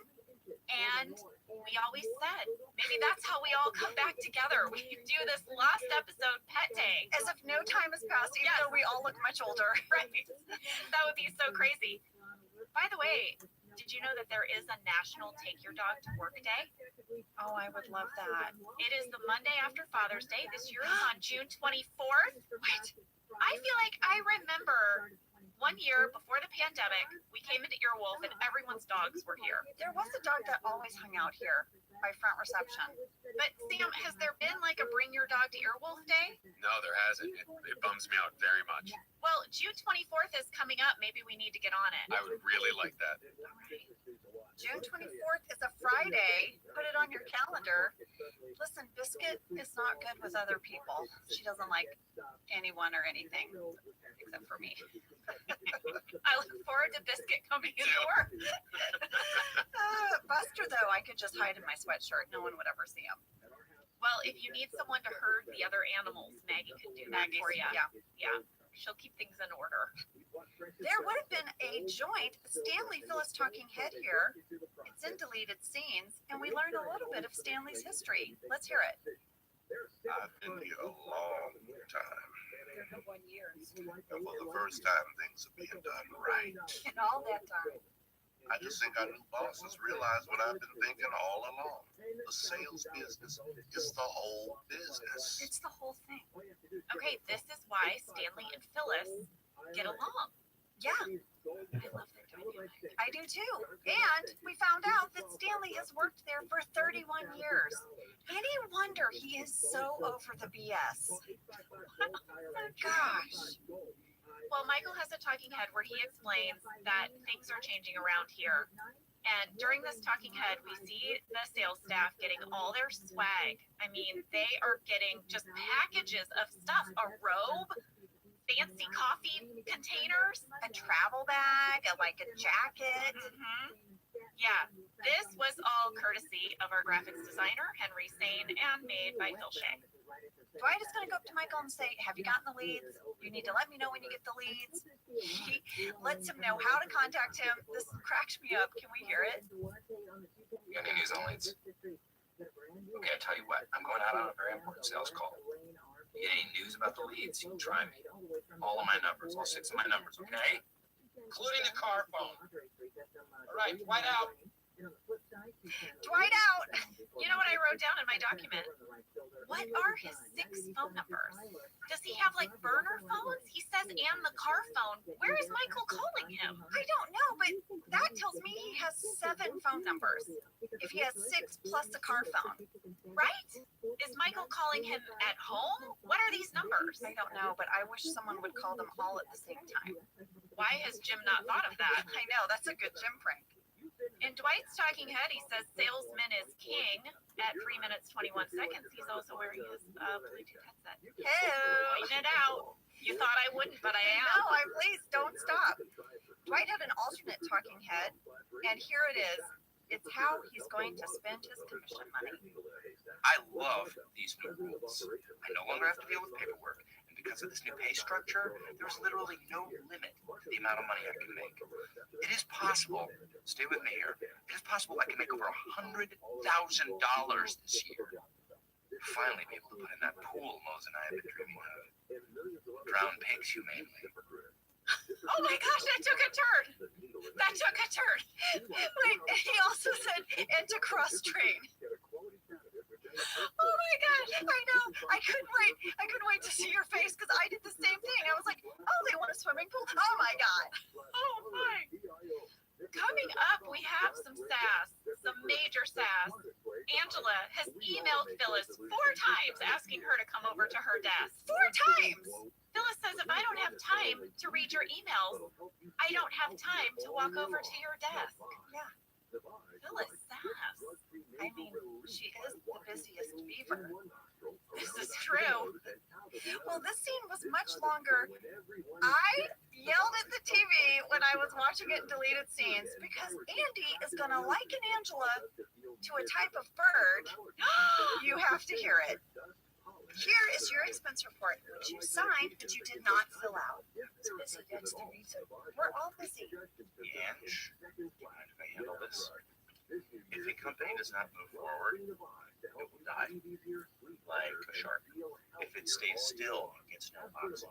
If we stay still, we get no sales. And the money is our oxygen. So it's really a pretty good metaphor to think about. No, seriously.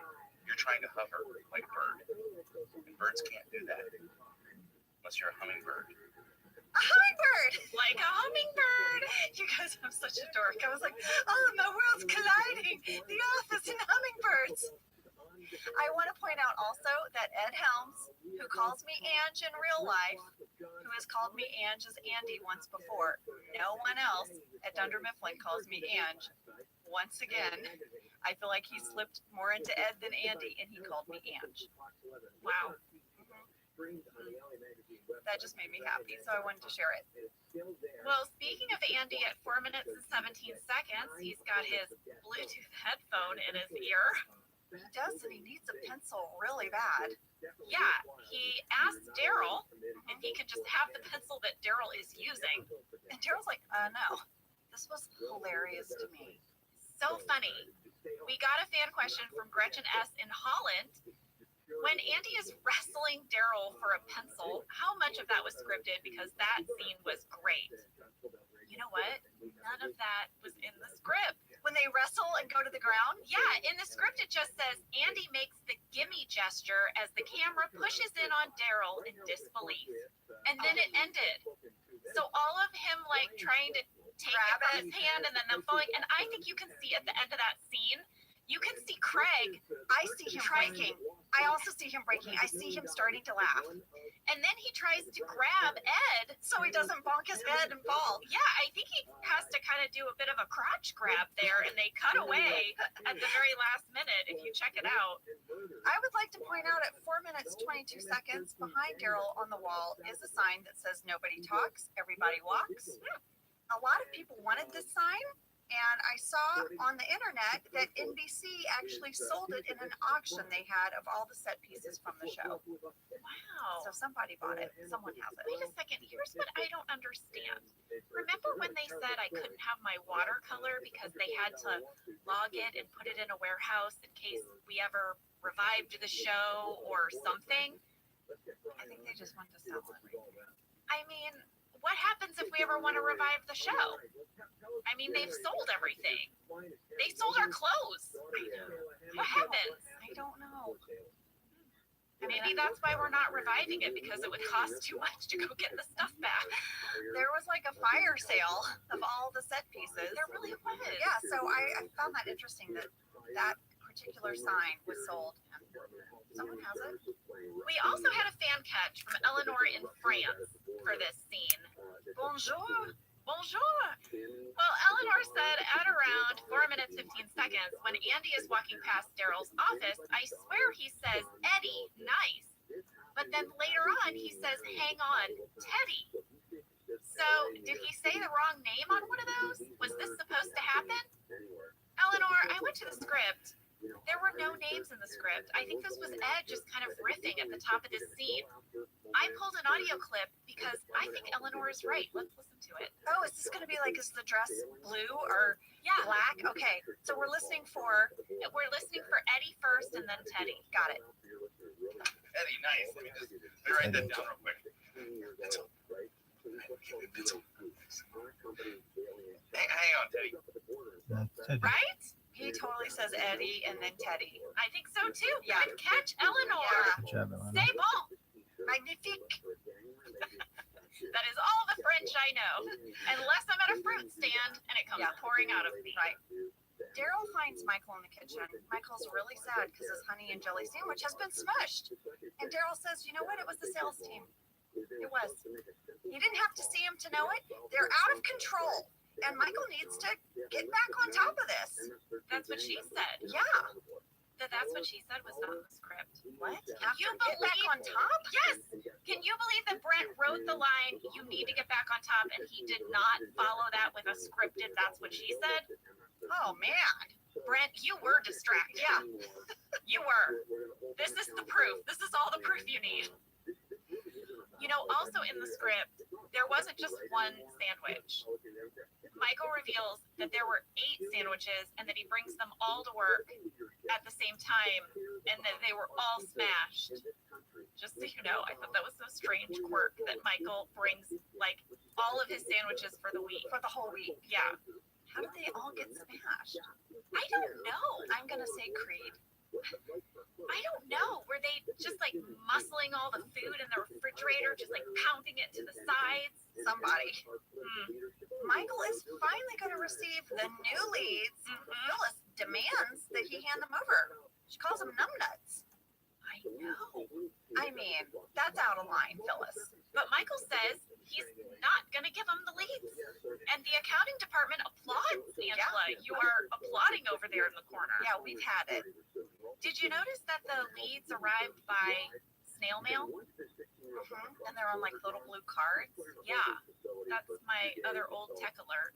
And we had a fan question from Fiona in Melbourne, Australia, who said, wouldn't these very valuable leads have been emailed or provided digitally? Because putting them on index cards and only index cards seems unlikely and maybe like a forced device for this episode.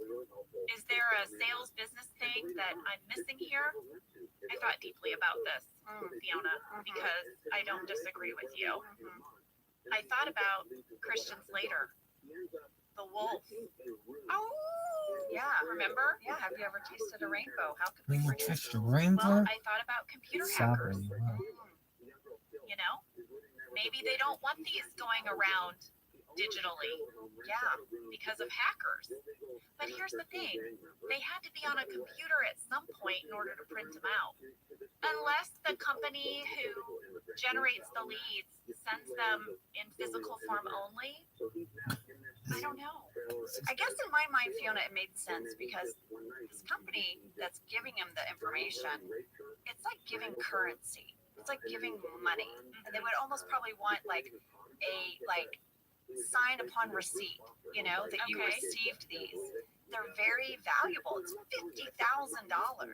And they might not want to exchange that type of currency over the internet, especially if you think about when this episode took place. I believed that they could come by mail, like via signature. Yeah, this was in the past. I mean, I remember Michael had to print out his pictures earlier. Yeah, people still faxed things. Yeah. I have 2 background catches during this scene. At 5 minutes 49 seconds, you can see Kate Flannery's screen. She had been playing solitaire. She's always playing solitaire. I mean, you know what we need is to catch her screen doing something else. I know. And Meredith has a nice callback to Kelly's American Idol party with her star party favor mug. Very nice. Listen, Gabe tells Michael, we spent a lot of money on these leads. You have to hand them out. You have to. And Michael says, you know what? I will do exactly that. Yes. Because Gabe says, you are required to hand out those leads, Michael. Well, he can hand them out. Doesn't say who he has to hand them out to. Yeah. And as it turns out, he's going to hand them out to King Creed and King Meredith and King Angela, because today we are all kings and queens. Everyone is delighted. I mean, not the sales staff, but everyone else is loving this turn of events. Right. But listen, lady, before we keep going, do you want to take a break? Yeah, let's take a break. And when we come back, I heard a little St. Louis. Ooh, from Miss Phyllis. Very good.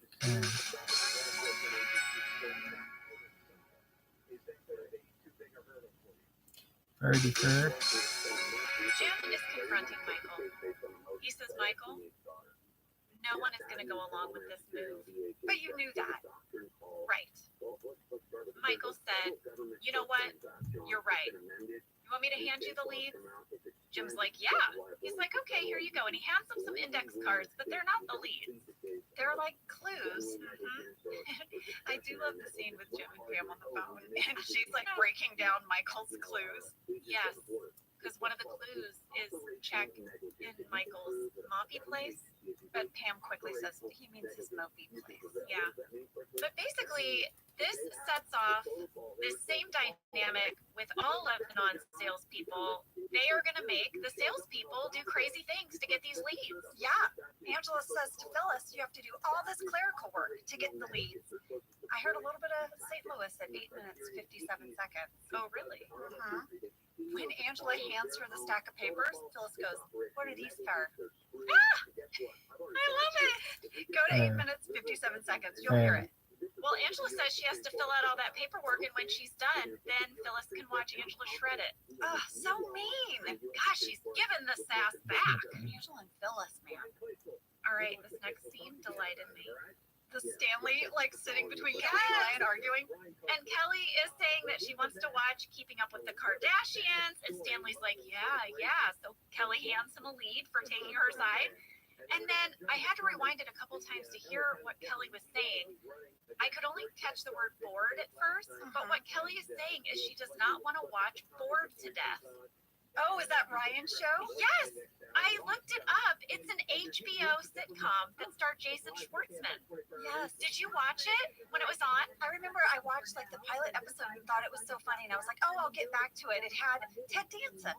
Yes. Yeah. And Zach Galifianakis. Kristen Wiig has a big guest star. Parker Posey. A lot of funny people. I found a trailer for it. Ooh. There's something I've been meaning to tell you. Oh, I hate when people say that. What? I've been moonlighting as a private detective. I thought you'd be older. Well, I got to the business at a young age. I have been reading so many of these detective novels that I know what to do. This is all very insane and illegal, isn't it? It is illegal and insane. Like insane. I believe you're a detective, not a licensed detective. A writer. Sounds like your heart's in the right place. You cannot mess with other people's lives that you can barely lead your own life. I can help people. Are you delusional?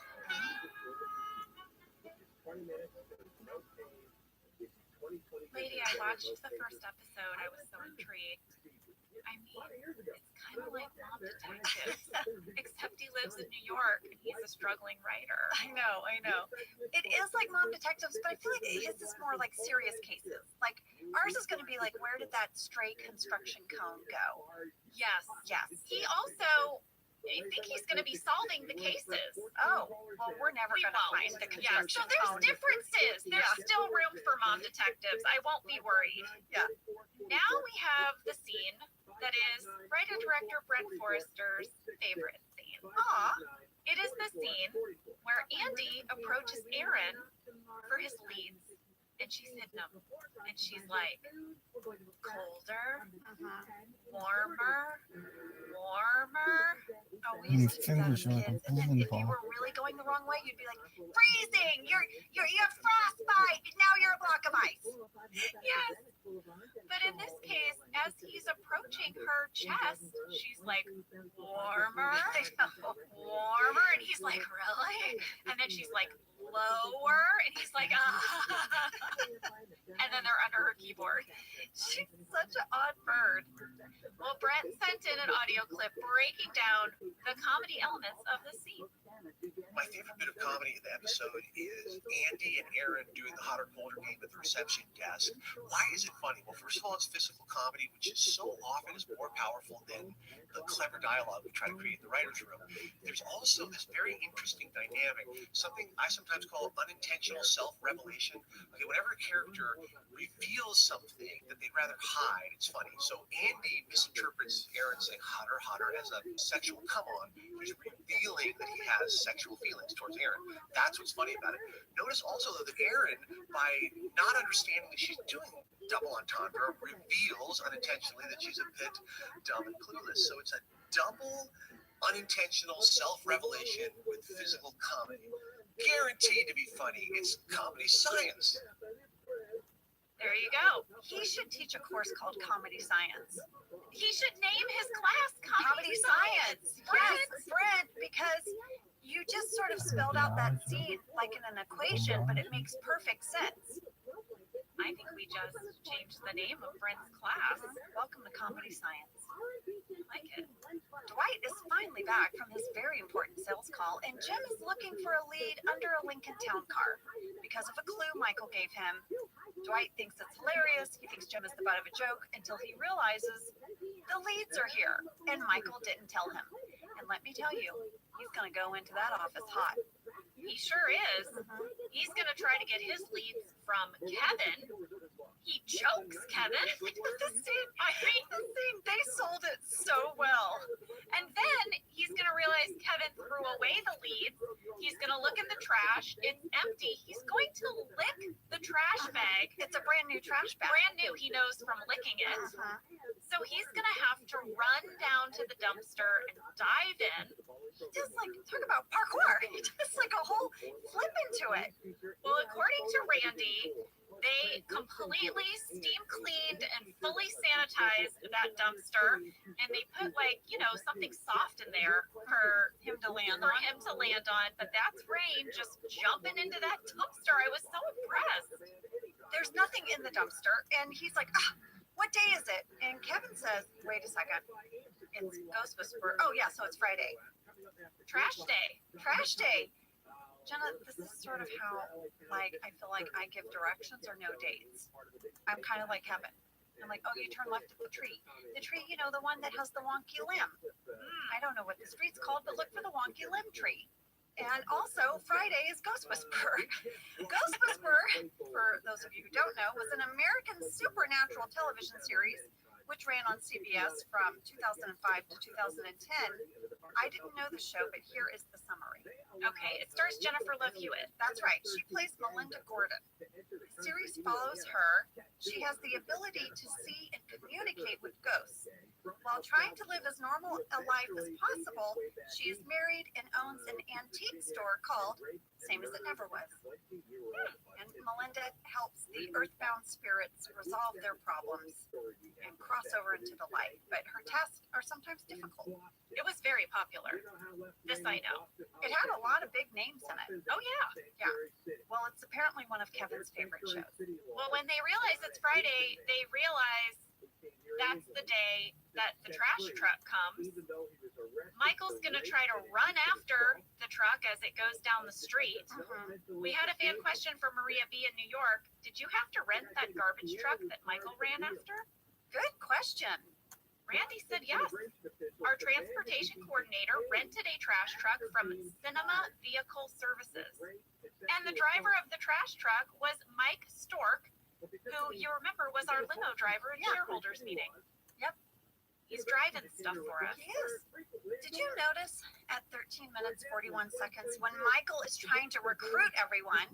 You know, we got to go to the dumpster now, guys. Who's with me? Yeah. Right? His suit jacket, when the sun hits it just right, looks purple. No.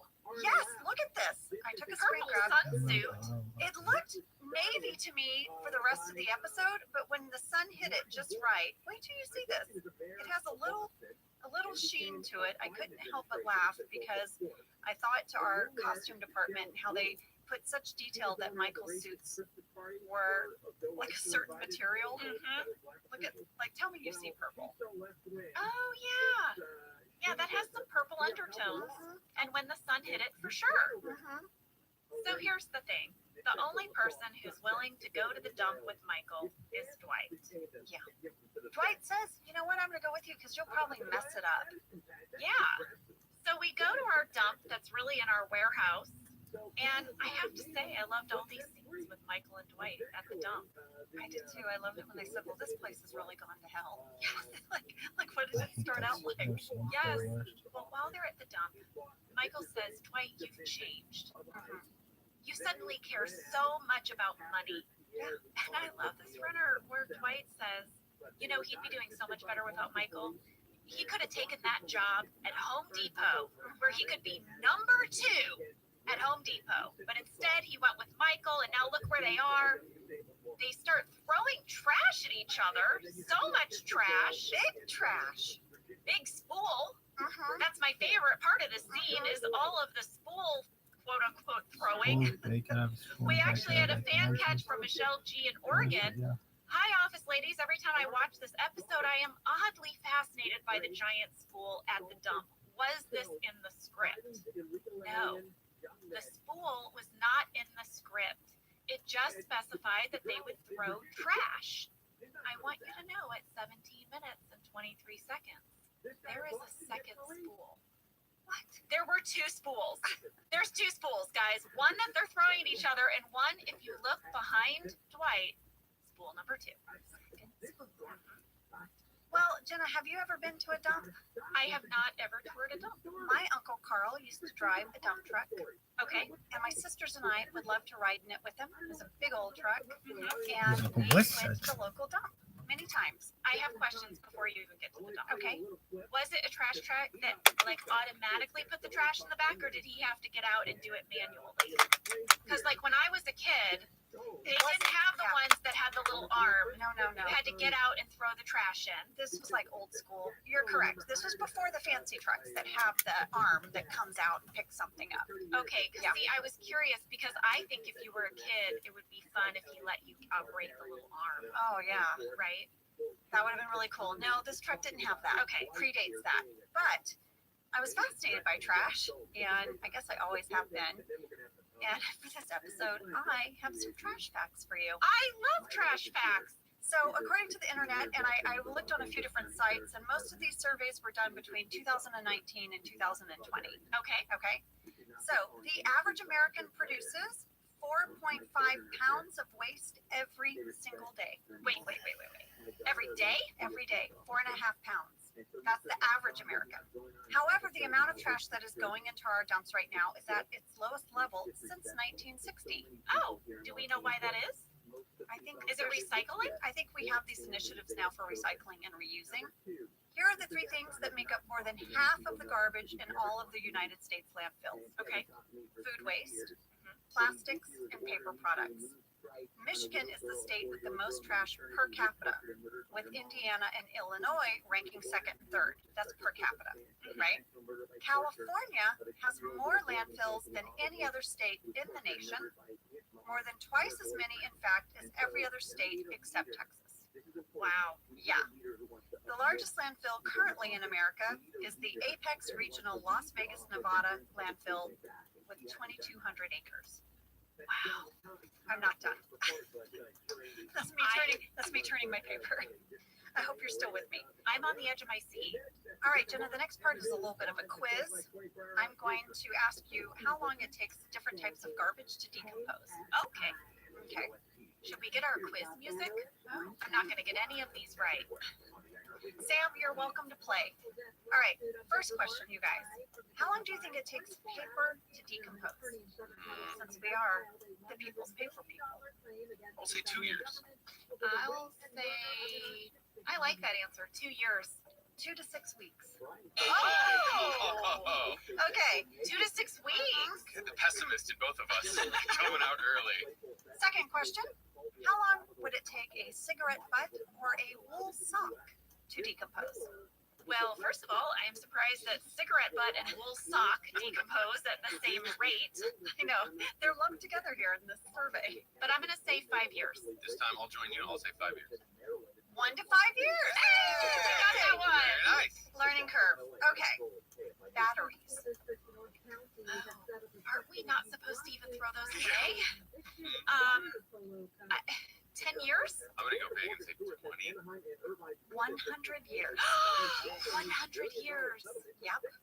How about a leather shoe? These seem so specific to the person that wrote this. I'm going to say, first of all, leather is an animal, But it's also been treated. treated 7 years. I'm going to go big again and say 15. 25 to 40 years. Styrofoam cup. 100 years. Yeah, I'm going to go big and say that one's 100 years as well. 50 years. Okay. Okay. Disposable diaper or a plastic bottle. Same category. That was the other one. 150. 75 years. 450 years. For every diaper and every plastic bottle is 400 years. 450 years. God. All right. A credit card. Just a credit card, your bank card. 200. I know. Are we just moving up the ladder? I'm saying 60 years on the credit card. 1,000 years. No. Why? That's what it says. My credit card decomposes more slowly than my leather shoe? Yes. Oh my gosh. And then a glass bottle. A glass bottle shouldn't be in the trash. You should have recycled that. Yeah. A glass bottle takes 1 million years. Oh my I gosh. know, I believe you. This is according to this survey. So what I'm hearing is my battery-powered leather diapers that I've been throwing away. With the glass insert.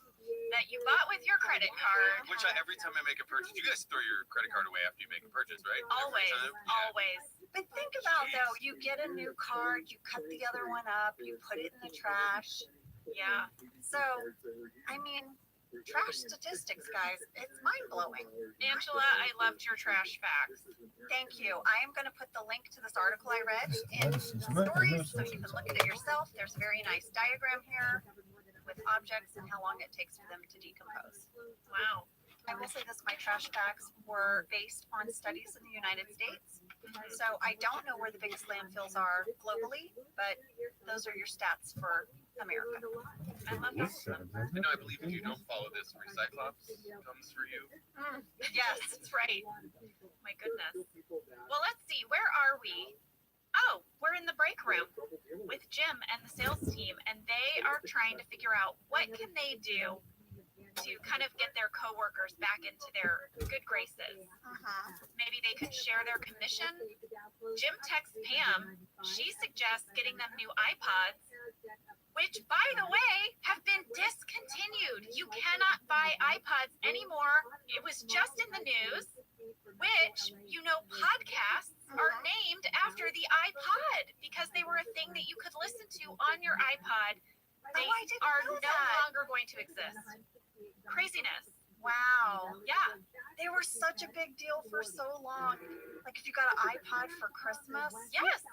Talk about old tech. And Phyllis has a super sassy line. She does. She says if they don't have an iPod by now, they don't really want one. She's not getting people iPods. Andy is going to text Erin, and she is going to suggest shells from a faraway beach. Might make everyone happy. Oh, Erin, has she been on a beach vacation? I don't know. She's definitely wanting to go on one and get a shell. She is. I want to point out more old tech in this episode. We should call this episode Old Tech. Look at all the cell phones in this scene. There are no smartphones. When Jim texts Pam and Andy texts Erin, they have to flip open their phone. At least they're not texting a beeper. That's true. That was like the pilot. I know. This episode should be called Old Tech / Please Recycle. It's so true. Well, they decide in the end that they are going to share their commissions with the rest of the staff. I can't believe they got Stanley to agree to that. No kidding. The fight at the dump has finally come to an end. It was real sloppy and messy. The fellas are real tired. Yeah, we had a fan question from Emmeline B. in Calgary. What did Michael spill on himself in the dump scene? Oh yeah, that was gross. It was just water. Phew. They finally start to have some common ground. They sit down. Dwight marvels at the trash and says no other animal on Earth could do this, except maybe beavers. Yeah. I feel like this should have been NBC's Green episode. No kidding. Recycle. Michael and Dwight make up, and Michael has a vision. It's of a single flower sticking up through the trash. Yeah. And together, they come up with a caption. Dwight says, "Hope grows," and Michael says, "In a dump." Hope grows in a dump. So many people hope grows in a dump posters. Some of them short because kid. Just pages Remember and when you pages of scrolling. They're all wonderful. You just hanging? We say hope in a frame. Hope in a frame. But now I'm going to say hope grows in a dump. You know what the message is, you guys? Hope lives in many places. You just have to believe. Yeah, I mean, it's a nice message. Back at the office, the salespeople have gathered their coworkers in the conference room, and they have a bunch of treats. Yeah, like pastries and coffee. They are about to announce their plan to share their commission when Oscar says, "You know what? This is really nice, guys." Yeah, classy move.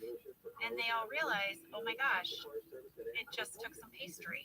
And Stanley comes in, and he's like, "You better," and they're like, "Ah, bah, bah, bah, bah, bah, bah, bah, bah." And Phyllis is like, "They've accepted our gesture of treats and nothing more." Something like that. I can't remember exactly, but it's really good. We had a fan catch from Bethy in Ohio at 19 minutes and 36 seconds. It looks like Phyllis briefly breaks character after Kevin's line, "When we walked in here, we were all prepared to tell you to go to hell." Well, Beth, I looked at this, and I don't think Phyllis is breaking. When y'all rewatch it, check it out. Let us know what you think. But I think Phyllis is just smiling because she's pleased with herself. Michael and Dwight return triumphant. Even though they haven't found the leads, they have all kinds of stuff from the dump. They've got a giant, big purple beanbag. They said they're going to put it in the break room. Where? Where are they putting it in the break room? There's no room in there. You know, I really wish, though, like in the few episodes after this one, it would have been in the corner. I would have loved to see that callback. It's so true. Well, this episode ends at the dump, and guess what? Some hope is going to grow there. Erin and Andy kiss. At the dump, their first kiss. Hope in the dump. Rid-it-dit-do. I know, it was so sweet. Also, how cute is it when Erin gives Andy her coat because Andy's chilly? And that doesn't fit him at all. Aw, that's new leads. Well, thank you so much to Brent Forrester for sending in audio clips and always being there for us to talk about these episodes with. And to you guys for sending in your questions and comments. Thank you, Randy, for giving me that great location breakdown on the old dump. Yeah, and I guess you guys, recycle and reuse because it takes a long time for things to decompose. And next week, we're going to go to happy hour. Yeah. Should be fun. Date Mike. Oh, Date Mike. He goes and he changes his clothes. He puts on that hat backwards. Oh, Date Mike. Oh. West Side, just officially West Side. You would fuck down the pool table.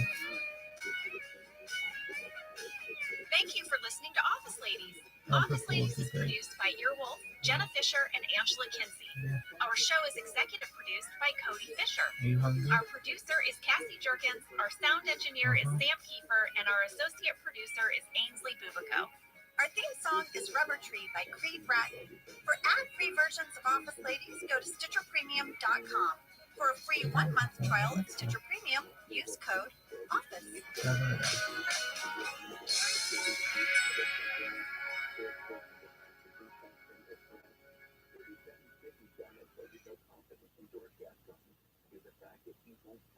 Yeah.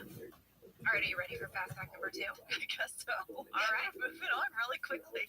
Well, I have a fan question from Charlie B. in Tacoma, Washington. Were the scenes at Sid and Dexter's, which is where we go for happy hour, actually filmed at a Dave and Buster's? The answer is sort of.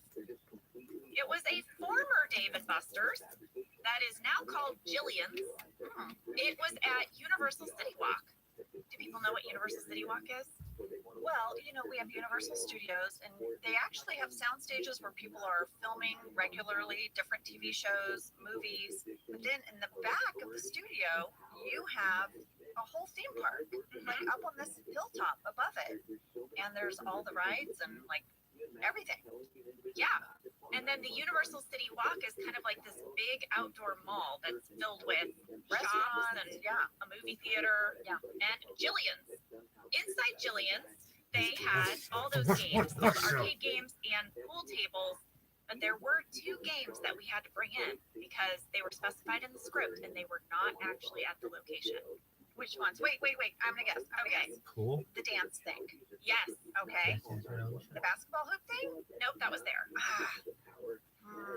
It figures prominently in a plot that you are involved in, Angela. Oh, whack-a-mole. Whack-a-mole. That's right.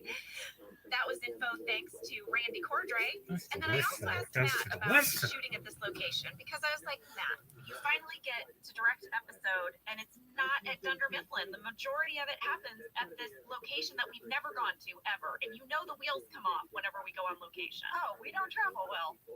Here is what Matt had to say about shooting on location. One of the biggest challenges for this episode was that it was almost entirely shot on location. Charles McDougall, another one of the directors from The Office, gave me a great piece of advice. He told me to go to the location and to just sit and watch to understand where people hang out, where the waiters and waitresses travel, and how people naturally work and play in that environment. So the weekend before we started shooting, I spent several hours at the Dave and Buster's at Universal City Walk, where we were shooting the episode, and I just sat and watched, so I understood how to make the place feel as natural and real as possible when we were shooting the episode there. I thought it was super helpful and worked really great in the episode. That's amazing advice. So smart. Incredible. Way to go, Charles McDougall. Yeah. Action! What's up? I want to point out one thing. There is a DVD commentary for this episode. It has Matt Stone, Brian, Oscar, BJ, and myself. And Matt talked about shooting at Universal Studios and that it was unique for us because we had never shot anything there on the actual Universal property, even though we were an NBC Universal show. Yeah.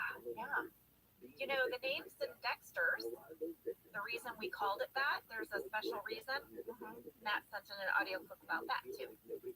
On a fun side note, the Dave and Buster's was renamed Sid and Dexter's after my kids. It was a pitch that I had made to the writers that they seemed to like. I'm not sure the name actually made it into the show, but I have a Sid and Dexter sign hanging up in my office from the episode. I enjoy getting to see that. It makes me laugh. It definitely made it in the show. There are signs all throughout the bar. I took screen grabs that say Sid and Dexter's, which, you know, is his children, Sydney and Dexter. But Matt, it's in. Oh, it's very in. I don't think any characters say the name of the place. No, but it's just there. It's all over. Yeah, it's on some of the games, and it's on a little window as you walk in past the bouncer. Are you ready for fast fact number 3? Yes, and then after that, I have something from my digital clutter. Oh, so you're going to get to play your sting. I realized I need a sting for fast fact number 3 because I was a lady who Googled. Oh, we need a lady who Googles Sting. We really do. It's new technology. Guess what I Googled? Wait. Let me think. The episode is called Happy Hour. There are games. You could have Googled all those games. Who makes those games? Bars. You're overthinking it. I Googled happy hour. I guess it's simple. Guess what? What? Happy hour is a marketing term that refers to a time of day when a restaurant or bar offers reduced prices for alcoholic beverages. It is also common to find discounted appetizer and food items. However, according to Wikipedia, not everyone is happy about happy hour. Ooh! Did you know happy hour has been illegal in the Republic of Ireland since 2003 under the Intoxicating Liquor Act? No happy hours in Ireland. Maybe people hit it too hard. For sure. In 2004, Glasgow banned happy hours to reduce binge drinking. And in 2008, the province of Alberta created restrictions to happy hour, saying that all happy hour promotions had to end by 8 p.m. And then drink prices had to go back to, I guess there's something called the Alberta Gaming and Liquor Commission's minimum price regulations. Put that on a label. Yeah, like you have to charge a certain amount for alcohol. But then in 2016, they removed the restriction, so now everybody in the province of Alberta can have happy hour anytime. In the United States, Massachusetts was the first U.S. state to ban happy hour in 1984. In 2011, Utah passed a ban on happy hours. In June 2012, happy hour became legal in Kansas after a 26-year ban. And in July 2015, Illinois lifted their 25-year ban on happy hours. But as of July 2015, happy hour is still banned in Alaska, Delaware, Hawaii, Indiana, Maine, Massachusetts, North Carolina, Oklahoma, Rhode Island, Utah, and Vermont. The laws were created to help stop over-serving and drunk driving. And a lot of places still have restrictions on happy hours. For example, in Illinois, you cannot offer a 2-for-1 drink special. You cannot give away drinks as a prize for a trivia night. And bars cannot host drinking games. So you can have a happy hour, but there are rules. There are apparently no rules for happy hour in Pennsylvania, and so we could go to happy hour. So this tracks. It tracks. Yeah. Seeing as it's a Monday and we're about to go on vacation, and we are allowed to have a happy hour, and this is the happy hour episode, I thought we should have an adult beverage. What? I love these episodes. I brought a mini bottle of sparkling rosé. Happy vacation, lady. I have 2 glasses. I have to open this. It's happy hour. How can we not have something? Oh my goodness. Well, thank you so much. You're welcome. I hope you had a hearty breakfast. I actually did. I had a gluten-free bagel from Trader Joe's. And eggs and berries. Oh. I've had 2 bites of a banana, so this will get interesting. Okay. Opening. Sparkling champagne. Cover your eyes. Oh gosh. Oh, that's really on there. Ew! Oh. And Sam brought cups. Well, happy hour to us. Happy summer and cheers. We'll be right back after this break.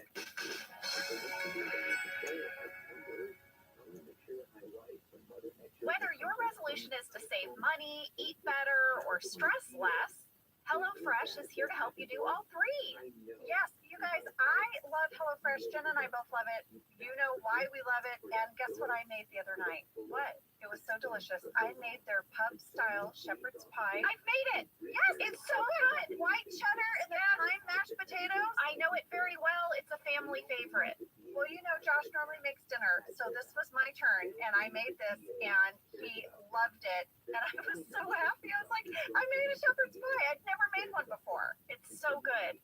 Everyone, you can say hello to your most delicious year yet with fresh ingredients, chef-crafted recipes, all at a price you'll like, delivered right to your door.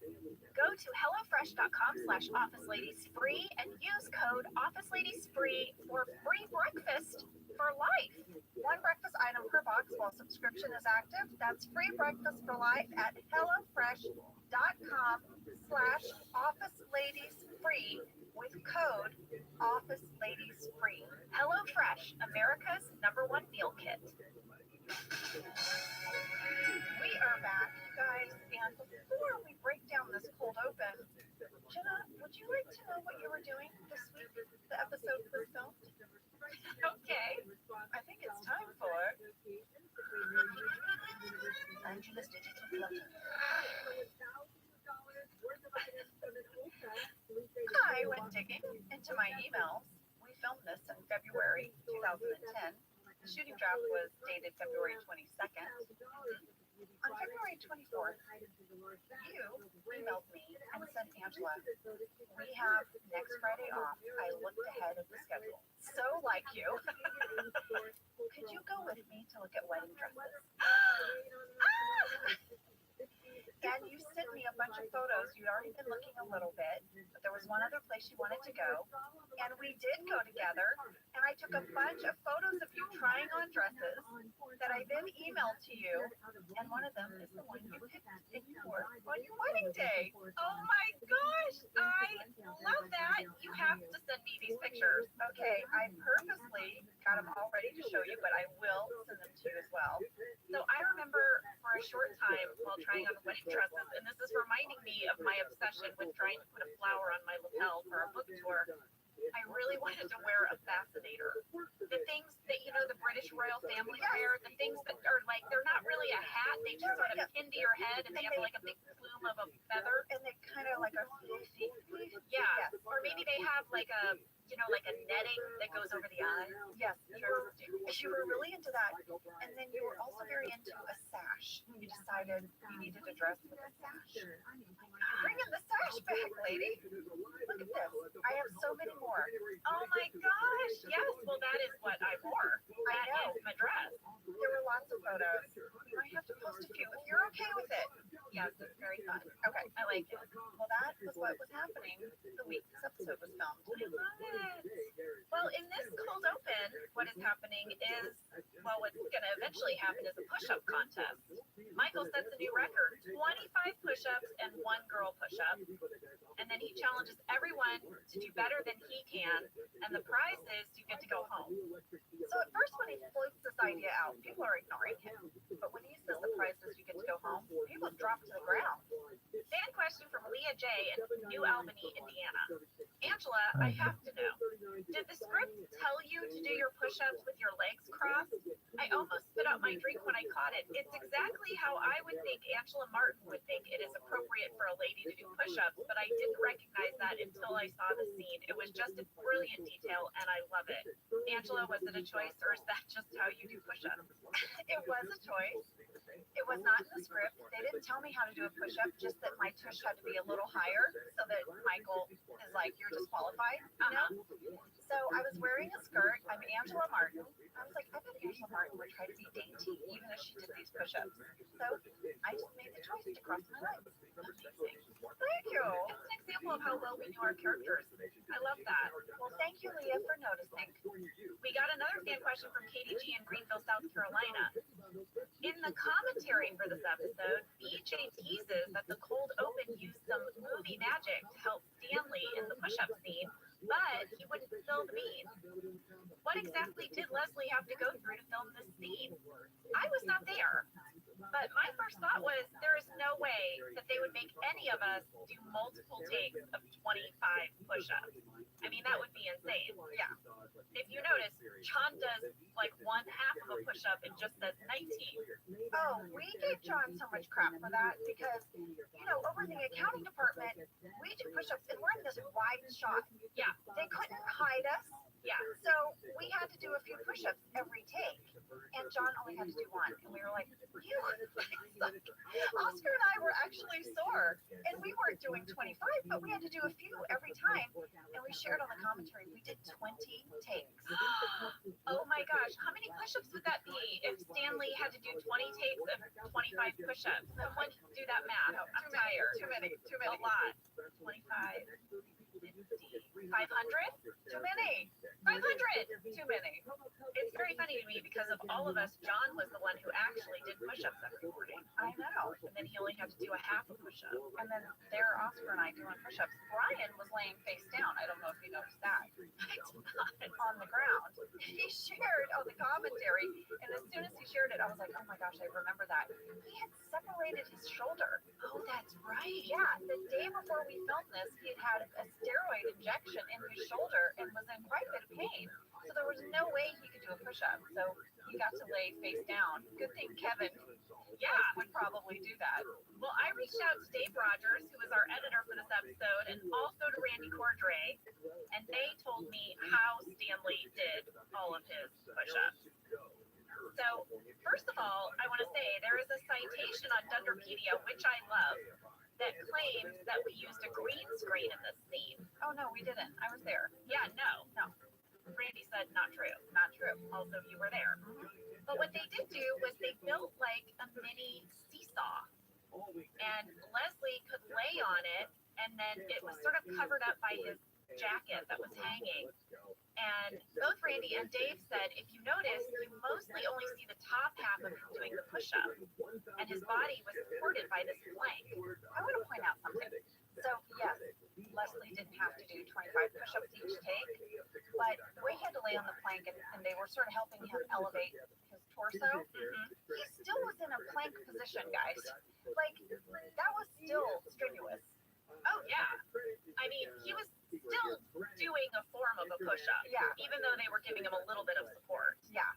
So I feel like some of that sweat you see is real because Leslie was getting a workout. Well, in the wide shot, at 1 minute 42 seconds, you see him in a full push-up position. No plank.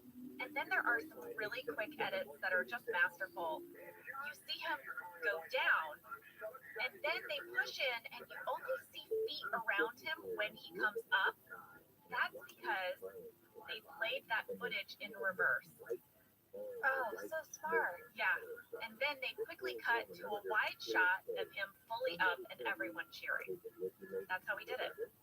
Well, Oscar has a great talking head that kind of wraps up the moment. He says, it's like those stories where a mother lifts the car to save her baby. Yeah.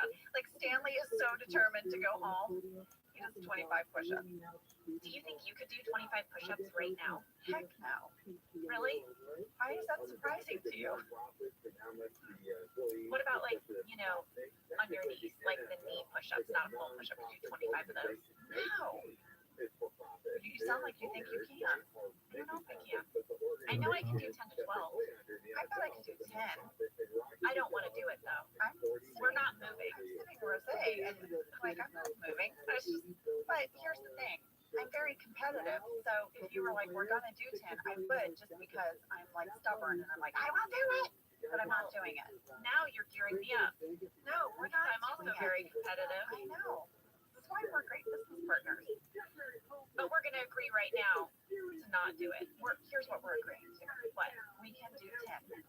Right? On our we believe that we can do 10. So we've basically done that. I love it. This episode begins with Oscar arriving to work at 7 a.m. like he always does. Sure. He always gets there super early while the door is still locked. He's trying to position himself so that he can see Matt from the warehouse. Coming super early works, he gets to see Matt, have a little chit chat, and then he shares that, besides this morning, they also had talked to Christmas. So, a little bit of momentum. I have a continuity catch. I do. Me, Jenna Fisher, has a continuity catch. Oh, well, let's hear it. Matt and Oscar were both at the bar on St. Patrick's Day, which is between this morning and Christmas. What do you think of that? I think that is fantastic background catch. Thank you. You're welcome. Randy said that everyone actually came in extra early to shoot this. We would usually start coming into work around 5:30 a.m.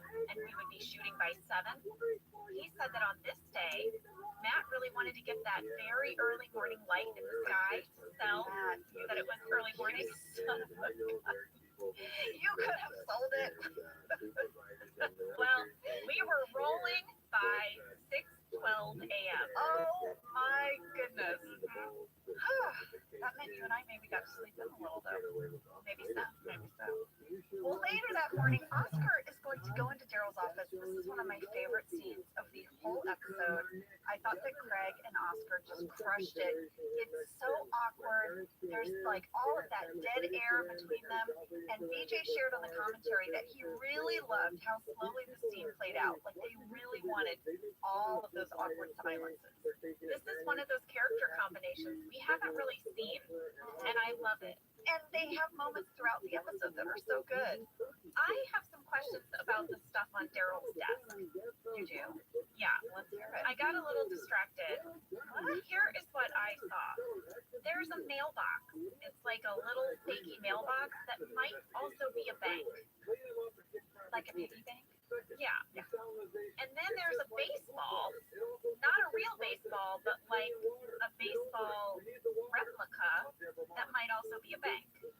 And then Daryl has a thing for piggy banks. This is my question because there is also a ceramic statue, kind of like the kind your kid would make it, like a Color Me Mine. Sure. Which is an amazing detail because he has a daughter, right?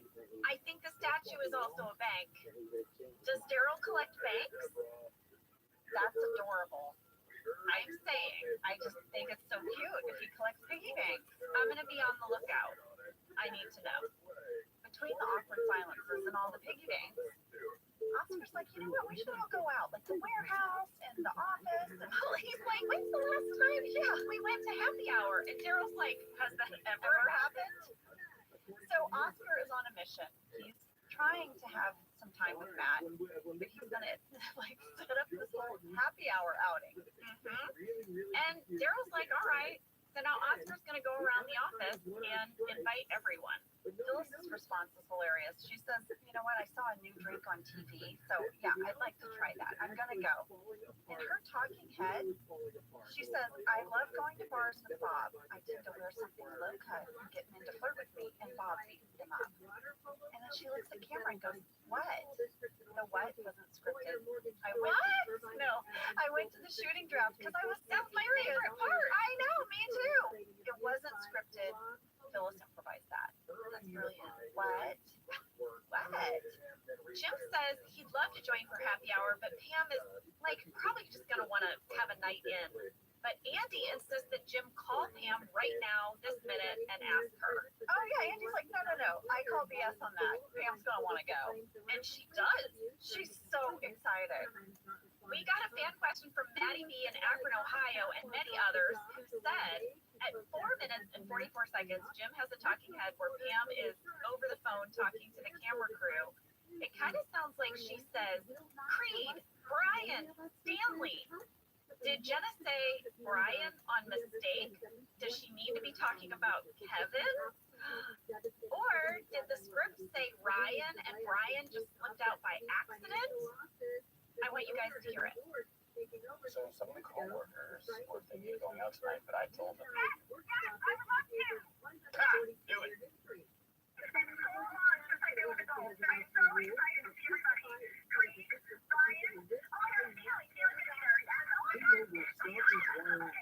That's right. I heard Ryan. Well, I looked in the script because I, at but the script says Ryan. And I think just now, isolating it onto headphones where all I'm hearing is the audio, I think I hear Ryan. Yeah, I hear Ryan. But Maddie, the first time when I was watching the episode, I also heard Brian. And I would not put it past us to slip in someone's real name. This was like Laurel.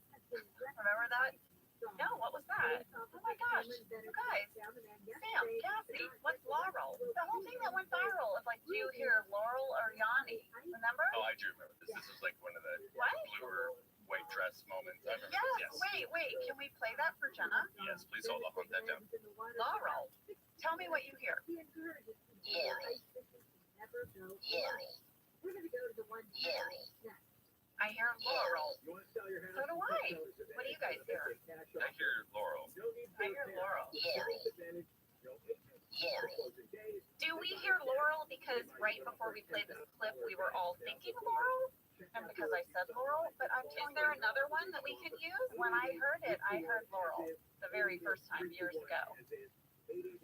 So we all heard Laurel. But according to an article in 2018 on The Guardian, this short audio clip of a computer-generated voice became the most divisive subject on the internet since the gold blue dress of 2015. The audio illusion, which first appeared on Reddit, seems to be saying one word, but whether that word is Yanni or Laurel is the source of furious disagreement. Is this a decibel thing? According to this article, it says that the sound can be seen in two ways, and often the mind flips back and forth between the two interpretations. This happens because the brain can't decide on a definitive interpretation. I don't understand what that means. Is it a decibel thing? I want it to be a decibel thing. A neuroscientist that contributed to this article said the secret is frequency, but some of it also is the mechanics of your ears and what you're expecting to hear. Most sounds, including an L and a Y, which are among the ones at issue here, are made up of several frequencies at once. Frequencies of the Y might have been made artificially higher, and frequencies that make the L sound might have dropped. So, whether it's Brian or Ryan or Laurel or Yanni, has something to do with frequency. Very interesting. Thank you, Angela. You're welcome. That was an impromptu tangent. Before we move on from the scene, on the DVD commentary, I shared how incredibly relatable Pam's reaction to an adult outing was. As a new mom, it brought me back. You know, my kids are teenagers now, but I was still a young mom at this point. I want you to hear it. Oh, baloney. Ring her up. Oh, yeah. What do you mean? Having a baby, like, Oh, did you have a baby? oh, I had the best baby ever who turned 2. Ready? Oh my gosh! I did this DVD commentary right after Isabel's birthday. That's so sweet. I know, it just brought me back. But yes, I so related to Pam. And now we're doing this rewatch very shortly after Isabel's birthday again, 14. This episode is very significant for Isabel's birthdays. I know. Well, I can really relate to this too because I remember the first time I went to the grocery store after my son was born. I ran into Amy Adams at the grocery store. She had also just had a baby, and we stood in the aisle for 30 minutes just talking about how we couldn't believe that we were at the grocery store, and we were like, it was as if we had gone to like a huge party, but really we were just in a grocery store. But we were so tickled to be like out of the house, doing something. For sure, new parents, you go to the grocery store, it's like an exotic vacation. Exactly. Andy and Aaron are continuing to do this thing where they act like they don't like each other. Of course, Aaron always takes it to like the most random places. She's like, talk to me like that again, I'll cut your face off. She's like, I know. Also, they're pretending like they're not in a relationship, but clearly everyone knows. Definitely Kevin knows. They have a talking head where they're telling the camera crew that they're going to keep their romance low key, but Kevin knocks on the window and he starts making a lot of gestures. Yes, if you go to 5 minutes 25 seconds, the hand gesture that Kevin is doing had supposedly never been done on television before. Yeah, it's like the one for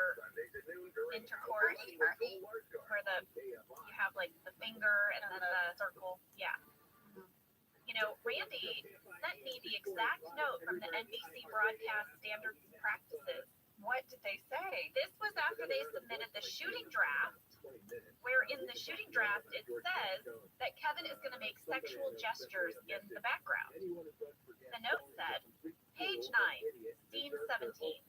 As discussed with Randy Cordray, please shoot some alternates for Kevin's, quote, sex gesture with his hands toward Andy and Aaron. So Randy said they did lots of different gestures. I guess BJ and Matt Stone told Brian, just go crazy, do every gesture you can think of. They sent a cut over to NBC with all of the gestures in one take, and it was approved. I can't believe it. He couldn't believe it either. He was like, I don't understand. We were sure that was not going to make it in. Who knew? I guess after all of our boners, they just gave up on us. Oh.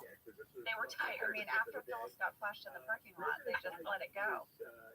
Well, Andy is going to invite Michael out for drinks. This is Michael's best day of his life. He's so excited. He announces, ladies and gentlemen, it's quitting time. Andy's like, no, I'm sorry, I meant later. You know, like later. Well, in the background of the scene, Angela's watching everything. She's kind of clocking Dwight. Like, I wonder if Dwight's going to be going. And there would have been a talking head here. It's in deleted scenes. Angela shares about what she does outside of work. Oh, at the office, I am all business, very professional. But sometimes at night, I like to go out and let my hair down. Not literally, of course, but. And then there was a candy bag alt. Oh my gosh, there's a lot of good candy bag alts for talking heads in this. It didn't make it in the episode. It is in the bloopers, and you'll see why. It's not like I'm meeting anyone on chat roulette. I was so southern. Did you hear it? Oh my goodness. It's not like I'm meeting anyone on chat roulette. I mean, they were like, yeah, we can't use that. Just get another one. What's the reaction? Well, Pam and Jim are going to arrive. Pam's hair. Who spent a lot of time on her hair? I was going to say, like, did she, like, go to a salon? She's all dolled up. I mean, we talked about it. She's excited to be out. Yeah. She has on multiple necklaces and very, like, poofy hair. Yeah. She's walking across the parking lot with Jim. That's when she tells him that she's invited a friend for Michael. I mean, that's how much she has forgotten. Like, she's done her hair, she's got her necklaces on, she's inviting people to set them up with Michael. Pam. She runs into Kevin, who starts fake crying, like, at her boobs. Jenna, I shared in the commentary that Rain did that to me as a joke. Did it work? No! But thanks, Rain, for fake crying at my boobs while I was breastfeeding. I wonder if that's where they got the idea. Well, actually, Brian said that this joke was not in the table draft, and after the table read, Steve Carell pitched it to the writer. I love it. I don't know if you noticed in this scene, but the ground is all wet. Did you notice? I did notice. Randy told me it was a rainy day. Oh, we shot this on February 24th, 2010. February is a very rainy month in Los Angeles. Also, in the background, you can see the parking structure for the Universal Studios tour. Oh my gosh. Have you ever done it? Yes. Me too. So fun. Have they updated it? Because when I did it, it was like Jaws and Back to the Future. Same. And the Psycho House. Right. Yeah. The old lady in the rocking chair up all the window. Of it. Yeah. I don't know. Surely it's been updated. With movies that are more timely. Right. I think Jaws still comes after though. Right. You gotta love the Jaws. You're going across like what looks like a pond, and then Jaws comes at you. It's so fun. Well, as everyone is arriving, they walk past the bouncer into the bar. You can see the Sid and Dexter sign. And in the deleted scenes, there was a montage of people arriving. Kevin and Meredith walk in, and they cannot believe that Oscar is there. They say he's a snob. It's in the deleted scenes. Here's how Oscar defends himself. I'm not loud. I hate the opera. Well, Philadelphia opera. Right. defends himself on being a snob by listing what opera he is not a fan of. Then there was a deleted scene as Angela Martin arrives. She's very dolled up. This was one of my favorite scenes to shoot because it had really silly busy work. The bouncer has asked for her ID, and here it is. You're fine. No, I have my ID here. No, you're fine. That's the rule. You always know where it is, and then when you need it, you don't. You know, that happens.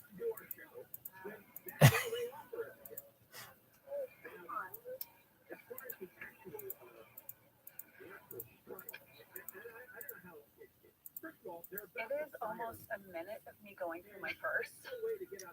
I'm pulling out tissues, coupons, all kinds of things. And the bouncer's like, "You're fine." I'm like, no. It was so much fun to shoot. But I get why it couldn't make it in. The episode's already long. You don't need a minute of me going through my purse. But those are like my favorite moments. Well, I disagree. I would love nothing more than to see 1 minute of Angela emptying her purse because I'd like to know what she keeps in her purse. I find those details fascinating. Well, a lot of tissues and coupons. Well, now Pam and Jim are going to invite Michael to play pool with them. They need a fourth. That's because the third person in the group is the friend. Yeah, and they want to make an introduction. Also, at this time, Oscar is noting that Matt is not there. No, sort of bummer. He's eyeing the door. The whole reason for this whole night. Yes, Michael is going to hit it off with Pam's friend Julie. Yeah, they're really getting along great. I mean, Julie laughs at everything. Yes, so Michael is happy. Guest star alert, Julie was played by Lori Naughton-Oken. She has been on Friends, Samantha Who. She's a big Groundlings person, and you knew her, right, Ange? Yes, I did a sketch comedy show with her. She had written the show, and I played a small part in it called Balls Out. Ooh, I know. And it was a really fun show. Well, there's going to be another guest star. It is Isabel, played by Helen Coleman. She's back, and she's come to the bar as well. But you know what? She's going to say hi to Pam and then maybe mingle. Which means go find Dwight. That's right.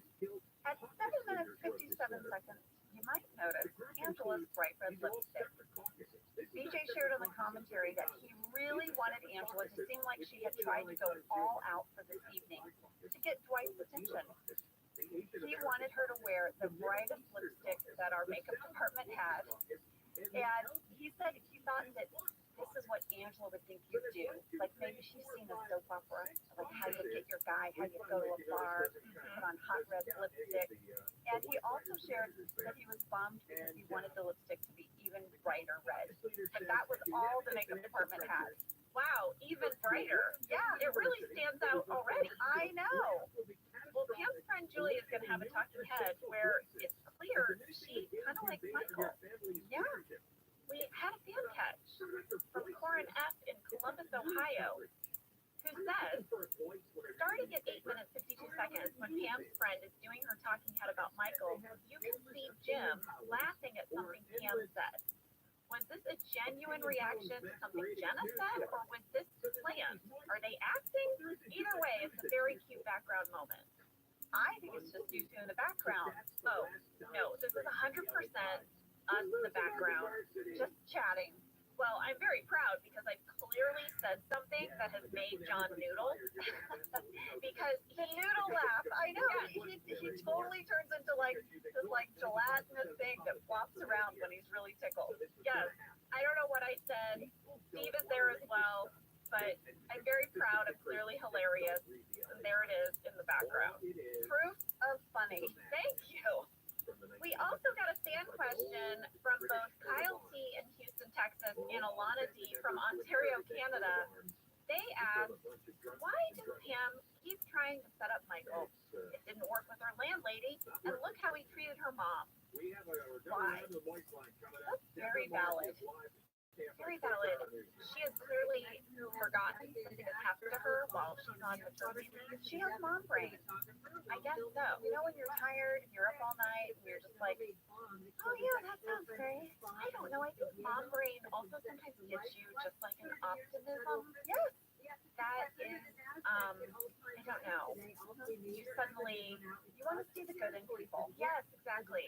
You have this newfound empathy and optimism and compassion. Yeah. But unfortunately, it's not going to go well. It might have if Jim hadn't spilled the beans. If Jim would have just let Michael keep being himself, but Jim said, yeah, I guess Pam was right. You know? You guys are hitting it off.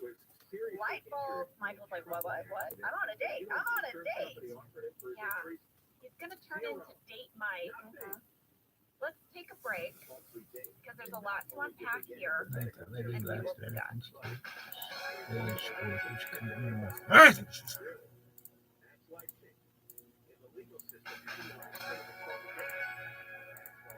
We are back, and Date Mike is here. He has put on his Kangol hat. The script specifically called for Michael to put on a Kangol hat. I got curious, so for the second time, I became a lady who Googled. And I found out that the Kangol hat, which I was familiar with, has a long history. It goes way back. A gentleman named Jacques Henry Durgan, a World War I soldier, returned from the war, and he began designing berets. And in 1938, he started a company, and his berets were worn by many British soldiers during World War II. He named his company Kangol, and in the 1960s, they got the rights to create all the hats worn by the Beatles. What? Yeah. They distributed all headgear before the Beatles name or image. Wow. In 1981, the brand enlisted a world-famous hat designer named Graham Smith to develop a luxurious yet affordable collection called Graham Smith for Kangol. And in 1983, Princess Diana appeared in Vogue wearing one of those hats. Also, in 1983, they decided to create a logo. And because Americans kept asking for the kangaroo hat instead of the Kangol hat, they decided to make their logo a kangaroo. Also, in the 1980s, MCs like Slick Rick and Run DMC started wearing Kangol in their videos and on stage, and they really rocketed to fame thanks to LL Cool J, who wore their Bermuda casual hat on his album cover for radio. LL Cool J wore their hats all the time and really pushed it to the forefront of hip-hop fashion. And then, of course, Samuel L. Jackson, he loves them. Well known for loving his Kangol hats. In 2012, he teamed up with the brand and created a line called Kangol Golf by Samuel L. Jackson. It was geared toward golf enthusiasts. He loves these hats so much that in 2022, he was on The Tonight Show with Jimmy Fallon, and he talked about all his hats. Here's an audio clip. Two, is it true that you own over 800 Kangol hats? My wife got rid of about 500 of them. So you down to 300. When do you start wearing?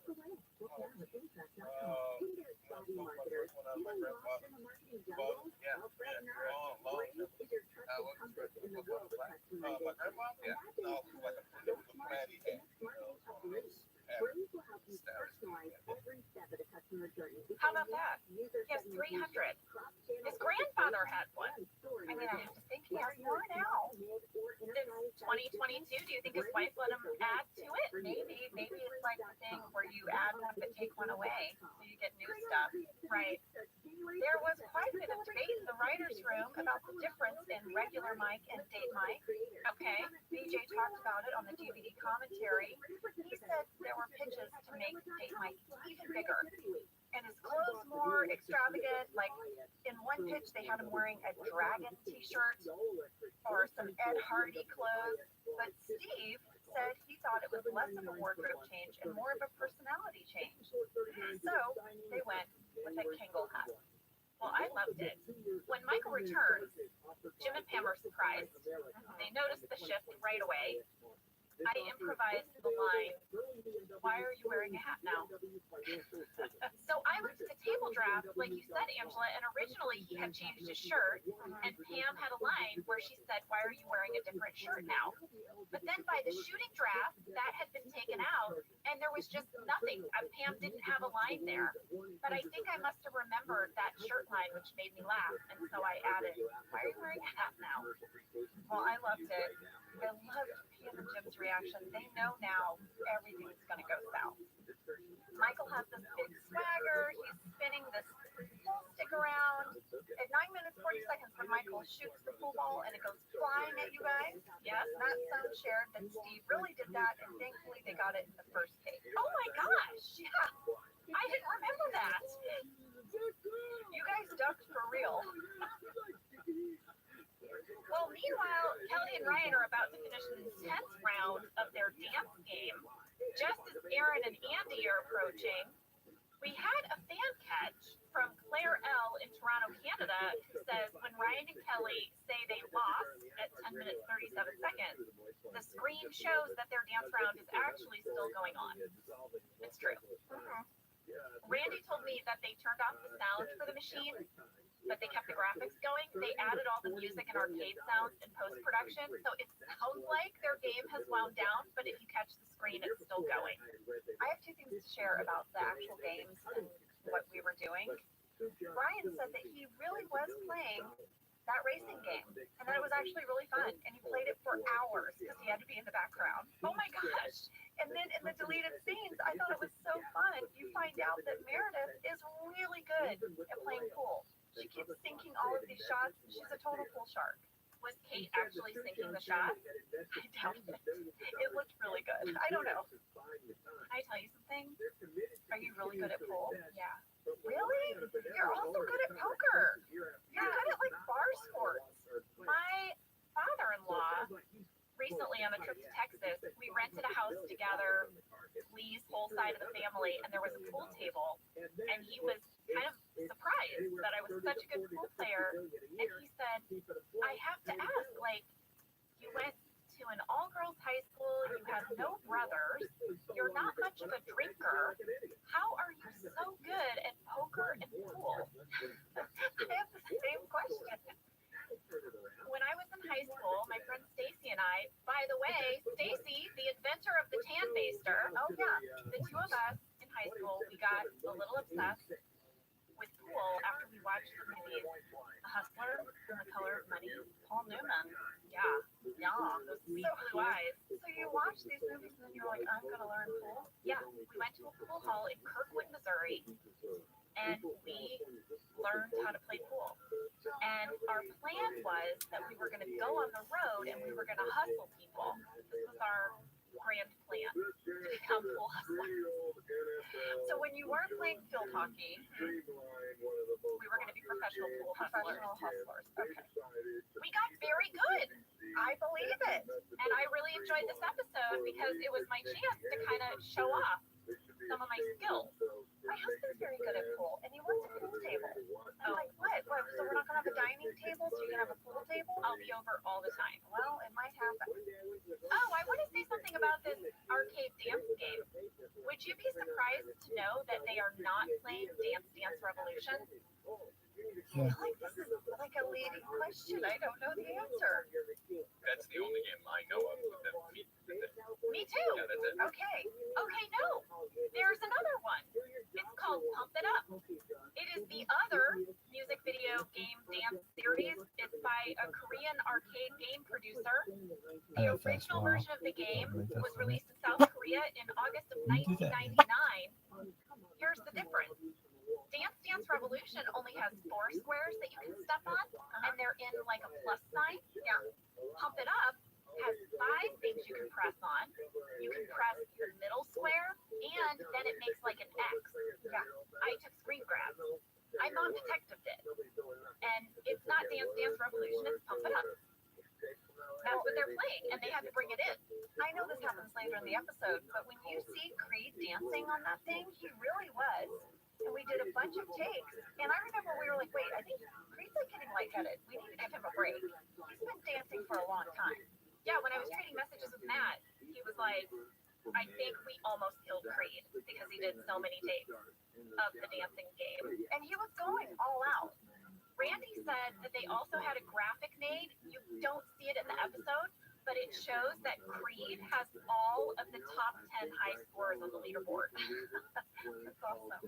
And I guess the reason they did all that was because originally the tag to this episode was going to be Creed on the dance machine, and you see that he's like dance master with a crowd around him. But then they moved it to the middle of the episode.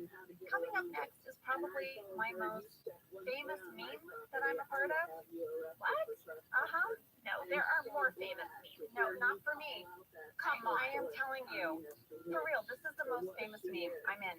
Like, they will take this moment where Angela sneaks up on Dwight and, you know, they'll caption it. It's someone reacting to something that scares the crap out of them and they drop the F-bomb. And it's recycled over and over. So, like, over you, they'll write spiders.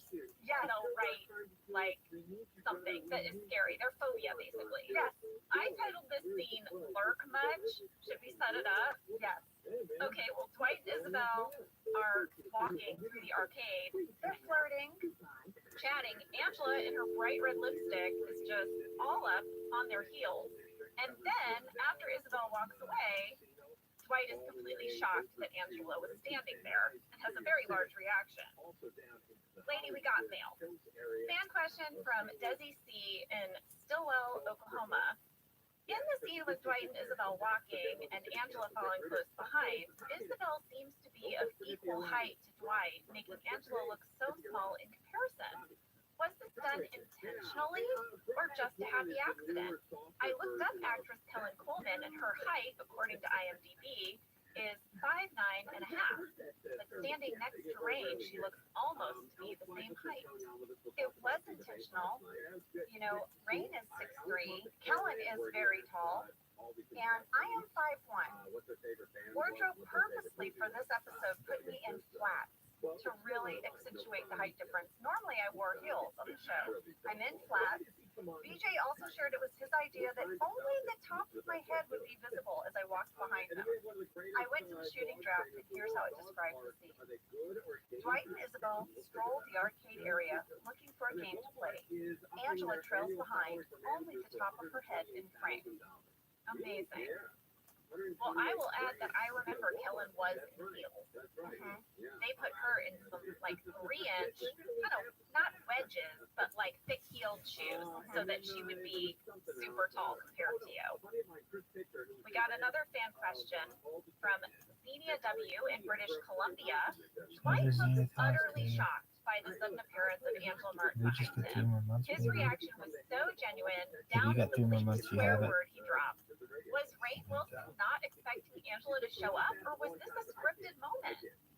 So this moment was totally found on the day. It's not in the shooting draft.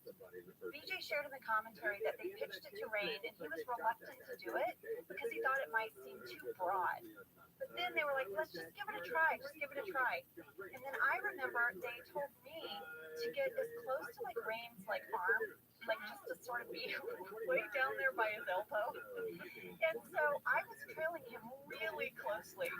And when he turned around, I was right there. And it just worked. We all started laughing. We knew we had to do it again. So lurky, lurk much? I fell. Well, back over at the pool table, Michael's going to try to tie a cherry stem with his tongue. But instead he starts choking. Jenna, the scene was even bigger. In the shooting draft, not only does he choke, but then he starts dribbling cherry juice down his shirt. So gross. And then he turns to Julie and says, you want to maybe hit a hot tub after this? Oh my gosh. Also, in this scene, he is kind of like spinning the pool cue around. We had a fan catch from Dandy Y in Canada who says, fakey pool cue at 12 minutes, 13 seconds. When Michael is spinning the pool cue, you can see it bending. What was it actually made of? Oh, good catch. Such a good catch. You really can see it. It is 100% a rubber pool cue. It is so bendy. I mean, it's almost ridiculous. I can't believe it made it in. Well, there was an alternate Michael talking head. It was in the shooting draft candy bag. It made me laugh. Michael says, I've been dating for over 30 years. I think I know what I'm doing. Oh, no. Well, doing whack-a-mole, and Dwight is really good at it. And Isabel's like, oh my gosh, you're so good at it. And then Angela tries to join in, the lurker, and she says, this looks like a hoot. And you guys, it just made me think of my journal entry, Sam. This looks like a hoot. I think I got tooted. You hit these balls with a large stick. Yes, exactly. I want to know how Angela Kinsey would write in her journal about her first whack-a-mole game. Please, can we have that? We need it. It would go something like this. There was this really interesting machine where little tiny animals came out and they wanted me to hit them, and I said, I will not. And then I had a cosmopolitan. Excellent. And then I would probably finish my journal entry with, I'll fill you in next time on what happened when I tried skee ball. XOXO. Hugs. I love how your journal entries, and this is true about your journal entries, they end with like a cliffhanger. Yes, like next time, I'm going to give you some details on this other thing. Yeah, they all end up with the gossip girl ones. I know. And then I also like write in my journal, like I'll say things like, oh, sorry to bore you, I've gone on and on. Who's reading this? Who am I writing to? I can't believe I talked that long about whack-a-mole. My bad. Oh my gosh. Can you do a young adult book series that is just your journal? Please no. I really like this character. Well, Angela's whack-a-mole is not going to go well. And Dwight pulls her aside and says, you know what? We have a good run, but I want a big family, like a big family. And she doesn't need to worry about their contract anymore. It's dissolved. He tries to break their contract. How many pieces of identification did they have on that table when they were making this contract? So many signatures and stamps. How dare he? Truly. She's not going to take it well. Meanwhile, Michael is on top of a pool table. I don't know what he's doing. He's playing like air guitar on his stick. I mean, it's going to get the attention of the manager. Yeah, she's like, do you want to pay $400 to refill this table? And Michael says, yeah, why don't you send the bill to 23 I Don't Care Lane, Scranton, Pennsylvania. I mean, what is happening? He's going to get his ass kicked out. Yeah, I think DeRose's hitting us. Maybe. I just want to do the whole rest of the episode as your journal, frankly. It delights me so much. Guest star alert! Our manager Donna was played by Amy Peel. She was on the NBC sitcom Caroline in the City, for which she was nominated for a Screen Actors Guild Award for Outstanding Performance by a Female Actor in a Comedy Series. She's also had recurring roles on Modern Family, Animal Kingdom, and she appears in 5 episodes of The Office. She was also in a really good episode of Law & Order SVU, which I just watched the other day. Which one? It's the one where she plays Mama Zoe. She's really good in it. It's a good episode.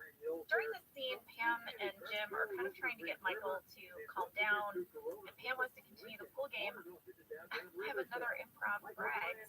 Do it. I improvised the line, you guys are straights, I think.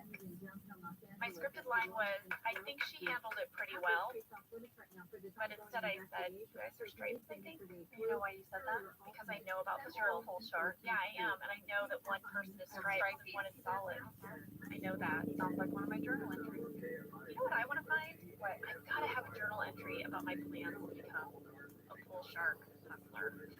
I must have one somewhere. Surely I journaled that. Surely. Michael is going to approach the manager and demand an apology. I loved the back and forth. I loved it when he said the way he likes to be manager has a dash of razzle dazzle. I'm so curious if that was scripted or Steve threw that out there. I went to the shooting draft. It's in the script. A dash of razzle dazzle. I love it. Donna clearly has the things that Jan had, which is that she's attracted to tragedy because she is sort of immediately smitten by Michael. Just like, what is this thing in front of me? Yeah, it's like the first time you see a kitten or something or a puppy, you're like, what is this creature? I'm sort of drawn to it. They have a repartee. They do. In their repartee, we find out that Michael has written a whole book in his head. It's called Somehow I Manage. The book cover is him with his sleeves rolled up, shrugging. The manager says, have you read Lee Iacocca's classic book? And Michael says, read it, I own it. He hasn't read it. But no, I haven't read it. We had a fan question from Letty P. in Long Beach, California. This is the second time Lee Iacocca's biography is mentioned on The Office. I've watched this show so many times, and it's made me curious to actually pick up the book, and it's so good. But why is it referred to so much when Michael hasn't even read it? Well, Letty, I'll tell you. It's because BJ Novak's dad co-authored that book. So this was a nod from BJ to his dad. This was a BJ Easter egg for his dad. So cute. We really did that a lot on the show, like naming Pam and Jim's baby Cece and Sid Dexter's, throwing the book in. We like to do that sort of thing. Andy and Aaron are still trying to hide their relationship because Andy does not want the drama. He doesn't. Don't want the drama. So he's like, you know what? Let's throw everyone off because a few people have made little comments that he thinks is about him and Aaron. He's like, I'm going to go talk to that girl. You go talk to that guy. Erin is going to sit next to a man. She's going to rub her hand on his thigh and say, hey, big boy, do you like it when I do that? And Andy spits out his drink. And is like, hey, what are you doing? Well, the guy that Erin is talking to was played by our very own locations manager, Kyle Alexander. They shared in the commentary that Kyle just has such a friendly demeanor that he wouldn't seem threatening in any way. And probably nice for Ellie because he was someone that we all worked with. Totally. Andy kind of pulls Erin aside, pulls her into this photo booth. And while they're in there, the camera is going off. While they're arguing, yes, Matt said that getting this photo strip right was really important to him. On the first day of this shoot week, Ed and Ellie got together with Michael Gallenberg, our production designer, and he took photos of them, which Matt went over and he created the photo strip that would be used in this scene. Yeah, he talked about this on the commentary, how important the story of the photo strip was to him. Well, he also sent an audio clip. Let's give it a listen. I also spent a lot of time working on the photos from the photo booth of Andy and Aaron. They tell a very sad story about their relationship. If you notice them, they each show a different stage of their relationship, ending with Aaron sad and by herself. You know, when Andy looks at these photos, he realizes this isn't the relationship that he wants, and he goes to the microphone to announce to everyone that he and Aaron are dating. They are a couple, and it's a nice ending to their story. Sometimes those little props, designing those just right, really are important. And after Matt said that, I went and I paused on the strip. Same, really good. It is really good, and it's something I missed the first time I watched it. And it's just one of those things in this rewatch that's so fun to discover. You know I love a photo strip. I will go into any mall kiosk photo booth.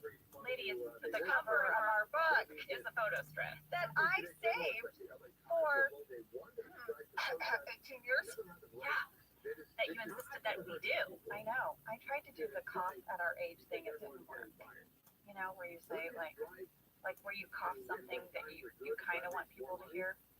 Like, you know what I mean? I do. Okay. Where are we? Oh, Matt has not shown up. Oscar's been sitting with the warehouse guys forever. I know. And Daryl is like, listen, I know he's super cute, but the truth is he's kind of a dum-dum. And Oscar, yeah, he's like, you guys aren't a good match. No. Daryl's trying. He's trying to look out for Oscar in this moment. In college, I dated just this real dum-dum. Hello, Rose. Good looking. Settle in, Rose. What do you got for me? Nothing. Just that, like, it was so clear to me. He was just super hot. Eye candy. And I don't know, it didn't last long. Was it fun? Not really. Oh, well, that's a bummer. No. But I loved looking at him. It was so beautiful. So I get it. Your journal entry. I looked at this guy for a while today. But guess what? Just as maybe Oscar is considering that they aren't a match, Matt walks in Oscar's delighted. He walks in. He wants to go play basketball. Oscar's like, yeah. The two of them shooting next to each other was so funny. It was actually a note in the shooting draft that Oscar tries to shoot and it like ricochets off the backboard. It's like he's chasing it on the ground. I want to say it is very hard to be bad at things like that when you have to as an actor. Like, that was some really good bad basketball acting on Oscar's part. Yeah, he actually can, like, shoot pretty well. Right. I remember that from the basketball episode when all those guys started shooting. Yeah. Well, we're going to wrap up a couple of storylines here. We're getting near the end of the episode. Andy's going to get on a loudspeaker, announces that he's been on a few successful dates with Aaron. There'll probably be more. No one cares. No one even looks over. No. Andy and Aaron are so happy, though. Aaron especially. Dwight and Isabel are leaving together when Angela approaches them, still lurking. I don't think she was lurking. This was like a full frontal approach. I know, but lurking in the sense that everywhere these people turn, you're on top of them. You're all over them. But you know what? Rightfully so. He should not have broken that contract. I like Angela in this moment. Well, she's going to serve him papers to appear in court. That's right. For breach of contract. Isabel whacks her on the forehead. We had a good question from Stacy C. in Charlotte, North Carolina. Angela, did she really smack you on the head? She did. That was real. It was scripted. It was scripted. I want you to know that when this episode aired, people took to the message boards sympathizing for Angela. This never happened for my character. I did not like that she hit you on the head. I didn't like it. You didn't like it, and guess who else didn't like it? Who? Birdie Kinsey, my mom. She did not care for it. No. Well, Angela is not going to be deterred. She scurries off, but Dwight will be hearing from her in court. I mean, several people are brought together in this episode. Andy, Aaron, Isabel and Dwight, and Michael. He's got a date. Date Mike actually came through. I mean, kind of. He wasn't being Date Mike. He was just being like Righteous Michael at the bar. Well, he thinks it worked once again. This episode ends with just an amazing tag. Amazing. It's one of my favorite of the whole series. Agree. It is Daryl and Hide from the warehouse. And Daryl encourages Hide to tell his story. His origin story. Yeah. Earlier in the episode, he sort of teases it to Oscar. He's like, have you heard Hide's story? I mean, it's fascinating. Yeah. And here it is. He tells his story. He says, in Japan, he was the top heart surgeon. But he made a mistake while operating on a Yakuza boss who died as a result. So Hide ran away to escape the wrath of the Yakuza, came to America on a fishing boat with no food, no money. Daryl gave him a job. Now he has an American car, a job, a woman. Daryl saved his life. But he has a secret. Twist. He killed the Yakuza boss on purpose. He's a really good surgeon. The best. It's so good. It's so good. I slid into Hide's DMs. Hide, if you hear this, check your DMs. We would love to talk to you about your experience on The Office and this talking head. You just crushed it. We just think you're awesome. Hide had been on the show for a long time as one of the warehouse workers. And BJ said in an interview that getting this tag into the show was a mission of his. He said that he loved the idea that this character, who we've only seen in the background, had a life story infinitely more dramatic than anyone else the documentary crew had been following, but they never thought to ask. BJ also said that they shot 6 different versions of this in various places. They shot Hide by himself in the warehouse, Hide by himself in the bar. They shot Daryl and Hide in the warehouse, Daryl and Hide in the bar. And we also shot 2 totally different backstories. Well, I love that they chose the one with Daryl standing next to him. I thought it was really just perfect. I went to the candy bag in the shooting draft for this talking head, and BJ is right, there were many versions. I'm going to share with you 2 of my favorites. Okay. In one, Hide's brother had put a hit out on him, and Hide was traveling the world hiding. That's the one that was in the shooting draft. I remember that one from the table read. Yes. And another one, Hide was a sumo champion and he traveled to India and then drank some kind of tea there that made him not hungry and not want to eat, and he lost a bunch of weight, and his wife left him, and he was penniless, and he came to America. Well, I loved this one. And BJ shared on the commentary when Hide says American car, that Hide improvised that. Yes. And BJ loved that. Well, that was happy hour. Guys, we're going to miss you while we're on our vacation. We love you. But like I said, we will be back July 15th for Secretary's Day with Miss Ellie Kemper.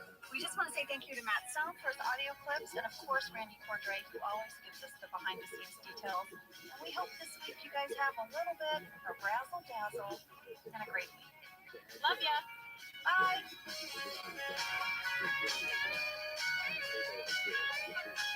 Thank you for listening to Office Ladies. Office Ladies is produced by Earwolf, Jenna Fisher, and Angela Kinsey. Our show is executive produced by Cody Fisher. Our producer is Cassie Jerkins, our sound engineer is Sam Kiefer, and our associate producer is Ainsley Bubico. Our theme song is Rubber Tree by Creed Bratton. For ad-free versions of Office Ladies, go to StitcherPremium.com.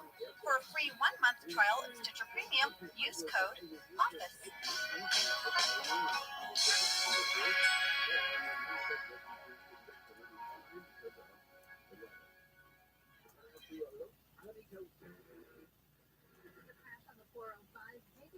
Most people give up on their resolutions by mid-January. Walmart Plus can help save yours this year by saving you time and money. Walmart Plus is the membership with benefits like gas discounts, video streaming, plus so much more. Is your resolution to simplify your life? With free delivery, Walmart Plus makes ordering what you need online a no-brainer. Join now. New members get $50 in Walmart cash to get what they need to help save their resolution. Terms apply. See walmart.com/plus for details. Did you know that the bold, smooth taste of Dunkin' cold coffee can be brewed in your Keurig coffee maker and enjoyed at home? You heard that right. Dunkin's cold K-Cup pods were crafted to be brewed hot and enjoyed cold. Each Dunkin' cold K-Cup pod is packed with the smooth, bold Dunkin' flavor you crave. Pick up a pack of Dunkin's cold K-Cup pods and enjoy a Dunkin' cold coffee at home whenever you crave it. Just brew over ice and sip in seconds, because the home with Dunkin' is where you want to be. I'm Jenna Fisher. And I'm Angela Kinsey. We were on The Office together. And we're best friends. And now we're doing the Ultimate Office Rewatch podcast just for you. Each week, we will break down an episode of The Office and give exclusive behind-the-scenes stories that only two people who were there can tell you. We're the Office Ladies. Hello, everybody. Hi there. We are back from our vacations. I'm so excited to be back. So excited. The irony is that we recorded this before our vacations, so we have not actually vacationed yet. But in terms of it being released in your feed, here we are, back from vacation. Yes. I don't know why that tickles me. We're time traveling right now. We are. In truth, we are recording on a Saturday because I got food poisoning last week. Yeah. But everyone came in. Hi, guys. Hi. Happy Thanks Saturday. for coming in on a Saturday, everyone. Happy Saturday to you as well. Today we are talking about Secretary's Day. It is season 6, episode 22, written by Mindy Kaling and directed by Steve Carell. So exciting. That's a great duo. Would you like a summary? More than anything. All right, here it is.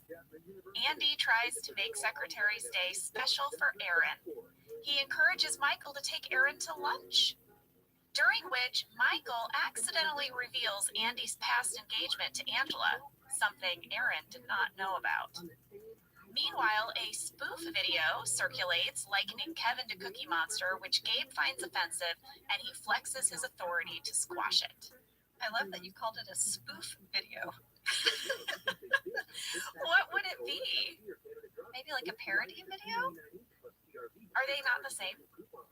I think they are. Parody. It's just funny to me. Spoof video sounds funny to me. Well, I want to tell you all, we do not have fast facts today. None. No fast facts. You want to know why? Why? I'll tell you. What is it? Ellie Kimber is our fast fact. That's right. Yes, you guys, we spoke to Ellie earlier in the week. While Angela had food poisoning, by the way. You'll hear it in her voice. Ellie knew right away. Here's the thing. We had to do it over Zoom because I had to be by a bathroom. Sorry, TMI. And Ellie looked at me right away. I hadn't even said a word. And she goes, "Are you okay?" Yeah. But you guys, we were so excited to talk to Ellie, and I didn't want to miss it. So here is our interview with Ellie. She's the best. Hi, Ellie. Hello, Ellie. Hi, Jenna and Angela. How are you? Good. Welcome to Office Ladies. Welcome. Hello. I am so happy to be here. I am a huge fan of your show. I'm a huge fan of the two of you, and it is always delightful chatting with you. So thank you for having me. Ellie, you are a ray of sunshine that I could really use right now because Jenna knows I have a little bit of food poisoning, and you're my first thing back from food poisoning. Okay, so congratulations. I hope I don't send you back into illness, but I'm sorry that I hope that you are feeling better, Angela. You are a trooper. I know you're not asking for compliments, but I'm here to tell you you're a trooper. So I'm glad that you're feeling better. I'll take them today. I'll take it. Well, Ellie, we always start our interviews with asking each person how they got their job on The Office. I got my job on The Office in sort of a roundabout way. I met with Brett Daniels and Mike Schur, at the beginning of 2008, maybe, when they were developing Parks and Recreation. And I believe, although I was never explicitly told that I was auditioning for Parks and Recreation, like there was an untitled script that I read from in a room with Greg and Allison Jones. Nothing ever came of it. The characters didn't have any names that matched the ones on what was to become Parks and Recreation. So I really don't know what I was doing in that room with them, but that's how I met them. Then later like a few months later, there was an audition when Pam went to go work at the Michael Scott Paper Company. There was an opening for a temporary secretary. And so since I had already met some of those, big guys from The Office, it was two guys. That's why I said big guys. I was, I guess, in their orbit. So I came in to read for that part. I read with Ed Helms, and then I got the call, the next week that I had booked the part. So that's how I got on The Office, you guys. Wow, that is so wild. You know what though? I remember like showrunners would do that if they had a project they didn't want it leaked out in any way. You would go in sometimes and read and not really know much about what you were reading for. And that's kind of how you met Greg. I'm sure that was Parks and Rec. It sounds like it. It had to have been. I don't know what part it was. Like they never said they wanted to keep everything a little tight-lipped. But yeah, I mean, you guys, it goes without saying. So that was the end of season 5. I think that I came on. I was such a fan of The Office.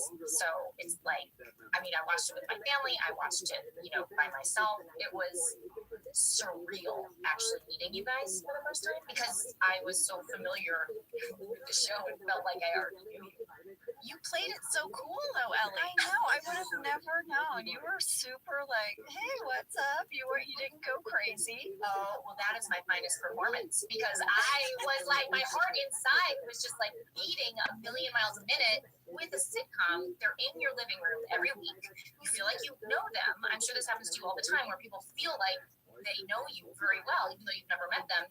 And so I felt like I knew all of you, and yet you had never seen my face before. So it's a surreal experience of suddenly working alongside these people who you sort of consider to be your friends, but also icons. And so it was all of that at once, and it was a lot. So I'm really glad you thought I played it cool because I didn't feel cool. Now, originally, it was just supposed to be a few episodes, right? And then Pam was going to come back from Michael Scott Paper Company. And I remember discussions about whether or not Pam would return to the receptionist desk or do something else. And I had sat down with Greg, and he asked me my opinion. He said, what do you think Pam would want? And I said, well, I don't know. After art school and this big move with Michael, I feel like it might be a little depressing if she's just back at reception again. I would love some movement for this woman. And he agreed, and he said, all right, I think we're going to make Pam part of the sales team, and we're going to move her to the desk clump with Dwight and Jim, And then that kind of opened the door for we need someone to sit at reception. And Ellie, you were so beloved by everyone. I mean, listen, there is a chance that Greg was making me feel like I had a part of that decision, but the real story was, listen, we're not letting Ellie Kemper go, so we'll make you feel good by telling you we want Pam to move to sales. But okay, because everyone was so excited for you to come on in a more permanent position. What was that part like from your end? Okay, Jenna, first of all, I have to say, first and foremost, thank you for your input that Pam should be promoted to salesperson, because you gave me in real life a job with a paycheck on one of the most iconic shows in television history. So thank you. I did not give you gave yourself a job by kicking ass in that role. That's what got you that job. You won over in the room, Ellie. You really did. And then you showed up and you crushed it. So you're the reason you were there. 100%. Yeah, everyone is. I need to listen to you when I wake up every morning. Like, and you need to be in my bathroom mirror saying, "God, you can do it. You can do it." So thank you for those very, very encouraging words. What was that moment when they called you and they said, "We're going to make this character a regular character"? That was insane. So yes, I think the arc was at first 4 episodes and maybe 6, but then it Aaron stayed for the rest of the season, and then it wasn't until June, so the show had stopped. I guess the show and that season ended in May, and in June is when they called my agents, and then my agents called me to say that we want to offer her a regular spot on the show, and that is like you have won the lottery, of course, because and which I do feel that I did, because not only creatively is the show just so spectacular, but I just felt so lucky to be working with normal people who there were no egos. There was, I mean, you were there longer than I was, but there was no like fighting or like drama. It felt like a very, very nice group of people to work with, and it was. So I felt again, like, okay, this is my big break. And so that was an exhilarating moment when I got that call. Our writer, Jean, told us that for your first episode, and this is so crazy, Ellie, that you were asked to perform the role of Aaron 2 ways in every scene because they were still trying to figure out exactly what they needed from your character. And so the one way we know her as, right, is just so adorable, and she just desperately wants Michael to love her and like her, and it's so cute. But I guess the other way was like a sarcastic version.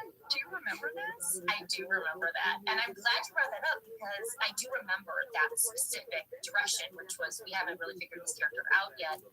And so there were, I don't know if it was every take, but there were moments where it was, okay, they were just sort of, I think adjusting and modulating the character in terms of what she would be, and so there were a lot of takes where it was just more straightforward and a little bit, I guess I don't want to say cynical, but just a little bit more serious, I think. But that's not the direction Aaron ended up going. But that's very interesting to be there, at the introduction of a new character and to see like how the writers, director, and actors sort of figured out this new person in the office. Do you remember when they told you, okay, we figured it out, we've picked an Aaron? Yeah, no, I think it was more gradual, and honestly, it's like, I don't know if it was just from talking with them in real life, because did you guys ever experience this where you'd be like talking with a ride with Minnie or BJ at Crafty, and then all of a sudden you're like, wait a second, it's not exactly something you said, but something sort of related to what you said made its way to a script. I'm not taking credit for writing. I'm just saying that I think certain parts of my personality may have been incorporated into the aspects of Aaron, where you're like, Ellie, we talk about this all the time. We totally say that one of the things we became aware of is that having writers on the set, which is pretty unique, and having them as cast members, that they were sort of always paying attention, and little moments of our real lives or things would end up in scripts very subtly, but they'd be there. Right. And so then I'm like, let me fly on the wall of that writer's room. Like, what are they picking up? But also, like, checking what I say. I think I learned the lesson. Not that it's a lesson, but I think I picked up on that too late, where I was like, oh, right. They're everything's material, or everything's coffee, whatever that quote is. But anyway, yeah. And I love how different her relationship with Michael is than Pam's relationship. And I thought that was really important. She brought out this whole other side of him, and I loved it. I always thought of it as a father-daughter relationship. And, you know, Aaron didn't have a dad, a stable father, maternal figure growing up. And, you know, Michael, they have quirks that are similar, I think. And so they meshed. But yeah, Pam, like, I don't know if it's a wisdom or just like a ability to perceive that's a little sharper than Aaron's. But, that was not the relationship you had with Michael. I mean, Pam had with Michael. I think maybe Pam had a kind of mother-son relationship with Michael. Pam was a bit of like a surrogate caretaker. Yeah. More of a nurturer. Tried to steer him. Yeah, steer him, exactly. That's exactly what I was looking for. Yep, that's exactly right. Well, I love your romance with Andy. I have been really enjoying that part of this rewatch. And I feel like that was one of the first things that really brought your character more to the forefront. And now here, Secretary's Day. Big A story. Yes. Yes. I mean, what was that like? Angela and I know what it's like to have a little bit more of a supporting role on the show, and then all of a sudden you get thrust into one of these big storylines, and you suddenly have all these scenes with Steve Carell, who was also directing. Like, it was, that was crazy. And I didn't have any warning or anything. Like, it wasn't until sitting down at the table read, right? What? Yeah. Yes. You sat down at the table read, opened your script, and you're reading it cold, and you're like, oh my gosh. Or maybe you read it in your trailer 30 minutes before, but still. That was my experience of like every script we got. Like, that's how I found out Angela was going to hook up with Dwight. I was like, what? Right. Like 30 minutes. I maybe, because Mindy wrote that episode, as y'all know, and maybe she had been saying, I can't remember. I remember that having a discussion with her where she was like, oh, it'd be fun. I can't remember if it was about Secretary's Day, but it was something she was writing, and she had some idea for Aaron. So maybe there was an inkling of that, but certainly not the A story, which is such a thrill. And like you said, it was probably 30 minutes before the table read in your trailer, and you're like, oh gosh. And then like, and like, very seriously for Aaron, who did have, you know, a very supportive role. That's to say, like, a few lines in every episode, that suddenly you're saying all these things and you're in all these important scenes, and it felt really, really cool. And not that there was anyone who wasn't, you know, great writer or director on the show, but I really loved that Mindy had written it, and Steve was going to direct it, because, like, you know, he's so beloved. And then to know that he was going to be directing this episode, it just all felt very special. Yeah, and you and Mindy were, you know, you guys were friends on set. You would hang out, and so all of a sudden she's there too, and that must have been a great feeling that you had two people that you knew and trusted and worked with a lot up until this point. That's exactly right. So it felt very, I use the word safe. It felt just like there was a lot of security there, because I did know both of them. I loved your driving scenes. I loved that Erin looked up conversation topics, and she was just going to throw them all out, everything she had. And there's even more in the deleted scenes. You know, I'm going to show you the episode, but you look like you were having a lot of fun.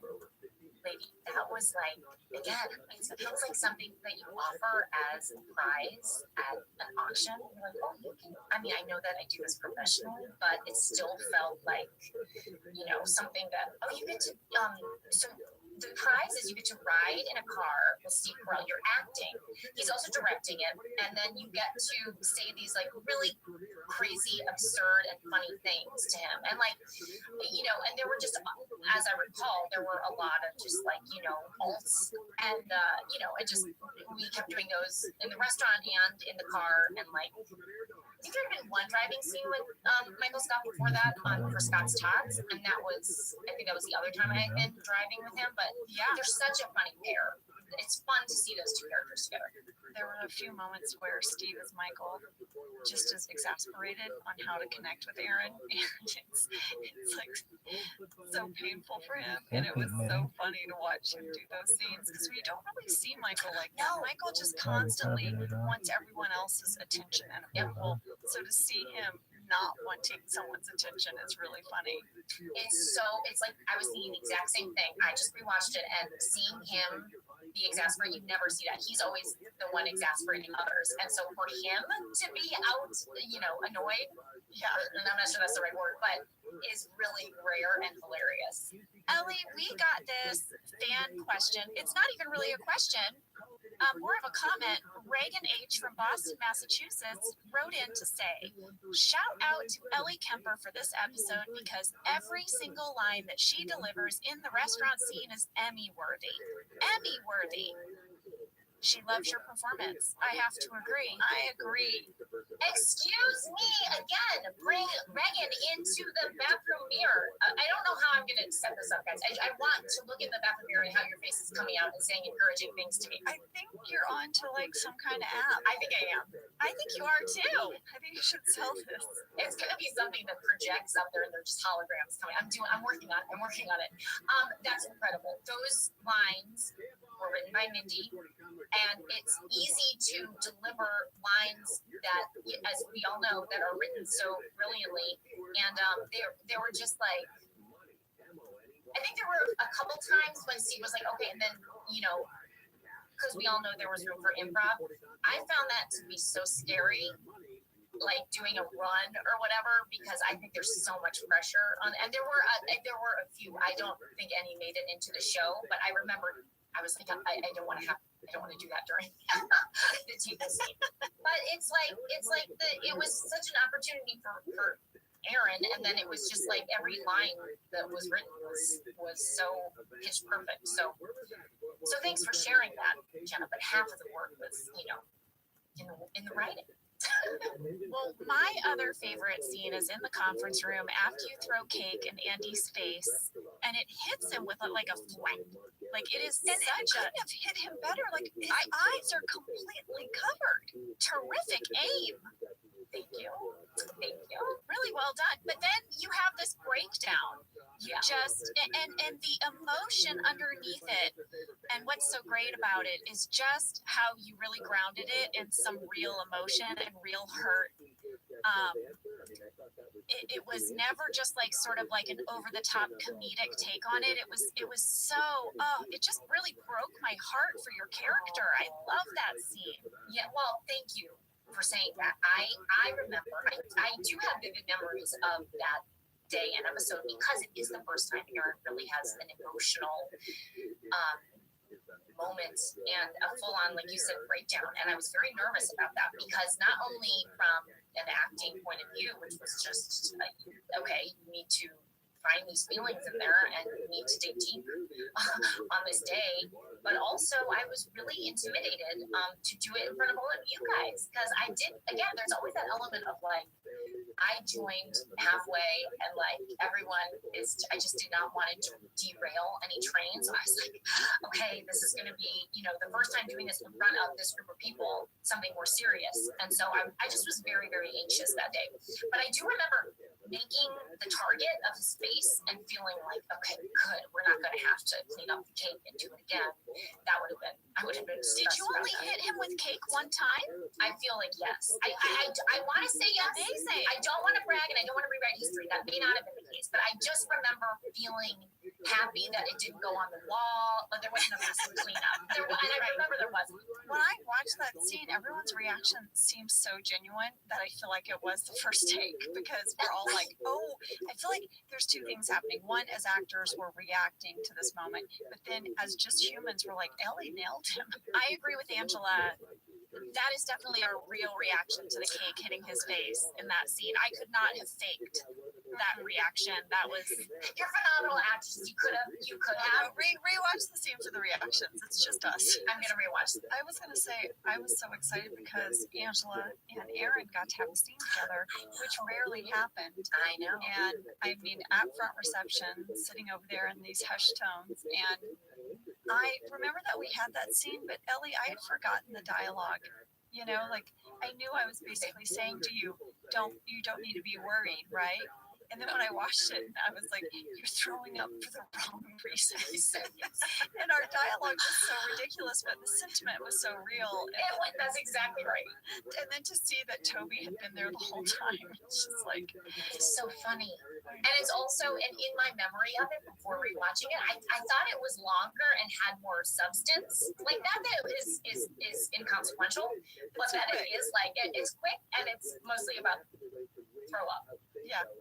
So it's like, So it's like, I thought for some reason it was more of a heart to heart, but it wasn't. That's really a funny lie. Throwing up for the wrong reason. Well, Pam tries to have a heart to heart with Aaron, and it was really good. I thought what Pam said was so good. And I thought, oh, maybe this is sinking in. I thought so too. No. Well, Ellie, another question we always ask our guests is if they took anything from set when the show was over. Yeah, what'd you take? I took something that I feel confident I was not supposed to take. It's in my closet. So I'm not going to show it. Okay. Not that anyone could see it, but you'll know immediately what I'm talking about. It's in Michael Scott's office. It's music is the friendship of life. Wow. Friendship is the music of life. It's that bulletin board, you guys, with all of the photos. Stop it. Yeah, I have that. Oh my gosh. You gotta hold it up. You gotta hold it up. That is so amazing. That is so cool. I mean, how did I get this? Did you just grab it off the wall and like leave after we wrapped? I must have. And how cool is it? It's got all the pictures of the cast and everything. Ellie, did you take anything else? I took Aaron's. It was like I really hope this wasn't Pam's. It was a ski boot. The ski boot. We love that you took a ski boot. Yes. Okay. Good. I took it, but that was Aaron's. That wasn't Pam's. That was never on Pam's desk. Yes. We noted that. Oh, there was also a little bear. Yeah. And we were like, is Aaron a ski enthusiast? And we didn't know it?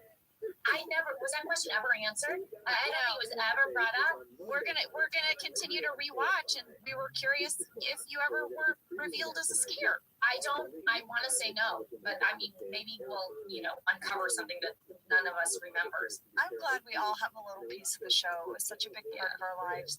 Well, let's see. Is there anything else? Like, Ellie, is there any sort of favorite memory you have from this episode or anything that you wanted to share, a behind the scenes moment or anything like that?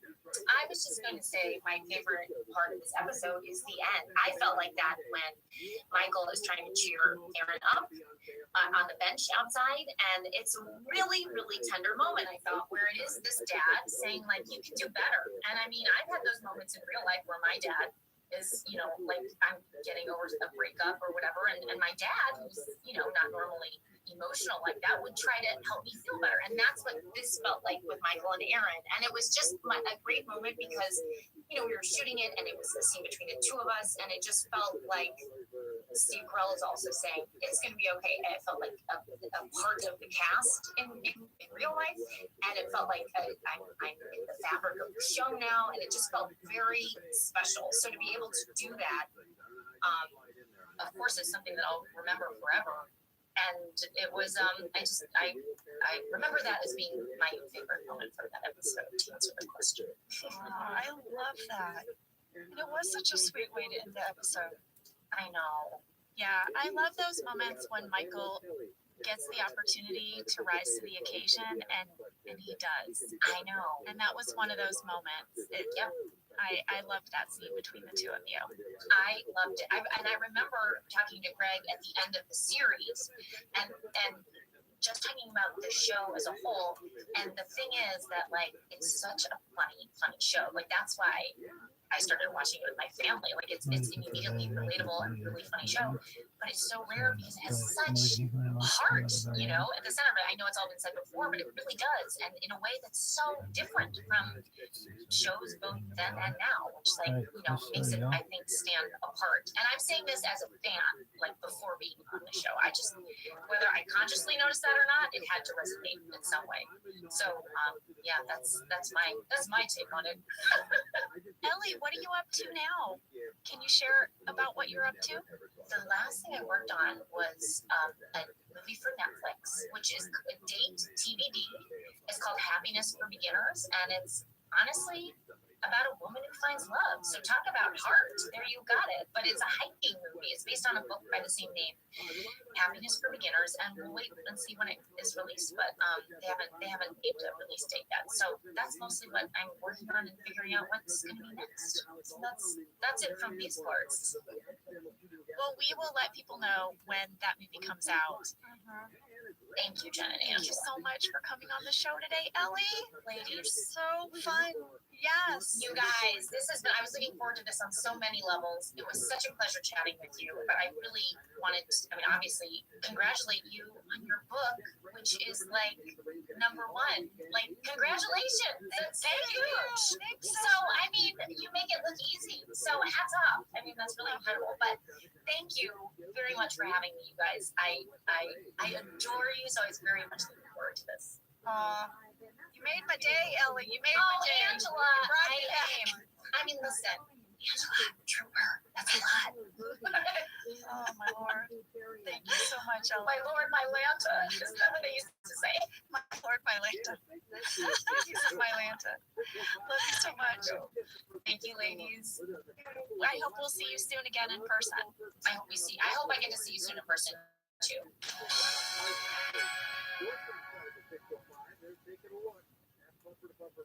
Well, folks, you know I have a lot of family in Texas, and I just want you to know, if you travel to Texas, there are vast landscapes, cultures, regions, destinations, activities that allow for an infinite number of different travel experiences. You can have fun in the sun. Texas has 350 miles of coastline. That's right. Or if you like more of a rugged vacation, there are campgrounds, hiking trails, state parks, and the food. Can we talk about the food? Tex-Mex and barbecue. There's live music, art museums, cowboy experiences. Come on.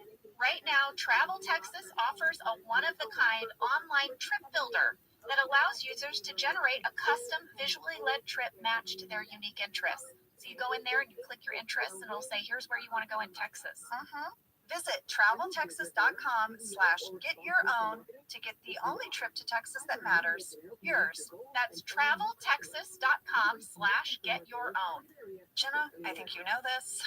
I think anyone that follows me on Instagram knows this. My husband and I love a project, and it often starts at IKEA. Because we love to save money while we're also furnishing our home, and we get really affordable, beautiful stuff and comfortable. Your sectional is really comfortable. Thank you. We bought this huge sectional sofa at IKEA. Josh put it all together. It's in our sort of TV kind of game room. It's awesome. IKEA also has a great section to help you get organized. They have solutions for storage. They have the marketplace, where you can get decor. Really, from the living room to the bedroom, IKEA is making it more affordable than ever to furnish your entire home with home solutions you'll love. My favorite part is when we're leaving and we walk through the plant section. I always grab a plant. Shop hundreds of new lower prices today at IKEA-USA.com. That's IKEA-USA.com. For 175 years, Gorton's has been committed to spreading the goodness of the sea by making quality seafood accessible to everyone while responsibly sustaining its future. Over 99% of Gorton's seafood is certified as responsibly sourced. And Gorton's reached out to us and said, do you want us to send you some of our fish sticks, some of our products, so you can become familiar with it before you speak about it on the podcast? And I was like, Gorton's, I've got you in my freezer right now. Yeah, you do. You do. Your kids love the fish sticks. Yes, it's our fave. Guess what I got? I got the Southern style shrimp. It is so good. Oh, yeah. Yeah. When you're looking in the freezer aisle, the Gorton's are in the yellow package. They've got the iconic fisherman on the cover. This brand has been around since I was a kid. Same. Gorton's is actually a brand that's been around for 175 years. Oh, my gosh. That's yes. so rare. Well, we love Gorton's, and it can help you make your mealtime easy. Visit Gortons.com to learn more, find a store, and get a recipe inspiration. Well, we are back. That was delightful. I love her. Love her. Jenna, let's get into this episode. Let's do it. I have some stuff about the cold open. I do as well. Who's going first? You go first. Oh, okay. Well, maybe we should describe the cold open. Nah. Skip it. You describe it. All right, everybody is gathered around Oscar's desk. Whenever the writers wanted us to watch something at someone's desk, it was always Oscar's desk. Facts.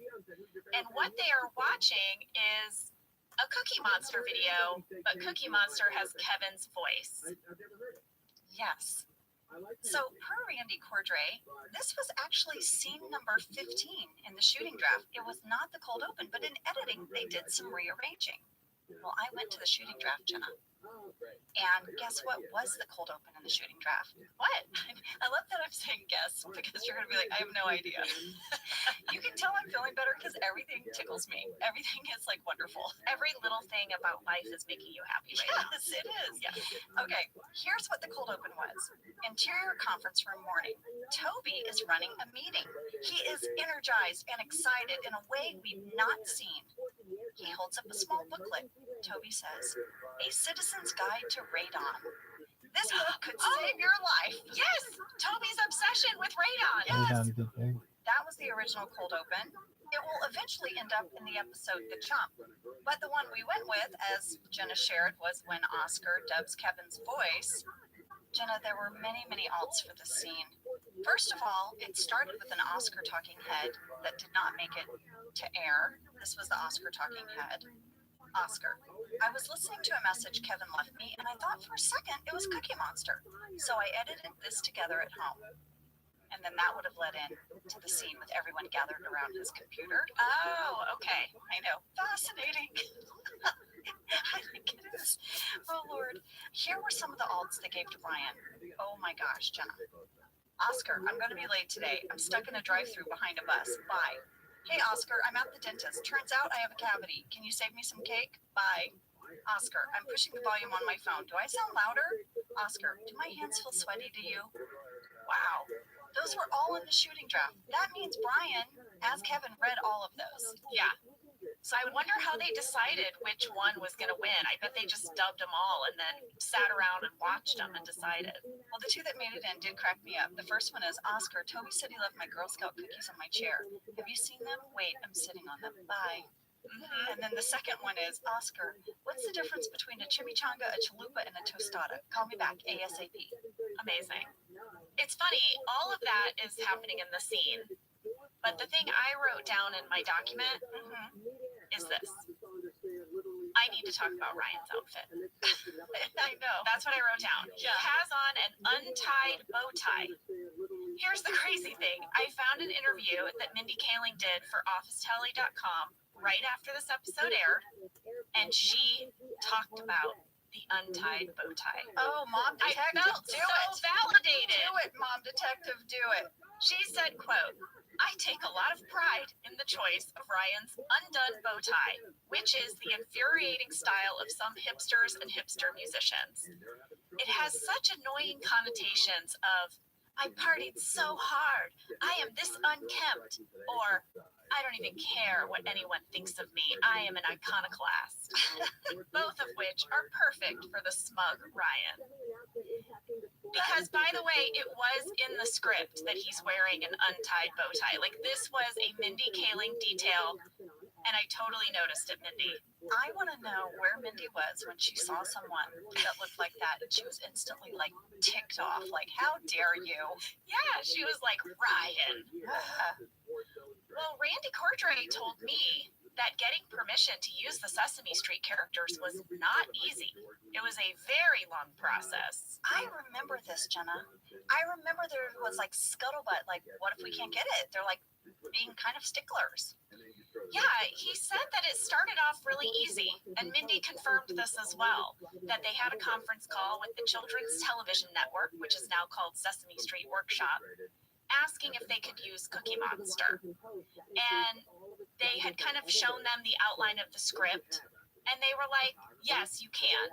But Randy said it was with the caveat that we had to show them the final cut for final approval. But they said, go ahead and shoot it. We think it's going to be okay.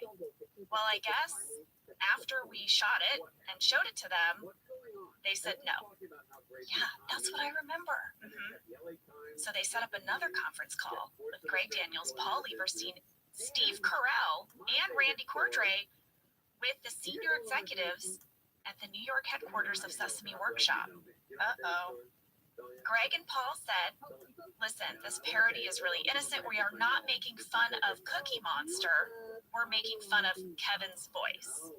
So Randy was on the call. He said he could feel the executives softening to the idea. They're coming around. Not quite there yet.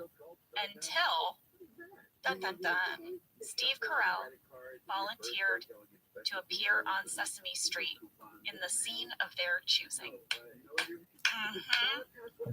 He said he would be in New York City soon, and he would do a cameo.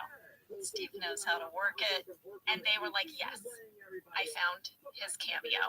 You did play it? Oh, cute. Yes. Hi, I'm Steve. And I'm Photo. And we're here to tell you all about the word vote. Yes, vote. Yes. Let's tell them what vote means. Well, the word vote means to make a choice between two or more things. And right now, we are going to show a vote. Oh, what is Elmo going to vote about, Mr. Steve? Well, we're going to vote to decide what we're going to have for snack time. Oh, this is exciting. Elmo can't wait to vote. That's adorable. It was so cute. I watched the whole thing. So they're going to vote on whether to have cheese or peanut butter and jelly as a snack. Okay? But then, very dramatically, there is a late-breaking third candidate for snack, and it's pizza. Oh, and no. pizza runs away with it. Pizza wins.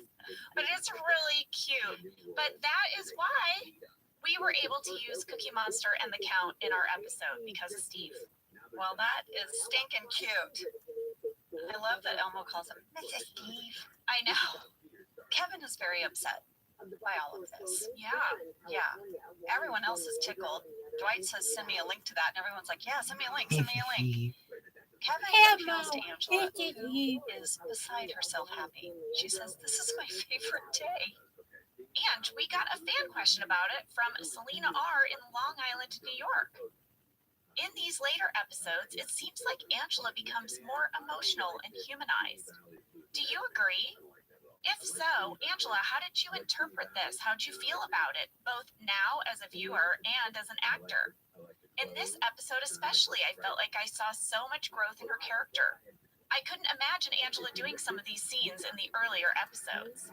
Selena, I love this question because as a performer, my backstory for showing more emotion as Angela as the years went on is that she was very guarded in the beginning around the camera crew. She's a distrusting person. She doesn't like strangers. This would have been very awkward for her to have these people there every day. She, I'm sure, was very reluctant to participate.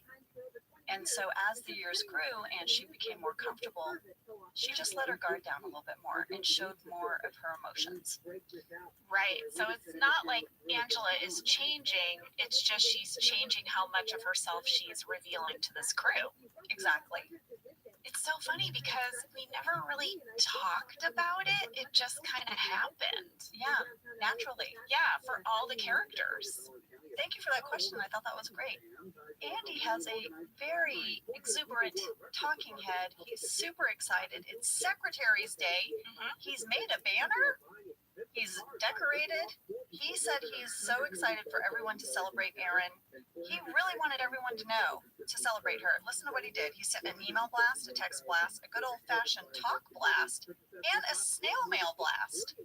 Yeah, also in his talking head, he says if it weren't for secretaries, he wouldn't have a stepmom. Again with Andy sharing random stuff from his past. We got a fan question / catch from Ann O in Norway. Hi, Ann. Andy says he has a stepmom, but later his parents are still married. What's going on? Welcome, Ann.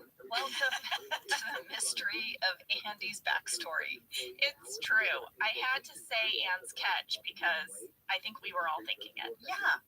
Well, another thing's happening today. Pam is back. She's back from her maternity leave. She is going to put a photo on her desk of Cece at 2 minutes. That was a photo of my real niece, Cece.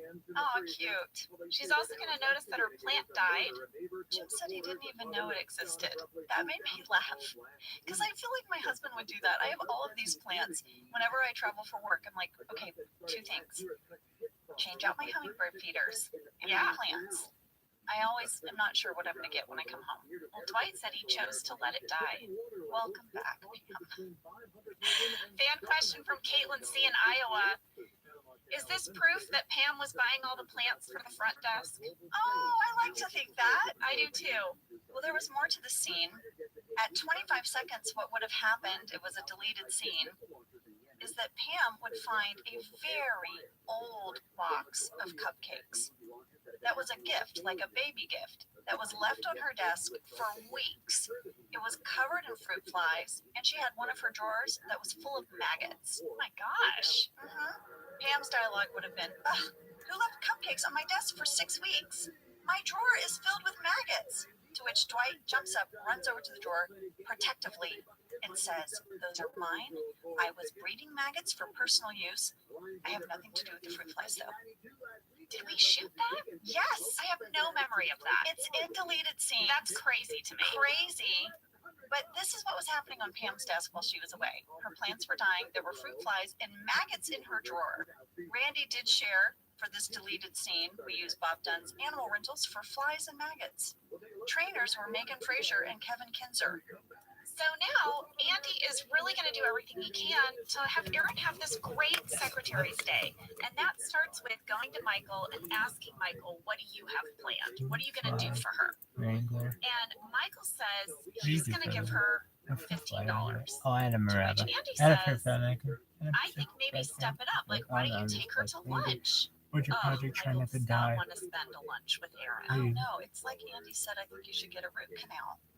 Like, so true. Michael's expression. Well, the scene was bigger, and it explained the whole $15 thing. Yeah, that was a very specific amount of money. Well, it's in deleted scenes. Michael explains the $15, and it leads into a Pam talking head. I think we should hear it. I was just wondering what you had planned for Secretary's Day. Oh, I'm going to give Erin $15. Why? Because that's what I always used to do with Pam. See, Pam decided that she would rather have the cash value of her half of lunch were I to take her out. So she promises every year to take that money, go to Cooper's, and buy herself a sundae. Yeah, I can't believe that worked. That's pretty great. I know, I loved it. Well, I have a background catch for this scene.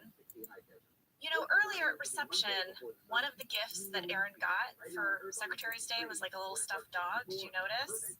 Oh, yeah. Well, at 2 minutes and 33 seconds, in the background, through the window, I think Erin is like pretending to give her stuffed dog a drink of water from a cup. And then it's talking on the phone. She's doing all this business with her little stuffed dog. Well, Andy taped the phone to its head earlier, yes. And then she waves the dog's paw at Michael. Yeah, she really is loving that stuffed animal. Well, on a rewatch, you can watch the stuffed dog show through the window during this scene. I need to see it. Michael is persuaded by Andy, and he's going to invite Erin to lunch. She suggests Hayworth's, and Michael's like, oh, he's not feeling it, but ultimately that's where they go. I could not find a real Hayworth's in Scranton. Same. Looked it up, couldn't find it. I did find a great article on Mental Floss that gives you a Dunder Mifflin tour of Scranton of all the places that actually exist and that you can go. I found that same thing too. And Hayworth's is not on the list. Two ladies that can good. Look at us go, Googling the same things. I have a few you fucking crap. Let's hear it. At 3 minutes and 1 second, when Michael is approaching Erin's desk, the front door is closed. Okay, but at 3 minutes and 9 seconds, the front door is open. Continuity catch, folks. Ding, ding, ding. Also, through that door, there is a picture on the wall that I have personally never noticed before. It's some sort of, I don't know what, mountainy or something. It's hazy in the background. Did we always have a picture there? Why is this the first time I'm seeing it? I don't know. But here is the major catch from the scene, and this is truly major, and it is in fact also a fan mail flurry. It's a fan mail flurry. Yay! I love my new sting.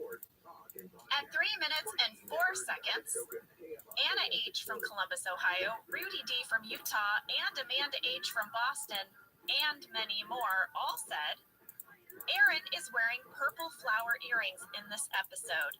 Are they the same earrings that Pam wore in New York for art school? What? Yes, they are, folks. They recycled Pam's art school earrings and they put them on Aaron for Secretary's Day. I took a side-by-side screenshot. These are the earrings that Pam was wearing in the hallway in Weight Loss Part 2. What a fantastic catch. I'm applauding it. Super well done. I'm going to show you. I want to see the pic. Oh my gosh, exactly the same. Yep. What's going to happen next? She's going to wear Meredith's vest? What's happening? My gosh, I would love for Aaron to wear Meredith's vest. That would be incredible. In the kitchen, there's some people enjoying Kevin's Cookie Monster bit. It would be Meredith and Daryl. They have cookies out. They tempt him to have one. So then Daryl can just go. Yes. Kevin is starting to clue in that maybe they're not making fun of Cookie Monster. Maybe they're making fun of him. At first, he doesn't want to eat the cookie. He is suspicious. He says, you just brought those cookies so that I'll eat one and you can make fun of me. And Daryl's like, I brought these cookies because it's my birthday. Fan question from Timber B in Tennessee. Hold on, it's Secretary's Day, but it's also Daryl's birthday? Why did the PPC throw him a birthday party? Poor Daryl. No birthday cake for him? He needs a Fudgy the Whale. I don't think it was his birthday. Same. I think he was just making it up to make Kevin eat the cookie. Kevin is going to go to Gabe. He's going to show Gabe the video. I think he wants to know, are they making fun of me? Is this appropriate? And Gabe is not having it. Oh, Gabe lights up. He's finally got his cause. Something that will demand respect from the coworkers. His talking head is hilarious to me. He said that his beginning there has been a little bit of a fiasco. I loved it when he said some of them still think I'm the IT guy. That just cracked me up. I mean, some of them, probably Creed and Meredith, have not paid attention. But the Cookie Monster thing is Gabe's opportunity. He's really going to show them that he's the authority figure. And this starts a whole storyline. Well, lady, we got a fan question from KCA in Canada. Am I the only one who thinks everybody is being too mean to Kevin? Maybe I'm just too sensitive and I've seen the episode too many times, but rewatching it now, it feels genuinely kind of mean. Thoughts? Casey, I'm glad you wrote in because I also kind of thought, like, Gabe is right. He should shut this down. This is like not cool to do to your coworker. I'm with you. I'm with you too. I think it went across the line. But I will say this. I imagine everyone in that office hits their breaking point with Kevin. I mean, he did walk up to Pam and pretend to be a baby crying to see if her boobs would produce milk. Yes. So probably there is part of them that just delighted in it for a little bit, but I think they went too far. Yeah. Well, I totally get why the characters at Dunder Mifflin would delight in this parody video. But at the same time, Casey, I'm with you. Yeah, I see it. Well, Gabe is going to address the bullpen. He's going to tell them that he forbids anyone from discussing or sharing the parody video. And that is coming from corporate, so they better listen to it. Mm-hmm. It doesn't seem like anyone's going to listen to it. It really doesn't. Well, now we are in the car on the way to Aaron's Secretary's Day lunch. Michael is driving. He would rather not talk. He's hoping that he could listen to his audiobook, which is a novelization of the movie Precious based on the novel Push by Sapphire. Per Randy Cordray, all of these driving scenes were filmed on Burbank Boulevard near Balboa Park, which was our go-to street. There's no palm trees on this street.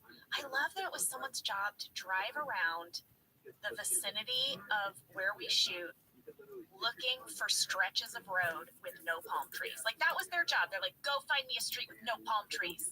This was the main one. As I watched the scene, I looked for palm trees. There weren't any, but I did see the mountains in the background. Yeah. I mean, you're not going to find no mountains and no palm trees. I know. We just went with no palm trees.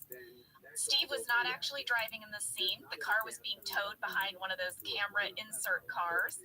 And Randy shared that we used lipstick cameras that were suction cupped to the windshield. That's how we shot it.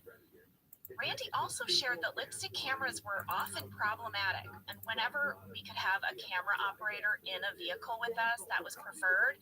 But if you wanted to get people from the front, you had to use these lipstick cameras. But he said we had a special camera technician named Tim Arashabin, I hope I'm saying your last name right, who was an absolute master of these lipstick cameras, and we actually rarely had problems thanks to Tim. So thank you, Tim. Thank you, Tim. We used those lipstick cameras a lot. We did. So there's a lot of the scene in the deleted scenes on the DVD. Guess who narrates the book? Oh, I know this. I know this. In the script, they had a suggestion of someone, but that is not who narrated it when we filmed. Okay, I know who they put in the script. It was David Hyde Pierce. Exactly. Who ended up doing it? Our editor, Dave Rogers. Oh my gosh, that's perfect. I love it. It was fun to hear his voice. The other thing I loved about the deleted scenes for this is that Erin has a talking head where she explains how she is coming up with conversation topics, so she has things to talk about. Let's hear it. I really want to impress Michael, and I don't want to take any chances. So I went to a website that listed hundreds of interesting conversation starters. I'll just break them out whenever there's a pause, or even maybe if there's not. Because bosses like women who can talk at length on things.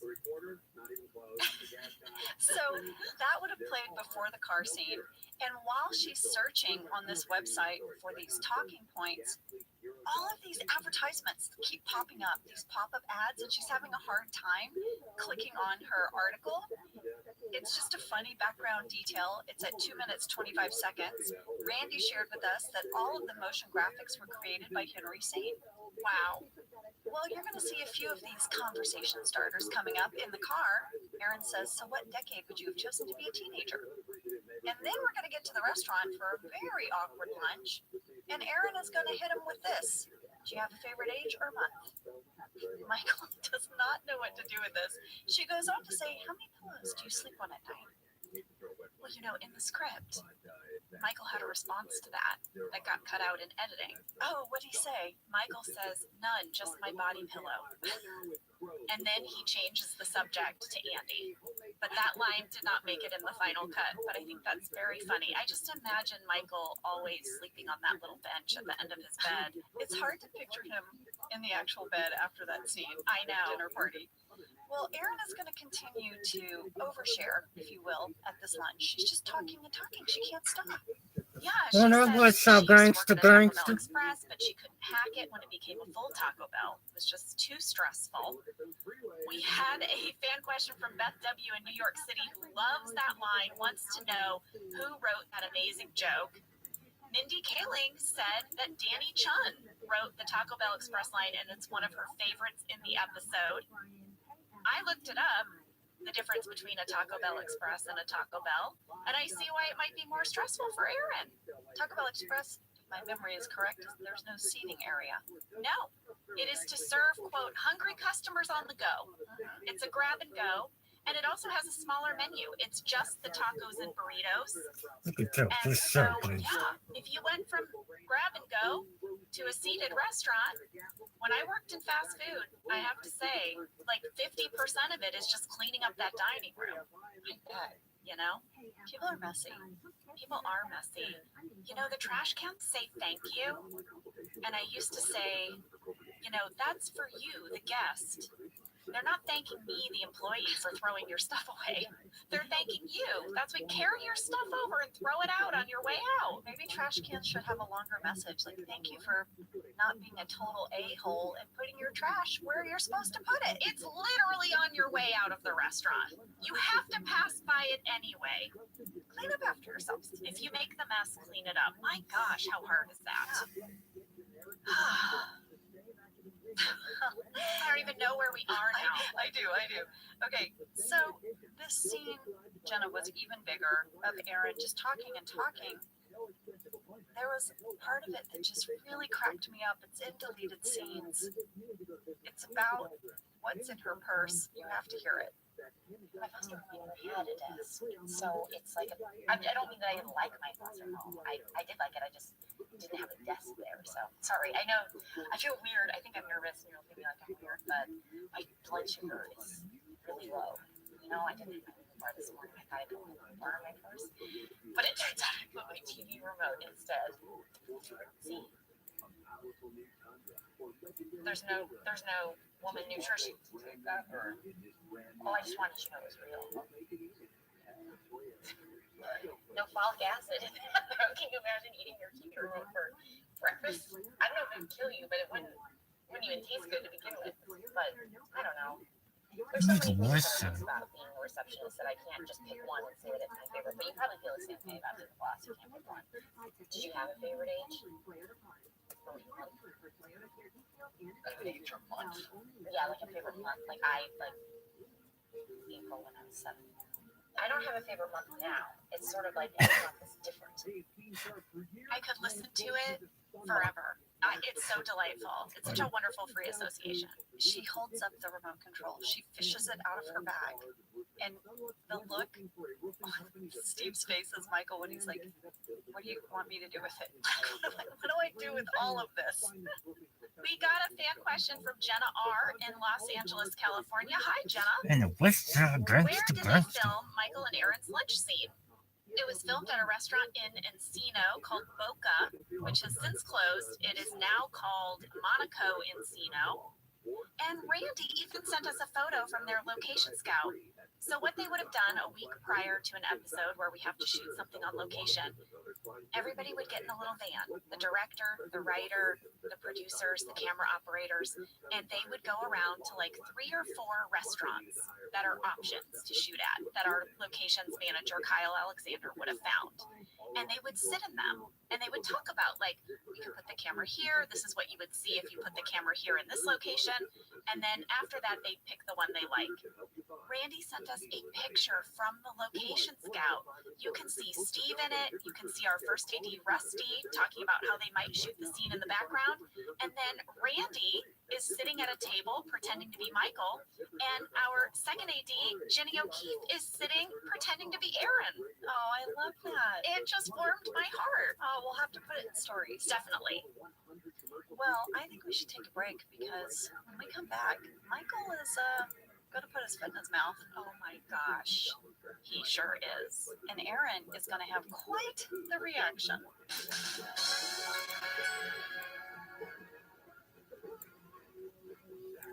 Whether your resolution is to save money, eat better, or stress less, HelloFresh is here to help What's you do up, all 3. little Yes, motherfucker? you guys, I love HelloFresh. Jenna and I both love it. You know why we love it. And guess what I made the other night? What? It was so delicious. I made their pub-style shepherd's pie. I made it. Yes, it's so good. White cheddar and the thyme mashed potatoes. I know it very well. It's a family favorite. Well, you know, Josh normally makes dinner, so this was my turn, and I made this, and he loved it, and I was so happy. I was like, I made a shepherd's pie. I'd never made one before. It's so good. Everyone, you can say hello to your most delicious year yet with fresh ingredients, chef-crafted recipes, all at a price you'll like, delivered right to your door. Go to HelloFresh.com/OfficeLadiesFree and use code OfficeLadiesFree for free breakfast for life.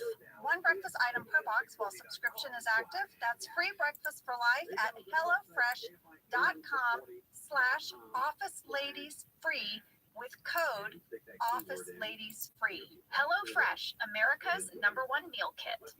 This show is sponsored by BetterHelp. You know, around New Year's, we all reflect and people really start making lists of what they can do to be their best self for the next year. Yes, I think, you know, the new year definitely makes you think New Year's resolution. What do I want to change? New year, new me, that kind of thing. Yes, but perhaps this year we could be reflecting on what we're already doing right. Yeah. And therapy can help you figure out your strengths so that you can ditch this idea that you need some extreme change or this extreme New Year's resolution and just, you can make changes that really stick because they're based on your strengths. I like that. If you're thinking of starting therapy, give BetterHelp a try. It's entirely online, designed to be convenient, flexible, and suited to your schedule. Just fill out a brief questionnaire to get matched with a licensed therapist and switch therapists at any time for no additional charge. Celebrate the progress you've already made. Visit betterhelp.com/officeladies today to get 10% off your first month. That's BetterHelp, HELP.com/officeladies. We're back. Erin says, tell me about Andy before I met him. Oh no, she's got like those dreamy eyes. Michael's like, let's see, Andy plays the banjo. She's like, yeah, I love that. Other than the fact that he dated Angela, I don't think he's a snappy dresser. Erin's like, what? And then Michael has what is my favorite line of the whole episode. Abe. He says, I don't think he is the best dresser. Reminds me of Easter. I can't unsee this now. All of his outfits are like pastel and like beige and pinks and light blues. He does dress like Easter. He does. But Erin is like, that's not what I meant. Yeah. I meant the thing about Angela. At the same time, the waiter has come by to drop off their food. Yeah, he's like, here we go, hot plate. And all of this chaos is starting to happen. Michael is not picking up on it. Instead, he is frustrated that he asked for pickles, but there's only like 5 or 6 on this plate. To which the waiter says, I will bring you a bowl of pickles. Yeah. And then Erin is going to hide inside of her hair. Yes. So what's the West Side? It specifically said that Erin covers her face with her hair. Yes. I have a fun catch. The waiter in this scene was played by our writer, Aaron Schur. You guys know him as the master of the cold opens. Yeah, he was the go-to guy for cold opens and gave us some of our most famous cold opens. Yes, the Kevin spilling the chili, he wrote that. He wrote the speed meter, where everyone's trying to run in front to see how fast they can run. So Mindy said that Erin getting cast as the waiter happened the day before we were set to shoot these restaurant scenes. She said at first they were going to cast like a young actor, but everybody